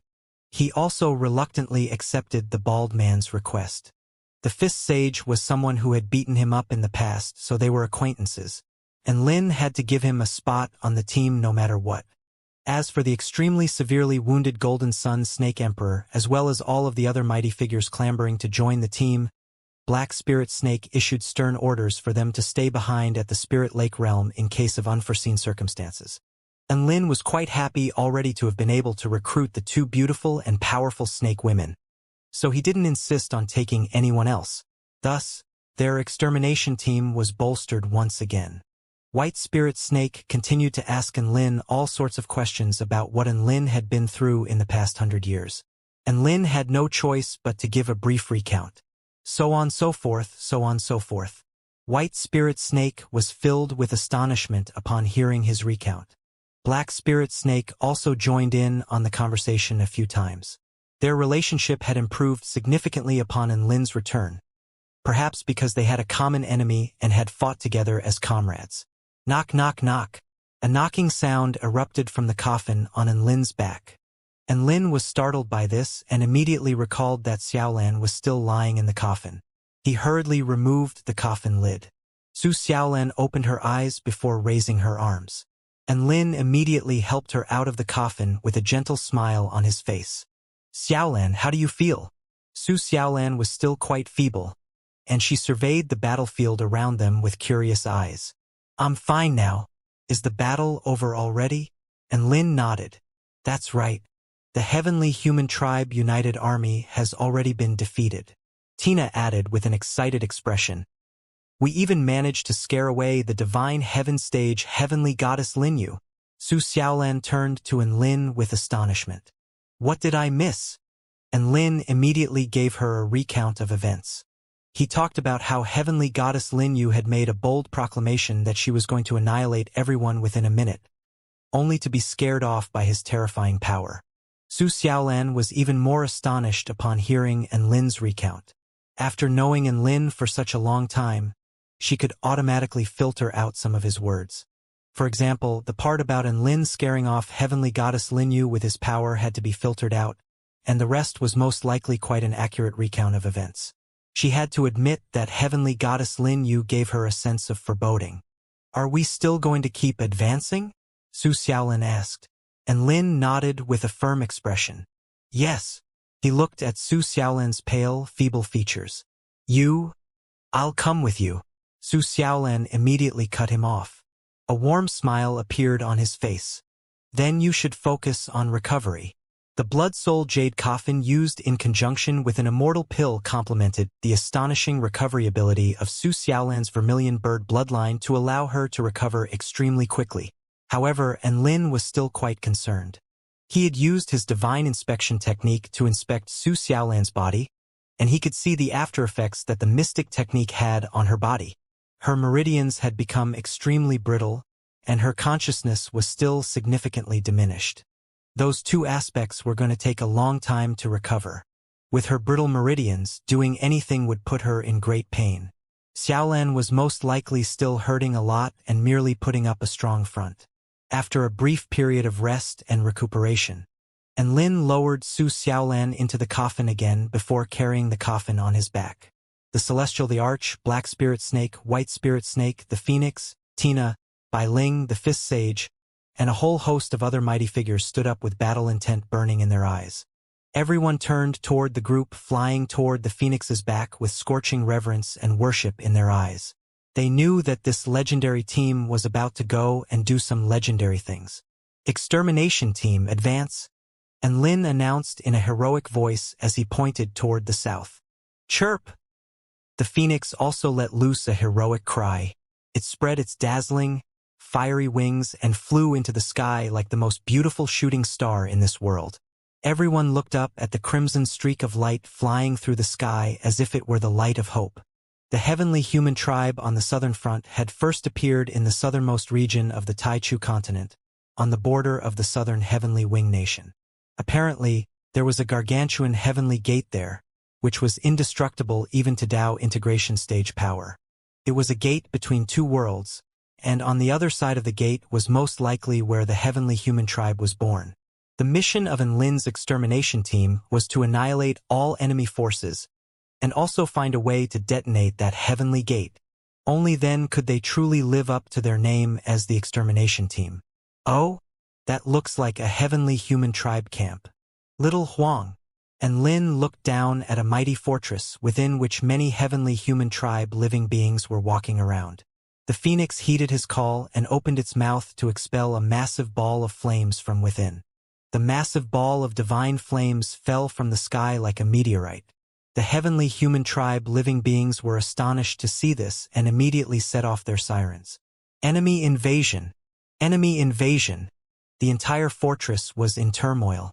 Tens of thousands of heavenly human tribe living beings hurriedly activated their protective formation before injecting their energy into it.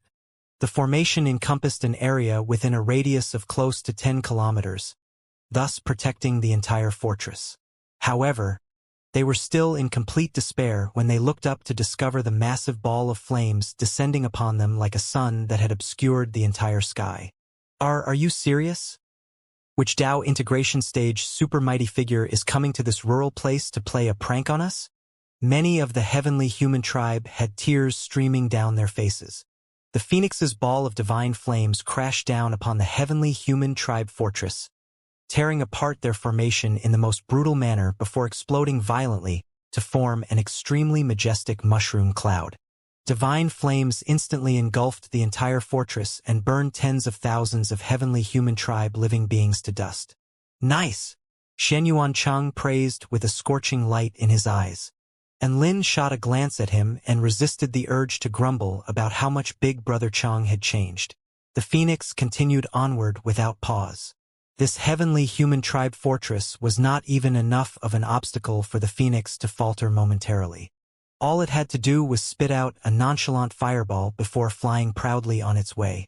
1 hour later, a vast expanse of green land appeared before their eyes.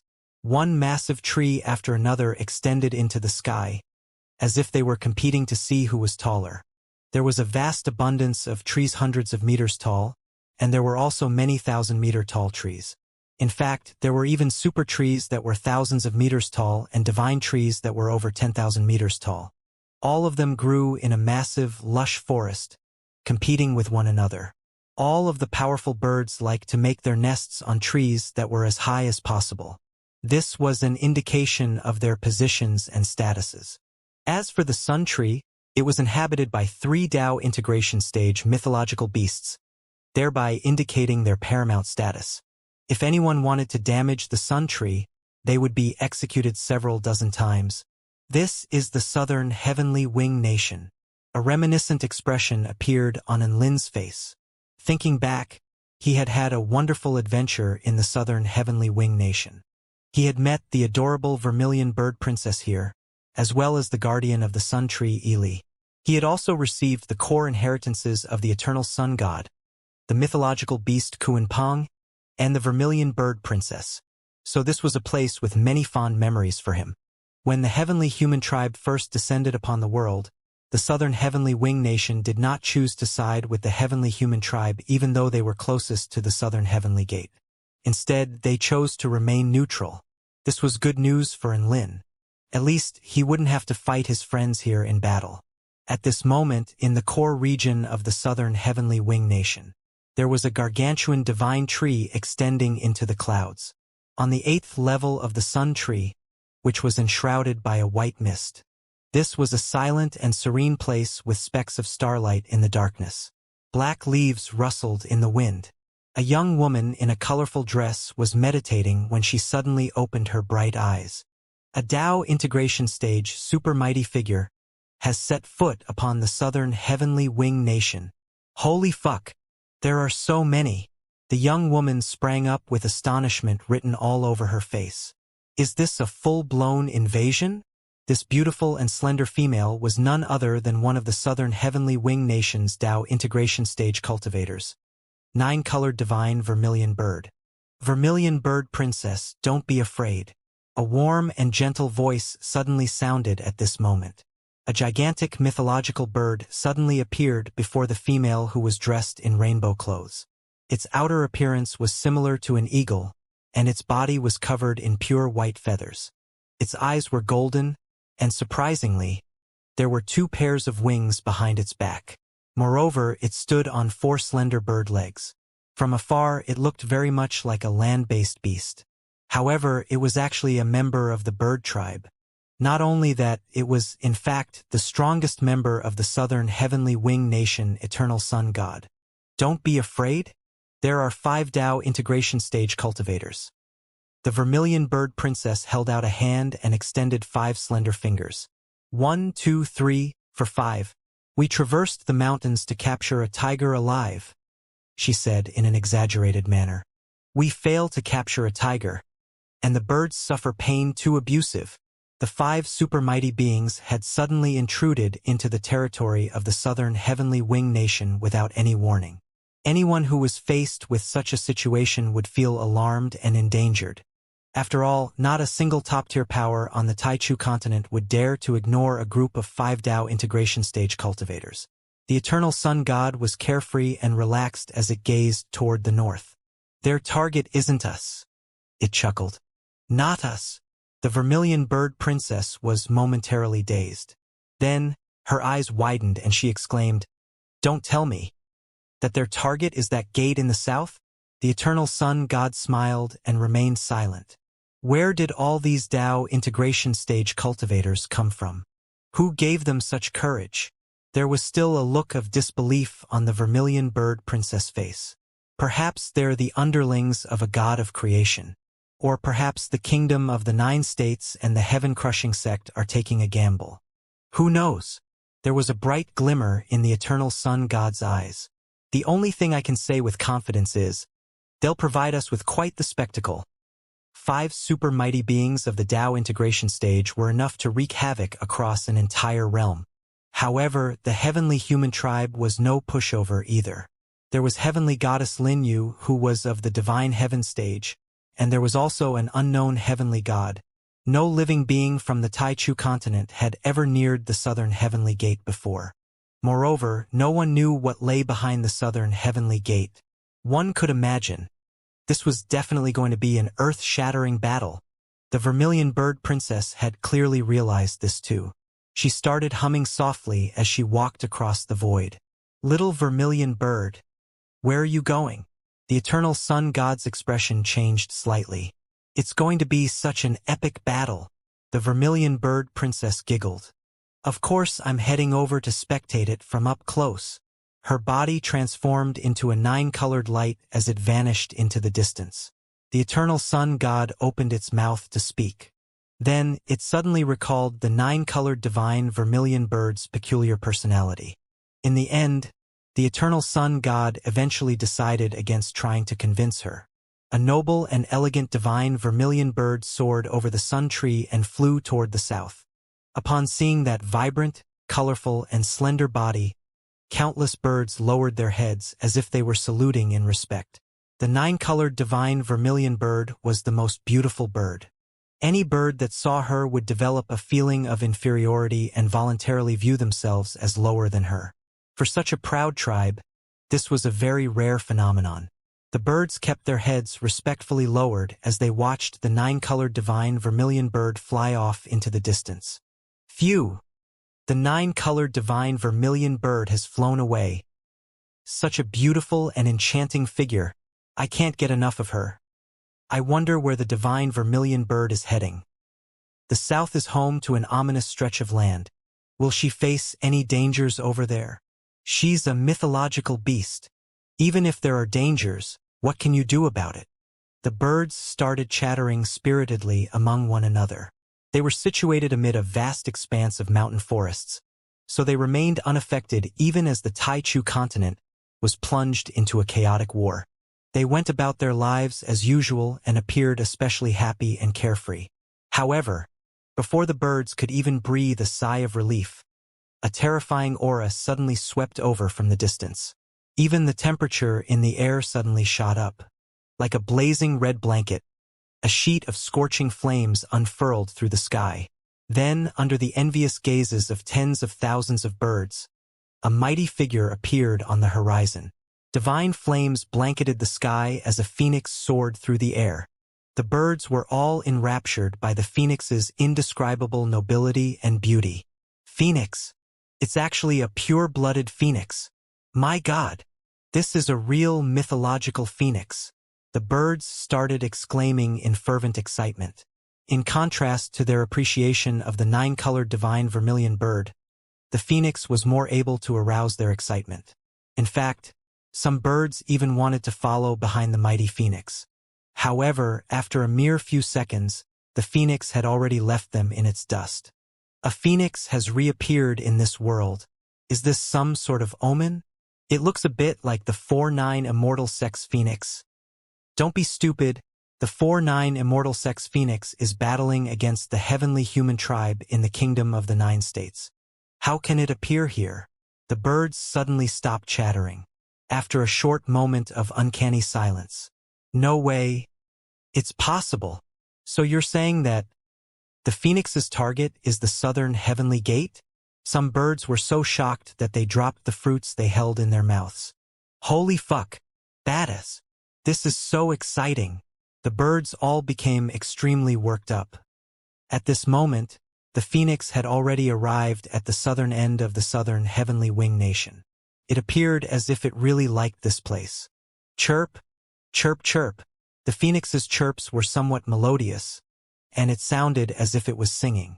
For example, chirp, chirp, chirp, chirp, chirp, chirp, chirp, chirp, chirp, and chirp, chirp, chirp, chirp, chirp, chirp. These were all extremely poetic and pleasant to the ear. This was the first time that Lin had heard a phoenix sing. He closed his eyes and enjoyed the wonderful melody.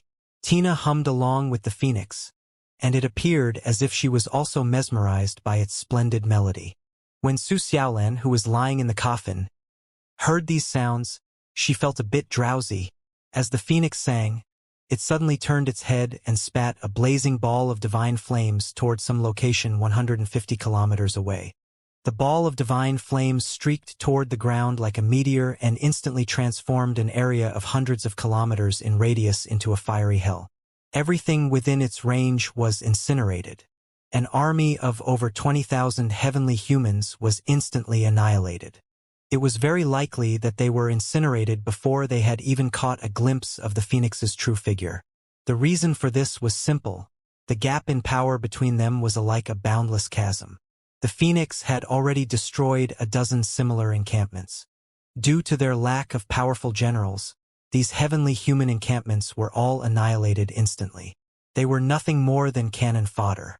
The extermination team destroyed all the enemies that lay in their path as they pushed forward toward the southern heavenly gate. The birds of the southern heavenly wing nation all gazed at the passing phoenix in curiosity and excitement. As they continued forward, Lin and the others gradually started to near the southernmost point of the southern heavenly wing nation. Gazing into the distance, the stretch of land before them was a slab of murky yellow-gray. The further south they went, the more the trees and vegetation changed from a jade green to a withered yellow or dark gray. It was as though they were severely lacking in nutrition. Oddly, however, these malnourished trees were all brimming with some other form of unknown vitality. They grew thick and tall, and they were all dense with branches and leaves. An aura of decay and vitality clashed yet fused together. The temperature gradually rose, and the setting sun dyed the sky a dark red. As the red of the sky mixed with the murky yellow-gray of the earth, an uncanny killing intent permeated through the land. This was an especially peculiar feeling. casting their eyes toward the distant horizon. The dark red sky and the drab yellow-gray earth merged into a single line. There was also a tiny white dot that twinkled like a bright star. And Lin guessed what that sparkling white dot was straight away. The heavenly court had a southern heavenly gate that connected them to the mortal realm. The heavenly human tribe also had a southern heavenly gate. However, this was a gate that connected the heavenly human tribe's territory to the Taichu continent. Thinking about it, it seemed as though the two southern heavenly gates did have quite a bit in common. The image of Monkey Sun, who had once assaulted the heavenly court's southern heavenly gate, suddenly flashed into Lin's mind. Right now, their extermination team was going to cause an uproar in heaven, much like Monkey Sun once did. They were hell-bent on causing chaos and killing all the heavenly humans near the southern heavenly gate. They were all brimming with an air of lofty heroism. In just a single day, they had slaughtered enemies all the way from the kingdom of the 9 states to the Spirit Lake realm. Then, they had slaughtered enemies all the way from the Spirit Lake realm to the southern heavenly wing nation. Over 30 million heavenly human tribe soldiers had been wiped out by them. Among the casualties, hundreds of them were of the soul-piercing stage, and there were a dozen or so of the heaven pioneer stage. In fact, even the morning of heaven and earth too had appeared 3 times. Wherever the extermination team passed, the blood of the heavenly human tribe soldiers would flow like rivers. They swept their enemies aside like ragdolls, and their steady advance was simply unstoppable. Their auras gradually started to change as they killed more and more heavenly human tribe soldiers. Not only were they brimming with energy and full of confidence after 2 resounding victories, but even their Tao hearts had become more stable. Battling was the best method of cultivation, and it was also the best way to examine one's Tao. They had enjoyed 2 high-level yet satisfying battles, and they had also experienced the blessings bestowed by 3 morning of heaven and earth phenomena. Several of them had a vague feeling that they were close to breaking through to the next rank.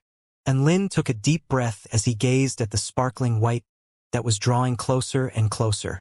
Prepare for battle. They all drew their weapons as they inched forward. In fact, Bai Ling even took out a pair of binoculars to observe the white dot in the distance. It's a sheet of white. She chuckled and said, "It seems like some sort of energy barrier is preventing outsiders from inspecting it." Bai Ling wasn't surprised by this at all. She silently retrieved a gigantic cannon from her storage ring. Then, she turned toward Lin and asked, "Should we fire a shot at them first?"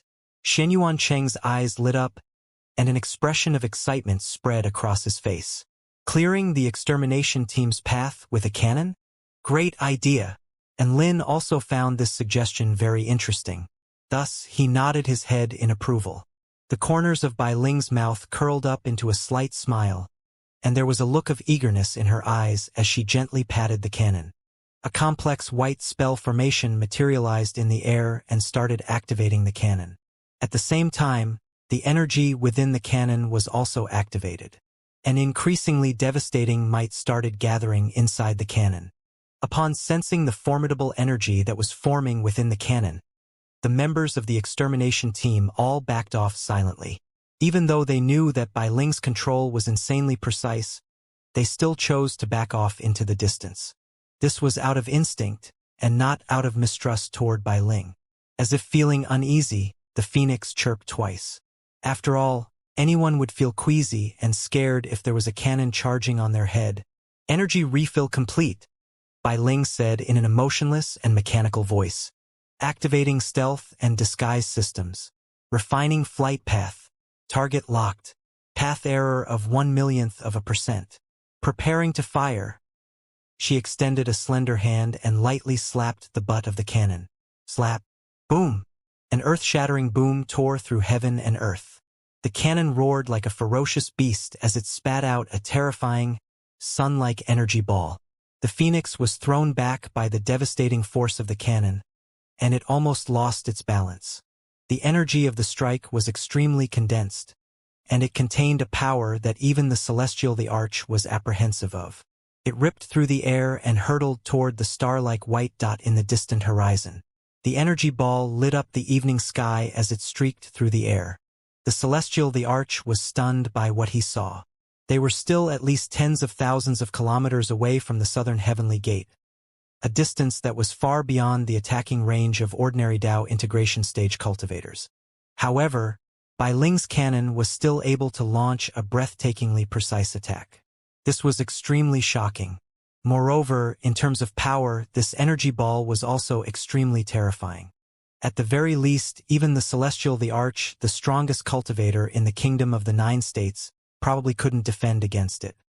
Meanwhile, at the southern heavenly gate, a majestic gate that radiated with an ancient and legendary aura rested between heaven and earth.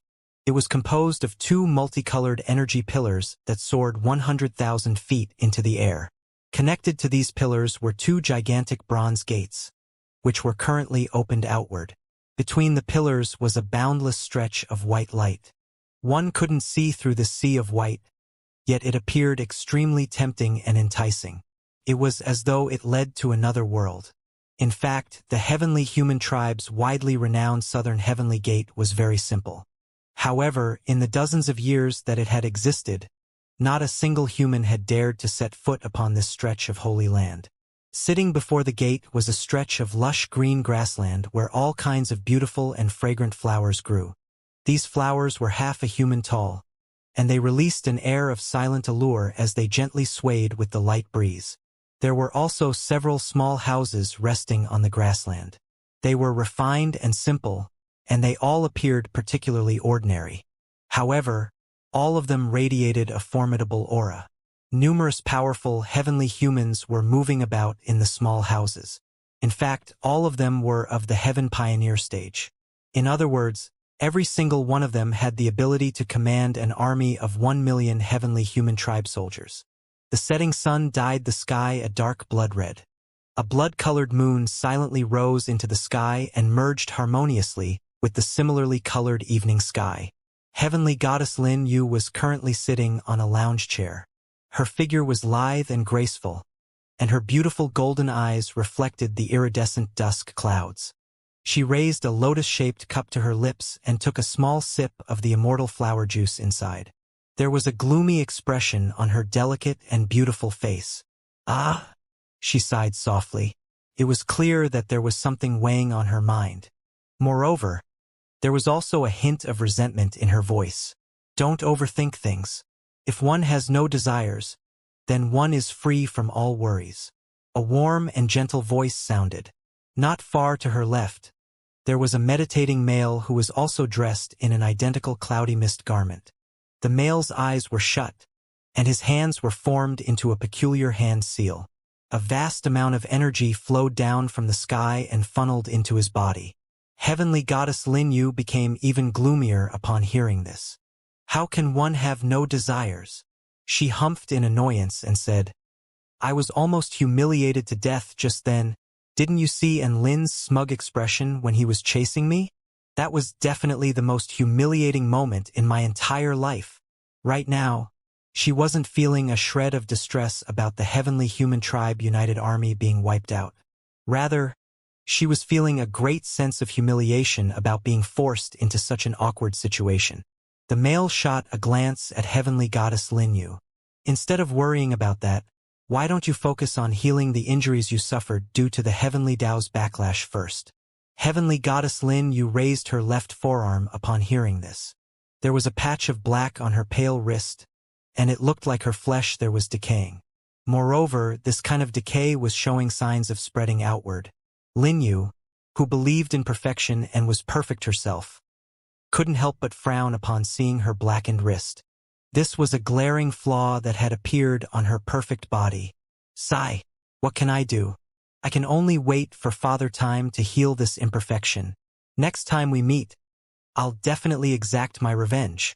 A cold expression flashed across Heavenly Goddess Lin Yu's eyes. "Perhaps that day isn't far," the male said. Heavenly Goddess Lin Yu cocked her head in confusion. Then her dainty lips parted in surprise as she gazed at the distant sky. Right now, there was a devastating energy ball hurtling toward them like a gigantic meteorite. Heavenly Goddess Lin Yu had never anticipated that someone would target, let alone attack, the southern heavenly gate. It had always been the heavenly human tribe who was on the offense. Since when had others started to attack their bases as well? She guessed who the assailants were almost immediately. Apart from those few fearless people, who else would dare to provoke them in such a way? Very well. Lin Yu chuckled in anger. You really think that you can assault our base just because you wiped out the heavenly human tribe united army? Since you're seeking death, then don't blame me for going all out. At this moment, 9 columns of white light had already risen into the sky and formed an extremely large protective barrier. The entire territory of the southern heavenly gate was enveloped within this barrier. A thunderous explosion boomed through heaven and earth as the energy ball smashed into the white protective barrier. A destructive energy was unleashed in this instant, and it wantonly obliterated everything that it came into contact with. Flashes of lightning, waves of fire, ruinous molecules, quantum explosions. The catastrophic explosion outside the southern heavenly gate was visible from thousands of kilometers away. The land within a radius of 500 kilometers was instantly swallowed by the formidable energy explosion. Even from tens of thousands of kilometers away, and Lin could still see the ball of destructive light in the distance. It was as if a new sun had risen from behind the mountain right after the original one had set. Even the bloody red color of the sky was diluted by the radiance of the explosion. Tisk, TSK, TSK. What a spectacular greeting present. There was a wide grin plastered on Lin's face. It's full of sincerity. Xianxia was also extremely excited. Forcefully planting suns like this is a heresy. Xiao Hong objected in a sweet voice. I wonder if they've been blasted to death. It would be great if the southern heavenly gate was obliterated just like this. Woof! There was a look of eager anticipation on Debai's face. The extermination team chattered excitedly as they admired the explosive sun that was rising from the distant horizon. However, a look of disappointment suddenly appeared on Bai Ling's face at this moment. They managed to block it. The enemy blocked our attack with a very powerful defensive spell formation. Their expressions instantly changed. In terms of power, Bai Ling's cannon had already vaguely surpassed the realm of the Dao integration stage. However, it was still blocked by the enemy. How powerful was the enemy's spell formation? Although they were anxious, they weren't particularly surprised. After all, if the final boss couldn't even block a single strike from Bai Ling's cannon, then how could it be that not a single front of the heavenly human tribe had been destroyed in the dozens of years of war? The phoenix continued flying toward the southern heavenly gate. As it flew, it glanced apprehensively at the beautiful, white-clothed female on its back. If the female had accidentally misfired just then, would it have been killed? A cold chill shot down its spine as it considered this. Chirp, chirp, chirp. So terrifying. The phoenix flew incredibly fast. A short while later, they arrived within 5,000 kilometers of the southern heavenly gate. The energy from the explosion had already fully dispersed. The white spell formation that enveloped an area of hundreds of kilometers in radius was cracked in some places. However, it hadn't been breached by the energy explosion. There was a humongous crater in front of the spell formation, and everything that had once been there, vegetation, beasts, animals, soil, had already evaporated into nothingness. It was truly a breathtaking sight, and Lin finally caught a glimpse of the magnificent bronze gates. They were huge, gigantic. They were so gigantic that they almost seemed a bit unreal. 2 multicolored energy pillars towered hundreds of thousands of feet into the air, and they each supported a colossal bronze gate. There was a sea of white between the 2 pillars, and it exuded a sense of purity and holiness. It was as though his destiny lay on the other side of the gates. It was as though the gate was his passageway toward eternal happiness. I really want to see what's behind these gates. This was a thought that had suddenly surfaced in Lin's mind. It was extremely abrupt, yet it was equally as genuine. Outside the southern heavenly gate, heavenly goddess Lin Yu sighed softly upon seeing the phoenix riding group. As expected, it's them, she said and chuckled bitterly. Now's your chance to exact revenge. The male chuckled and said, Isn't this a good thing?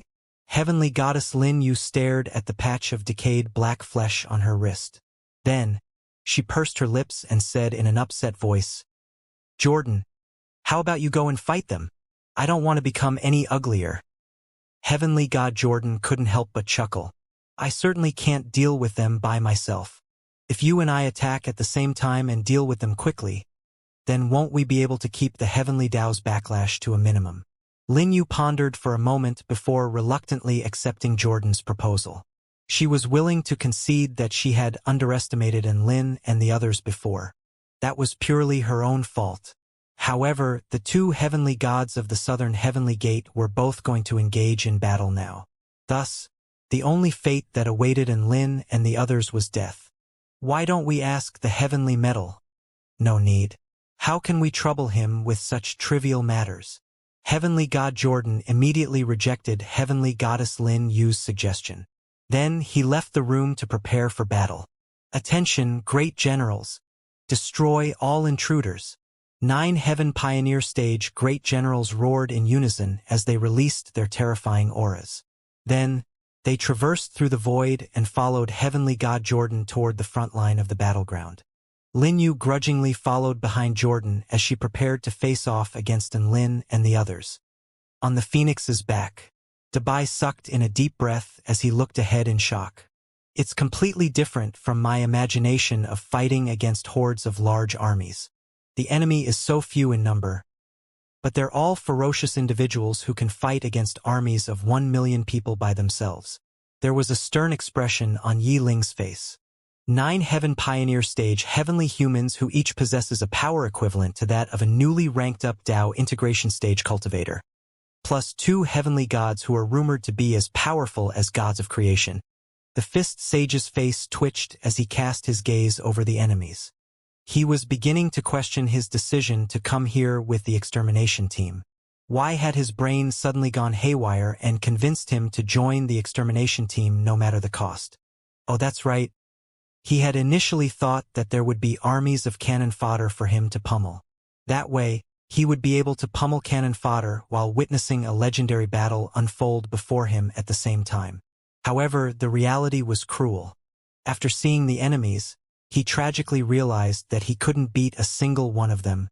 Fortunately, the heavenly humans are all suppressed by the heavenly Tao to some extent. The more powerful they are, the more the heavenly Tao suppresses them. Otherwise, we truly would have no other option but to turn around and flee. Black Spirit Snake licked her lips and unsheathed a large sword. The battle intent in her eyes burned stronger and stronger. And Lin noticed that Heavenly Goddess Lin Yu was currently smiling at him strangely. Heavenly Goddess Lin Yu waved her blackened wrist upon noticing Lin's gaze. Then, she made a cutthroat gesture toward him, so childish, and Lin couldn't help but diss in his mind.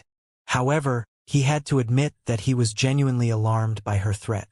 After all, he felt like he was being targeted by a heavenly goddess. Judging by his aura, the male standing next to Heavenly Goddess Lin Yu was also of the Divine Heaven stage. In reality, the outside world only knew of the existence of Heavenly Goddess Lin Yu. This was probably because she occasionally traveled to other places to frighten the enemies. To their surprise, however, there was still another heavenly god guarding the southern heavenly gate. There were 2 powerful heavenly gods guarding this gate, and Lin was astonished by this. However, he could still somewhat accept it. The southern heavenly gate was a tiger's den, and he was already mentally prepared for the fact that the strength of the enemy forces might exceed his expectations. As for how to deal with them, one word: fight.